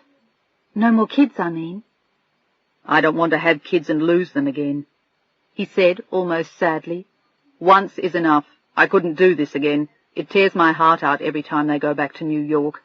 I wouldn't be willing to take that risk again now." She nodded, thinking that she understood it. "It must be rough," she said sympathetically. "It is. Rougher than you can imagine." And then he smiled tenderly at her, and for a moment she wanted to tell him about the baby. "Sometimes life is more complicated than it looks," she said cryptically. "That's for sure." He wondered what she meant, but didn't press her. He had a feeling that more had happened with Stephen than she was willing to tell him. Another woman, another man, some special kind of heartbreak or disappointment. They talked for a long time that night, sitting close to each other, looking into the fire. It was a cool night, and he had lit it early on, and it was still burning. The children never stirred, and they were both tired, but neither of them seemed to want to leave the other. They seemed to have a myriad of things to talk about, experiences to relate, opinions to share, and as the night wore on, without thinking, Bill seemed to move closer to her. It was an expression of how he felt about her, and she didn't seem to object. And suddenly, near midnight, he looked at her and couldn't remember what he'd been saying. All he could think of was how much he wanted her, and without thinking, he reached out and touched her face with both his hands, and murmuring her name, he gently kissed her. She hadn't been prepared for it, and she was totally surprised, yet she didn't push him away or move, and she found herself kissing him back, and then longing for him as he held her. And then finally she pulled away and looked up at him sadly. "Bill, don't—" "I'm sorry," he said, but he wasn't. He had never been happier in his life, never wanted a woman more, never loved anyone as he loved her. He loved her with all the emptiness and longing of the past 7 years, and all the tenderness and wisdom of his full 40. "I'm sorry, Adrian. I didn't mean to upset you." She stood up slowly and walked across the room, as though she had to pull herself away physically so she wouldn't do something foolish. "You haven't upset me." She turned and looked at him regretfully. "It's just... I can't explain it. I don't want to cause you pain." "Me?" He looked stunned. "How could you possibly cause me pain?" He walked toward her and took her hands in his own, looking deep into the blue eyes he already loved so dearly. "Take my word for it, I have nothing to give anyone just now, except headaches." He smiled at her. "You make it sound very appealing." He wanted to kiss her again, but he forced himself not to. "I'm serious." And she looked it. She was a lot more serious than he knew. She didn't want to burden anyone with the responsibility of her baby. If Stephen didn't want it, then she had no right to burden anyone else with it, certainly not Bill, who had his life and his hands full with his own children, and he had already told her he didn't want more. This was her problem, and no one else's. "I'm serious too, Adrian. I didn't want to rush you because I know the divorce has been a tremendous blow." He looked down at her, and everything he felt for her seemed to pour through him. "Adrian, I love you. I know this sounds crazy, and it hasn't been long, but I do. I'm not going to press you, and if this is the wrong time, I'll wait. But give it a chance. Please. Give me a chance." He was whispering, and then he couldn't stop himself from doing it again. He kissed her, and at first she tried to resist him, but only for a moment, and then she melted into his arms again, knowing that she was falling in love with him too. But she couldn't. It wasn't fair. She was breathless and looked worried when he stopped, and he only smiled and touched her lips with his fingers. "I'm a big boy. I can take care of myself. Don't worry about upsetting me. I can wait till you sort things out with Stephen." "But that's not fair to you." "It's even less fair not to let this happen. We've been drawn to each other like magnets since we met. Call it kismet, destiny, fate, call it whatever you want. But I feel as though it was meant to be, and I don't want to lose that. You can't run away from it, and I'm not rushing you. I'll wait. Forever if I have to." It was quite an offer, and she was touched to her very soul. She felt the same way about him, but the baby changed everything for her. She had to give Stephen a chance to come back if he changed his mind, and she had to devote all her love and energies to the baby. And it wasn't fair to walk into Bill's life pregnant by her previous husband. It sounded too much like the Bible for his show, and she almost groaned as she thought of trying to explain it. "I promise I won't try to force anything. I won't even kiss you again while we're away if you don't want me to. I just want to be with you and get to know you." "Oh, Bill." She slipped into his arms again, and he held her for a long time, and she wanted to stay there forever. He was everything she had always wanted, except that he wasn't her husband or the baby's father. "I don't know what to say." "Don't say anything. Just be patient with yourself and with me. And give it time, and then we'll see. Maybe we'll discover that it's not right, and it never will be.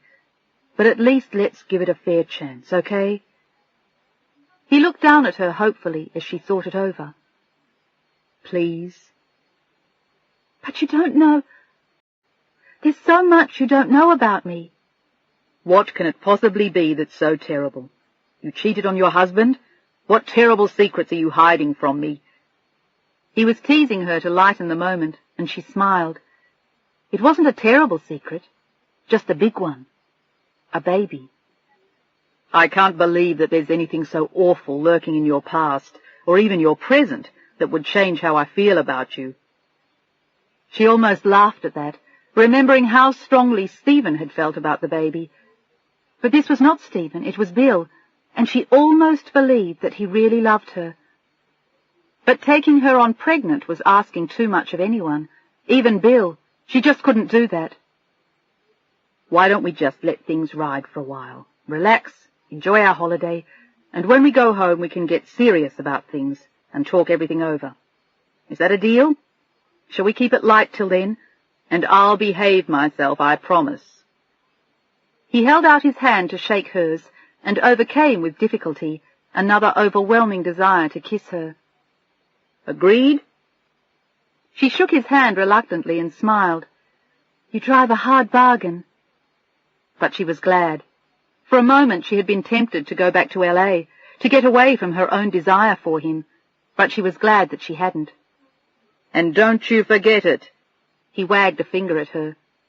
"I play for keeps," he whispered as he turned off the lights, and a few minutes later they both went to bed with their own thoughts and the memory of the passion that had almost been unleashed between them. But they both knew it was there now, and even if they controlled it, sooner or later it would have to be dealt with. He was a serious man, Adrian knew, and a serious force to contend with. 17. They drove to San Francisco the next day, and they stopped at Carmel on the way, and browsed through the little shops, talking and laughing, and Adrian bought little odds and ends for the boys. But today, Bill was fairly quiet. He was thinking of the night before, and wondering what it was that she was so worried about, why it was that she was so certain he would reject her. He knew it had to do with her marriage, or her divorce, and he wondered what it was that she wouldn't tell him. But by the time they reached San Francisco, he had relaxed again, and he was feeling better. They went to Fisherman's Wharf, rode the cable cars, visited Ghirardelli Square, and stopped at every possible tourist attraction. It was an exhausting 2 days, and Adrian looked pale when they finally headed for the Napa Valley. "You okay?" Bill asked softly the morning they left. He was driving, although she had offered to take a turn at the wheel, but he wanted her to relax and enjoy the drive through Sonoma. There were fields of wildflowers and vineyards, cows and sheep and horses grazing in fields, and beautiful tall trees that shaded them as the road turned, and they could see the hills in the distance. "You look tired." He was worried about her. She seemed to tire very easily, and she would grow pale, although she seldom complained about it. But she seemed healthy on the whole. She ate well, and she was always in excellent spirits. After their serious exchange on the second night of the trip, he had forced himself not to get too close to her or tackle any serious subjects. She knew how he felt about her now, and he easily sensed that she felt the same. But he also knew that something was stopping her, and he wanted to give her plenty of time and space to resolve it. The one thing he was sure of was that he didn't want to lose her. She was also wonderful with the boys, and they had never been happier with any of his friends. They teased her mercilessly, and Tommy loved to tickle her and play with her hair and climb all over her just to let her know that he liked her. They were crazy about her, and they looked like a perfectly normal family as they made their way through the Napa Valley. They stayed at a cozy Victorian inn, visited several wineries, and drove slowly north after a hot sunny afternoon gliding in Calistoga. She wouldn't go gliding with them, but Bill didn't press the point, nor would she go in the hot air balloon he rented to show the boys the rest of the Napa Valley at sunrise. She insisted that she hated heights and absolutely refused to do it, and he had a feeling that there was more to it than that, but she wouldn't say what, and he didn't want to ask her. The boys were disappointed that she wouldn't go, and she tried to make light of it. And then, without thinking any more about it, they headed for Lake Tahoe. She shared the driving with him, but she liked to stop every couple of hours to stretch her legs. She said she got too stiff if she drove for too long without stopping. So they stopped at the Nut Tree on the way up, and again at Placerville, and the boys had a great time riding the train at the Nut Tree. They reached Lake Tahoe on Friday afternoon, and the mountain air was cool and beautiful beneath a cameo blue sky with little puffs of white cloud chasing each other across the mountains. It was perfect. They easily found the campsite they had reserved, and Bill set up their tents. He had a larger one for him and the boys, and a smaller one he had bought especially for Adrian. He set them up side by side, and Tommy announced he wanted to sleep with her, which was going to be very cozy, but she seemed very flattered. They had all been wonderful to her, and in some ways she felt as though she didn't deserve it. She was driving herself nuts, weighing everything, thinking of what they meant to her, and yet feeling that at some point she would have to pull back. She couldn't get involved with Bill if she was going to have the baby, and yet she couldn't seem to stay away from him. All she wanted to do was talk to him night and day, and look at him, and enjoy his company, and feel his warmth somewhere near her. She kept finding herself standing next to him, brushing hands with him, wanting to feel his hands on her face again, and his lips on hers. And all she could do was look at him, and wish that things were different. She didn't regret the baby inside her, but she found herself regretting that the baby wasn't his, wishing that life had dealt them a different hand, and she had never married Stephen. "What were you thinking about just then?" She had been standing still, staring into the woods, and he had been watching her. She had looked so sad that it worried him, like her occasional pallor. "Nothing." She didn't want to tell him. "Just dreaming." "Yes, you were thinking about something. You looked so sad." He touched her hand for an instant, and then pulled away. He had to keep reminding himself not to touch her, and it was anything but easy. He wanted to tell her again that he loved her, but he knew he had to wait until she was ready to hear it. He went on setting up the tents, and Adam helped him expertly. They did a very fine job, and then Adam and Adrian went to buy groceries, while Bill and Tommy set up camp. They were having a great time, and Adrian loved it. They bought steaks for Bill to barbecue, and hot dogs and marshmallows, and lots of good things for breakfast. Adrian was beginning to feel as though they were eating night and day, and she was becoming distinctly aware of her expanding waistline. In the week they had been gone, she had outgrown almost everything she had brought with her. It wasn't so much that she had put on weight, but suddenly her shape had changed radically, almost overnight, and their first night there she had to borrow one of Bill's big, bulky sweaters. He didn't seem to mind, or to notice the reason for it, for which she was very grateful. She didn't want him to know, and she was still wondering how she was going to cut things off when they got home. It wasn't fair to continue tormenting him, or herself, and she couldn't begin a romance with him while she was pregnant. Maybe afterward, if they just stayed friends. Maybe then, if he knew about the baby, then maybe it would be fair. She thought about it constantly, and he could see that she was deeply troubled.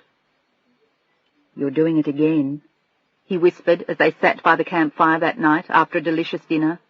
The boys had sung songs until they fell asleep, and they were both in Bill's tent, but Tommy swore he was sleeping with Adrian the next night.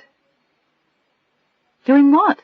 she mused, sitting close to him and staring into the fire with a distant look. It had been a lovely evening. thinking about something much too serious. Every now and then your eyes get sad. I wish you'd tell me what's bothering you." It upset him that she shut him out at times, yet most of the time they had never been closer. "Nothing's bothering me." But she wasn't convincing, and he wasn't convinced. "I wish I believed you." "I've never been happier." She looked him in the eye, and he believed her, and yet he knew she was also preoccupied about something. She was worrying about the baby, how she would take care of it, what it would be like being all alone with it, giving birth with no one there to support her. As the baby grew, it became more real to her, and she was beginning to get worried, and she was afraid of losing Bill, and yet she knew she had to. It was inevitable once he knew, if not sooner. And suddenly, as she thought of all that, there were tears in her eyes, and Bill saw it, and without saying a word to her, he pulled her into his arms and held her. "I'm right here for you, Adrian. I'm right here, for as long as you need me." "Why are you so good to me?" she said through her tears. "I don't deserve this." "Stop saying that." She felt so guilty toward him. It wasn't fair misleading him and not telling him about the baby, and yet she couldn't. What could she tell him? That she was here on a camping trip with him and his children, and she was falling in love with him, and yet she was pregnant with Stephen's baby? How could she? And then suddenly she was laughing through her tears at the absurdity of it all. It was a ridiculous situation. "Where were you a few years ago, anyway?" She laughed, and he smiled in answer to her question. "Making a fool of myself as usual, but better late than never." The trouble was that he was too late. She nodded, and they sat that way for a long time, holding each other and looking into the fire. But this time he didn't kiss her. He wanted to, but he didn't want to upset her. He suggested they go to bed finally, and helped her into her tent, and then got into his sleeping bag in his, and a minute later he heard a noise, and she was standing next to him looking worried. "What's wrong? Are you okay?" "Yeah," she whispered nervously. "I heard a noise over there." She pointed into the distance outside his tent. "Did you hear it?" He shook his head. He had already been half asleep when she woke him. "No, it's nothing. Coyotes, maybe." "Do you think it could be a bear?" He grinned at her, wanting to tell her it was 10 of them and she'd better get in his sleeping bag to stay safe, but he didn't. "I don't think so. And the bears around here are pretty tame, despite an occasional disaster, but usually then the bears were teased. They seldom, if ever, attacked unprovoked, and she wasn't provoking anyone but him, standing there in her blue jeans and his sweater. "Do you want to sleep in here with us? It'll be a tight fit, but the boys will love it." She nodded, looking like a kid, and he smiled at her as she settled down in her own sleeping bag next to him, and she fell asleep, holding tightly to his hand as he lay next to her and watched her. 18. The 4 of them woke up in the tent together the next day, and Tommy immediately took advantage of the situation to pounce on his father. He tickled him mercilessly, and then Adam and Bill turned the tables on Tommy.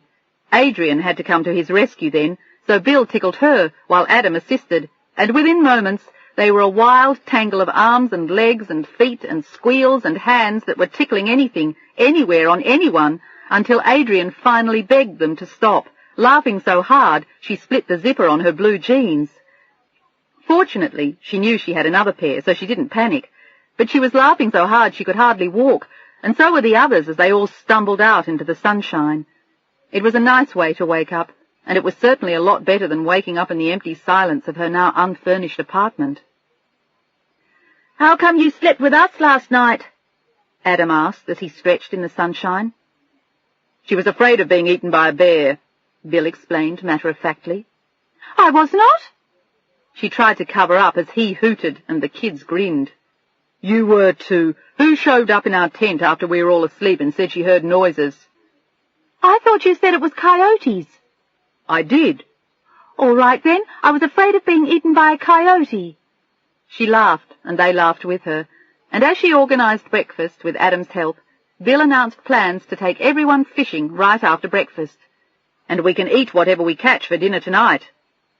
"Great! Who's cleaning?" Adam was quick to ask.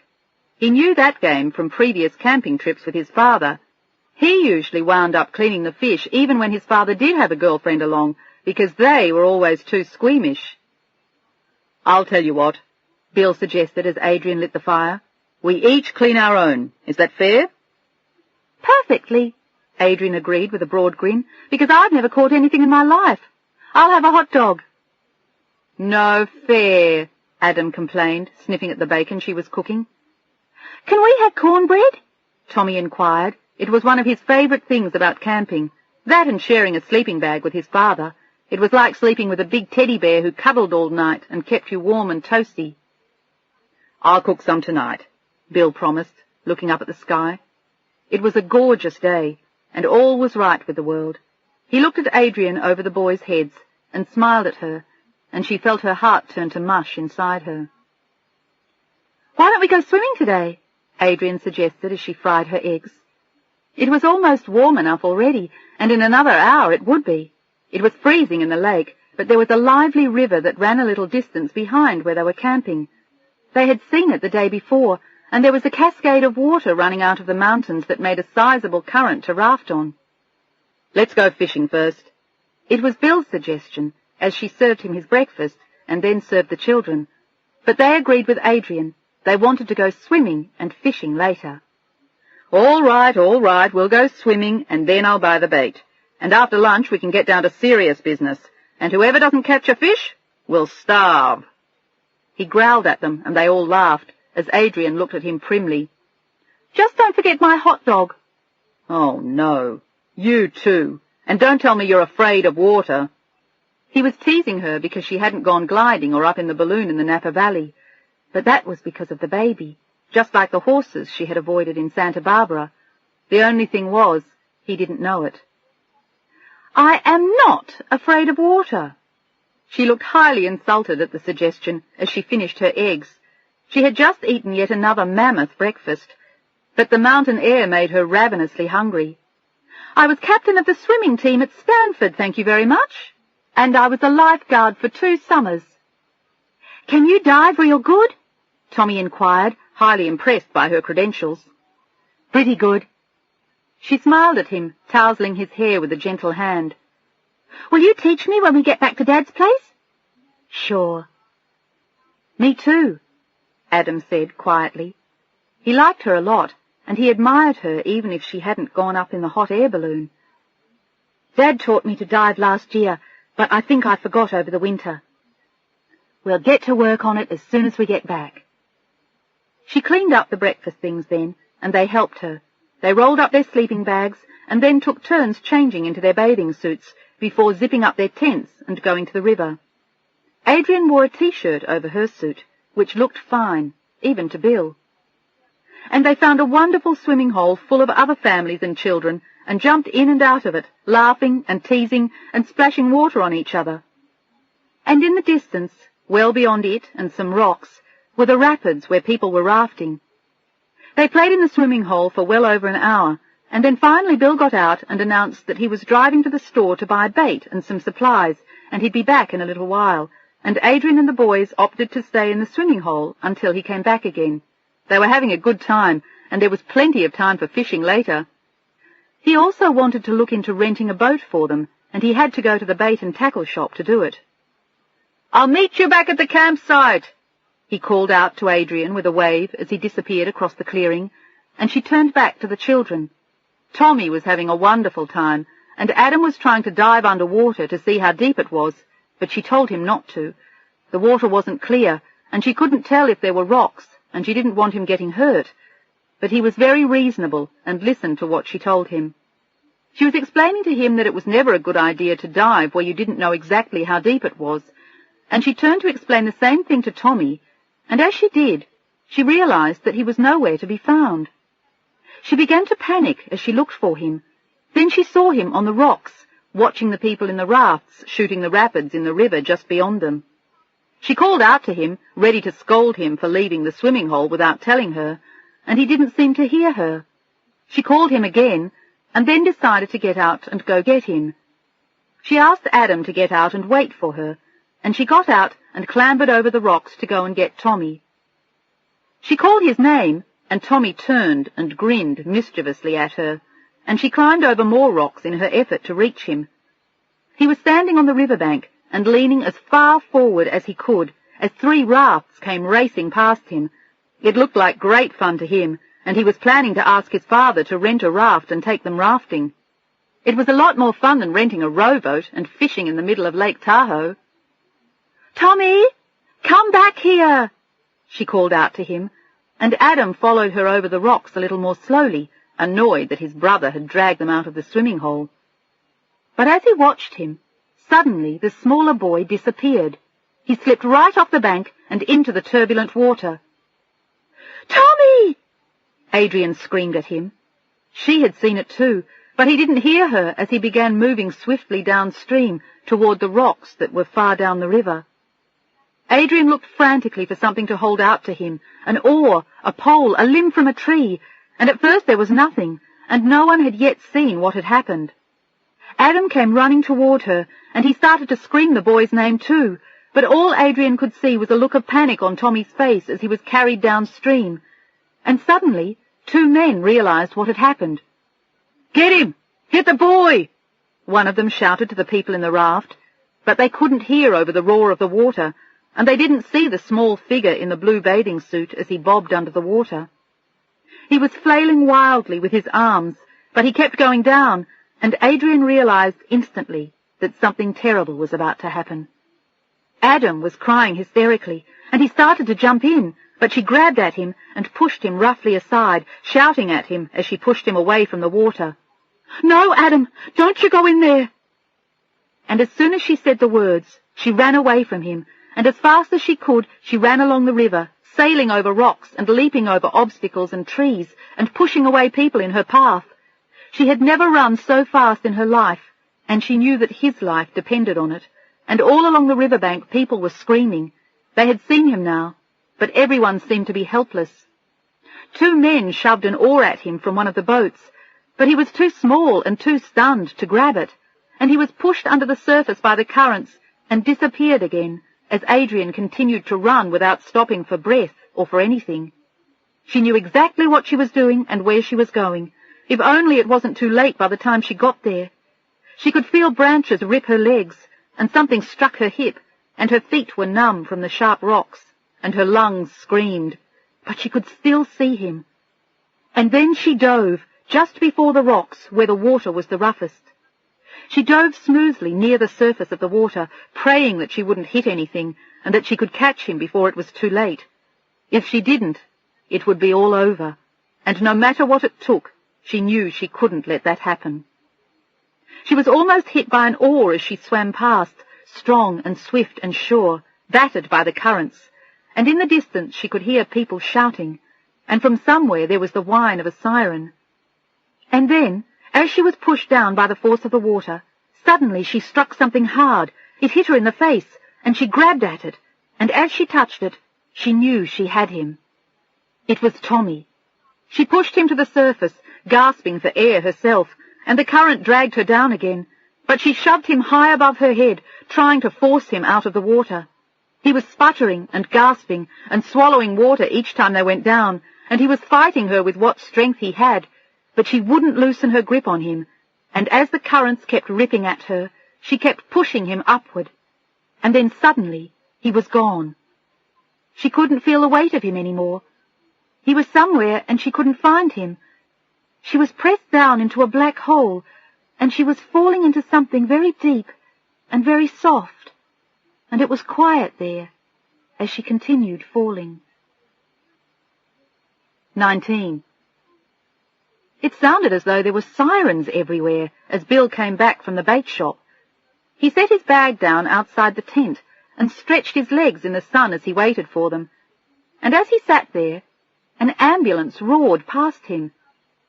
He had an odd feeling for just a moment as he watched it disappear, and then almost instinctively began walking toward the swimming hole where he had left Adrian and the children. And as he got there, he found Adam running up and down on the riverbank, crying hysterically and waving his arms in the direction of the river. Oh, my God. Bill felt his whole body trembling as he ran to him, and several adults were already standing there trying to console him.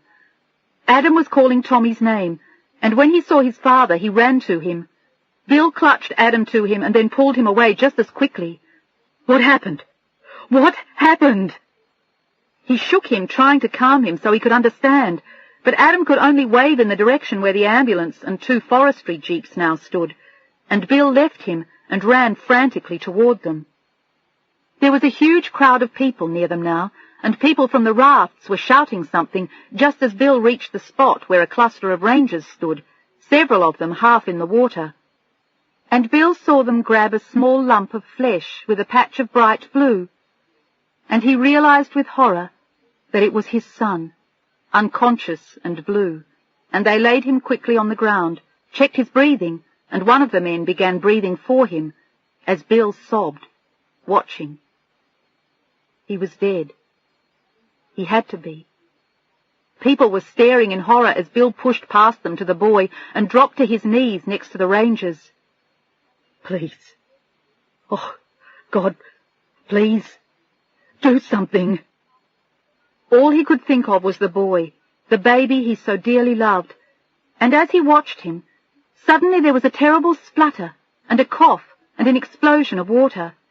He was still grey, but he moved, and a moment later he opened his eyes and looked up at his father.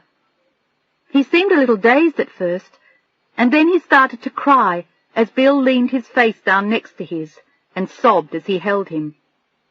Oh, baby. Oh, baby. Tommy, I love you. He gagged again and vomited what looked like gallons of water, but the paramedics were watching him closely, and he was going to be all right. He looked bruised, and there was mud in his hair, and there were scratches all over him, but he was alive. He kept looking at Bill frantically, and when he stopped vomiting, he spoke, and Bill's heart almost stopped when he heard him. "Where's Adrian?" Adrian? Oh, my God. He turned, suddenly realizing that he hadn't seen her anywhere, and as he turned, he saw the men lifting her limp form from the water. "Watch him," Bill said to one of the men standing near the boy, and in 2 strides he was next to her. But she looked dead. She was pale grey, and there was a terrible gash on one arm and one leg. But it was the look on her face that was so frightening. It reminded him of a highway accident he had seen once, and the woman had been dead in the car when he got there. "Oh, my God. Can you do anything?" he asked, but no one was listening to him. They were trying to resuscitate her, and there was no response from her. "Is she your wife?" someone asked him quickly, as he started to shake his head, and then nodded. It was simpler than explaining the situation. "She saved the boy," the man explained. "He would have gone over the rocks in another minute. She kept him up near the surface till we got him, but I think she hit her head." And there was blood gushing from the cut on her arm. There was blood everywhere as Bill watched in horror. "Is she breathing?" Bill asked as he stared at her. There were 4 men bending over her body, and tears rolled down his cheeks as he watched. She had died trying to save his son. She had saved him, and they were trying to resuscitate her, but nothing was happening. And suddenly the siren was on again, and 2 of the men shouted to the driver, "We've got a heartbeat!" She gave a small gasp then, but she still looked terrible as they continued to give her artificial respiration, and then they looked victoriously at Bill. "She's breathing on her own again. We're going to take her to the hospital. Do you want to ride with us?" "Yes. Will she be all right?"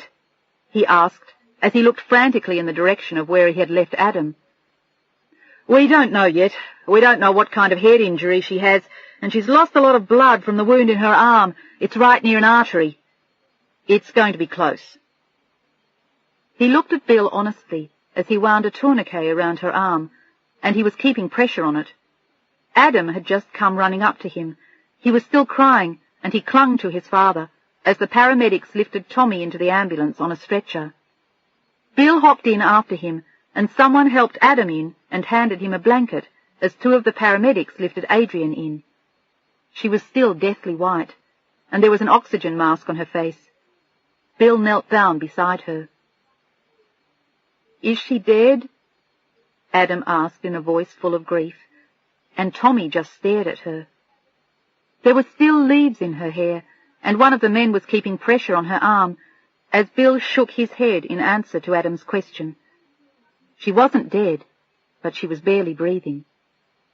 They made it to the hospital in 10 minutes flat, with Bill praying as he stroked her face and watched her. Twice he saw the paramedics checking her more closely, and he could see they didn't like what they saw, but there was a team waiting for them when they got to Truckee. Tommy was lifted out after that, and Adam climbed out of the ambulance. They all looked as though they were in shock, and an elderly nurse spoke quietly to Bill. "I'll stay with the boys so you can be with your wife. They'll be fine.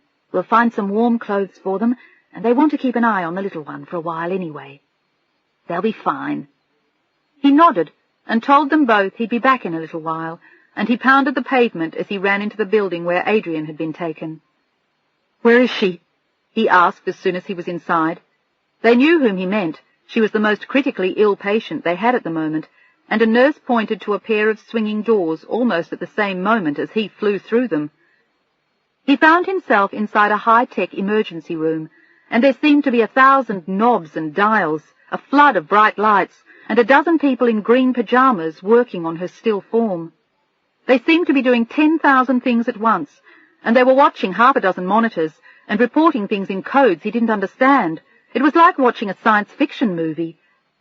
And inside, he felt numb. He still couldn't understand what had happened. All he knew was that something terrible had happened to Tommy, and she had saved him. But at what price? And if she lived, he would be forever grateful. But for the moment that appeared to be less than likely. This woman whom he barely knew, the girl he had fallen in love with, was lying there like someone in a bad dream or a rotten movie. "What's happening?" he asked them repeatedly, but they were too busy to answer. He saw them sew up her arm, start a blood transfusion, an IV, and administer an EKG, and still she was grey and unconscious. And he couldn't get near her. There were too many of them, and she was too injured, and there was too much they had to do to try to save her. Finally, as he began to feel sick watching it all, one of the doctors took him aside and asked him if he would come outside for a few moments. "Would you like to sit down?" He had noticed how desperate Bill looked, and Bill sank gratefully into a chair, thinking of what was happening in that room, the desperate fight for life that she appeared to be losing. "What's happening?" he asked again, and this time he got the answers. "As you obviously know, your wife almost drowned. She's taken a lot of water into her lungs, and she lost a great deal of blood from the cut on her arm. She hit an artery, and that alone could have been fatal. There must have been something awfully sharp under the surface of the water. In addition, she appears to have sustained a considerable blow on the head. At first we were afraid of a fracture, but I think that's not the case. We think she's got a concussion, and of course things are complicated further by her condition." "What condition?" He looked horrified and confused. Her medical history was a complete mystery to him, and all he could think of were things like diabetes. "Will she be all right?" "We don't know yet." He looked even more serious then as he looked at Bill. "And given the extent of her injuries, it's a distinct possibility that she could lose the baby." Bill stared at him in stupefaction as he said it. "The baby?" He felt totally confused and like a complete fool. "Of course," the doctor went on, assuming he was in shock and having trouble remembering anything after almost losing his son and still being in danger of losing his pregnant wife. "She must be, what, 4.5 months pregnant?" Of course, I'm just so upset, It was insanity. Why was he pretending she was his wife? And why did he feel like this? Why did he actually feel as though she were his wife and this were his baby? And why in God's name hadn't she told him? He felt as though he had had yet another shock as the doctor asked him to stay where he was. He was going back to check on Adrian again, and he would report to Bill the moment there was any change in the situation. He sat there alone for a long time, trying to absorb what had happened and what he had just heard, and for a long moment he just couldn't. It was impossible to understand what had gone on, except suddenly little pieces of the puzzle began to fit into place. Her enormous appetite, the fact that she looked as though she had gained a little weight since he first met her, but far more importantly, Stephen's leaving her. But why, if she was having a baby? He had to be some kind of son of a bitch, Bill thought to himself. And that was also why she kept thinking he might be coming back, and why she still wore her wedding ring, probably. And it was why she was loath to get into a relationship with him. Suddenly it all made sense. Except now she might lose the baby. 4.5 months was serious, and she might die herself, which was a great deal more so. He felt as though his heart had just been torn out, as another doctor came slowly toward him. He looked ominous as Bill stared up at him, afraid of what he was going to tell him. "We've done everything we can for her. She's breathing on her own. She's had a unit of blood. The concussion is severe, but not necessarily fatal. There's no fracture of her skull. But we're just going to have to wait. She's still unconscious." And Bill knew that she could just slip into a coma and die. Those things happened sometimes. "There's no reason to expect permanent damage from this, if she survives. But the big question is, will she? We just don't have the answer to that yet." And the baby? He felt a responsibility for the baby now, too. For both of them. He wanted them both to live. He wanted both of them. Or just her. Anything. But please don't let them die. He looked at the doctor, waiting to hear the answer to his question. "The pregnancy is still viable. We have a monitor on her, and so far everything looks fine. We're still getting a fetal heartbeat." Thank God. Bill stood waiting for more. But there was nothing more. Only time would tell what would happen. "May I see her?" "Of course. We're going to leave her where she is until we see what happens. She's still in an emergency unit. We'll move her to ICU later if she improves." It was difficult to believe. A few hours earlier she'd been making bacon and eggs, and now suddenly she was on the brink of death, after saving Tommy. "Is my boy all right?" "I haven't seen him myself, but the last I heard, he and his brother were having lunch in the pediatric ward." He smiled at Bill. "I'd say he's going to be okay. He's a lucky boy. I understand that only her quick thinking and heroic maneuvers saved him. She's a very slight woman. It's amazing she was able to hold him up like that. She must have gashed her arm somehow in the process." And hit her head, and almost drowned, and almost lost her baby. And she hadn't hesitated for an instant, even knowing that she was pregnant. He owed her everything, if she lived long enough for him to repay it. He walked into the special emergency unit then, and sat down next to her. There seemed to be machines hooked to every part of her, and the oxygen mask obscured part of her face. But he gently took her hand in his own and kissed her fingers. The knuckles were cut and bruised, and there was still earth underneath her fingernails. She must have struggled ferociously to save him. "Adrian," he whispered to her still form, "I love you, sweetheart. I loved you the first time I ever saw you." He had decided that if he never got a chance to say it to her, he was going to say it all to her now, whether she heard him or not. And maybe she would hear him, and it would make a difference. "I loved you right away, that first night in the supermarket when I almost ran you down. Do you remember that?" He smiled as tears ran down his face, and he kissed her fingers again. "And I loved you the next time, when I saw you in the parking lot at the complex.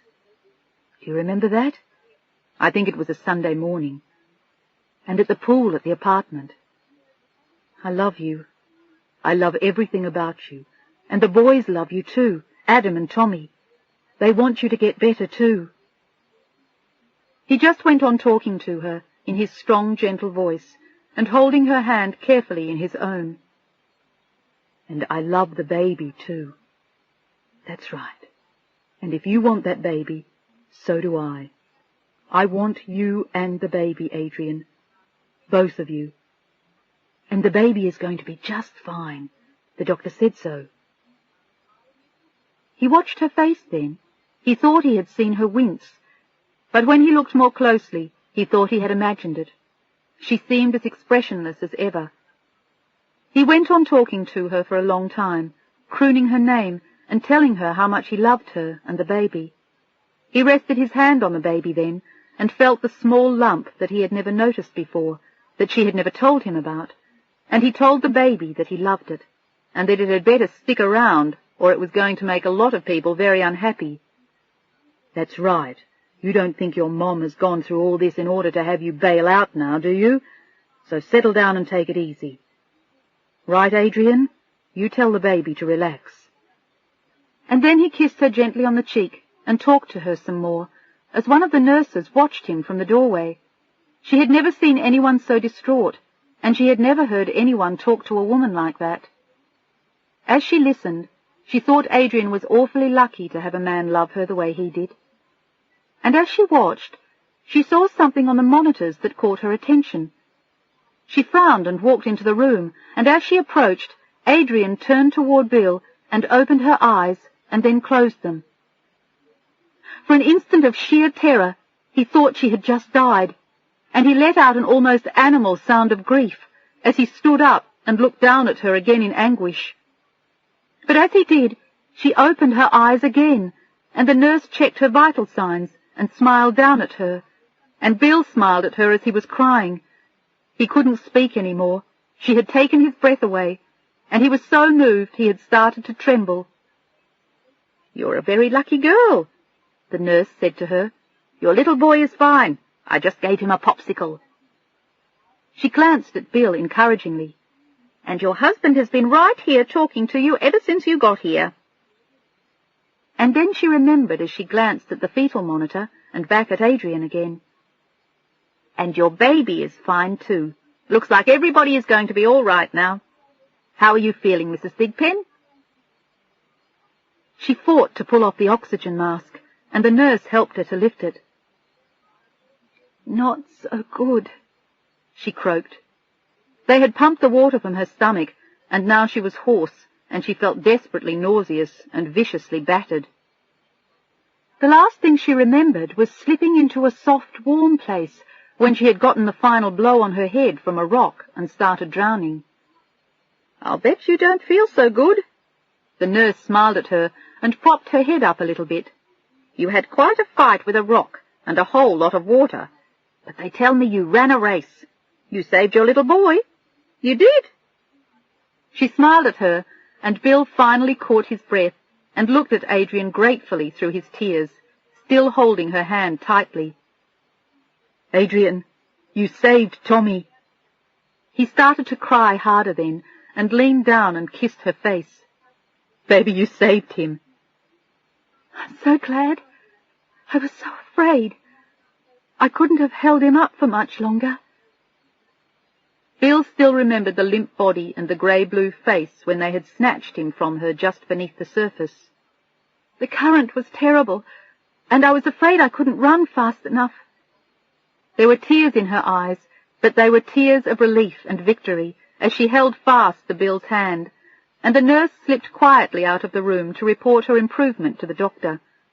And then Bill leaned down and whispered to her, "Why didn't you tell me about the baby?" There was a long silence as she looked at him, grateful that he was there, her eyes full of the love for him that she'd been fighting almost since she met him. "I didn't think it was fair to you." She started to cry then as she said it, and he kissed her gently and shook his head. "It wouldn't have changed anything." He smiled then and sat down next to her, never taking his eyes off her. "It's a little unusual, I admit, but hell, to a guy who writes soap operas for a living, did you really think I couldn't understand it?" She smiled and then coughed as he held her, and then laid her gently back down on the pillows. "Frankly, Adrian, I'm relieved. I was afraid that for you that appetite of yours was normal." She laughed again, and then sighed with a worried look. "Is the baby really okay?" "They say it's fine. I think you'll probably have to take it a little easy for a while, but babies are pretty sturdy." He remembered a bad fall Leslie had had when she was pregnant for the first time, and he had almost had a heart attack watching her stumble down a flight of stairs. But in the end, nothing had happened. And then he remembered something he wanted to ask Adrian, something he now suspected. "Is that why Stephen left you?" It was something he wanted to know. It was inexcusable if it was true, and while she was unconscious, he had guessed that that was the reason for their separation. And quietly she nodded. "He never wanted children, and he gave me a choice, him or the baby." She started to cry again, thinking of it, as she clung desperately to Bill now. "I tried, but I couldn't do it. I went to have an abortion, but I just couldn't. So he left me." "What a nice guy he must be." "He has very strong feelings about it," she tried to explain, and Bill looked at her ruefully. "I'd say that was an understatement. The guy is divorcing you for having his baby. Does he realize it's his, or does he question that too?" "No, he knows it's his. His lawyer sent me papers. He's filing for a termination of parental rights, so neither the child nor I can claim him as the father. In essence, the baby will be illegitimate," she said sadly. "That's disgusting." And then she sighed again. "But he may change his mind, maybe if he sees it." He realized then what the problem was. She was still hoping Stephen would come back for the baby, if nothing else. And then he asked her something else he wanted to know now. "Adrian, are you still in love with him?" She hesitated for a long time, and then shook her head as she looked at Bill. "No," she said quietly, "I'm not. But the baby has a right to its natural father." "If he wanted you back, would you take him?" "I might, for the baby's sake." She closed her eyes then. She felt nauseous and exhausted, and Bill was looking at her, saddened by what she had just told him, grateful for the honesty. It was one of the things he loved about her. He didn't think Stephen would come back, not if he was filing papers renouncing the child and divorcing her. The guy was obviously crazy. But it was equally obvious that she felt she owed him and the child something, a relationship they deserved, even if it meant giving something up herself. But she was that way. In trying to save Tommy, she had been willing to risk herself and her baby. She was an all-or-nothing kind of person. She lay there and closed her eyes then, and for a while neither of them spoke.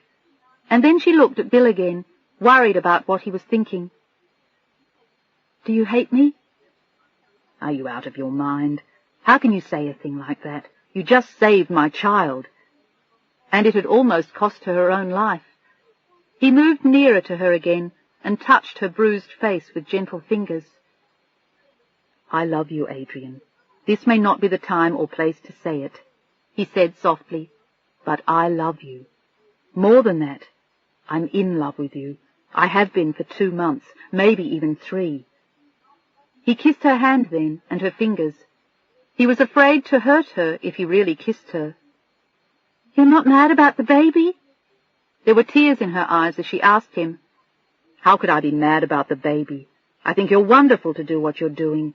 You're very courageous and unbelievably strong and a good, decent woman, and I think it's very special that you're having a baby."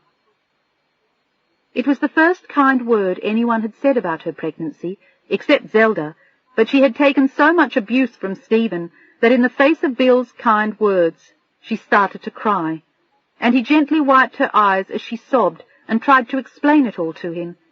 She was feeling very emotional and terribly upset, and suddenly the dam had broken after 3 months of having to apologize to her husband and trying to cope with the pregnancy on her own. "Just relax." She was getting too upset, and he was afraid of what it might do to her. She had already had a terrible shock to her system. "Everything's going to be fine, okay?" He smoothed her hair off her face and gently tucked her in.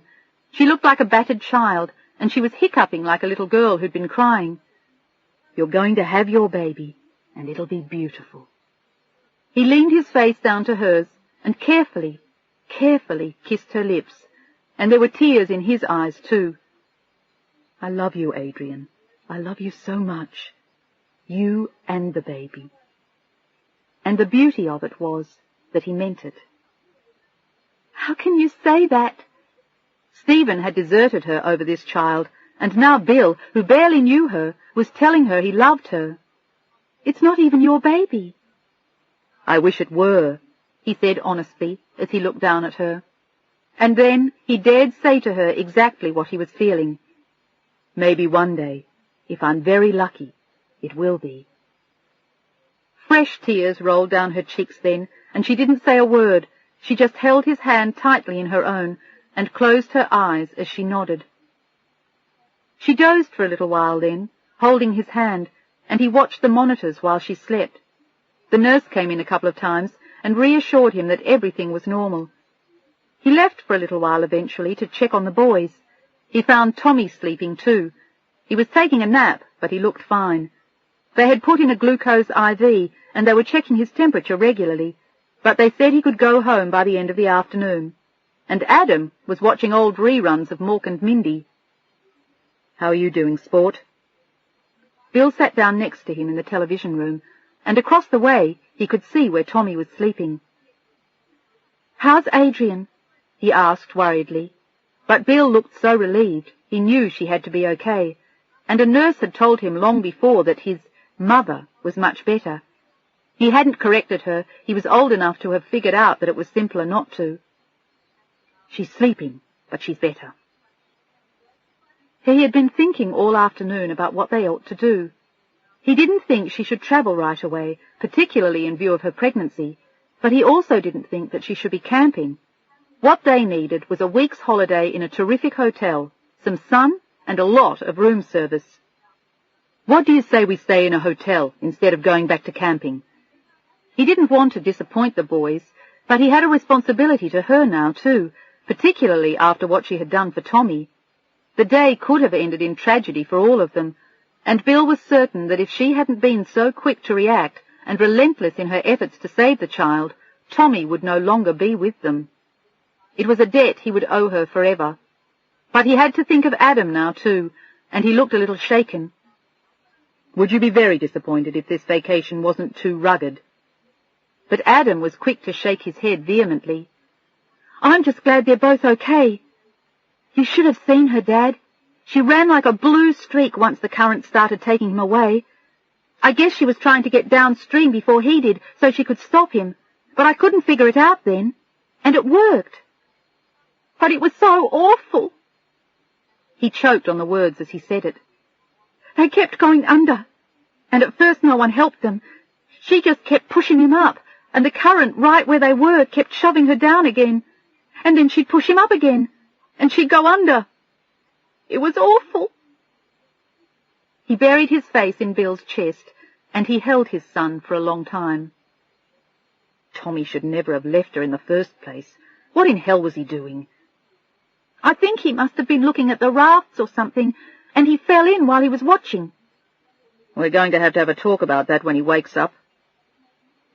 Eventually, he went over to check on the sleeping child, but his colour looked good, and his breathing and temperature were normal. He looked fine, and there was hardly a scratch on him. It was hard to believe that this was the same child who had been blue only a few hours before. Bill knew that as long as he lived, he would never forget it. He made some phone calls after that, and got a large suite in a deluxe hotel, and he went back to check on Adrian and talk to her doctor. She was still asleep, and they wanted her to stay that way for a while. She still had some repairing to do, and they thought she might be able to leave the hospital the next day if there were no further problems.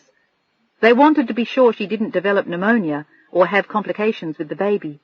But so far, things seemed to be improving. He told them he'd be back in a little while, and he went to tell Adam that too, and then he got a ride back to their campsite, and he stood trembling as he looked around, thinking that only that morning life had seemed so carefree and so simple, and now suddenly 2 of the people he loved had almost lost their lives. 3, if he counted the baby. He had a sense of reverence and gratitude, and he was relieved when everything was packed and he drove to the hotel. They had set aside a beautiful 2-bedroom suite, and he had already decided to sleep on the couch. He wanted to keep an eye on her at night and be sure that he heard her if she called him. He would have preferred sleeping in the same room, but he was afraid it might upset the children. And as soon as he dropped off their things, he went back to the hospital, and was startled to discover that it was 6 o'clock and the boys were eating dinner. "Where have you been?" Tommy asked. They had taken out the IV, and he looked like his old self, as Adam told him to stop eating his mashed potatoes with his fingers. The children's ward was almost empty. There was a broken leg, a broken arm, a minor car accident that had required some stitches, and observation for a concussion, and Tommy having survived his dousing in the river. And most of the other children were older, and they were talking among themselves during dinner. "I went to get a hotel room for all of us," Bill explained. "I checked on you all afternoon, but you were asleep all the time." He leaned over and kissed him, and as he did, he realized he was hungry. He hadn't eaten anything since the breakfast Adrian had fixed early that morning. "Is Adrian okay?" Tommy's face clouded up with worry, but Bill nodded quickly. "She's going to be fine. She was worried about you. She took kind of a beating trying to rescue you. Which reminds me, young man, what were you doing out of the swimming hole without the others?" The boy's eyes got huge in his face and brimmed over with tears. He knew exactly what part he had played in it, and he was old enough to know that it was his fault that he and Adrian had almost drowned, and he felt deeply remorseful. "I'm sorry, Daddy. Honest." "I know you are, son." "Can I see her yet?" "Maybe tomorrow. She's pooped. Hopefully they'll let her out and we can take her back to the hotel with us." "Can I go tonight?" "We'll see." He would have liked to spend the night with Adrian, but he didn't want to leave the boys alone in the hotel, and even in the hospital Tommy would have expected his father to sleep with him. And they had already said that Adam couldn't spend the night since he wasn't a patient, so Bill had no choice but to take them to the hotel and come back for Adrian in the morning. But she didn't seem to mind when he went back to see her. She was so exhausted from the perils of the day that she had barely woken up to talk to him before she was asleep again, and the nurse suggested that he leave her. "She won't even know that you've gone, and I'll explain it to her when she wakes up," the nurse promised. "And if she wants to, she can always call you." He left the number of the hotel and the hotel room, and he went back to get the boys, and an hour later they were jumping on the beds and watching TV, and Tommy wanted to order chocolate ice cream from room service. It was difficult to believe that he had almost not survived the morning. Bill gave him a bath and put them both to bed, and then he stretched out in the room that was to be hers, feeling completely exhausted. He couldn't remember a day in his entire life that had been as traumatic, and all he could think of was the hideous vision of their two bodies, with the rangers and the paramedics struggling over them, the sirens, the sounds, the looks on their faces. He knew he would have nightmares about it for years, and as he thought of her, he found himself missing Adrian and wanting to hold her close. There was so much he wanted to say to her now, so much for them to find out, to do together, to discover. And then there was the baby. He didn't even know exactly how pregnant she was. All he knew was what the doctor had guessed, but he had no idea when it was to be born. It was remarkable how suddenly a whole new being had come into his life, a whole new prospect of happiness for the future. He had loved her before, but now he knew that he loved her doubly. And as he thought about it, lying on her bed, the phone rang. "Hello?" His voice was hoarse from just lying there, thinking of the emotions of the day, but he smiled as soon as he heard her voice. It was Adrian calling from the hospital. She had woken up and wondered where he was, and she was missing him, just as he was missing her. A whole new bond had formed between them since that morning. "Where are you?" "Here in your bed," he said, smiling, "wishing you were here with me." Given the chastity of their relationship, it seemed a rather forward thing to say, but he suspected she wouldn't mind after everything they'd been through. He almost felt as though they were married, and she had just told him they were having a baby. Can you hear any bears? She teased. She still sounded croaky, but a lot stronger. No bears and no coyotes. Given the price he had paid for the suite, with the view they had of the lake, there should only have been the sounds of minks and Rolls-Royces. But it's lonely without you, he told her. It's lonely here, too. She hated being in the hospital, and she really missed him. How are the boys? Asleep, I hope. I put them to bed an hour ago, and if they aren't asleep, I don't want to know it. He was almost as tired as she was. And then, with a tender smile, how's the baby? Okay, I guess. It embarrassed her a little bit, talking to him about it. It was also new to her. For all these months, she had pointedly ignored it, and now it was suddenly the focus of their attention. It's all so strange. I'm not used to it yet. You will be eventually. When's it due, by the way? The beginning of January, the 10th. Just in time for my 40th birthday. My birthday is actually New Year's Day. That sounds like fun. So does the baby, he said softly. It's been so long since I've even thought of little ones. It makes me think of when Adam and Tommy were small. They were so cute. And this one will be too, if it looks like you. She couldn't believe what she was hearing. The man who had fathered it had left her in a fury, and this man, this almost total stranger, whom she had known for a mere 3 months, was excited about her baby. It made her feel so protected suddenly, and so happy, and so much less lonely. Why are you being so good to me? What did he want? And when was he going to hurt her? It just wasn't possible that he was this kind. Or was it? Because you deserve it. And then suddenly she laughed. You're just using me as research for the show. And she laughed too, remembering the absurdity of the parallel between the illegitimate pregnancy on the show and her own baby. You certainly do keep things lively, Mrs. Townsend. Or should I call you by a different name? He wasn't sure if she was going to change it. My maiden name is Adrian Thompson. And eventually she would have to go back to that, since the baby couldn't use Townsend anyway. But that was all a long way off. I can't wait until tomorrow. It's so depressing here. Wait till you see our hotel room. I can't wait. She felt as though she were about to leave on her honeymoon, except that she still had an IV tube in her arm, and they were still giving her oxygen through 2 tiny tubes just beneath her nose, and her face and hands and arms looked as though she had been in a cat fight, and she still remembered that some of the scratches had been inflicted by Tommy. It had been an incredible day, a miracle that had touched all of them, and they all felt more than a little awed by the happy outcome. And some good had come of it after all.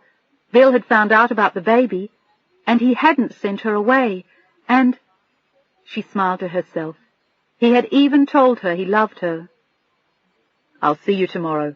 Now, get some rest, he told her in a gentle whisper.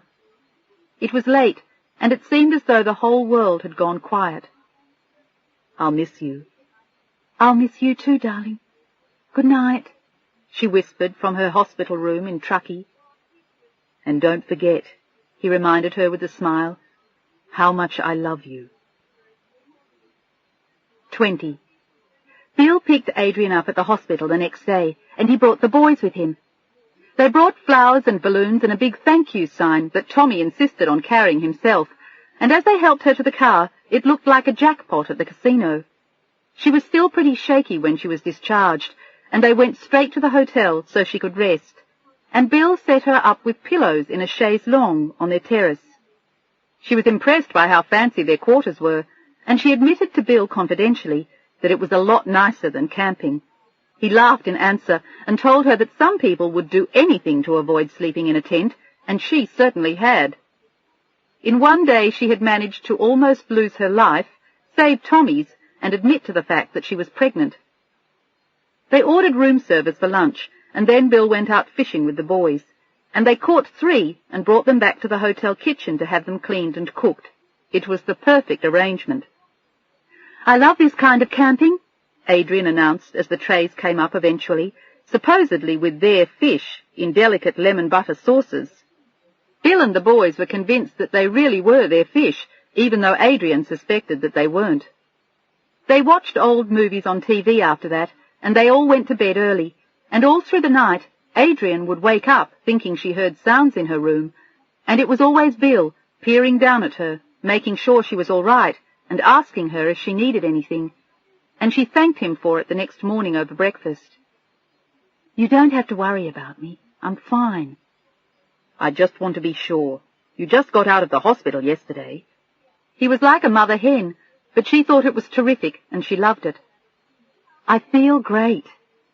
But he noticed that when she wandered around the room, she still didn't have her old zip, and she didn't seem anxious to go out. In the end, it took 4 days for her to seem like herself again, and by then the vacation was almost over. But they had a lovely time going for walks around the lake. They stayed away from the river and the rapids, and the boys never repeated their request to go rafting. They visited the state park at Sugar Pine Point instead, and were fascinated by it, and they went for a drive to Squaw Valley and took the ski lift to the top and then back again, and it was beautiful. And by the last night, Adrian and the boys were fast friends. It was as though they had always known her.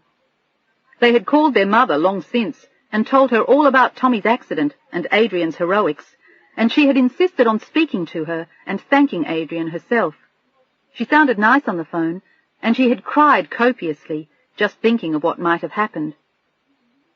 "She sounds like a sweet person," Adrian said to Bill later, "and she sounds like she still likes you." "I think she still does. I like her too, even though we irritate the hell out of each other sometimes when we don't agree about the boys. And her husband is a kind of an uptight pain in the ass. He thinks that California is uncivilized and devoid of culture, and he thinks pretty much the same thing about me because of the show. But I don't think Leslie lets him say much about it. At least that's what the boys say. But apparently the other 2 children are very, very proper. They're both girls, and they're 4 and 5, and he has them playing concert piano and violin. I figure that can wait a few years." He grinned. "What do you think?" "I agree with you." She smiled. "But Leslie sounds nice anyway." "I think she was looking for someone completely different from me, or from what I was then. She wanted someone who spent a lot of time at home, who was very controlled and not so compulsive, and maybe not so exuberant. And I think she got it." "That's too bad," Adrian said without thinking, and then laughed. "I just meant that your way sounds better." "Thank you." And with that, he leaned over where he was sitting and kissed her. And out of the corner of his eye, he saw Tommy giggle from across the room, and then he turned to Adrian again. For the past few days, his mind had been full of questions. "What happens when we go back, Adrian? To us, I mean." "I don't know." She looked him in the eye. She wanted to know too, and she wasn't sure yet. "What do you want to happen?" She thought she knew, but she needed to take her clues from him, and then she needed to think about what she was going to do about Stephen if he ever turned up again. It wasn't fair to launch herself into a relationship with anyone, knowing full well that if he returned, she would go back to him. But she felt that she had an obligation to him and the baby. But on the other hand, she couldn't sit around waiting for him for the rest of her life either. For the moment, he wouldn't even talk to her, and he was showing every possible sign of having deserted her permanently, and if that was the case, she had to go on living. "What do I want to happen?" Bill thought about it for a minute, and then he smiled. "I want a happy ending, preceded by a happy beginning. I think we're off to a good start, don't you?" She nodded. "And I want time with you to go places and be together and do things when we're not working. And I want to get to know you. I think I already do, but I want to know more. I want you to know me. I want us to be, well," he said, groping for the words as he looked at her, "something very special." And then he smiled.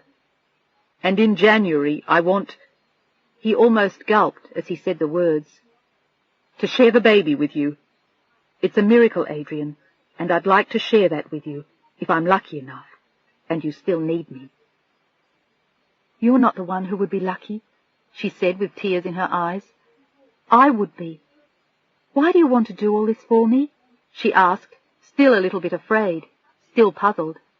After all Stephen had done to abandon her, it was so hard to believe she had found someone who wanted to stand by her. "I want to do all this because I love you," he said simply, "and I want you to know that this is a real departure for me. I haven't been seriously involved with anyone in years, probably not since the demise of my marriage, and I also swore to myself that I'd never have any more kids again. I don't want to fall in love with your child, and then lose it if you leave me. But I'm willing to take that chance if you're honest with me.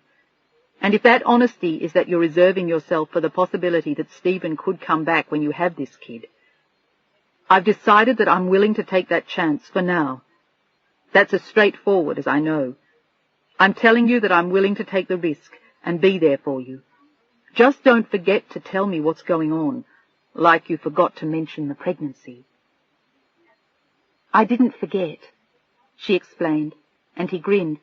"Yeah, I know. You just didn't mention it. A minor oversight. And how were you going to explain that one in a few months after you'd eaten me out of house and home?" He loved teasing her as she threw a napkin at him. "I do not eat that much." "Yes, you do, but you should. The baby needs it." But she grew serious then. "You're not scared to take the risk? What if he comes back? I owe him a life with his child, and I owe it to the baby." "I disagree with you. I don't think you owe him anything after the way he treated you. But if you do, I have to respect that. I just don't happen to think he'll come back. Anyone who'd go to the lengths of renouncing his parental rights in a state where you can practically commit mass murder and still keep them isn't planning to come back and be a daddy. But I could be wrong. I told you. I'm willing to take the risk because I love you." And as he said it, she got up from where she sat and went to kiss him. She had been feeling better for the past 2 days, and there had been mounting passion in their occasional stolen kisses. She wondered what else was waiting for them once they got back to L.A., but as long as the boys were there, it was not an issue. They spent their last night there quietly, chatting on the terrace and looking up at the stars and holding hands. And suddenly he laughed, and he looked at her, feeling ridiculously happy. "Do you realize how crazy this is?" He grinned. "I'm in love with a woman who is 4 months pregnant. Do you have any idea how funny this is going to be when you can no longer see your feet? Talk about modern romance." She started to laugh too, and they just sat there and laughed about the absurdity of their situation. "I mean, you could almost do this in the movies. Guy meets girl in supermarket, falls madly in love with her, and they keep meeting. Girl is married, but husband walks out on her when he discovers that she is pregnant, with his baby. Guy from supermarket reappears, and they fall madly in love. Girl then staggers around with big belly, doing Fred Astaire, Ginger Rogers-type dances with our hero. They get married, they have baby, and live happily ever after. Cute, isn't it? Maybe I should do it for the show, but it's much too simple. To do it for daytime TV, you would have to kill Stephen, and the baby would really have to be someone else's, and then it would turn out that I was already married to your sister.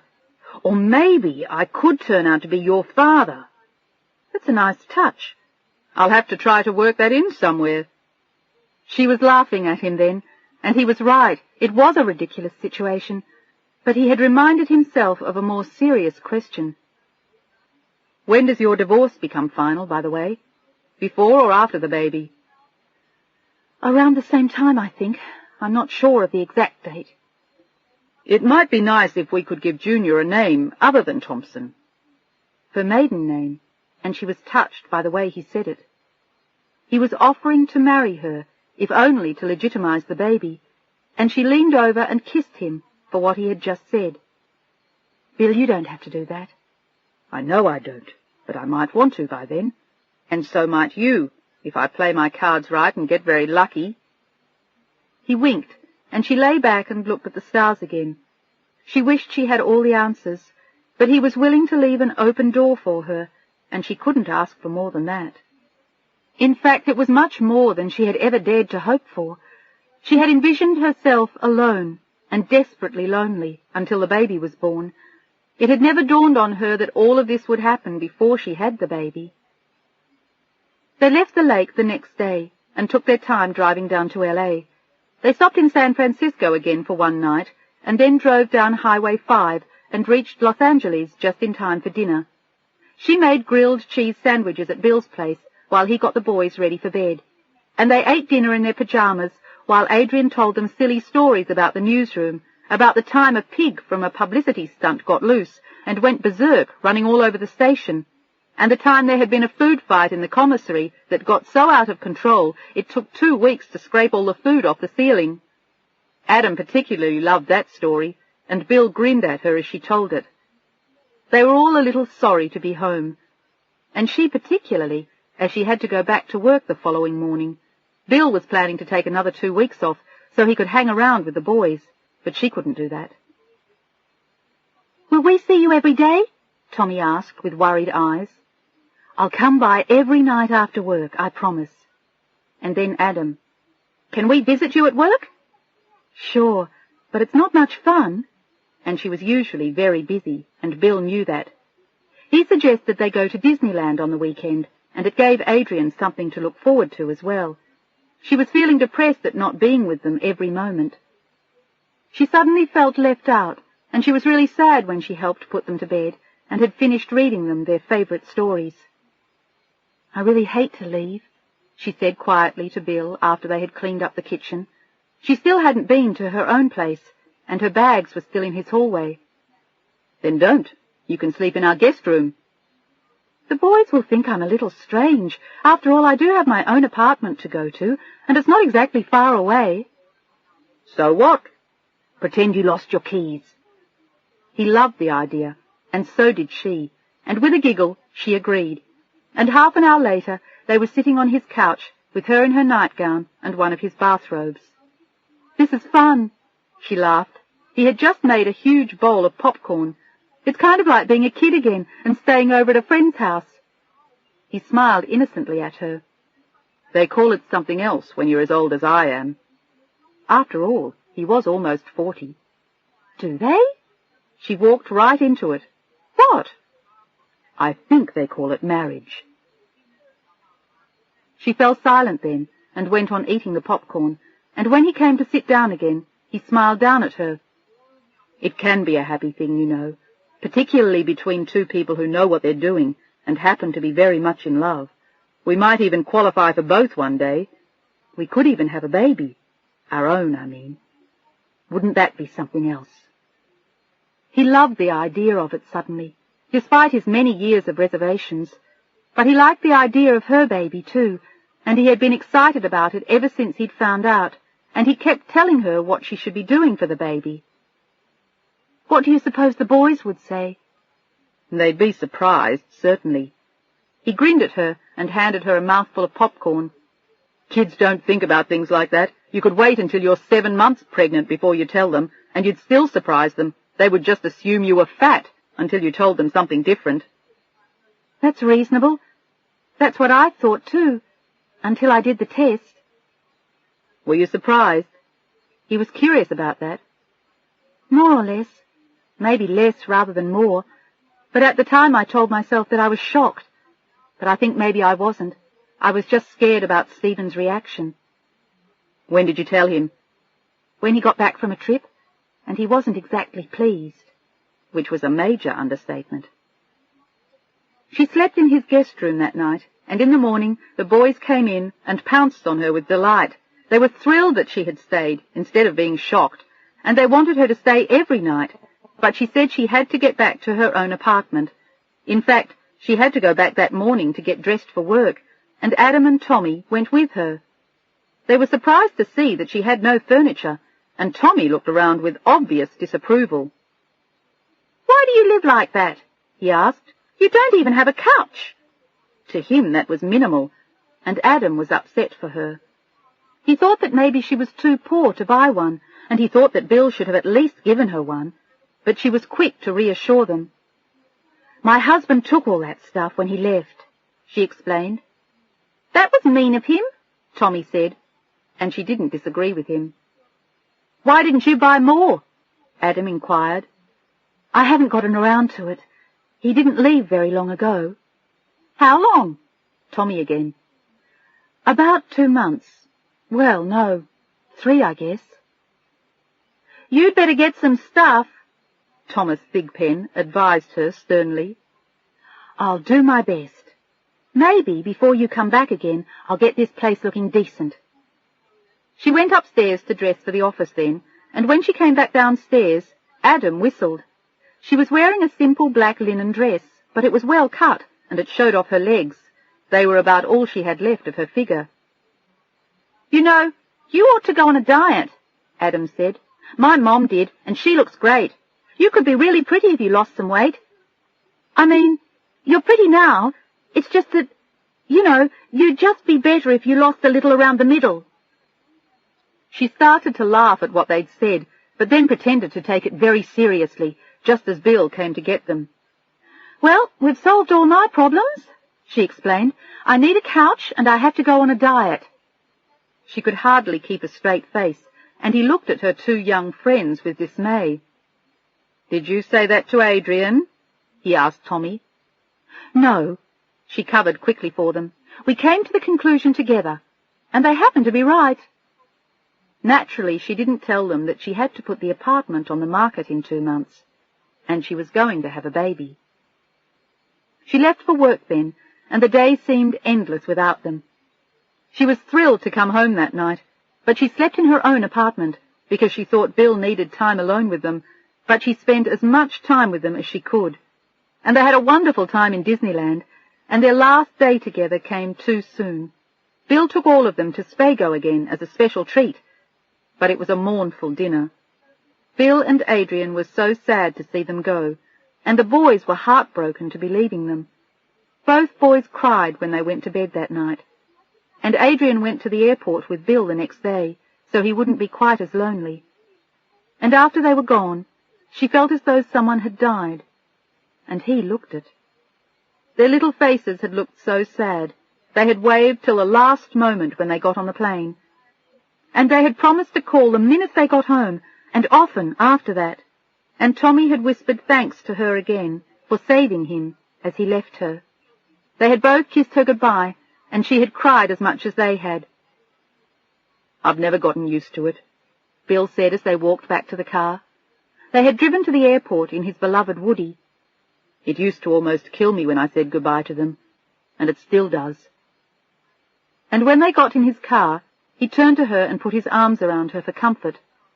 But there was nothing she could say to take the hurt away, nothing she could do that would bring them back before Thanksgiving. That's why I never wanted kids again. I never wanted to lose them.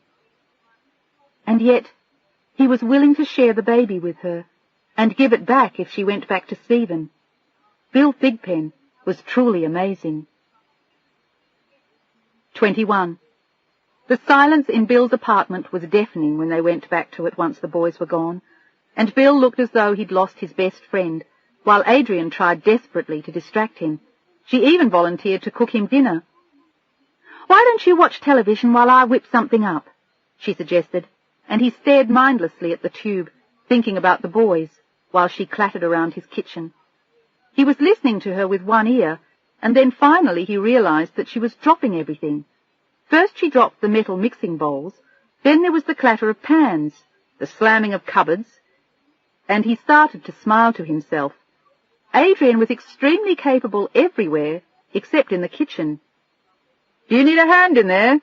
he inquired above the din, and her voice came back sounding a little distracted. "No, I'm fine. Where do you keep the vanilla?" "What are you making?" "Lasagna," she answered, dropping 3 more bowls and slamming the oven door again. And then he appeared, smiling broadly in the kitchen doorway. "I hate to tell you this, Adrian, but there's no vanilla in lasagna. Not in my recipe, anyway. You must do something different." He looked highly amused, and she looked completely flustered. She had every bowl, every pot, every baking pan, and what looked like every frying pan sitting on the counter, but he refrained from making comment. "Oh, shut up," she said, glancing at the look on his face and pushing the hair out of her eyes with her forearm. "I know there's no vanilla in lasagna. I'm making brownies. For dessert," she explained, "and a Caesar salad." It sounds lovely. Would you like a hand? No, actually I'd like a cook. She grinned sheepishly. How about a sandwich? He was laughing by then and walked into the kitchen and put his arms around her.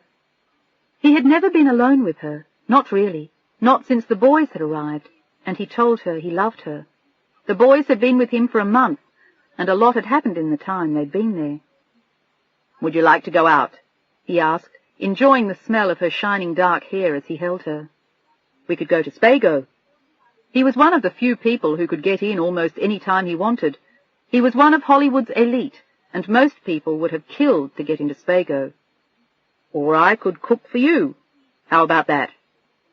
He liked the idea of staying home with her, and he had been looking forward to a quiet evening. It was Saturday night, and all the restaurants in town would be too crowded. No, she said stubbornly, looking at the mess she had made. I said I was going to cook you dinner, and I'm going to. How about if I help you? I'll be the sous chef. Okay. She grinned mischievously at him. Just tell me how you make lasagna. He laughed openly at her then and started putting things away, and together they made a salad, and he grilled some steaks, and they chatted as they worked, about the boys, and the show, and the new season. He was less affected by the seasons than the evening shows, because his show didn't go into summer reruns, and it was live all year round. But he had to make it lively and jazz it up to keep it fresh, and he was currently working on developing new subplots, and they had spent a lot of time talking about it together. He liked her ideas, and she had given him some notes she had made, and he was impressed with them, and they were discussing them again when they sat down to dinner. I agree with you, Adrian. She had just made an interesting point. But first we have to get Helen's baby born, he explained, countering her viewpoint. But after that I kind of like the idea of a kidnap. The baby disappears. It turns out that it's someone who hates John, and it has nothing to do with her.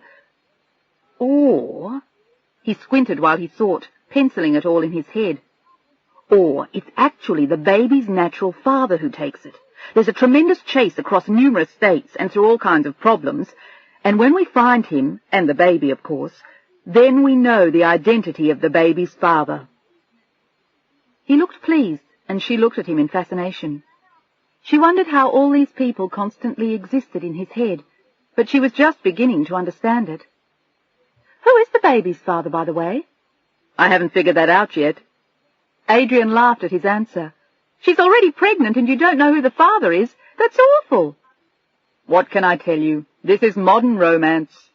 Extremely.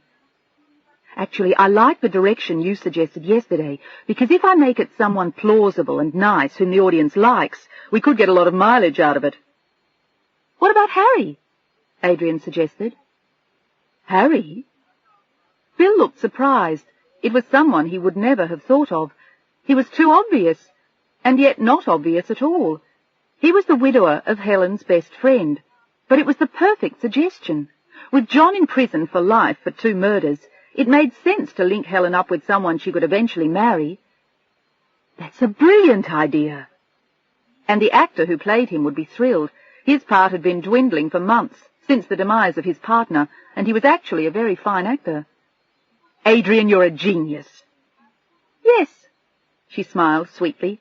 And a fabulous cook, don't you think? Absolutely. He leaned over and kissed her with a broad grin. It was so much fun being with her, and so easy, and he loved the fact that she didn't resent the show. He was even getting the impression that she loved it. Could you ever see yourself working on a show like this? He had been thinking about it recently, when she started making such useful suggestions. I've never thought of it. I'm too busy dealing with rapes and murders and natural disasters in real life. But a soap would be a lot more fun. Why? Are you recruiting? I might be at some point. Would you be interested? Are you serious? She looked at him amazed as he nodded. I'd love it. So would I. He loved the idea of working close to her, but they both had a lot of other things to consider first, and she, above all, knew that. She was working on the divorce with the attorney he'd hired for her, and in January she was going to have the baby. She had already decided to take a leave of absence, but she hadn't told the newsroom yet. But maybe instead of going back to work at the News, she could go to work for Bill after the baby. It was certainly an intriguing idea. And as she thought of it, as she sipped the cappuccino Bill had made, she realized that she really loved it. It was also a little scary combining their careers with their relationship, but maybe it would work. It was worth thinking about anyway. "Is there anything you can't do?" she asked admiringly, as she sat on a stool and watched him, thinking how nice it would be if they worked together. "Yes," he said with a gentle smile, leaning over to kiss her gently on the lips. "Have babies. Speaking of which, how are you feeling?" It embarrassed her when he inquired about her health. She wasn't entirely ready to talk about the pregnancy with him, and yet he had been so sweet about it ever since he'd known it. But talking about it still seemed strange to her. It was her deepest, darkest secret. "I'm fine," she reassured him. It was remarkable that she had had no lasting ill effects from her traumatic adventure at Lake Tahoe. She had seen the doctor as soon as she got home, and eventually the stitches in her arm had come out, but the scratches and bruises were gone, the concussion healed, the baby secure. It was truly amazing. The doctor could hardly believe it. He had told her that she was obviously carrying an astonishingly persistent baby, and Bill had been relieved to hear it. He acted as though the baby were his, and whenever he mentioned it, it touched her. "Does it frighten you, Adrian? Being pregnant, I mean. I've always thought that it must be a little scary. It's so strange. You make love with someone, and this tiny seed grows into a little person, as though you swallowed it or something, and it grows and grows inside you until you look like you're going to pop, and then comes the hard part. You have to get it out, and that must be really scary. Psychologically, I mean. Physically, it all works out somehow, and the thing that always impressed me is that, as a man, you think, God, if I were in her shoes, I would never do this again. And 2 hours later, a woman who just gave birth will tell you it wasn't so bad and she'd do it again in a minute. It's really very remarkable, don't you think?" "I do. It all seems a little strange to me, especially since in my case I haven't had anyone to share it with, so most of the time it was like it wasn't even there. Only now I'm beginning to realize that I can't ignore it for much longer and I'll have to face it." He handed her another cappuccino, and she stirred it, and then sipped the froth of steamed milk dusted with grated chocolate. He was definitely a much better chef than she was. "Can you feel it moving yet?" She shook her head. "That's so wonderful when it happens." Life. He sat down and looked at her lovingly. "It's so miraculous, isn't it? I look at the boys and I still think what a miracle they are, even as big as they are now, with shaggy hair and ripped knees in their jeans and dirty sneakers. To me, they're gorgeous." It was part of why she had come to love him. He was so real and so good and so kind, and so serious about the things that were really important, like friendship and love and family and truth. She loved his values and what he stood for. Unlike Stephen, who had run in the face of the challenge of their baby. He didn't want to give anything to anyone, which was the antithesis of everything Bill stood for. She still couldn't believe she had been lucky enough to meet him. He was putting their cups in the sink when he turned to her with a shy smile, and their eyes met, and she felt herself pulled toward him. There was a magnetic quality about him that always drew her to him. "Yes?" She knew he was going to ask her something, and he laughed at her clairvoyance. "I was going to ask you a question, but I wasn't sure if I should." "What about? Am I a virgin?" "Yes, actually I am." "Thank God." He heaved a sigh of relief. "I hate women who aren't virgins." "So do I." He grinned. "In that case, would you like to spend the night? You can sleep in the guest room if you really want to." It was silly. She had her own place just across the complex, but she was tempted to stay with him anyway. It was so lonely at her place, with only one lamp to light the room. There was no point, she kept telling herself, in buying furniture if she was going to sell the condo. And Bill's guest room was like a warm, cosy haven, just like him, a place where she could hide from the pressures of the world and enjoy the warmth of his presence. "It seems a little silly, doesn't it?" she asked sheepishly. "I should probably go home." "I just thought—" He looked sad for a moment. "It's going to be lonely without the boys tonight." She knew it would, and she wanted to be there for him. We could make popcorn and watch old movies on TV. Sold. I accept. She smiled shyly at him. She loved being with him, but he pretended to look serious as he asked another question. From a marketing standpoint, would you mind telling me what swung your decision? Was it the popcorn or the old movies? Maybe I ought to know just in case I want to convince you again someday. She laughed easily at him. It was the popcorn and a free breakfast tomorrow morning. Who said anything about breakfast? He teased with a blank stare. Be nice or I'll make you lasagna with vanilla. I was afraid of that. The Vanilla Virgin. Now there's a great title for a new show. Or maybe just one episode. What do you think?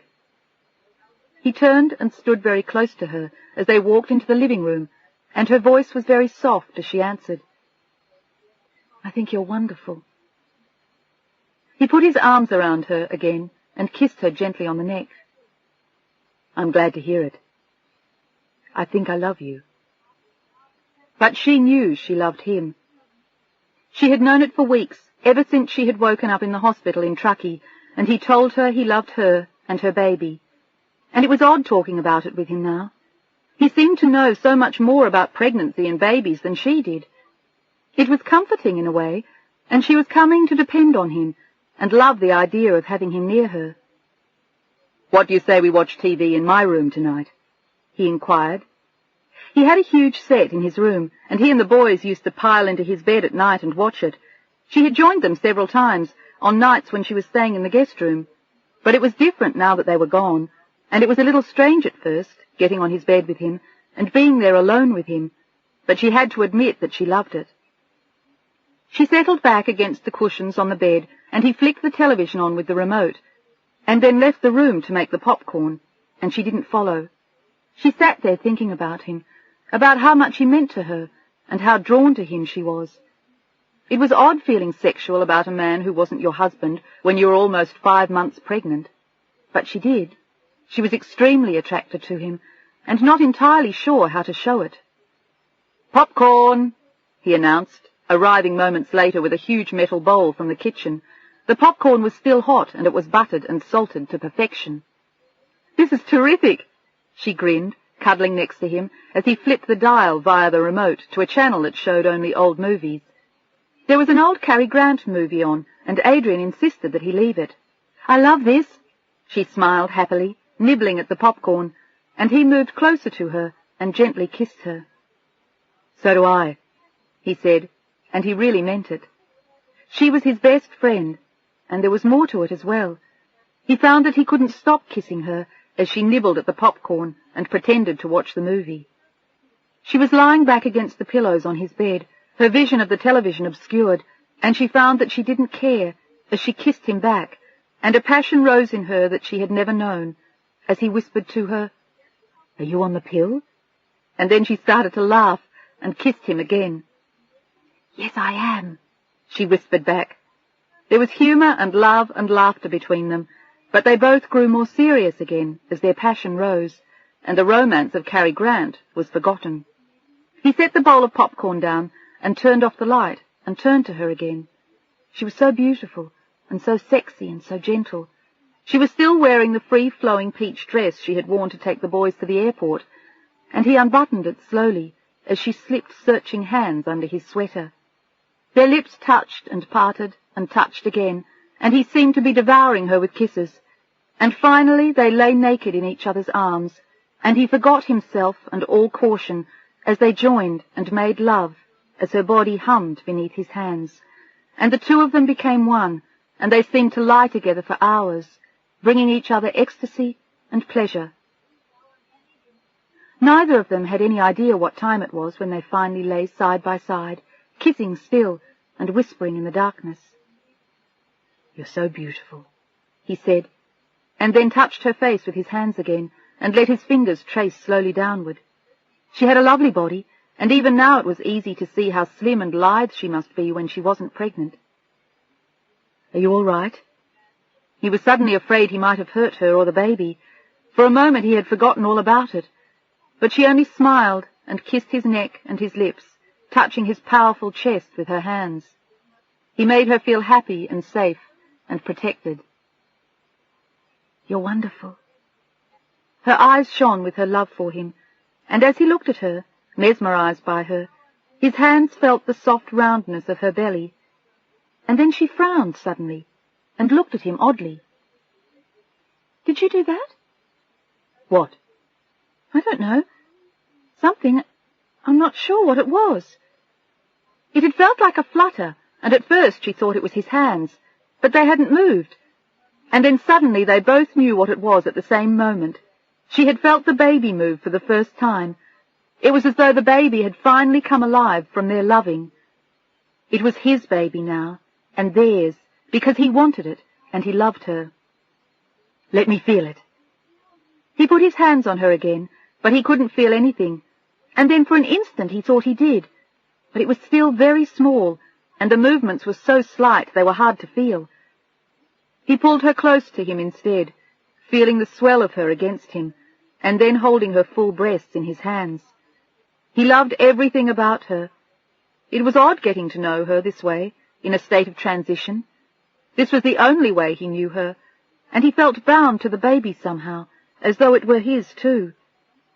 It seemed so much a part of her, and he wanted to share it with her.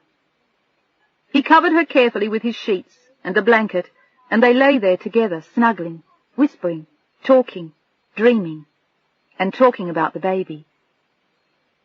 "It's so funny," he confessed, vaguely hearing the voice of Cary Grant somewhere in the distance. They had forgotten all about the popcorn and the movie. "I feel as though the baby is part of me now. I don't know. It brings back all kinds of familiar feelings and memories, all that excitement I felt before Adam and Tommy were born. I find myself thinking about buying a crib, helping you set up the room, being there when it's born. And then I have to remind myself to go slow, that it isn't mine," he said regretfully. But he wanted it to be. Even though he had just made love to her for the first time, he wanted that very badly. "I was so lost before you came along. I was so lonely." She looked at him with serious eyes, worried about what he felt. "You really don't mind about the baby? I feel so fat and ugly sometimes." He chuckled softly in the bed they had made theirs. "That, my love, is going to get a lot worse before it gets better. You are going to blow up like a balloon, and I'm going to love it. You're going to be so big and cute, and we're going to have such a good time with the baby." "Silly." She winced at the thought of becoming enormous. It was something she hadn't really thought about, and almost dreaded. Her thighs already felt twice the size they had been 2 months before, and her breasts seemed huge compared to what they normally were. She was usually very small, and suddenly she was very full-busted. All the changes seemed so strange and foreign to her, and yet at the same time she was excited about the baby, and she could hardly believe that he was too. It was a miracle beyond belief that she had found him. "It seems poetic justice somehow," he said, grinning, as he sat up in bed and looked down at her, "that I should get involved with a woman who is 4.5 months pregnant. I have been involved with more anorexic models and bulimic actresses than anyone deserves in one lifetime, and suddenly here I am with a woman I love in full bloom, and any minute you're not going to be able to see your sneakers." "You're terrifying me. Is there any way to avoid turning into a blimp?"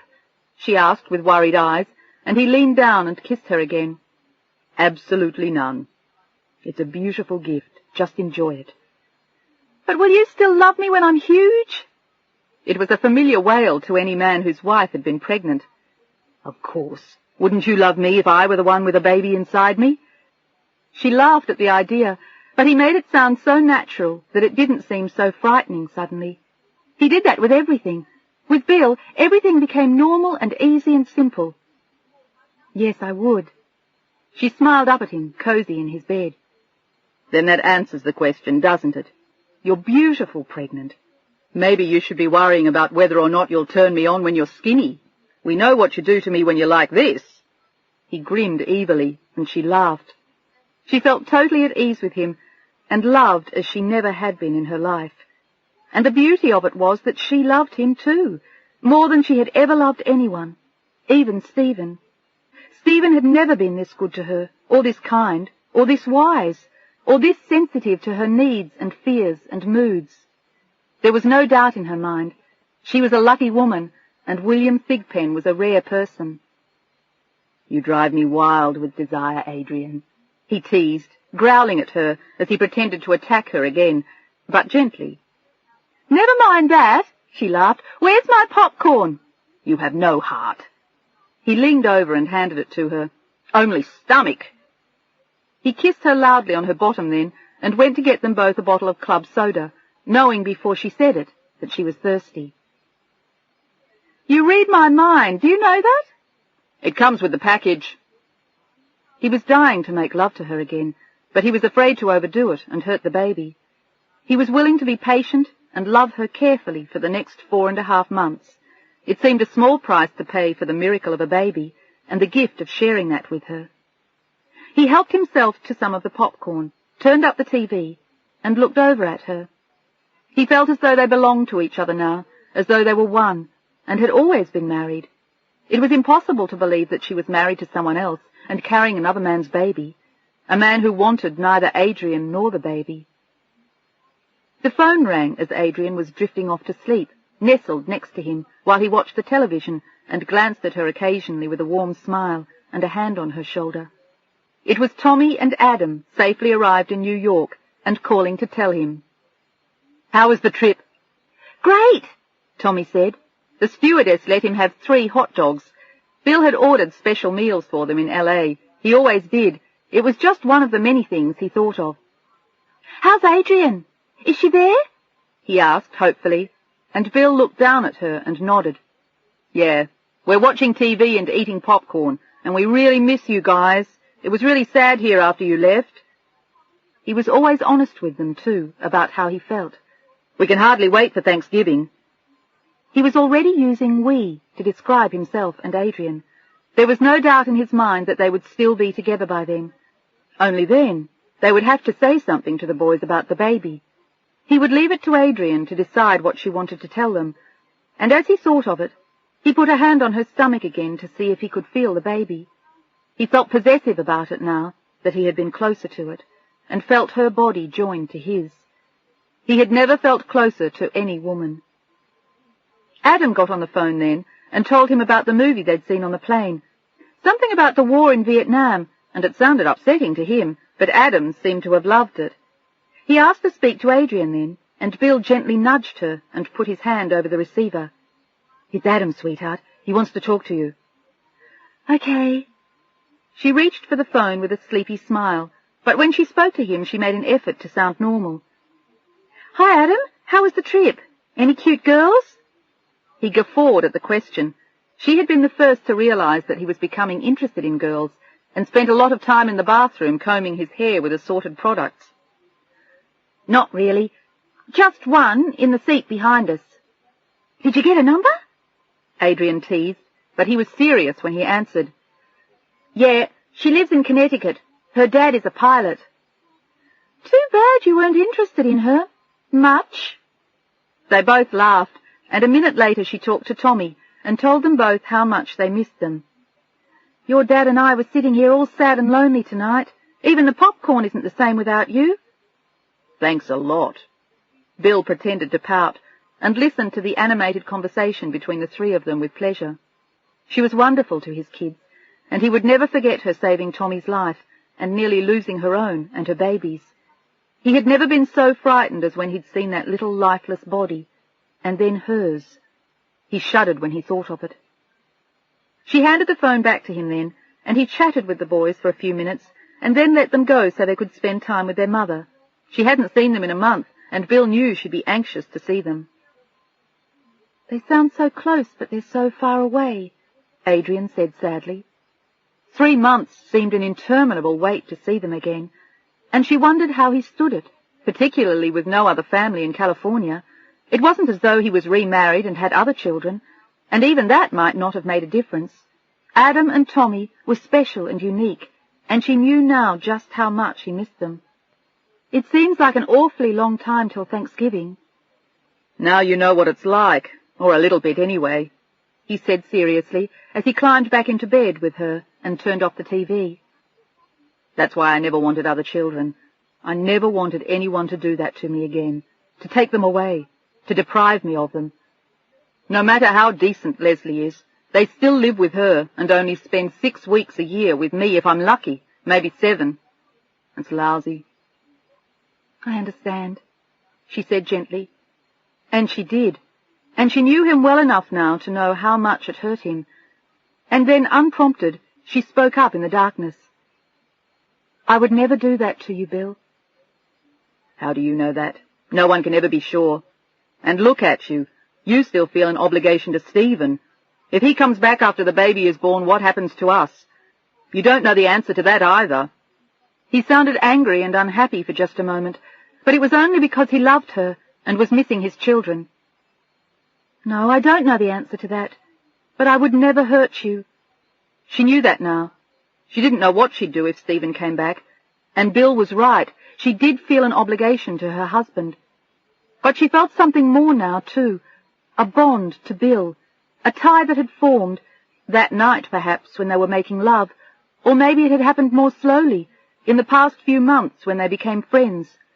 But something had happened to bind them together, and she knew she'd never just walk out on him, or take away something or someone he loved. She was sure of it, or at least she hoped not. I love you, Bill, she said softly, thinking of him and the boys and the baby. I love you too, he whispered back, thinking only of her, and as he did, his desire for her got the best of him again, and he ran smooth hands slowly over her flesh until she was panting with desire, and he made love to her again. It was a long, happy night, and they were still entangled in each other's bodies when they awoke in the morning.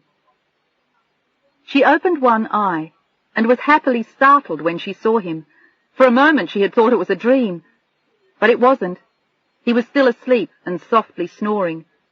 But he woke a few minutes later as she stretched and shifted the weight of his leg on her a little. Is that you? He growled sleepily.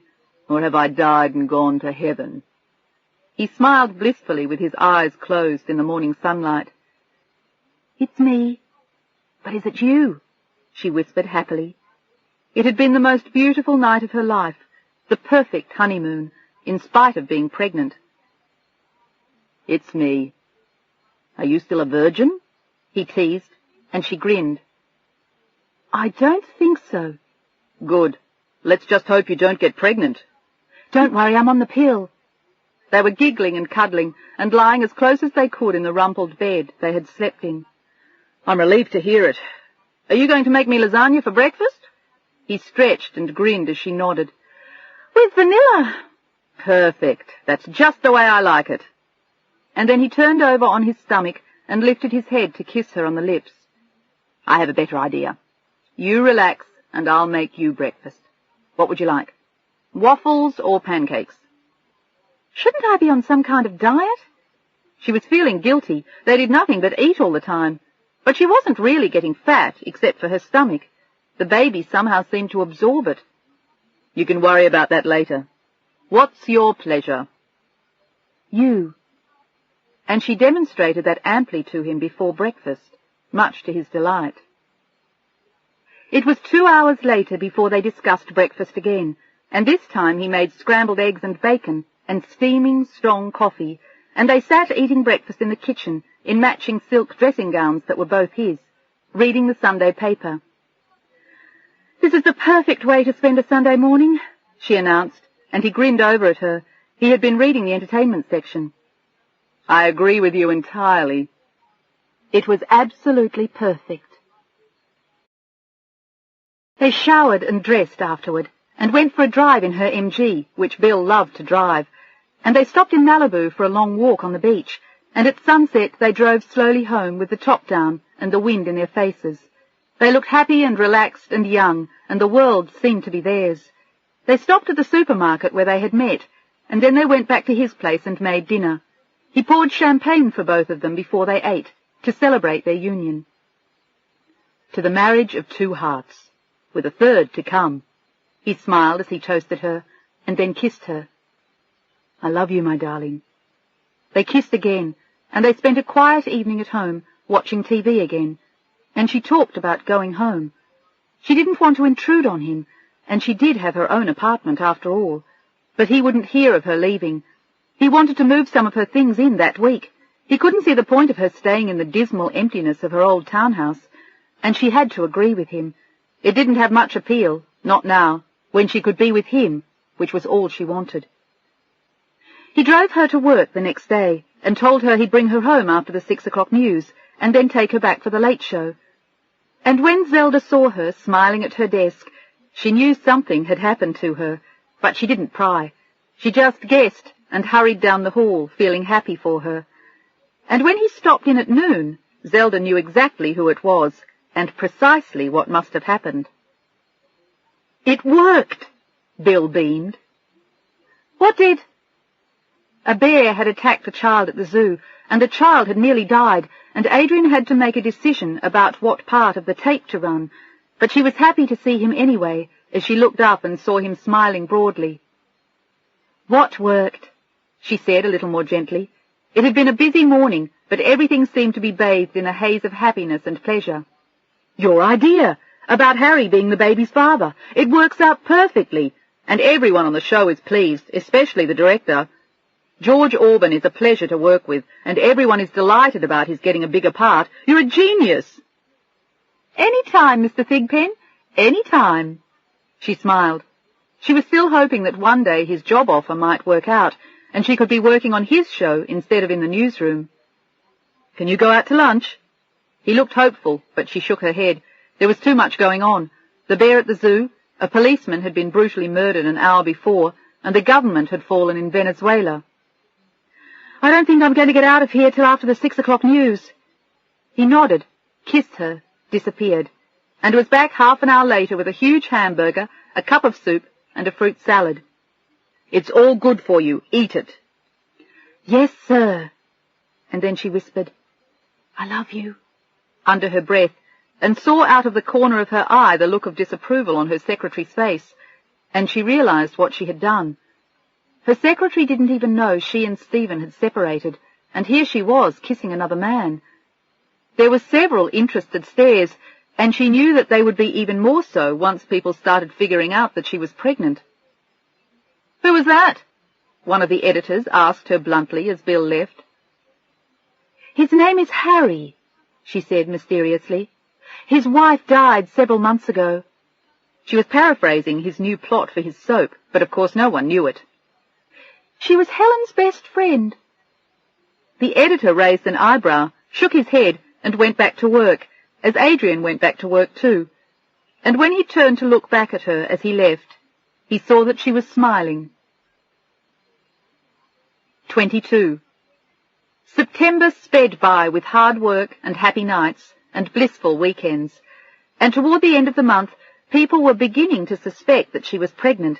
She was almost 6 months, and no matter how loose her clothes, it was easy to figure out that there was something beneath them. She had not asked for maternity leave yet, though, and she had decided to work till the very end and take time off after it was born, which seemed simpler. "If I take time off before, I'll die of boredom," she told Bill, and he didn't disagree. He thought that as long as the doctor said she was in good health, she should do what she wanted, and he had suggested to her again that she think about working on his show after the baby came, and maybe hand in her notice in the newsroom in December. They went out a fair amount, to quiet restaurants where they could relax, like the Ivy and Chianti and the Bistro Garden, and then occasionally to the noisier, livelier ones like Morton's and Chasen's, and of course Spago. And they talked to the boys at least twice a week, and they were fine too, and the ratings on Bill's show were better than ever. Everything was going smoothly, and Bill kept reminding her that the next time she went, he wanted to join her at the doctor. It was his baby now, too, no matter whose genes were involved, but they had made love often enough and grown close enough that somehow he felt he should have been the father, and Adrian didn't deny it. She had heard nothing from Stephen since June, or from his attorney since July, and she didn't worry about it. She assumed that the divorce was still in the works, but she didn't think about it very much. She was too busy at work and too happy with Bill, and she hadn't slept in the townhouse since August, the night the boys left. But the call from her attorney on October 1st still surprised her.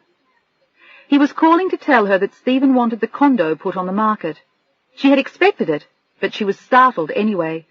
It was nice knowing that she had a place to live, a place of her own, even if she didn't live there.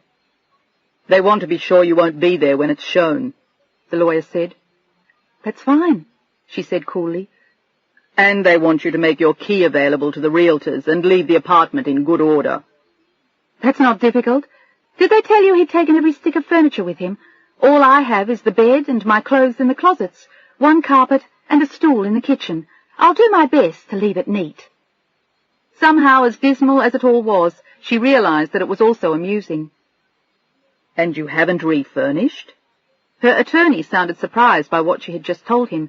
She had forgotten to tell him before, and Stephen's attorney hadn't told him that, but he suspected that there was a lot more that Stephen's attorney hadn't told him, like why he was rejecting his own baby and ending his marriage to a woman who was both reasonable and decent. "No, I haven't. The apartment is empty." "It might not show well that way. They probably think you've refurnished." "Stephen should have thought of that before he cleaned it out. I'm not going to furnish it just so he can sell it out from under me." "Do you have any interest in buying him out, Mrs. Townsend?" "No, I don't, and even if I did, I couldn't afford it." The lawyer had told them what he wanted for it, and she thought it was too high, but if he got it, then she'd get half, so she wasn't going to argue. "How's the divorce coming?" she asked cautiously. It was still a delicate subject with her. "Everything is in progress."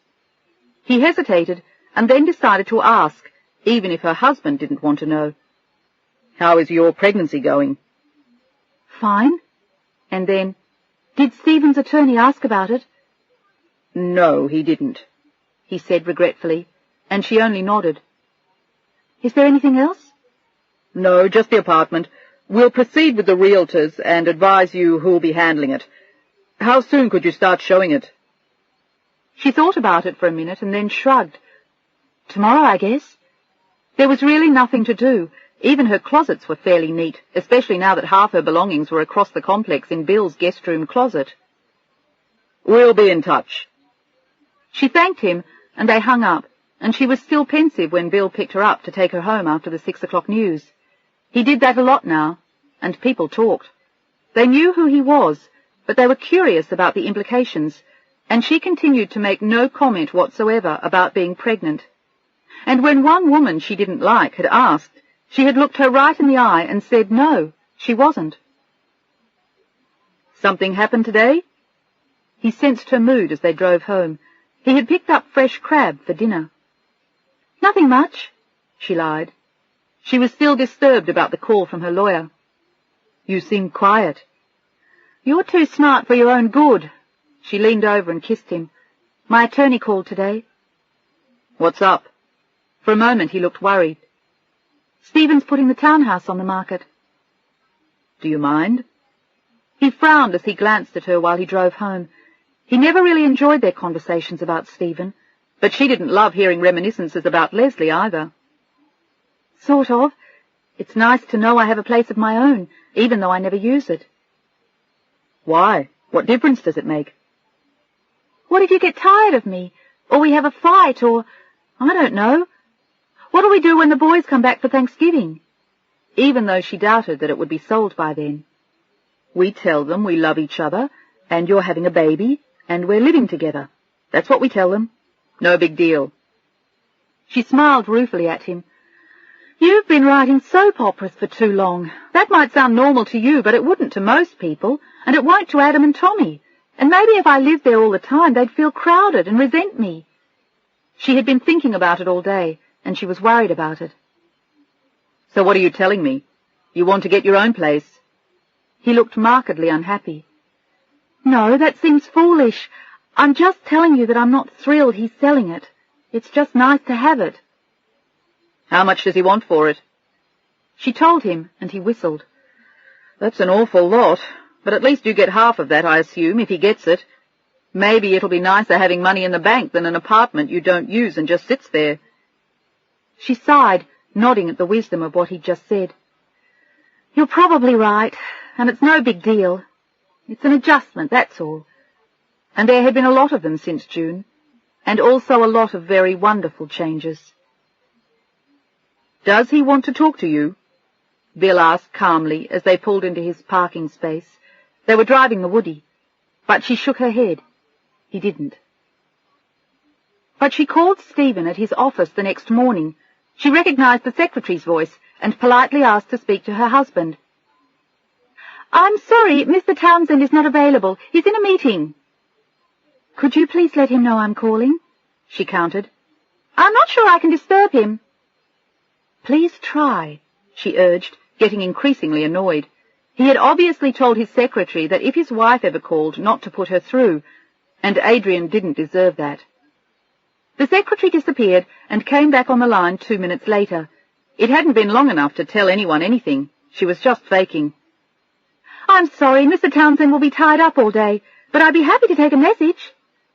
Tell him to drop dead, she was tempted to say into the phone, but she didn't.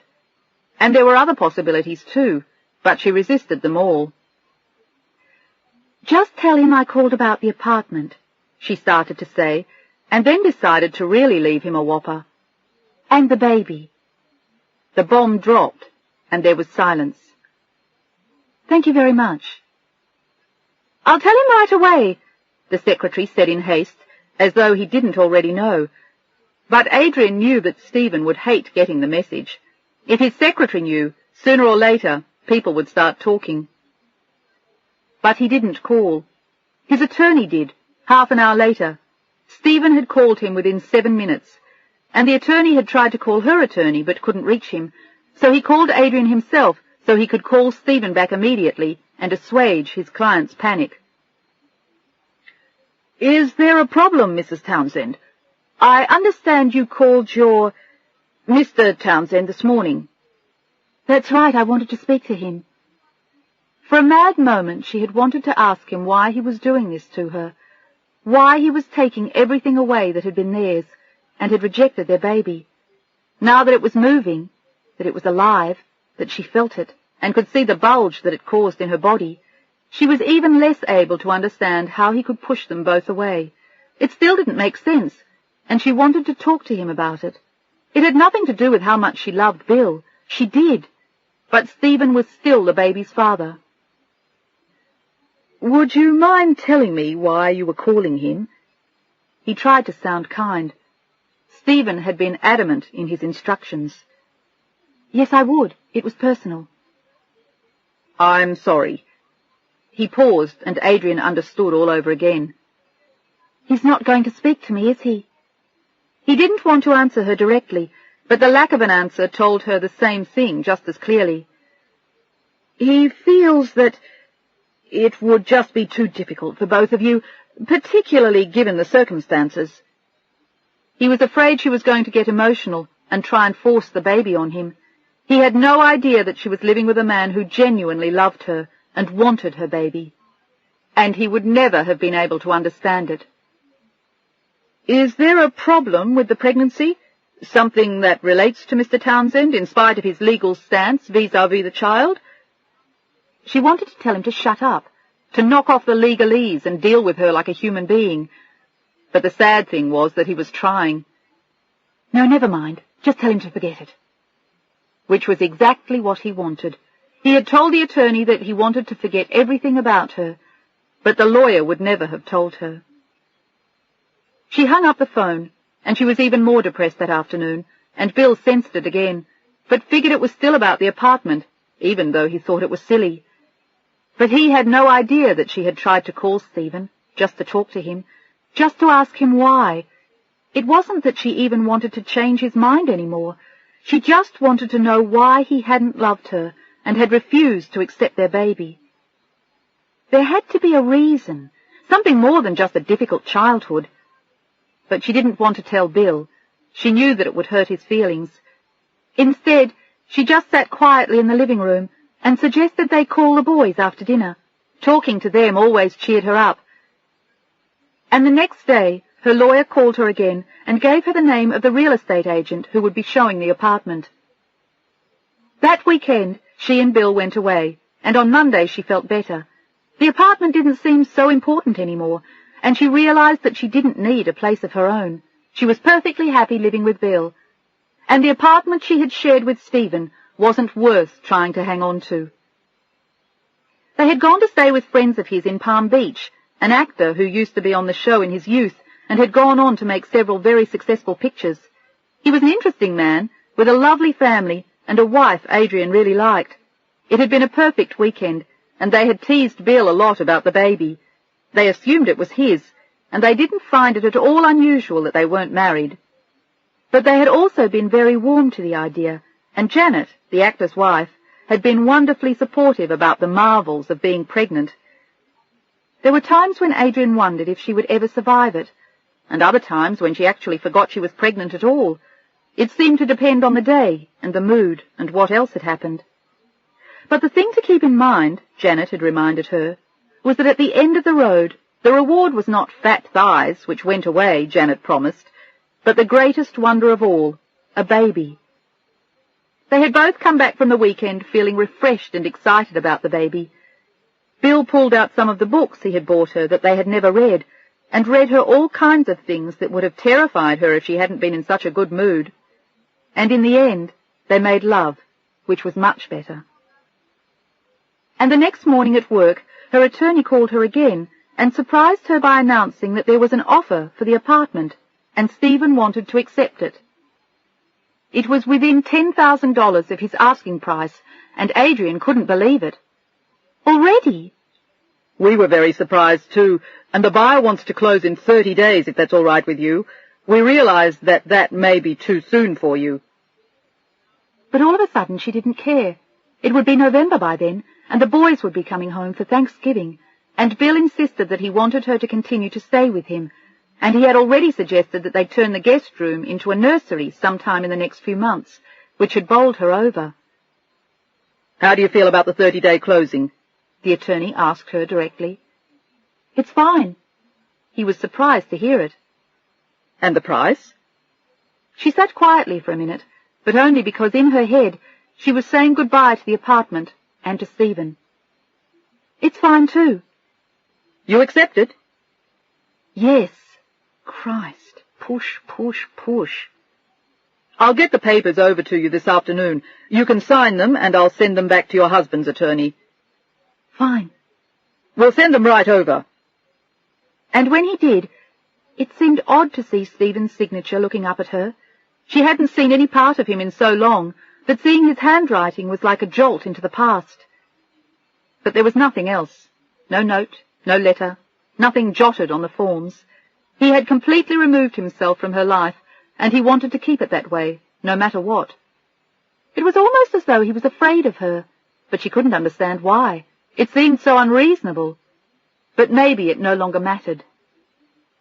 She showed the papers to Bill that night, and he said they looked fine, but he made a couple of suggestions about the escrow and how to handle the deposit, and suggested she talk to her divorce lawyer about them. And he warned her to be careful that she got her fair share out of the proceeds from the apartment. And then he asked her something he'd been wondering for a while, but hadn't wanted to bring up because he didn't want to upset her. What about spousal support? Has he offered you anything? And support for the baby? I haven't asked for anything, she said quietly.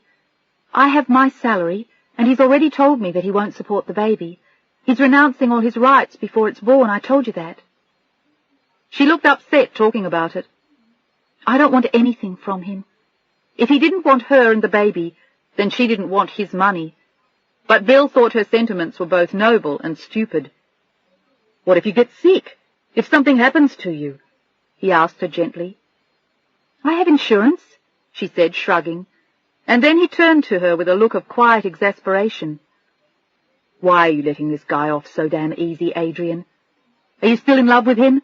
He deserted you. He owes you something, and a child. And then he felt his heart sink as she shook her head and reached out to touch him. You know I'm not in love with him, but I was married to him. He was my husband. He still is, technically. And she almost gulped on the word after everything Bill had done for her, but it was still the truth. He's the baby's father. She didn't want to hurt him, but it was true, and it meant something to her, and he knew it. That means a lot to you, doesn't it? She looked down at her hands, and then looked up at him again as she nodded, and spoke very softly. "Yes, it does. Not a lot, but something. It's his child, Bill. What if he comes to his senses one day? He has a right to something, some part of it. I don't want to slam all the doors on him in case one day he wants that." "I don't think he ever will." Bill spoke just as quietly. He didn't want to fight with her, and as he listened to her, he wondered if there was any point in his fighting Stephen.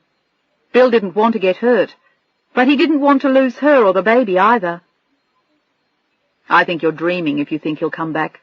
I think he's made his position clear." "He might change his mind." "Do you want him to, Adrian? Do you want him back?" He looked her right in the eye, and she shook her head, and he believed her. And without another word he took her in his arms. "I'll die if I ever lose you." She knew that, and she would have died if she lost him too. And yet there was still the spectre of Stephen. "I don't want to lose you either." "You won't." And then he smiled. As he held her, he could feel the baby kicking. "Thank you for being so good to me." "Don't be silly." He kissed her, and they sat together for a long time, but their conversation worried him afterward. He knew how strong her loyalties were, and even though she loved him, to her it was still important that Stephen was really the baby's father. And Bill knew that there was nothing he could do to protect himself anymore. He just had to love her and take his chances. 23. The apartment sold quickly and simply, and in the first week of November the deal closed, and she and Bill packed up her things and moved them to his place across the complex. It was all very simple and much less emotional than she had feared. There was nothing left to hold on to or feel sentimental about. Stephen had taken it all with him 5 months before, even the album with their wedding pictures. She wondered what he had done with it, and figured he had probably thrown it out. It was odd. It was so completely gone. Everything had disappeared as though nothing had ever happened. She tried to explain it to Bill as she put the rest of her belongings in his guest room. "It's almost as if we were never married.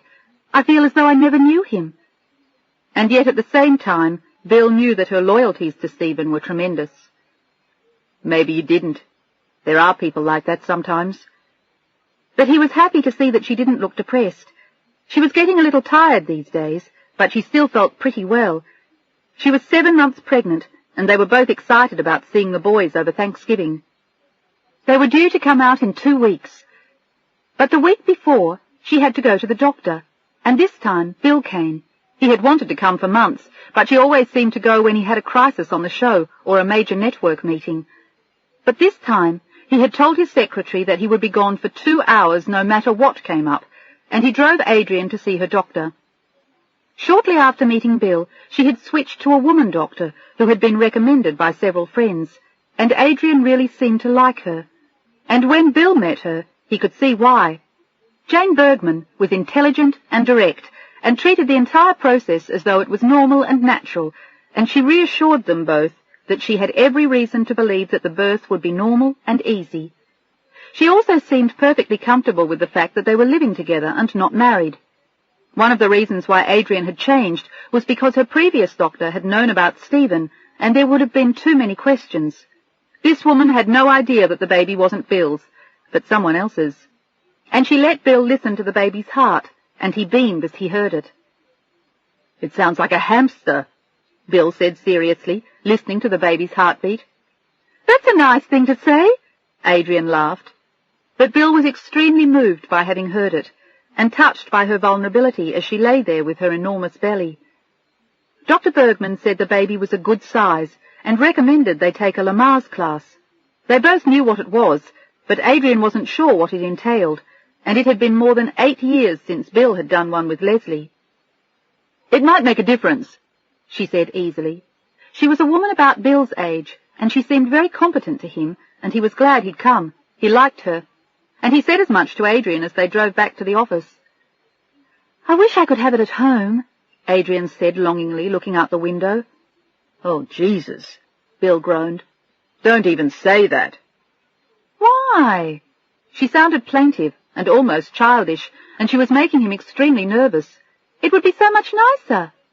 And so much more dangerous. Be nice and listen to Dr. Bergman. We'll do the Lamaze class right after the boys come.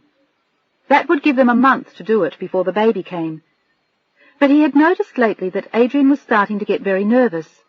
For 7 months she had managed to avoid it and pretend she wasn't pregnant, but suddenly it was coming close, and she had to face it.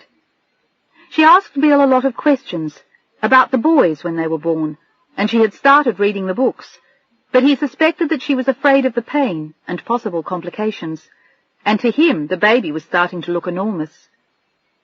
"I love you," he reminded her as he left her in the hallway outside the newsroom.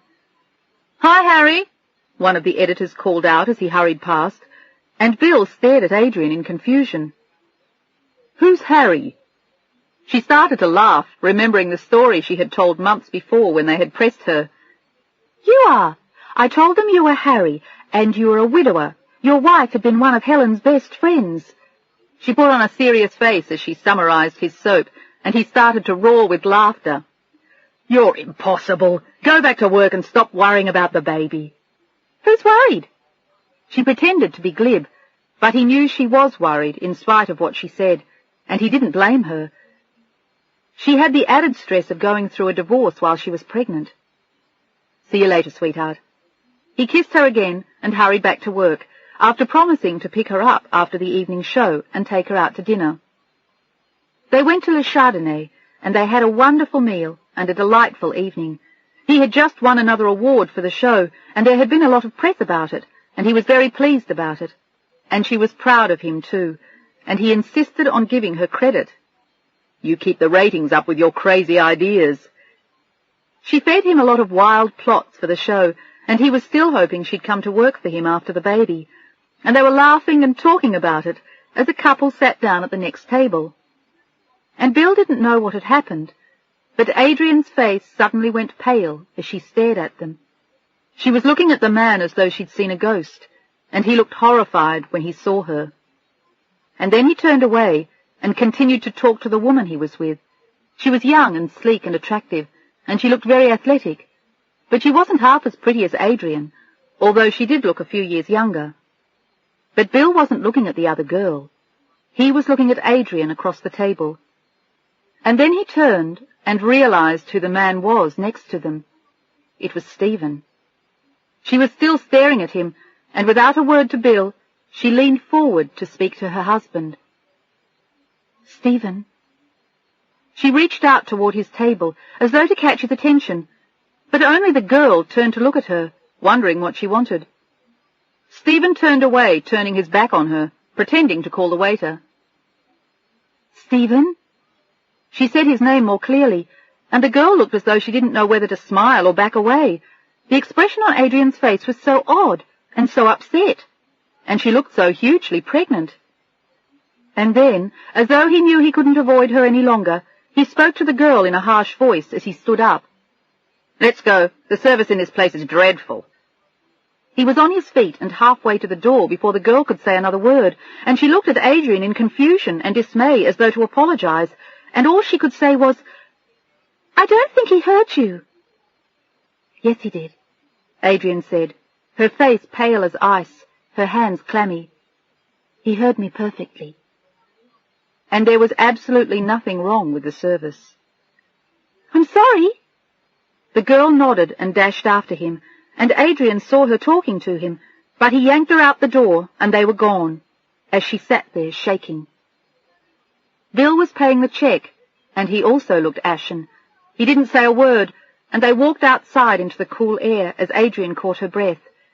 She was feeling sick after their wonderful dinner, and as they reached the street, they were just in time to see him drive away with the girl in his Porsche. "Why did you speak to him?" Bill asked when they got into the woody. "Why did you bother?" He looked upset, and she turned to him with anger in her eyes. She was in no mood to argue with him, or with anyone. Stephen had made himself abundantly clear, as though he hadn't already. "I haven't seen him in 5 months, and I was married to him for 2.5 years. It's so odd that I would say something to him." "Given the way he's treated you, yes, it is, don't you think? Or were you going to thank him for all the nice things he's done for you lately?" The truth was, Bill was jealous, and he hated himself for making a fuss over it. But he had hated the look in her eyes, the anguish on her face as she reached out to him, and he hated Stephen for hurting her. He wanted him out of her life forever. "Don't pick on me!" She started to cry, and she looked ghostly pale in the car as she rubbed her stomach. Even the baby was upset. It was kicking violently, and all she wanted to do was go home and lie down and forget him. But she knew she couldn't. "He didn't even look at me." "Adrian," Bill said through clenched teeth, "the guy is a total shit. How long is it going to take you to accept that? A year? 5? 10? You keep waiting for him to come back and throw roses at you and the baby, and I keep telling you he's not going to. Did you get the message tonight? He wouldn't even speak to you. He got up and walked out. This is not a man who gives a damn about you or your baby." And Bill suspected that he never had, although he didn't say that. How can he do that? How can he not feel anything for his own child? He's repressing it, but sooner or later he'll have to face it. The only one who'll have to face anything is you. He's gone, baby. Forget him. She didn't answer, and they drove the rest of the way home in silence. But when they got home, they started arguing again, and Adrian went to bed in tears in the guest room. And the next morning she was subdued as they met over breakfast in the kitchen. He didn't say a word to her. He let her make her own breakfast for once, and then finally looked at her over the sports page. "What exactly is it you're expecting from him? Why don't you clarify it for me, just so I understand once and for all what it is you want from him?" And what he was up against from the competition. "From Stephen?" He nodded. "I don't know. I just expect him to deal with the fact that we're having a baby. He doesn't even know what he's rejecting. I can accept the fact that he's divorcing me because he thinks I betrayed him, but I can't accept the fact that he's turning his back on his own child. One day he'll regret it." "Of course he will, but that's the price he'll have to pay. And maybe he'll never come to his senses. And how can you say you betrayed him? Did you fool him? Did you get pregnant on purpose?" "Absolutely not." She looked insulted, and it was a question he had never asked her, but always wondered. He wondered if that was why she felt so guilty. "I knew how strongly he felt about it, and I was always careful." "I thought so." He almost smiled. He loved her so much, and he hated their arguments, but at least there weren't many, and they were only on one subject, Stephen. "But it doesn't hurt to ask. Go on. What do you want from him?" He really wanted to know, for his own sake and for hers. They needed to face it. "I just want him to acknowledge the baby, to admit that it's his, to deal with that fact. I think he's run away from it since the beginning. I want him to see it and say, 'Okay, I understand. It's mine, but I really don't want it.' Or, 'Yes, it is. I was wrong. I love my baby.' But I don't want him to run away from me forever, because I keep thinking he'll come back at some point and be sorry and want us back, and then he'll screw up my life and the baby's and yours and his own, and whatever I do, I'll always feel guilty.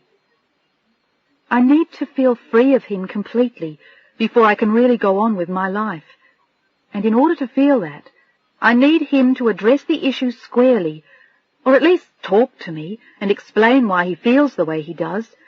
He hasn't even had the decency to talk to me since he left the apartment." It was the first time she had stated it so clearly, and it finally made sense. She couldn't really believe he was gone for good, and she wanted direct confirmation from him that he understood what he was giving up and that he really meant it. It made sense, but Bill didn't think she was going to get it. Stephen wasn't that kind of person, and he had already shown her that, for 5 months and the night before. He was going to run away, divorce her through attorneys, and give up the baby without ever seeing it. That was the way he was, and she just had to face it. "I don't think you're going to get anything more out of him than you've gotten. He just can't deal with it directly." "How do you know that?" "Look at him last night. Is that a guy with guts who's going to confront you? He practically ran out the door 10 feet ahead of his girlfriend." Is that what she was? She looked intrigued, and he looked annoyed. How the hell do I know? She looked very young, she said thoughtfully, and he groaned. So do you, because you are. So stop that. And what difference does it make anyway? The point is that you have to let go of him, Adrian. That's the real issue. But what if he comes back later? It was something that worried her a lot. She was sure he would come back into her life after she had the baby. You deal with it when it happens. But the baby has a right. I know. He slammed a fist on the kitchen table, and she jumped. The baby has a right to its natural father, right? I've heard it before. But what if his or her natural father is an asshole? Then what? Wouldn't it be simpler to just let it go now? What if Leslie had told you she wanted to leave you when she was drunk? Wouldn't you feel an obligation to see how she felt when she was sober? Maybe. Why? Because I think Stephen has been drunk on fear since the days I told him I was pregnant. And as soon as he calms down, stops panicking and sobers up, he's going to feel different. Maybe not. Maybe he really does hate kids. Maybe you should listen to him. Maybe he means it. I just want to know from him that he knows what he's doing. Maybe he doesn't. Are you going to hold your life up forever? More to the point, was she going to hold theirs up? But he also knew it wasn't easy just forgetting a man with whom she had had a baby, and to whom she had been married for 2.5 years before she got pregnant. You think I'm stupid to give a damn, don't you? No. He sighed and sat back in his chair at the kitchen table. I just think you're wasting your time. Just forget him. I feel like I'm stealing something from him, she explained, and caught his attention. I'm taking his baby away from him and giving it to you because you want it. But what if he comes back and says, "Hey, that's mine, give it back to me"? What then?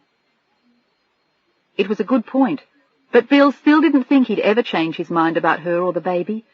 He was a fool not to, but Bill sincerely believed that he wouldn't. You'll just have to wait and see. We're not going anywhere. We're not moving to Africa with the baby.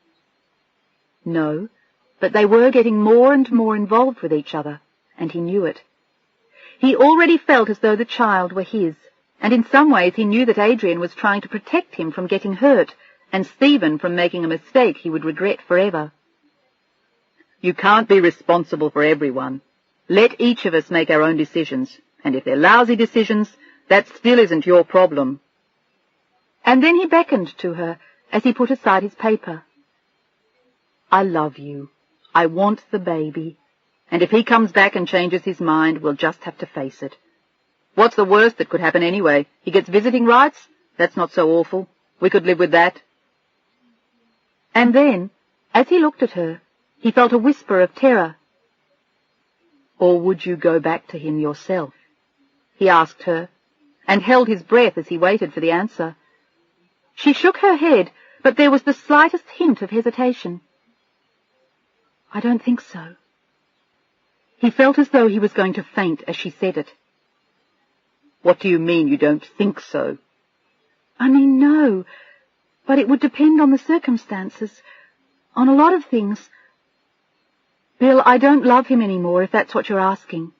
I love you, but there's more than just us. There's the baby. Would you go back to a man you didn't love for the sake of his child? I doubt it. But she couldn't swear that she wouldn't. He got up and left the table then, and it was a difficult few days until they both calmed down again. And finally they made a truce and spent the weekend in bed, talking and making love, and trying to explain their positions. She just wanted to be sure that Stephen wasn't going to change his mind and want the baby. She thought he should at least see it when it was born, and Bill didn't like the idea, but he was willing to accept it. And after Stephen's performance the night before, he considered it highly unlikely that he would come to see it. And after that, will you marry me? He asked her seriously, and she beamed when he asked her.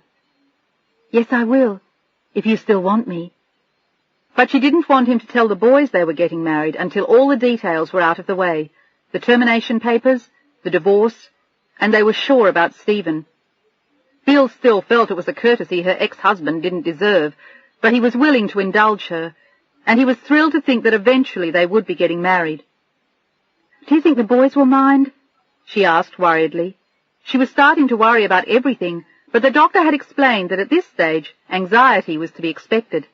She was worried about the delivery, the labour, the pain, the baby's health, all the normal things that women worried about, and Bill also knew that the divorce was a strain on her, and so had been selling the apartment. And she had held up beautifully, but now she was starting to worry about little things, and he suspected that her obsession about being fair to Stephen was part of the same process. She was still tenser than usual when Adam and Tommy came. She was terrified that they were going to be upset about the baby, and she decided to be honest with them. They looked undeniably surprised when they saw her stomach when she and Bill picked them up at the airport. "Wow!" Tommy said, looking awestruck. "What happened?" "Don't ask questions like that," Adam scolded. "I'm having a baby," Adrian explained unnecessarily. That much was obvious even to Tommy. "Is it Daddy's?" he asked, and Adam kicked him. "No, it's not," she explained once they were at home, drinking hot chocolate in the comfortable kitchen. "It's my husband's, but we're still getting divorced. In fact," she was going to be totally upfront with them, and Bill had already said that he would support her. "That's why he left me, because he didn't want a baby. So we're getting a divorce, and he's giving up all his rights to the baby." She said it very simply, and the boys looked shocked, particularly Adam. "That's awful." "No, it's not," Tommy said matter-of-factly. "If she weren't getting divorced, she wouldn't be with Daddy, and she wouldn't have been there to save me at Lake Tahoe last summer." "That's true," Adrian laughed. They had a way of reducing it to practical basics. "When's the baby coming?" Adam wanted to know. "In January, in about 7 weeks. "That's pretty soon." Adam looked very sorry for her. "Where are you going to live? In your apartment?" But this time their father interrupted. "No, right here with us. With me." He smiled. "We're going to put the baby in the guest room."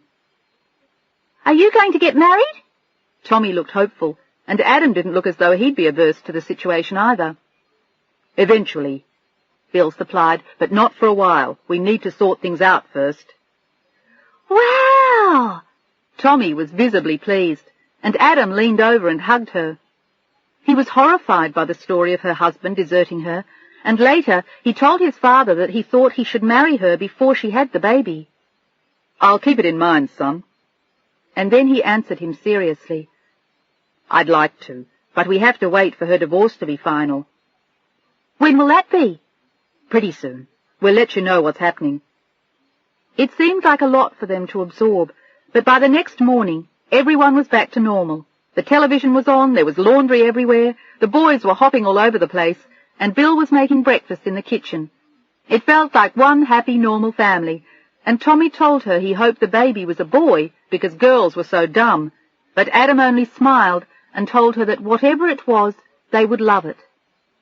His gentleness made her cry, and she tidied the apartment up afterward when they went out for a while with their father, and when they came home, they brought her a huge bouquet of flowers. She and Bill cooked Thanksgiving dinner for them, and it was a beautiful holiday for all of them. The only flaw in a perfect day was when Bill overheard her calling her mother. "No, he's fine," she had just said. "He had to go to London on business." And then she saw Bill's face, and after she hung up, he cornered her in the kitchen. Their Thanksgiving dinner was over by then, and the boys were already asleep in their bedroom. What was that all about? But he knew without her telling him. She was lying to her mother about Stephen. "There's no point in upsetting her. No one in my family has ever gotten divorced, and it's the holidays, for heaven's sake." "He's been gone for 6 months, Adrian. You've had plenty of time to tell her." And then something else occurred to him. "Have you told her yet about the baby?" She shook her head, and he sat down in a chair and looked at her. "What kind of game are you playing? Why are you protecting him?" "I'm not." Tears filled her eyes again. "I just don't want to get into it with her. I didn't tell her at first because I thought he'd come back, and now it's so awkward, and I don't need the pressure. They always give me a hard time. I'll tell her later." There were tears in her eyes, and it was hard for her to make him understand how awkward things had always been with her family. "When are you going to tell them? After our third child is born? Or at the baby's college graduation? Maybe you ought to give her a little hint sometime before that." "What do you expect me to say? I've never been close to her. I don't want to talk to her about it." "You could just tell her you're having a baby." "Why?"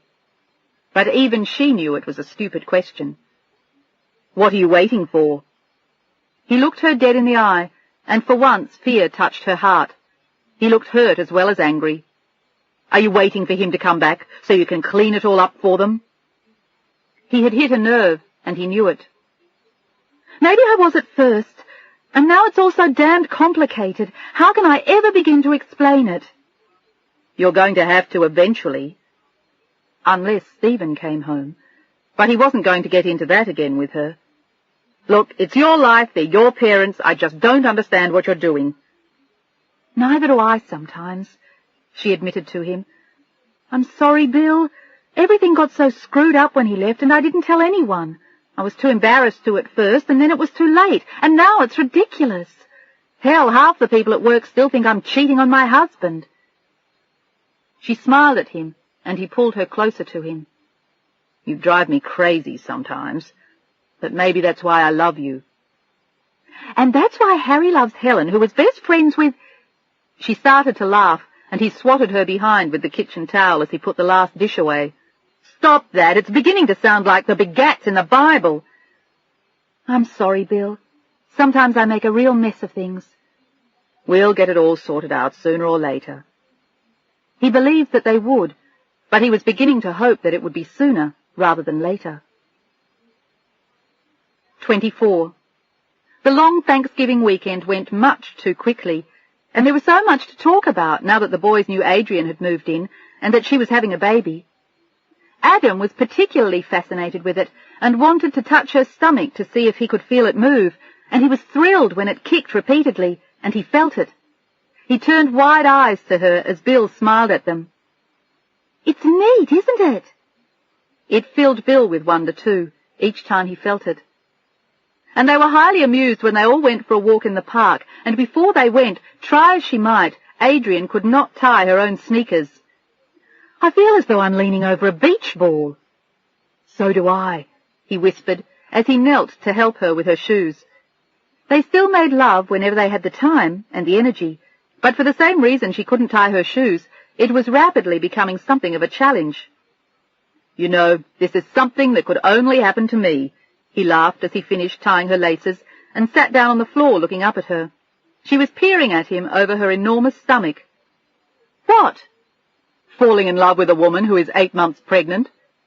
She chuckled, seeing the humour of it too. It was certainly a most unusual courtship.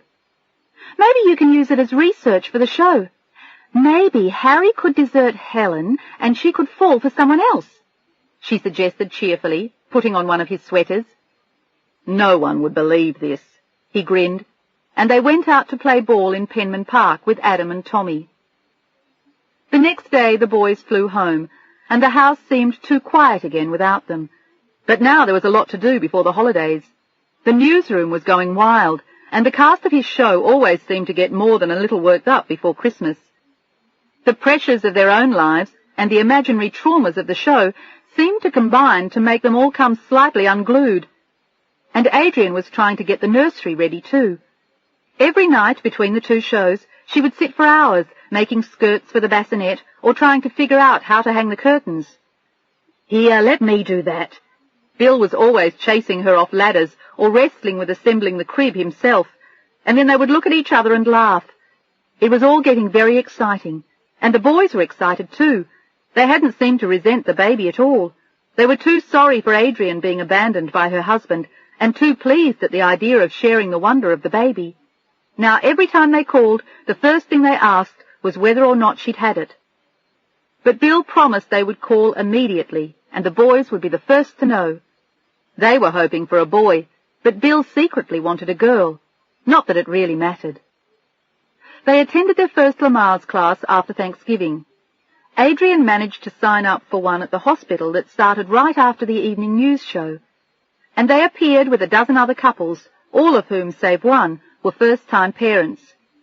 She felt a little strange being there, and she felt awkward about doing exercises and doing Lamar's with a room full of strangers, but Bill and her doctor had insisted that it would help her. "Help me do what?" she argued with him on the way over, eating a turkey sandwich that was left over from lunch. She would have to go right back to work after the class for her late broadcast. "The baby's going to come out anyway, whether I huff and puff or not." All she knew was that Lamar's had something to do with breathing. "It'll help you relax," he said calmly.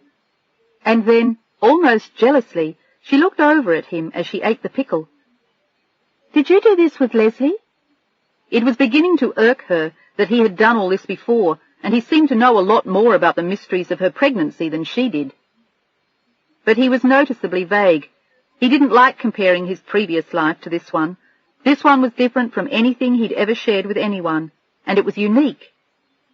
"Yeah, sort of," was all he would say, but he continued to insist that the natural childbirth class was worth doing. "I still think I'd rather have the baby at home." It was a refrain he'd heard before, and wouldn't even let her consider.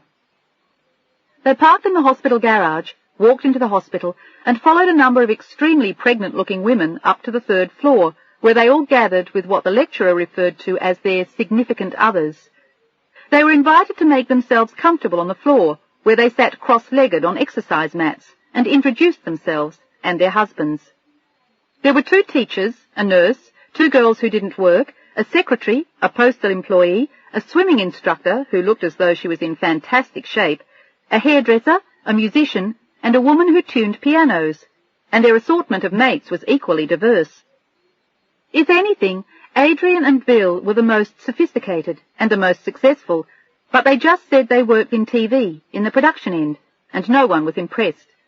The only thing that they all had in common was their pregnancies. Even their ages were widely different.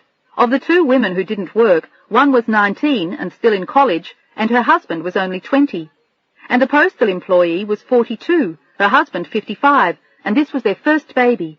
And somewhere in between was a range of people in their 20s and 30s, of various sizes and shapes and interests.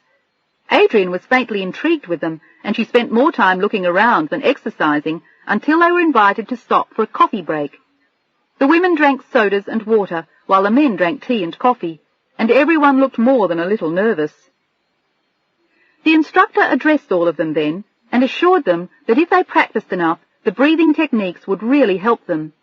And to illustrate her point of how well it could work, she showed them a film of a natural delivery using Lamar's, from beginning to end. And as Adrian watched the woman on the screen writhe in pain, she gripped Bill's hand in horror. It was the woman's 2nd child, the instructor said. The first had been a medicated birth, she said with disdain. And this one was supposed to be a great improvement. They could hear every push and groan as she laboured on the screen, and Adrian found the blow-by-blow descriptions of what was happening to her anything but comforting. She looked as though she were going to die, and finally, using the pant blow technique, and then pushing until her face was dark red, there was a long, reedy wail, and a terrible series of grunts and screams, and a tiny red face appeared between her legs, and she started to cry as she smiled, and everyone in the delivery room exclaimed as her baby was born. It was a girl, and the woman lay back victoriously as her husband beamed and helped cut the cord. And then, as the lights went on, the movie was over. Adrian looked horrified by what she'd seen, and they didn't say another word until they left and were back in Bill's car on the way to the station.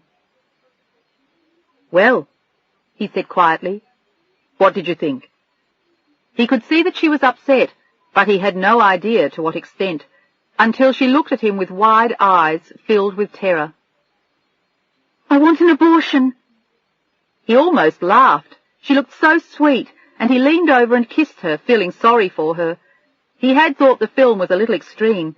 There would have been ways to make the entire process seem a little less awesome, and he wasn't sure that showing a film of an actual birth was such a great idea to a room full of first-time mothers.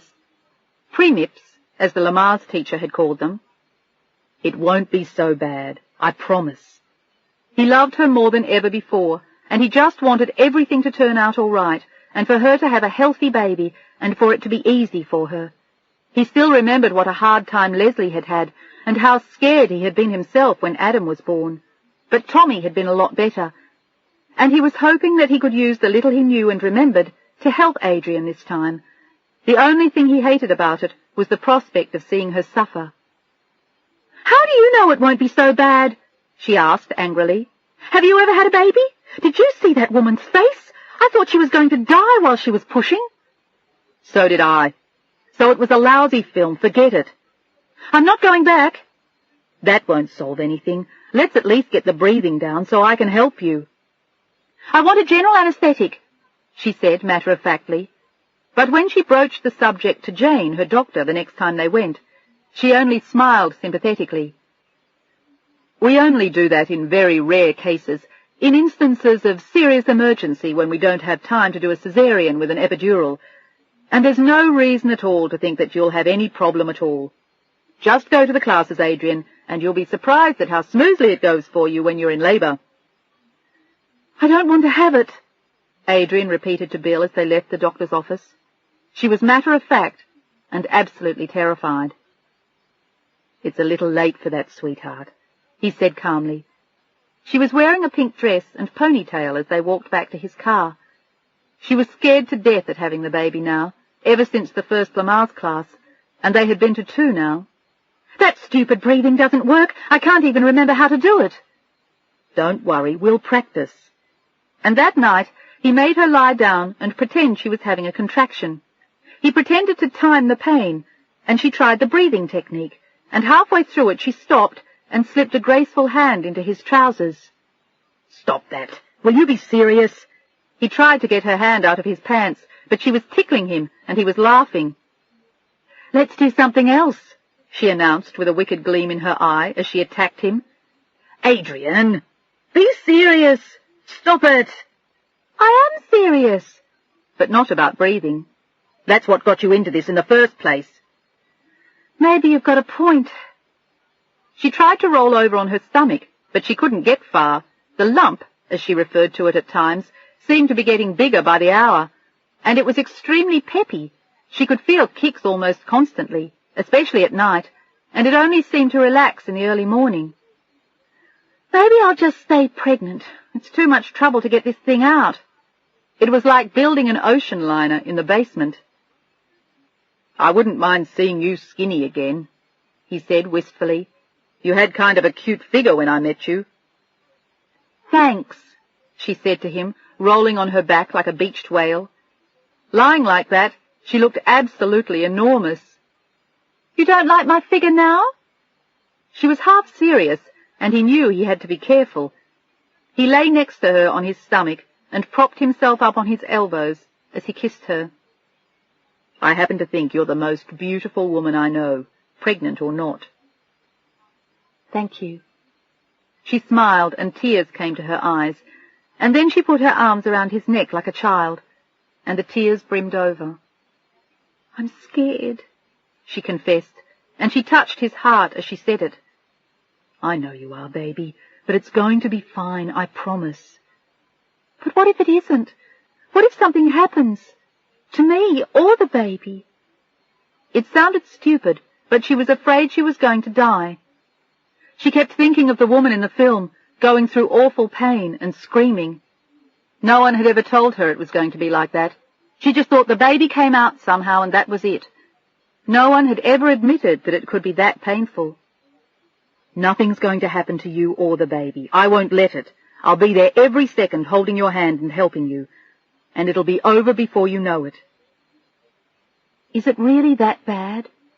She looked into his eyes earnestly, and he didn't want to tell her how bad it had been for Leslie.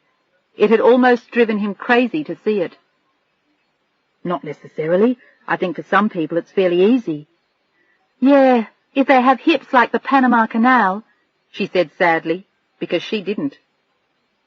"You'll be fine." He kissed her gently on the lips, and she slipped her hands into his shirt and touched his shoulders. And then she ran her hands down his back, and he felt a tremor of excitement. They were kissing, and she was touching him, and he gently let his hands wander over her body, and then he grinned in the midst of their passion. I should be shot for molesting a woman in your condition. The absurdity of it struck him for a moment, and then he forgot it. No, you shouldn't, she teased, and he marvelled at how much she still turned him on. He rolled over on his back and laid her on top of him as they took their clothes off.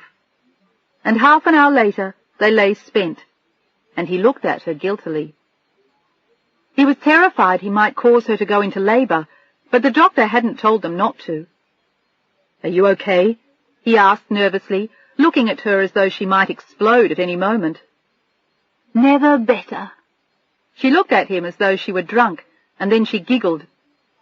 I'm disgusting, he said, watching her. I shouldn't do that. Yes, you should. I'd much rather make love to you than have the baby, and at least I can't get pregnant. He frowned then as he looked at her. I thought you told me you were a virgin. I am, she said happily. It seemed miraculous to her that their relationship was still so passionate, and she was more than 8 months pregnant. Want to try the breathing again? He volunteered as they lay in bed. He felt as though he had to do something to redeem himself for his unbridled passion. I thought we just did, she said benignly. And then she glanced at the clock in dismay. It was 10 o'clock, and she had to get up and go back to work. She was still planning to work full-time till the 11th hour. Zelda had already volunteered to cover for her any time Adrian wanted her to, but so far Adrian hadn't called her. She was planning to start her maternity leave the same day she was due to have the baby, and Bill had already told her he thought she was pushing. Why don't you at least relax for a few weeks before that? I'll have plenty of time to relax after I have the baby. That's what you think. He grinned. He remembered only too well the nights without sleep, the broken sleep from nursing a baby who wanted to eat every 2 or 3 hours. He tried to tell her that, but she still wanted to work till the end. She felt fine and insisted that she needed the distraction. But every time she went in to work, Zelda practically groaned when she saw her. How do you walk around with that? She asked, pointing to Adrian's stomach. Doesn't it hurt? No, Adrian smiled. You get used to it. I hope not, Zelda sympathized. It was something so foreign to her, and she had no desire to make it familiar. Babies were just not something she wanted, nor was a husband. And she liked Bill a lot, but she admitted to Adrian early on that just being with them made her nervous. It was all much too married. But she was happy for Adrian. No one deserved a good man more than she did, and there was no doubt in Zelda's mind he was a good one, not like that son of a bitch Stephen. She had run into him a few times. He went to the same gym she did, but he hadn't seemed to notice her.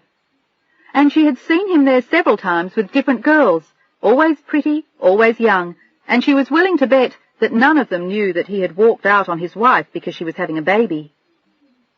She had asked Adrian once or twice if she ever heard from him, but Adrian always shook her head, and it seemed to be a sensitive subject, so she stopped asking. Bill drove Adrian to work that night, as he did every night now, and spent an hour at his own desk while she was working, and then she would come to his office to pick him up, and sometimes they would sit and chat for a little while in his comfortable office. They never seemed to run out of things to say, or ideas that they shared, or new plots for the show. They were a perfect match in many ways, and they had a good time, in bed and out, and they were both laughing as they headed for the elevator, and she stopped with a funny look on her face. What's up? He looked at her worriedly. I don't know. She leaned against him, surprised by what it had felt like. Her whole belly had gone hard as a rock, and felt as though it were being squeezed in a vice. She knew what it was from the description in the Lamaze class. I think I just had a contraction. She looked scared, and he put an arm around her, but she felt fine now. It had come and gone, but she looked up at him with an expression of panic. You've been working too hard. You've got to slow down, or the baby will come early. You can't do that. I'm not ready for it. The nursery was almost finished, but her head wasn't prepared for what she'd have to go through. I want to enjoy Christmas before I have it. Then stop knocking yourself out, he scolded. Tell them you can't do the late show anymore. They'll understand. Hell, you're 8 months pregnant. And she wasn't even sure she was coming back. She was going to use her maternity leave to decide if she wanted to go to work for Bill. It still scared her a little to become that dependent on him. They drove home, and on the way she had 2 more contractions. But when they got home, he gave her a small glass of white wine and insisted that she drink it. And miraculously, the contractions stopped, and she looked delighted.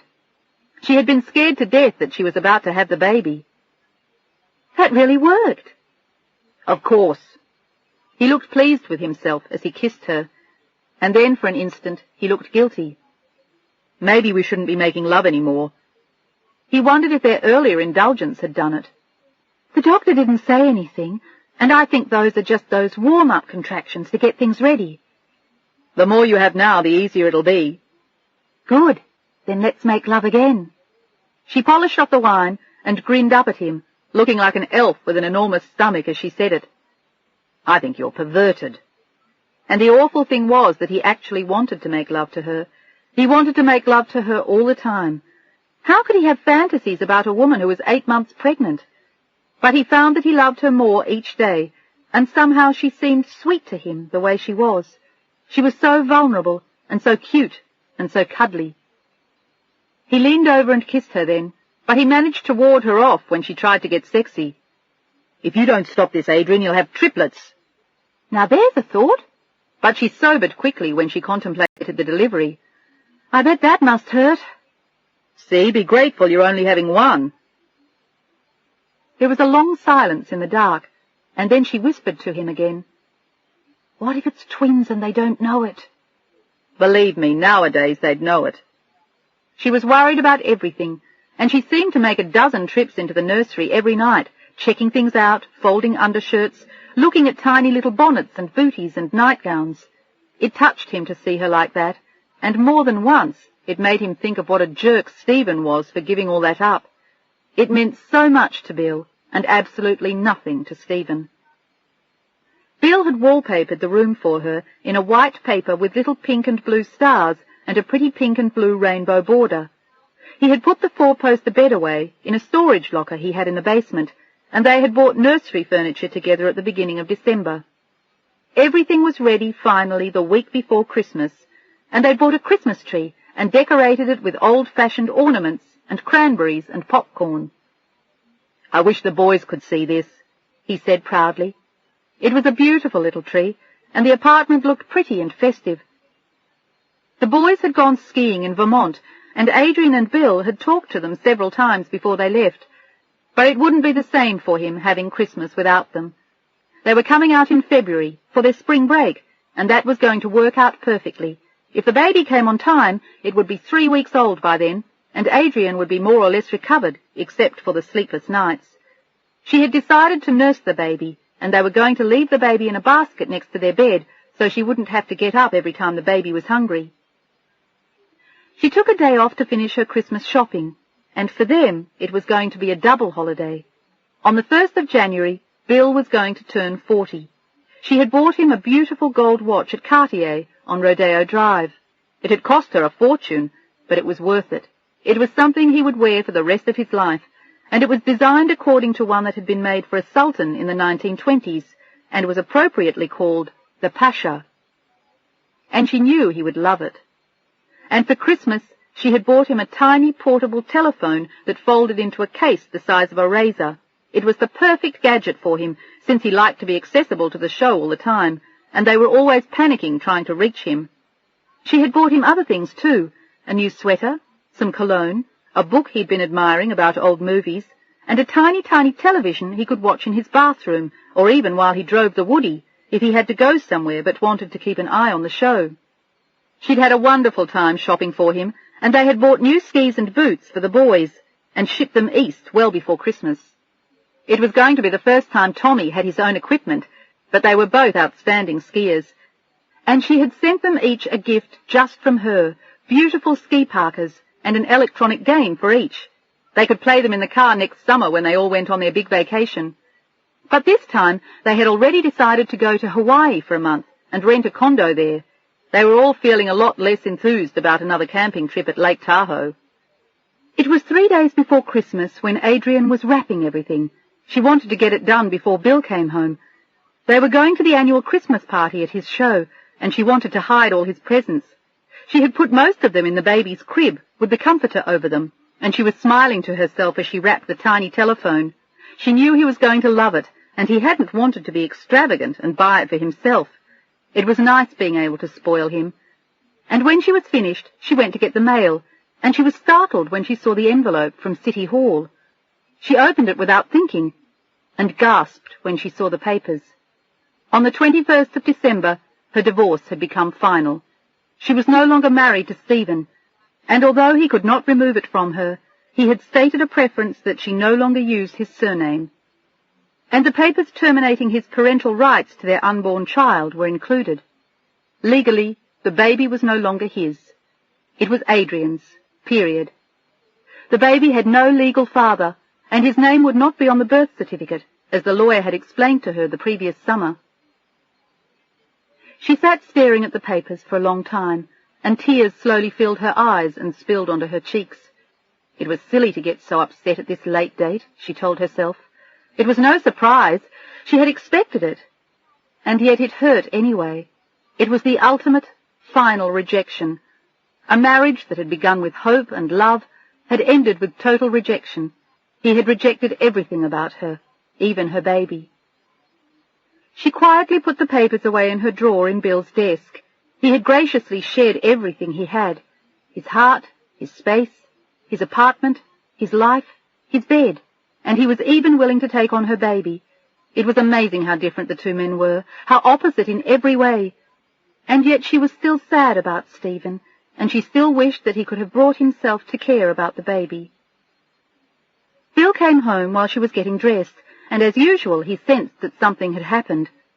He thought she was scared about the baby again, and lately she had been on a rampage of anxiety, worrying if the baby would be normal. They had told her in the Lamar's class that all of these concerns were normal, that there was no need to feel it was a premonition of something truly awful. "Are you having contractions again?" he asked, sensing she was upset about something. "No, I'm okay." And then she decided not to beat around the bush. She never did with him. He knew her too well anyway. "My divorce papers came today, and the termination of parental rights. It's all official." "I could say congratulations, but I won't." He looked at her carefully. "I know what that feels like. Even when you expect it, it's kind of a shock." He put gentle arms around her and kissed her, and tears filled her eyes again. "I'm sorry, baby. That's not nice for you at a time like this. But one day it'll just be a memory, and it will no longer matter." "I hope so. I felt so lousy when I got them. I don't know. It was like flunking out of school, like really knowing you'd blown it." "You didn't blow it. He did," he reminded her, but she sat down on the bed and sniffed. "I still feel like I did something wrong. I mean, for him not to want the baby, I must have really handled it badly." "From what you've told me, I don't think it could ever have been any different. If there was any humanity to the man, he'd have come around by now." And he didn't need to remind her that Stephen hadn't. He hadn't even been willing to acknowledge her when they met in the restaurant in October. What kind of man would do that? "A real son of a bitch, and a selfish one," was Bill's unspoken answer. "You just have to put it behind you." She nodded, and she knew he was right, but it was hard anyway. And she was quiet that night at his office Christmas party. Everyone was in high spirits, and more than a little drunk, and suddenly she felt fat and uncomfortable and depressed and ugly. She had a lousy time, and Bill left early to take her home. He could see that she wasn't having fun, and the others wouldn't really miss him. They'd understand. And even if they didn't, Adrian was his first concern. She was having contractions again when they went to bed, and for once she didn't feel the least bit interested in making love to him. "Now I know you're really depressed," he teased her. "It might even be terminal. Should I call the doctor?" He was playing at being concerned, and he made her laugh, but she still looked sad as they lay in his bed. The baby's basket, covered in white lace, was already standing in the corner at the ready. Her due date was only 2.5 weeks away, and she was still very nervous about it. So far, the Lamar's class hadn't reassured her, even though the information was abundant and useful. But the realities of childbirth still terrified her. But she wasn't even thinking about that tonight. She was just thinking about Stephen and their divorce, and the fact that the baby had no father. "I have an idea," he smiled. "It's a little unusual, but not totally inappropriate. Let's get married on Christmas. That gives us 3 days to get the blood test and the license. I think that's what it takes. That and about $10. I might even be able to scrape up the money." He was looking at her tenderly, and although he was joking, he was serious about the proposal. "That's not right," she said sadly. "What, about the $10? He was still trying to keep it light. "Okay, if it's more, I'll scrape it up somehow." "No, I'm serious, Bill. It's not right for you to marry me out of pity. You deserve more than that, and so do Adam and Tommy." "Oh, for God's sake." He lay back in their bed and groaned. "Do me a favor, don't rescue me from myself. I'm a big boy and I know what I'm doing. And I happen to love you." "I love you too," she said mournfully, "but it's not fair." "To whom?" "You, or Stephen, or the baby."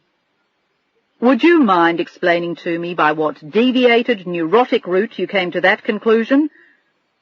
Sometimes she exasperated him, especially lately. She worried about so many things, and she felt so obligated to be fair to everyone, him and the baby and even rotten Stephen. "I'm not going to let you marry me under duress, feeling that you owe me something or have an obligation to help me out, or that the baby ought to have a father. When you get married, it should be because you want to, not because you have to, or think you owe it to someone." "Has anyone ever told you that you're nuts? Sexy, beautiful, great legs, but definitely nuts. I am not asking you to marry me because I feel an obligation. I happen to be madly in love with you, and have been for 6 months, or hadn't you noticed? Remember me? I'm the guy you've been living with since last summer, the guy whose kid you saved, and whose kids, plural, think you walk on water." She looked pleased by what he said, but she still shook her head. "It's still not right." "Why not?" "It's not fair to the baby." He looked at her almost harshly then. He had heard this argument before, and he didn't like it. "Or are you really saying it's not fair to Stephen?" She hesitated for a moment and then nodded. She felt an obligation to save him from himself, too. "He doesn't know what he's giving up. He has to have a chance to understand that decision, to think it out clearly after the baby's born, before I move on and shut him out forever." "The law doesn't seem to agree with you. They approved those papers, Adrian. He no longer has any claim to that baby." "Legally, you're right. But morally? Can you really say that?" "Christ, I don't know what I can say any more." He got out of bed and paced the room, glancing at her and almost tripping over the little white basket. "I know one thing. I've stuck my neck way out for you, and my heart, and my guts, and whatever else you want, and I've done it because I love you and the baby. I don't need to wait to see it, or check it out, to decide if it's cute or not, or take my emotional temperature the day it's born. It is, and you are, and I am, and we are exactly what I've always wanted. I'm telling you that I want to marry you for better or worse, in sickness or in health, forever. That's all I want, just the two of you. And for the last 7 years I've been too damn scared to offer that to anyone. I've been too scared even to let myself think it. Because, as I told you before, I never wanted to care that much again, or have a woman walk out on me and take my children. This baby isn't mine, it's his, as you keep pointing out to me, but I love it as though it were mine, and I don't want to lose it. I don't want to play games with you. I don't want to sit here waiting until he comes back and takes back everything I've come to love. I don't think he will anyway, and I've told you that before too, but I'm also not going to sit here with my door open forever, waiting for him to come to his senses, or get bored with the bimbos in his life and come back to you and the baby. As far as I'm concerned, Adrian, he can't have you.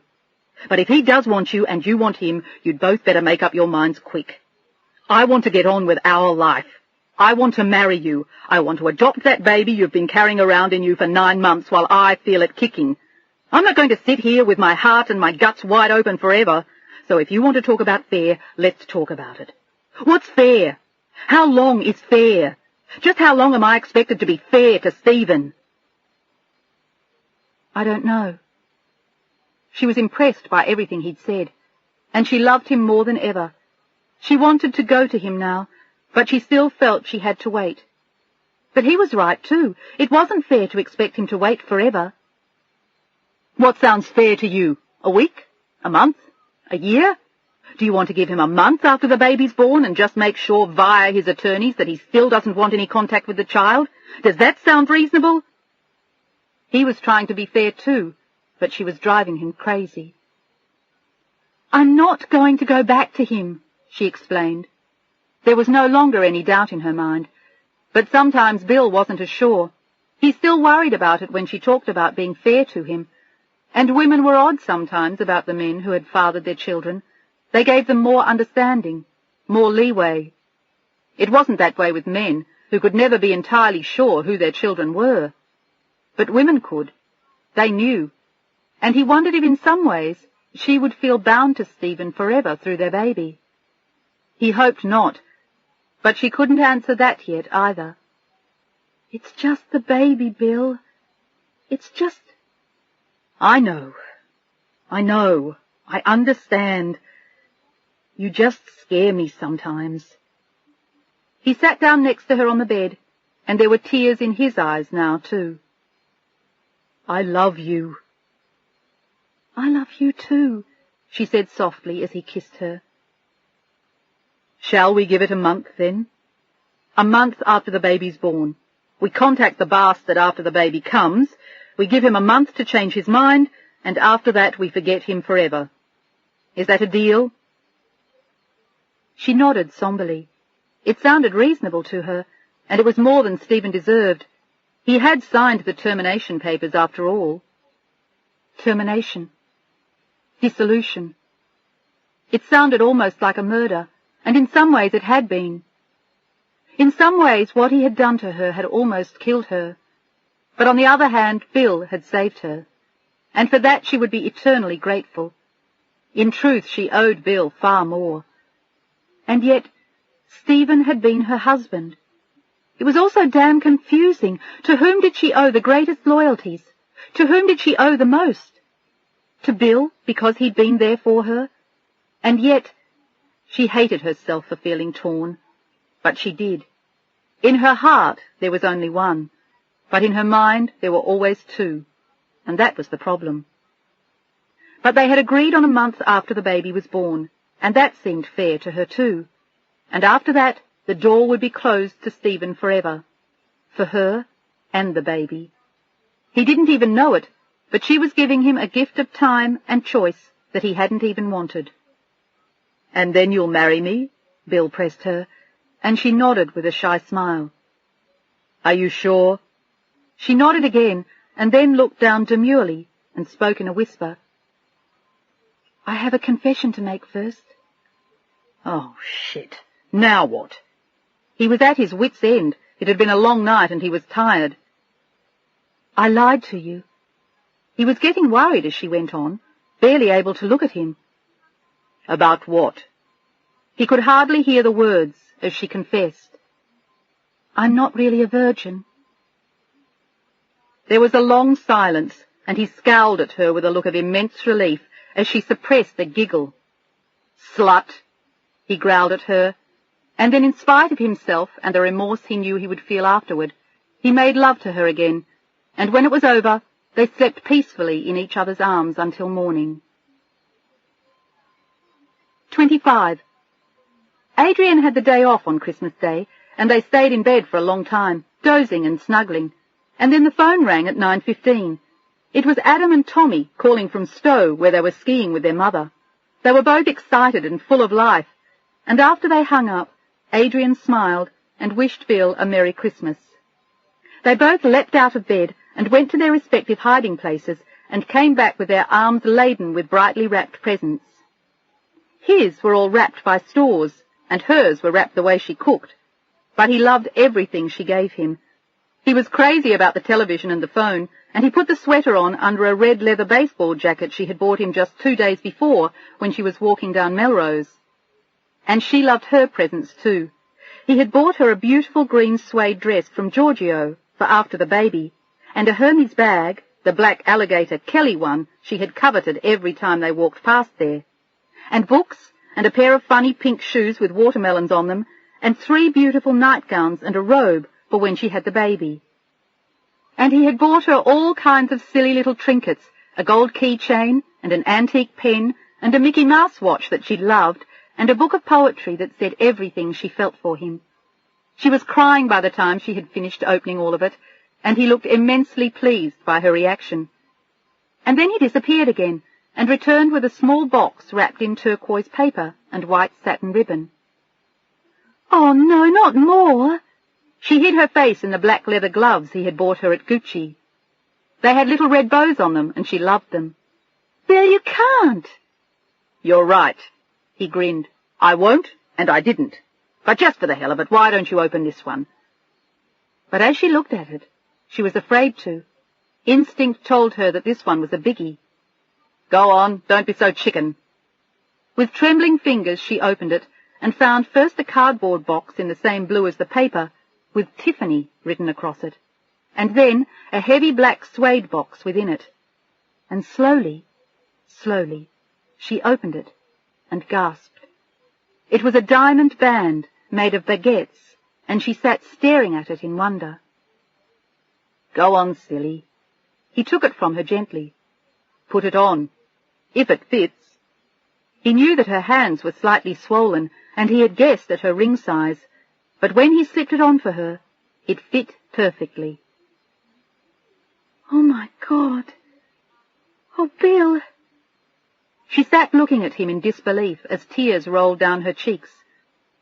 "It's so beautiful, but—" She had already told him the other day that she wasn't ready yet to get married, and it was a very handsome wedding ring, the kind a few lucky women get after 20 years of marriage. But his show had just won yet another award, and she knew that although he was discreet about it, it was making a fortune, so he could afford it. "I thought you should look respectable when you go to the hospital. So it's actually an engagement ring, but I thought it was prettier than a big rock. And this way," he said shyly as he looked at her, "it'll look kind of married. I'll get you a plain gold one if you want when we get married." It was beautiful, and she loved it, and she loved him even more. He was incredible. And as she looked at the ring on her left hand, she was dazzled.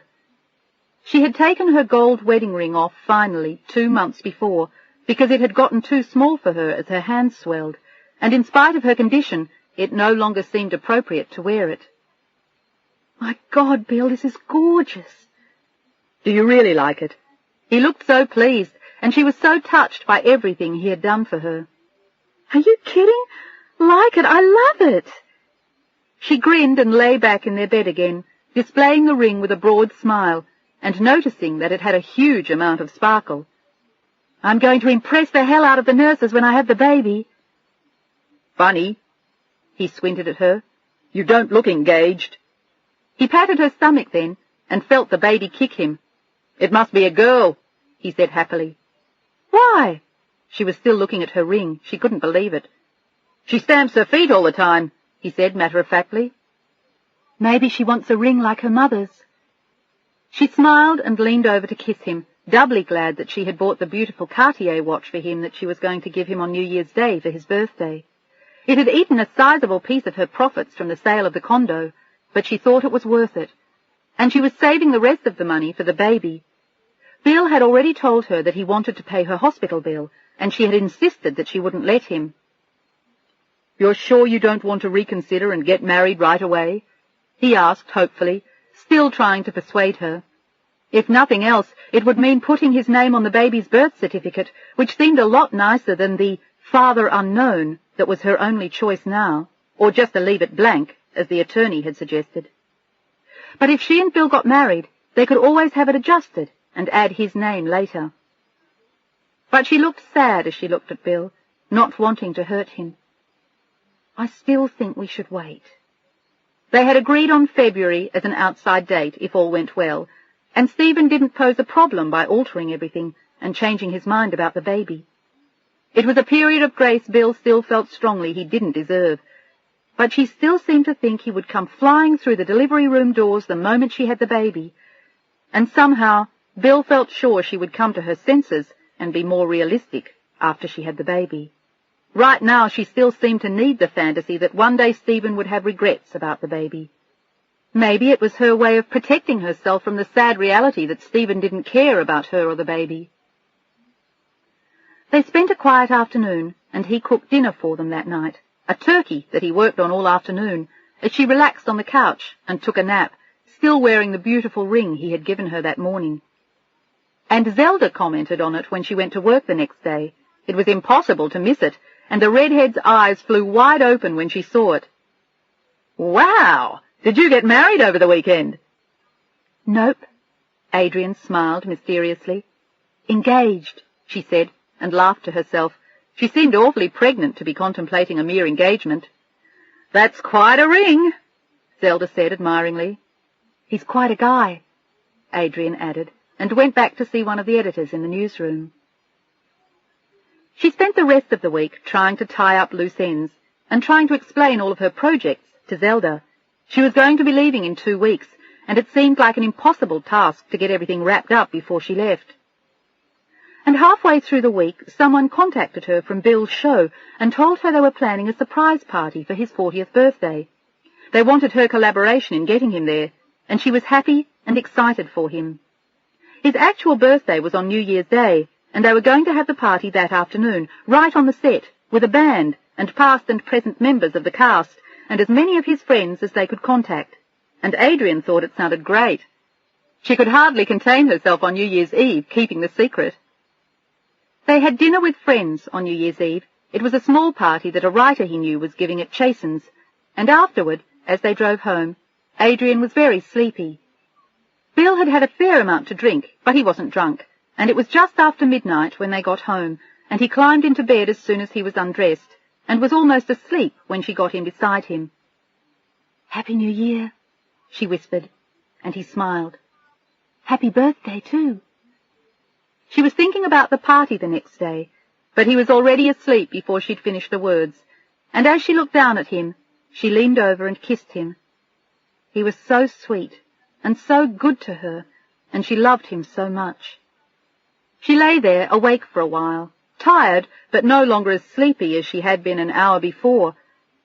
And then suddenly, as she lay there, she felt a sharp kick, and then a tightening of everything from her chest to her thighs, so much so that she could hardly breathe. But it didn't really hurt her. It was another practice round, she figured. She was almost used to the warm-up contractions now. They happened mostly on busy days or when she was very tired, and she didn't really mind them. She lay there thinking peacefully for a little while, and she felt another tightening, and then another. And she decided to try one of his tricks without bothering him. She went and helped herself to half a glass of wine and took a sip. But this time it didn't stop them. By 3 o'clock, the contractions were coming regularly, but she still didn't believe they were for real, so she turned the light off and tried to go to sleep. But every time she had one, it woke her up. So finally, after turning from side to side, Bill stirred and asked her what was the matter. "Nothing," she grumbled. "It's those stupid contractions." He opened one eye in the dark and looked at her lying next to him. "Does it feel like the real thing?" "No." They were making her uncomfortable, but she knew that was only because she was tired, and she was certain that she wasn't in labour. The baby wasn't due for another 2 weeks, and there was no reason for it to come early. She had seen the doctor only the day before, and she had seen nothing unexpected either, even though she had pointed out that technically the baby was now full term and could come any time from now on, and until 2 weeks after her due date. "How long have you had them?" Bill murmured as he turned away on his side again. "I don't know, 3 or 4 hours." It was almost 3:30. "Take a hot bath." That was another of his magic recipes, but that one worked too. She had tried it several times when she had contractions, and it always stopped them, and the doctor had told them that when it was the real thing, nothing would stop it, not wine or hot baths or standing on her head. When the baby wanted to come, it would, and she hated to get out of bed and take a bath now just to stop the contractions. "Go on," Bill nudged her. "Try it, so you can get to sleep." She padded into the bathroom shortly after that, and he smiled as he watched her waddle, and then dozed off as he listened to her run the tub. And it seemed like hours later when he heard her next to him again. But all of a sudden he felt her stiffen and make a strange noise. It woke him instantly, and he looked at her. Her face looked tense, and her whole body went rigid when she clutched him. "Baby, are you okay?" He looked worried as he watched her face and saw beads of perspiration on her forehead as soon as he switched on the light. The bath had definitely not stopped the contractions. And then he smiled as her body relaxed, and there was fear in her eyes. He took her hand in his and kissed her fingers. "I think our little friend wants to celebrate New Year's with us. What do you think, sweetheart? Shall I call the doctor?" But it was obvious to him that she was in labour. "No." She squeezed his hand again. "I'm okay. Really. Oh, no." She shouted suddenly. "No, I'm not. Oh, Bill." She grabbed his hand and squeezed hard, forgetting everything they had taught her about breathing. But he reminded her, and she panted her way through it. But it was abundantly clear to him that they didn't have time to waste. She was suddenly in a lot of pain, and it was time to go to the hospital. He helped her sit up, and she caught her breath and went to her closet with a dazed look. She was tired and scared, and she was starting to tremble. And a minute later she came out of her closet again with a look of panic. He ran to her instantly and helped her into a chair, but she couldn't speak now when she had a contraction. And as she sat there gasping for air, she remembered the agony of the woman in the movie. But it seemed even worse than that. She couldn't catch her breath, and suddenly the pains were coming one on top of the other. "Don't move. Stay calm. Keep breathing." He was talking to himself as much as to her, as he ran and got a big loose dress out of her closet. He helped her off with her nightgown, slipped the dress over her head, and found an old pair of loafers. "I can't go looking like this," she said between pains.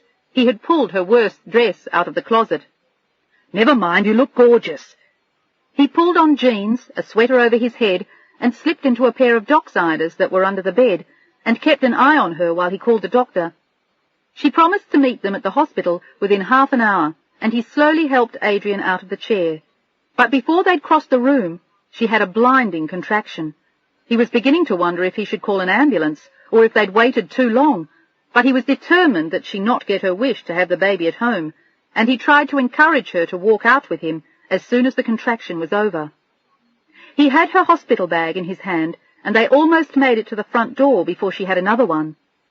They were making slow progress, and she started to cry almost the minute this one started. "It's all right, sweetheart. It's all right. We'll get you to the hospital in a few minutes and you'll feel better." "No, I won't," she cried, clinging to him for dear life. "Oh, Bill, this is awful." "I know, baby. I know. But it'll be over soon and we'll have a beautiful baby." She smiled up at him through her tears and tried to breathe through the pain, but it wasn't easy. He was right, though. It worked, to a point, but she was rapidly getting to the point when she couldn't do it. It seemed to take hours to get back to where he had left the car, but he finally got her into the woody and threw her bag onto the back seat, and then he drove as fast as he could to the hospital, hoping that he'd be followed by the highway patrol. For once he wouldn't have minded being stopped. He was hoping for a police escort in case she actually had the baby. But she didn't, and no one came, and he drove into the emergency entrance and honked, praying that someone would come to help him. An attendant appeared a moment later, as Adrian gripped him, unable to breathe through the contraction. They helped her into a wheelchair, and she was whimpering as they rolled her in at full speed, with Bill running along beside her. "I can't. Bill. Oh!" She was hardly able to speak any more, and he saw that she was trembling violently, and threw his jacket over her as he tried to keep her distracted. "Yes, you can. Come on. You're doing fine. Good. Good. It's almost over." They were just words, but to her they were all she had to cling to.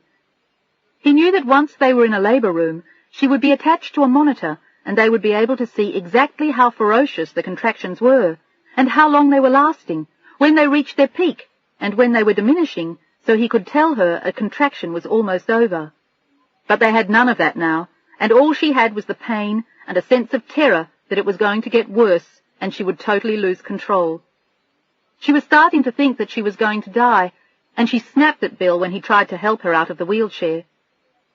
The doctor was already there waiting for them, and she helped Adrian into bed, along with a cheerful young nurse whom Adrian took an immediate dislike to. She was definitely not at her best, and she started to get hysterical when they took off her dress and tried to get the tight belt of the monitor on as another contraction ripped through her. "Hang in, Adrian. This'll just take a minute," the doctor said, assisting the nurse with expert hands, while Bill tried to keep Adrian breathing. She was having a rough time, and she suddenly looked at them, startled. "It's coming out!" She was horrified as she looked frantically from Bill to the doctor. "It's coming! The baby is coming!" "No, it isn't." The doctor tried to force her to calm down, and told her to pant, while Bill tried to remind her how, but she was screaming, and she kept insisting that the baby was coming. "Don't push." The doctor was almost shouting at her now, and suddenly 2 more nurses appeared in the room, and the doctor frowned as she looked at the monitor, and then spoke to Bill as she washed her hands at the sink in the room. "She's having enormous contractions, and long ones. She may be farther along than we think." She spoke quietly, and Adrian was screaming. "It's coming! It's coming!" She was crying incoherently, and Bill wanted to cry too. He couldn't stand seeing her in pain, and it got worse as the doctor examined her. She felt as though there was a searing pain shoving its way right through her, and the doctor nodded with satisfaction. "It's almost time to push, Adrian. Just a few more contractions." "No!" she screamed, and then struggled to sit up, fighting the monitor until she dislodged it from her swollen middle. "I won't! I can't do this!"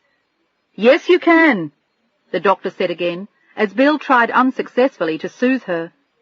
It made him feel sick to watch her in pain, and she was writhing in the bed as the doctor conferred with the nurses. It was much worse than the training film, and Bill wanted to ask them why they didn't give her something for the pain, but the doctor interrupted him when he tried to ask her. "Would you like to have your baby right here, Adrian? You're going to have your baby very soon. I can see its head now. That's it. Come on. You can start pushing." Adrian gave a hideous scream, and she looked at Bill as though begging him to save her. One of the nurses attached handles to the bed, and another fixed stirrups at the other end, and suddenly everything was draped in blue paper, and they handed Bill a shower cap and a green gown, and the entire room was transformed as he held Adrian's shoulders. "That's it. Come on. Push the baby out of there." The doctor urged her on, and Adrian continued to insist that she couldn't. Her whole being seemed to be controlled by pain, and Bill wanted to beg them to give her something for it, and she screamed every time she pushed as he held her and cried. But no one noticed his tears. Adrian was crying too. They both were. And then suddenly, as she fell back again, and then sat up and pushed again, there was a long, reedy wail, and Bill looked up in amazement. He looked at Adrian, and she was smiling through her tears, and then she was screaming again as she pushed the baby out and fell back against the pillows, exhausted.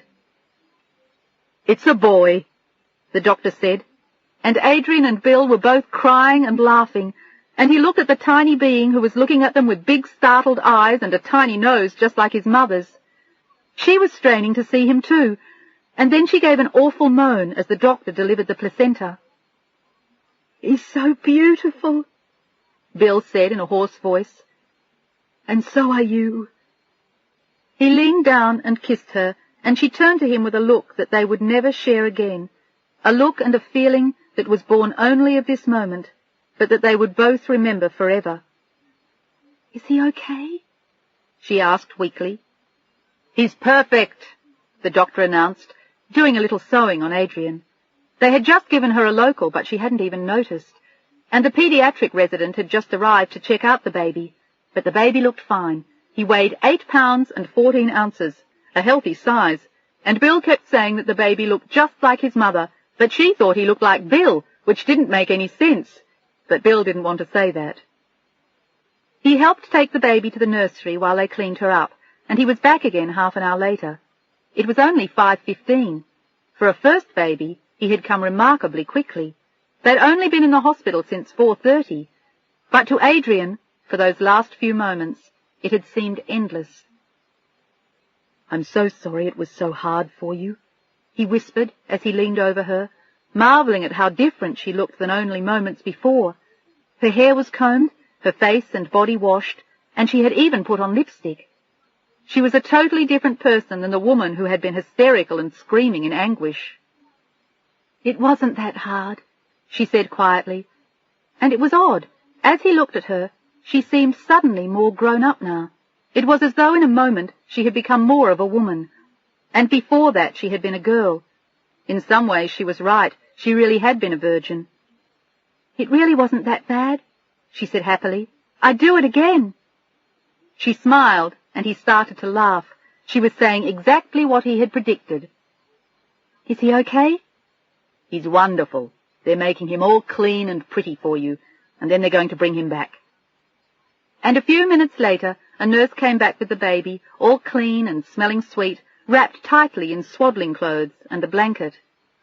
He opened his eyes when the nurse handed him to her, and Bill and Adrian looked down at him in wonder.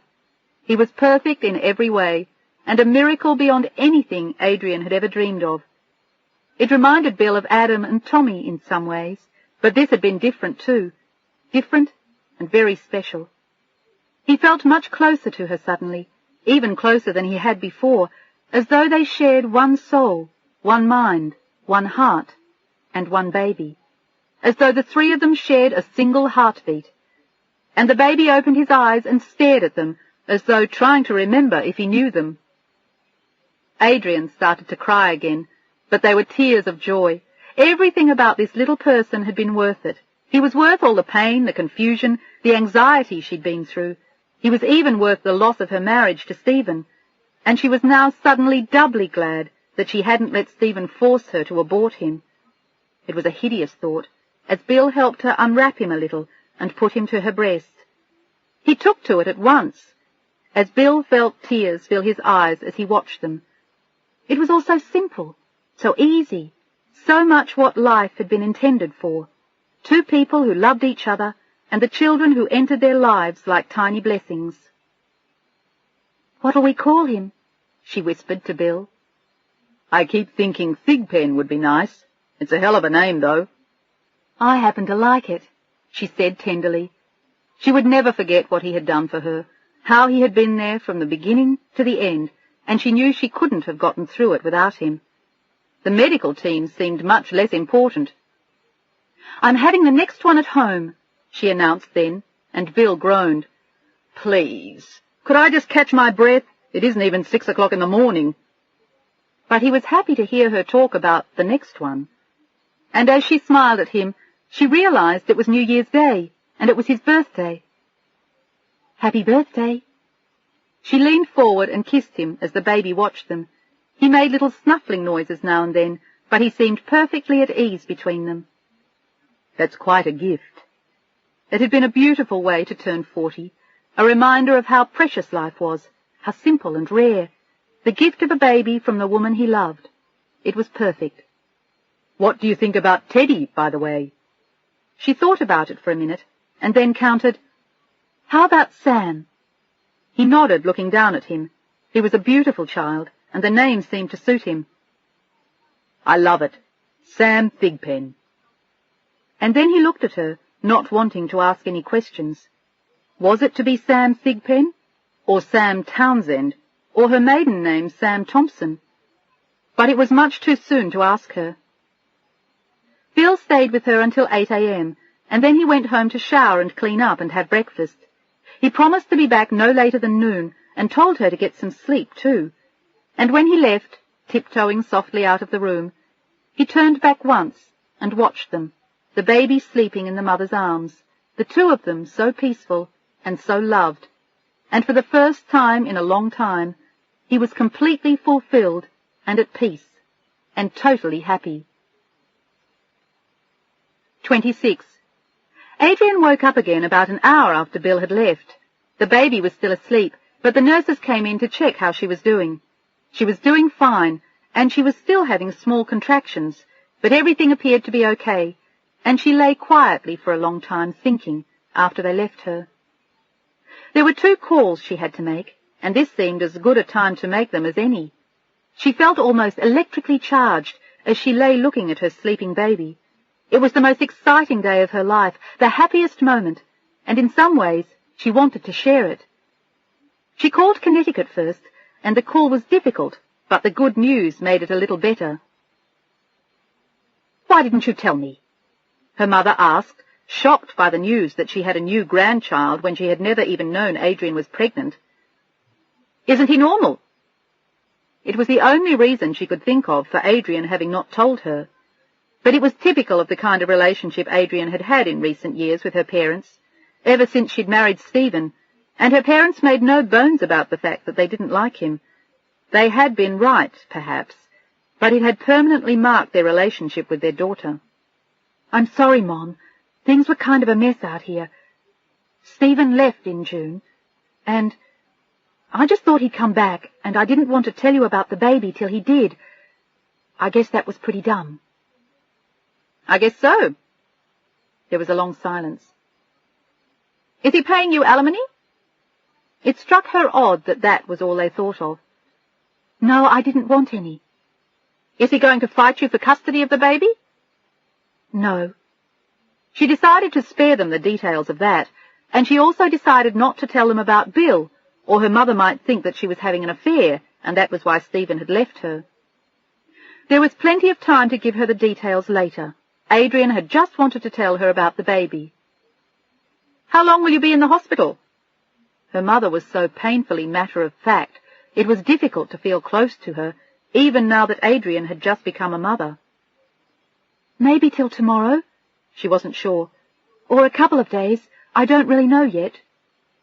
"I'll call you when you get home. Do you still have the same number?" It told its own tale that she even had to ask, but as seldom as it was usually Adrian who called her. "Yes." She'd had her phone installed at Bill's when she gave up her condo. It had been easier to do that at the time than make explanations. "I'll call you, Mum." "Okay. And congratulations." Her mother still sounded as though she didn't know what to make of it, and her father had been out. It had saddened her to call them somehow, but at least she had done her duty. And the next call was even harder. Her attorney had gotten Stephen's number inadvertently, but he had suggested to Adrian that she try not to use it. She got her address book out of her bag, and holding the baby in her left arm, she dialed the number. And as she did, she looked down at Sam. He was so beautiful, and so sweet, and so peaceful. He was everything she had wanted him to be, and more. He was 4 hours old, and already she felt as though she had always known him. "Hello?" It was a familiar voice on the phone, but she hadn't heard it in months, and suddenly she felt awkward when she heard him. "Hello? Stephen? It's Adrian. I'm sorry to call you." There was a long silence while he said nothing at all. He couldn't imagine why she'd called him or how she had gotten his unlisted number. "Why are you calling me?" He acted as though she had no right even to speak to him, and she felt her hand shake as she listened. "I thought you had a right to know. The baby was born this morning. It's a little boy, and he weighed 8 pounds 14 ounces. She suddenly felt even more stupid for calling while there was an even longer silence. "I'm sorry. I guess I shouldn't have called. I just thought—" And then finally a voice. "Is he normal?" It was the same thing her mother had asked, and somehow the question seemed offensive. "Yes, he's fine," she said quietly. "He's really beautiful." And then, hesitantly, "Are you all right? Was it awful?" He sounded almost like the man she had once known as he asked her. "It was fine." There was no point explaining to him what it was like. It had been much harder than she thought it would be, But even now it didn't seem so bad, now that she had Sam in her arms and it was over. It was worth it. And then, hesitantly, I wanted to call. I just thought, I know you signed those papers, but I wanted to give you a chance to see him, if you want to. It was kinder than most women would have been, but Adrian had always been like that. I don't expect you to, of course. I just thought I'd let you know, in case. Her voice drifted off, and his cut into hers. I'd like that. She looked stunned as she heard him. She had always planned to offer this opportunity to him, but she never really expected him to take it. Where are you? At Cedars Sinai. I'll come over sometime this morning. And then, in an odd, wistful voice, Does he have a name? She nodded as tears rolled down her cheeks. She hadn't expected this, and now it had upset her. She hadn't seen him since June, when he'd left her, and now, after all this time, he wanted to see his baby. His name is Sam. She spoke almost in a whisper. Give him a kiss from me. I'll see you later. She was even more shocked by what he'd just said. He sounded so different suddenly, so mellow, and now she was afraid of what would happen when he came to see her. She lay thinking of it all morning as she held the baby close to her, and he never stirred as he slept on. And it was almost lunchtime when she heard the door open and saw Stephen standing there, looking at her, in grey slacks, a blue shirt, and a blazer. His hair was longer than it had been before, he had a tan, and he was more handsome than ever. Hello, Adrian. Can I come in? He stood looking at her, hesitating in the doorway, and she nodded as she tried not to cry when she saw him, but her efforts were useless. The tears slid slowly down her cheeks as he walked toward her. Suddenly she remembered how much she had once loved him, what high hopes she had had, how confident she had been that their marriage was forever, and how heartbroken and desolate she had been when he left her. He only saw her at first, as he advanced toward her slowly, carrying a large bunch of yellow roses. And then as he stood next to her, he saw the baby suddenly, wrapped in his little blue blanket, his tiny pink face like her own precious rosebud. Oh, my God. He stared down at him. Is that him? She nodded, smiling through her tears at the silly question. Isn't he beautiful? This time Stephen nodded, and there were tears in his eyes as he looked first at the child that was his, and then the woman who had borne him. What a fool I was. They were the exact words she had fantasized, but never really expected. She nodded, crying openly. She couldn't disagree with him, but no one could have dissuaded him at the time. His own attorney had tried and gotten nowhere. I think you were just very frightened. I know I was. I just couldn't imagine myself having children and making the kind of sacrifices one has to make. I still can't imagine it, he said honestly. But he was overwhelmed by the sight of his baby, his child, his creation. He's beautiful, isn't he? He said quietly, staring down at him as she watched. And then finally Stephen looked up at her, but his eyes were matter-of-fact, not tender. It must have been hard for you these past months. She nodded, not wanting to tell him about Bill. That was none of his business. Where are you living? It was odd that he should ask her now, after all this time, and she answered cryptically. All this time he had never cared where or how she was, and now he did. Or did he?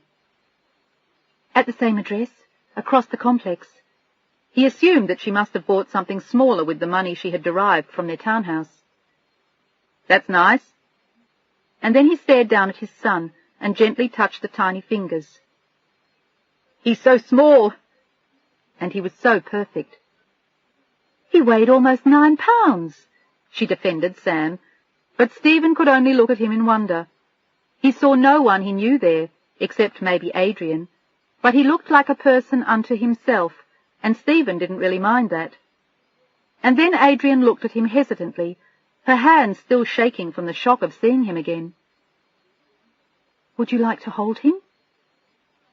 Stephen looked terrified suddenly, and then he startled himself and her by nodding and holding his arms out, and Adrian gently handed the baby to him. The baby was his son, after all, and this was why she had called him, to see if he cared, to give him one last chance to reach out to the child he had rejected.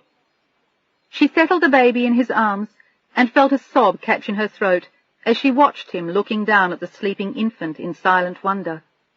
He sat in a chair next to the bed, afraid to move, looking terrified, his arms still, as though he was afraid the baby might leap up and bite him. But he sat there, staring at him, and as she watched him, the door opened, and Bill walked in, carrying a huge bouquet of flowers, 24 helium-filled balloons, and a huge blue bear that he set down awkwardly in the doorway. He started to walk into the room, as Stephen bent over her and handed the baby back to her. And all Bill could see from where he stood was the cosy scene of the reunited threesome. Adrian looked up at Bill with startled eyes, and Stephen stood near her as though he had never left her. And for the first time the baby began to cry, as though he sensed that something terrible had just happened. "Oh, I'm sorry.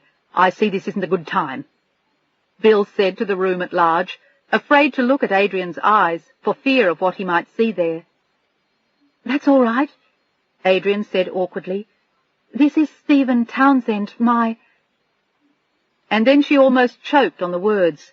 She had been about to say "my husband," and she saw Bill's face go pale, and she wanted to beg him to stop it, to stop being hysterical and come in, and Stephen would be leaving in a moment. But she found that she could say nothing, as Stephen stared inhospitably at him, and Bill started to back out of the room without waiting for an explanation. "I'll come back later." "No, Bill?" But he was already gone, hurrying down the hall, feeling a rock in his throat, the same rock that had lodged there when Leslie had told him she wasn't moving to California.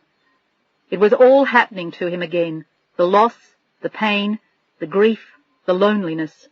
But this time he wasn't going to let it. And in her hospital room, Adrian was looking distressed as Stephen watched her.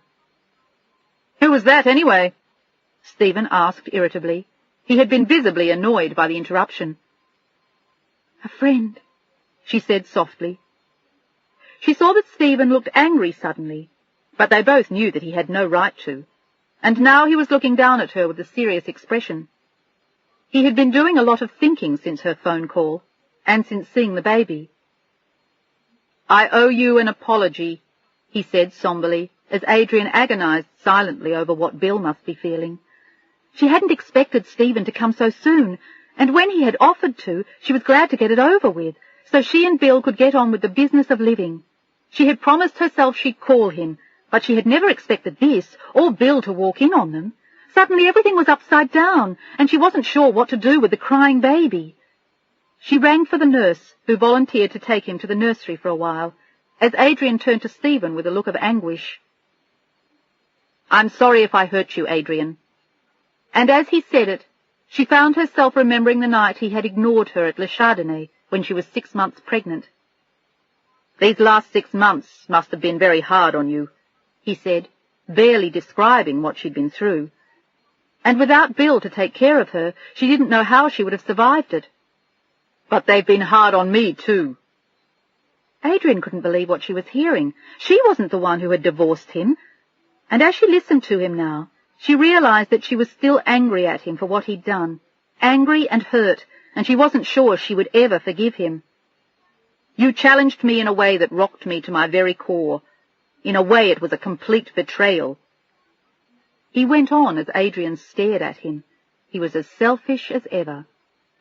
"But, for the sake of my son, our child, I think in time I might be willing to forgive you." She stared at him with open eyes, unable to believe what she was hearing. He was willing to forgive her. "That's very kind of you," she said quietly, "and I appreciate it very much." She almost choked on the words. "But, Stephen, you're not the only person who was hurt, and I'm sorry if you felt betrayed. But you abandoned me when I was pregnant. You completely shut me out. You took all our furniture, kicked me out of our home, divorced me, and gave up your rights to our baby. You wouldn't even speak to me when I called you." It was quite a list, but he seemed unimpressed as he continued.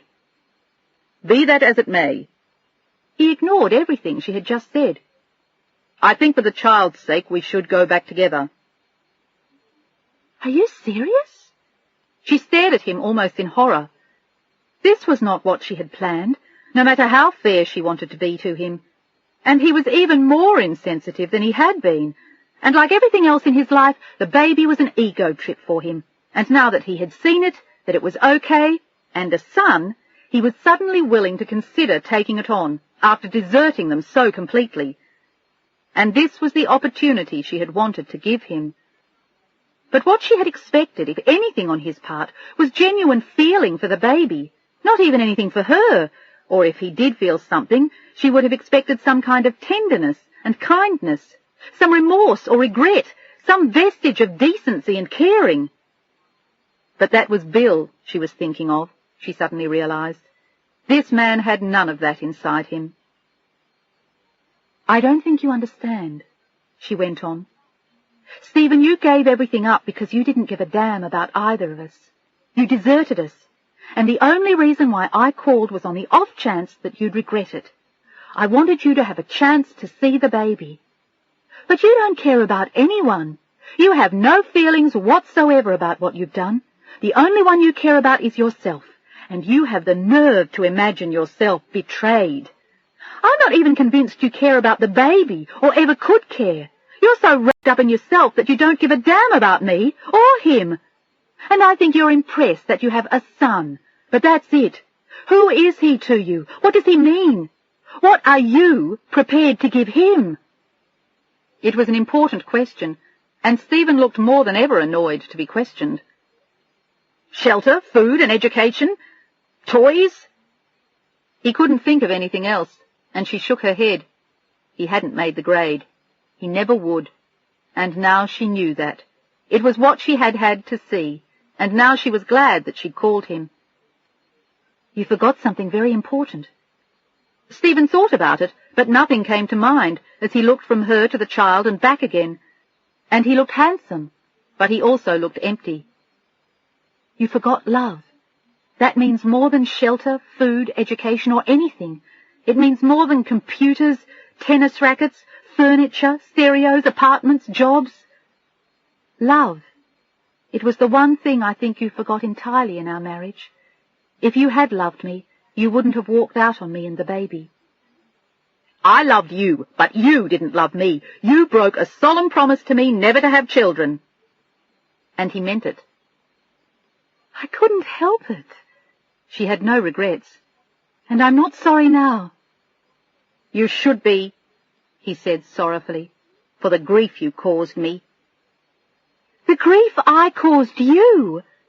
Adrian stared at him amazed as he got up and walked around the room, glancing at the huge bear Bill had left just inside the doorway. "The truth is, you betrayed me," he said again, "and if I'm willing to forgive you now for the child's sake, you ought to be very grateful." She couldn't believe her ears as she stared at him. "Well, I'm not," she looked at him and said bluntly. And then she asked him the most fearful question. "Stephen, do you love the baby? I mean, really love him? Do you want him more than anything? Want to spend your life making his life better?" He looked at her mutely for a long time. "I'm sure that I could learn to in time." But she saw as she looked at him that something inside him had died long since, and she had never known it. "And if you feel threatened by us again, then what? You walk out? Or you sell the apartment? Or you just file for termination?" He had been cruel to her, and indirectly to his own child, and they both knew it, no matter what he said now about betrayal. "I can't make you promises for the future. I can just say I'll try, but I think you owe it to me to come back and give it a try." She owed it to him? How endearing, how tender. "On what basis? Are you asking me to marry you again?" She wanted to clarify everything once and for all now, This was the confrontation she had longed for. No, I think we should try it. I think you should come back and try it for 6 months, for a year, while I see if... If you like being a parent, is that it? And if you don't? Then there's no harm done. The papers are already in place. We shake hands and wish each other well. It sounded like a business agreement. And Sam? He was already real to her, a special, precious person. In that case, he's yours. How nice. And how do I explain it to him later on? You tried it out and didn't like him? No, you don't get to rent fatherhood, Stephen, to try it on. You either do it or you don't, like marriage, like love, like real life. This is not one of your tennis games where you get to sample different partners and pick the ones who play the worst so you can massage your ego. He looked furious at what she had just said, but it was all true, and he knew it. Then just exactly why did you call me? Wasn't that what you wanted from me? Or are you trying to find the best offer? The new diamond ring on her finger hadn't gone unnoticed, nor had Bill with his many offerings abandoned in the doorway. I don't need your best offer any more, but I wanted to be sure I gave you a last shot at your son before you gave him away forever. I thought you deserved that. I thought there was always the off chance that you would regret it bitterly one day, and that you might fall in love with him when he was born. But you didn't. All you want is to try him out like a car on a rental plan, and you want me back to maintain him because you're willing to forgive me for my betrayal, as you call it. But the betrayal is not mine, but yours, and the baby is mine now. He looked nonplussed, and not overly distressed at what she had just said. She wondered if he might even be relieved. But whatever he was, he hadn't changed. She knew that for sure now. You can tell him I offered to take you back, and you refused, since you're so concerned with what you're going to tell him later. On a trial basis, Stephen, that's nothing. Suddenly she realized that she was shouting, but she didn't care. It felt good to finally be shouting at him. I want to love him unconditionally, through thick and thin, handsome or ugly, good moods or bad, in sickness and health, and with every ounce of love I have to give him. That's what I want to give our baby. There were tears in her eyes, and as she said the words, she realized that it was exactly what she wanted to give Bill, everything she had to give, forever. There is no such thing as unconditional love, except among fools, he said cynically. That's what I am, then. It was what she had offered him once upon a time, and what he had walked out on. Good luck, then. He stood looking at her for a long moment, and any feeling they had once had seemed to have dissipated between them. And then, a little more gently, I'm sorry things didn't work out, Adrian. But he didn't really seem sorry to be giving up his baby. For a brief moment he had been intrigued with him, fascinated, but the moment was already over. The moment the nurse had taken the baby from the room, Stephen seemed to forget him. I'm sorry too. She looked up at him, wondering who he really had been all the time she thought she knew him. I'm sorry for you, she said quietly. Don't be. She felt free, finally, looking at him, and she was doubly glad she had called him. He was honest with her. There was nothing for him to lose now. I wasn't ready for this, Adrian. I suppose I never would be. They were the most honest words he had ever said to her, no matter how intriguing the beauty of their newborn baby. But he just wasn't Bill, and she realized clearly now that she no longer loved Stephen. She hadn't in months, not since Bill, or maybe ever since the baby, but she hadn't known it. I know. She nodded slowly at him, and then laid her head back against the pillows. It had been a long morning. Thank you for coming. He touched her hand with his own, and then turned and walked out of the room without saying a word. And this time she knew that he was gone for good, and she was sorry, but she knew that she would never miss him. She lay in bed thinking about Bill then, and desperately worried about what he'd thought when he saw her with Stephen. All she wanted was for him to come back again, and she would be able to explain it. But as she thought of Bill, Stephen walked down the hall with a long, solemn stride, and he stopped for a moment at the nursery, and saw their baby, a blue bundle in an acrylic bassinet, propped up so the nurses could see him better, and the little blue card on the basket read, Thompson, baby boy, 8 pounds 14 ounces, 5:15 a.m. He bore her maiden name, as Stephen had requested through the courts. And as he looked at him, Stephen waited to feel something he never had before, but he just didn't. He was beautiful, and he was so unbelievably small and vulnerable. He made you want to reach out and touch him, and he would never forget what it had been like to hold him, but he had been relieved when Adrian took him back, as he was now, knowing that the baby was Adrian's, not his. It was nice to know that he was someone else's. Stephen had thought about trying it for a while, maybe just to get her back, but in the end it was a relief now knowing that he didn't have to. And even he had realized that their relationship was over. She wanted too many things that he didn't. She wanted too much from him.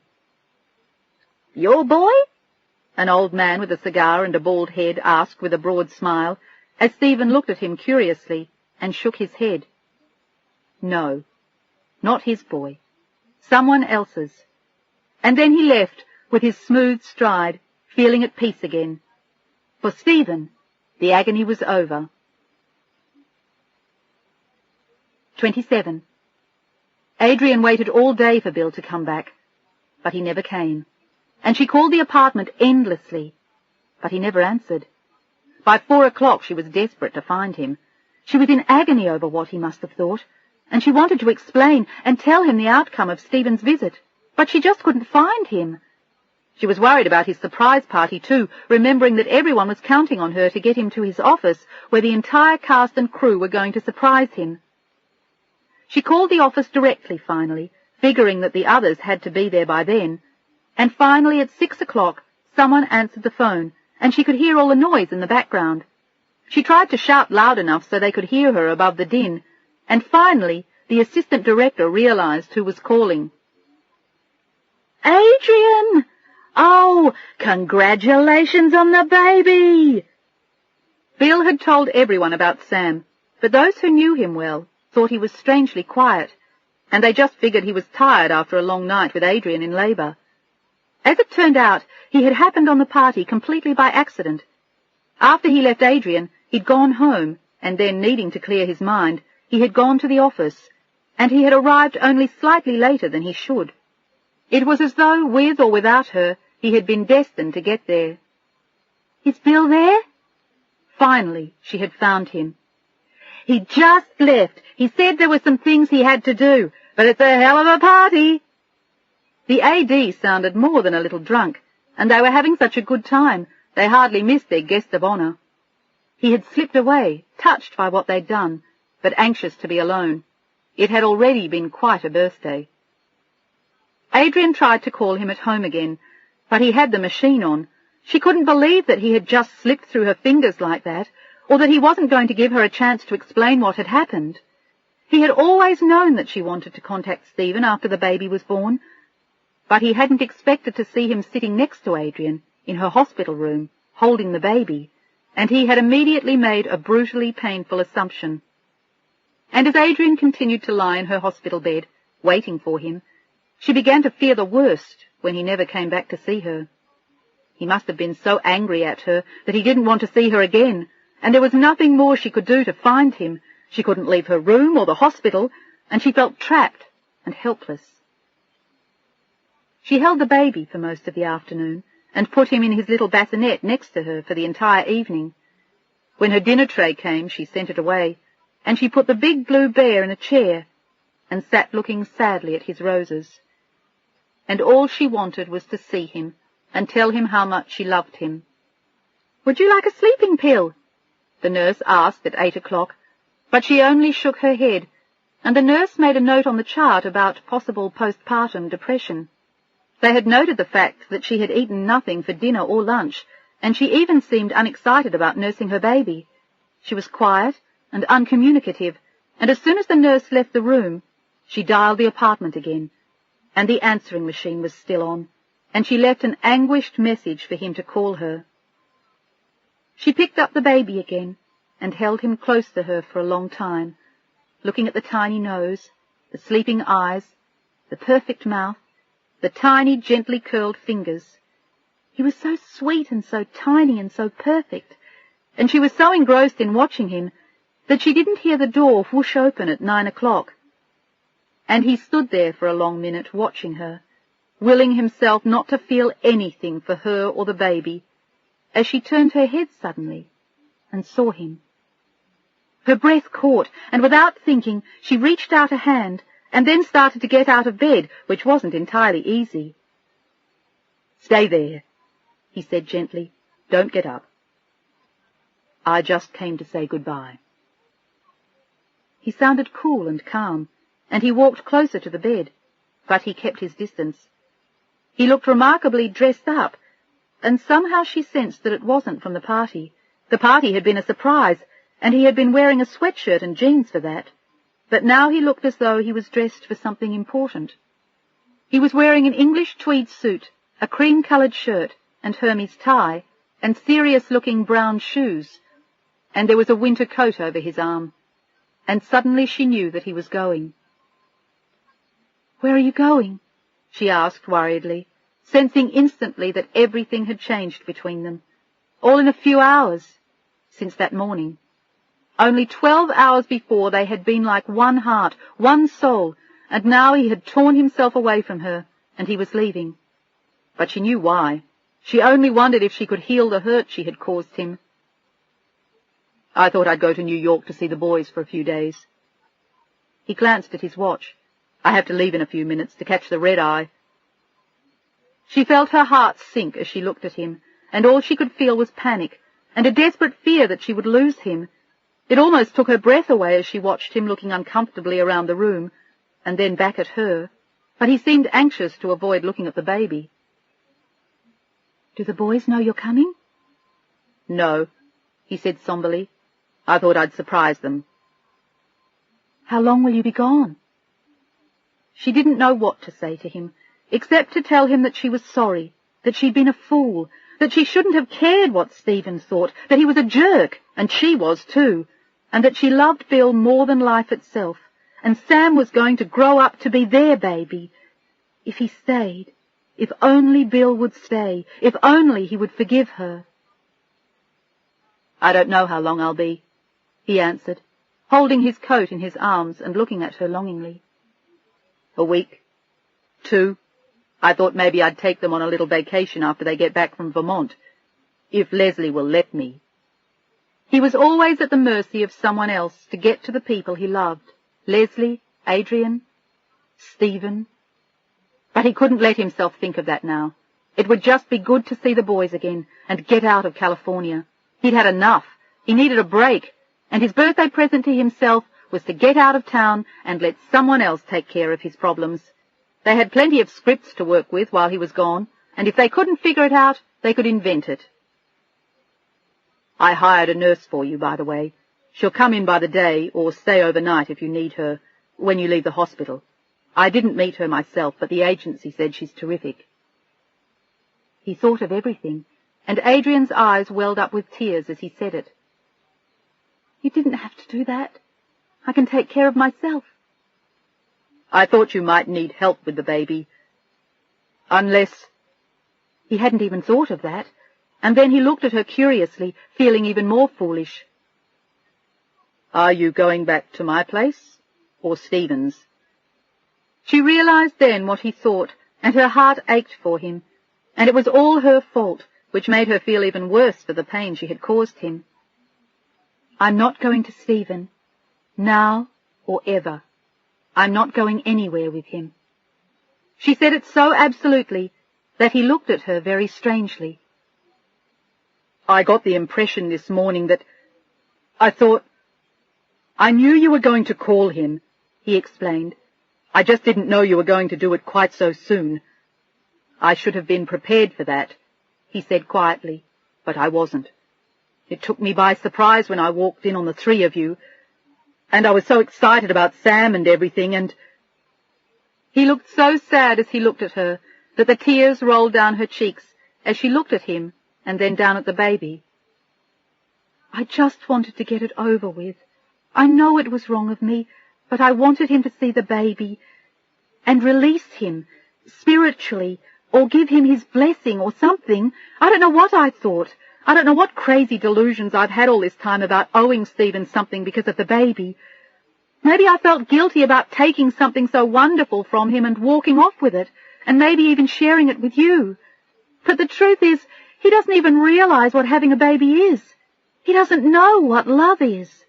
And to him the baby is nothing more than a hardship.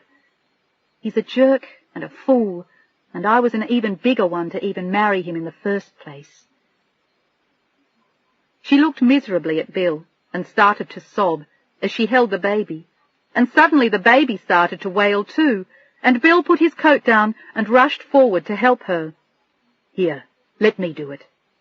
He was calm and smooth, and his hands were sure as she watched him. "Is he hungry?" "I don't know. I nursed him a little while ago, but I don't think he's figured it out yet." "Maybe he's wet."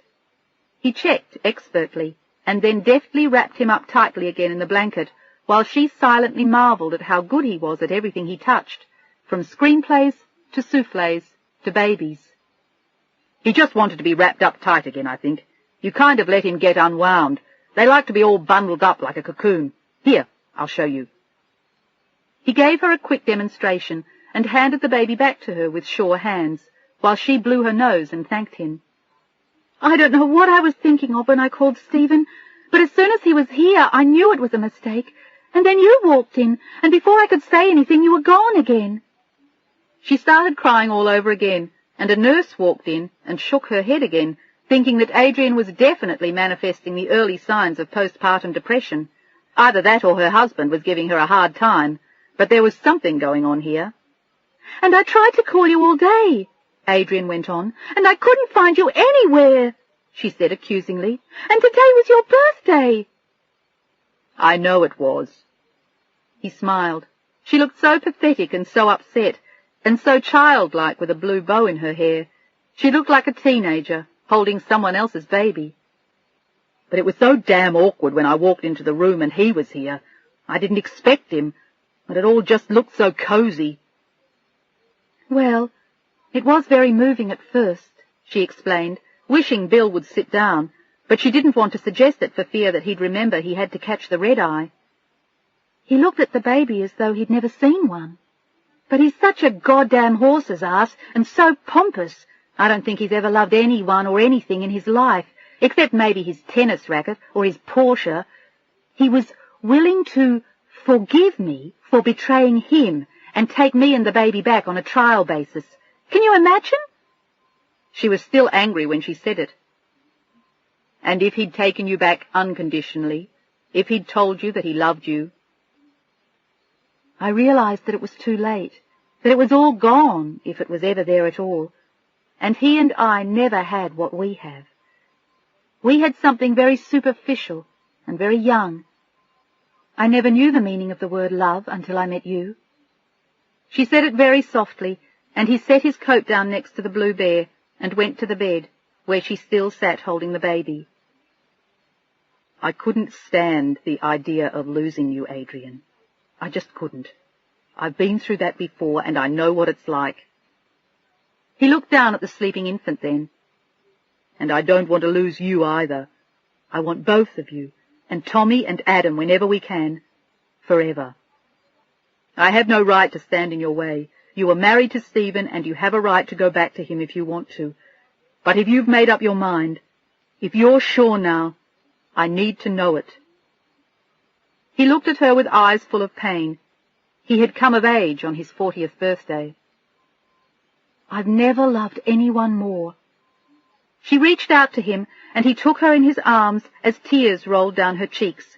She felt as though she had been crying all day, but so had he. He had had a rotten birthday.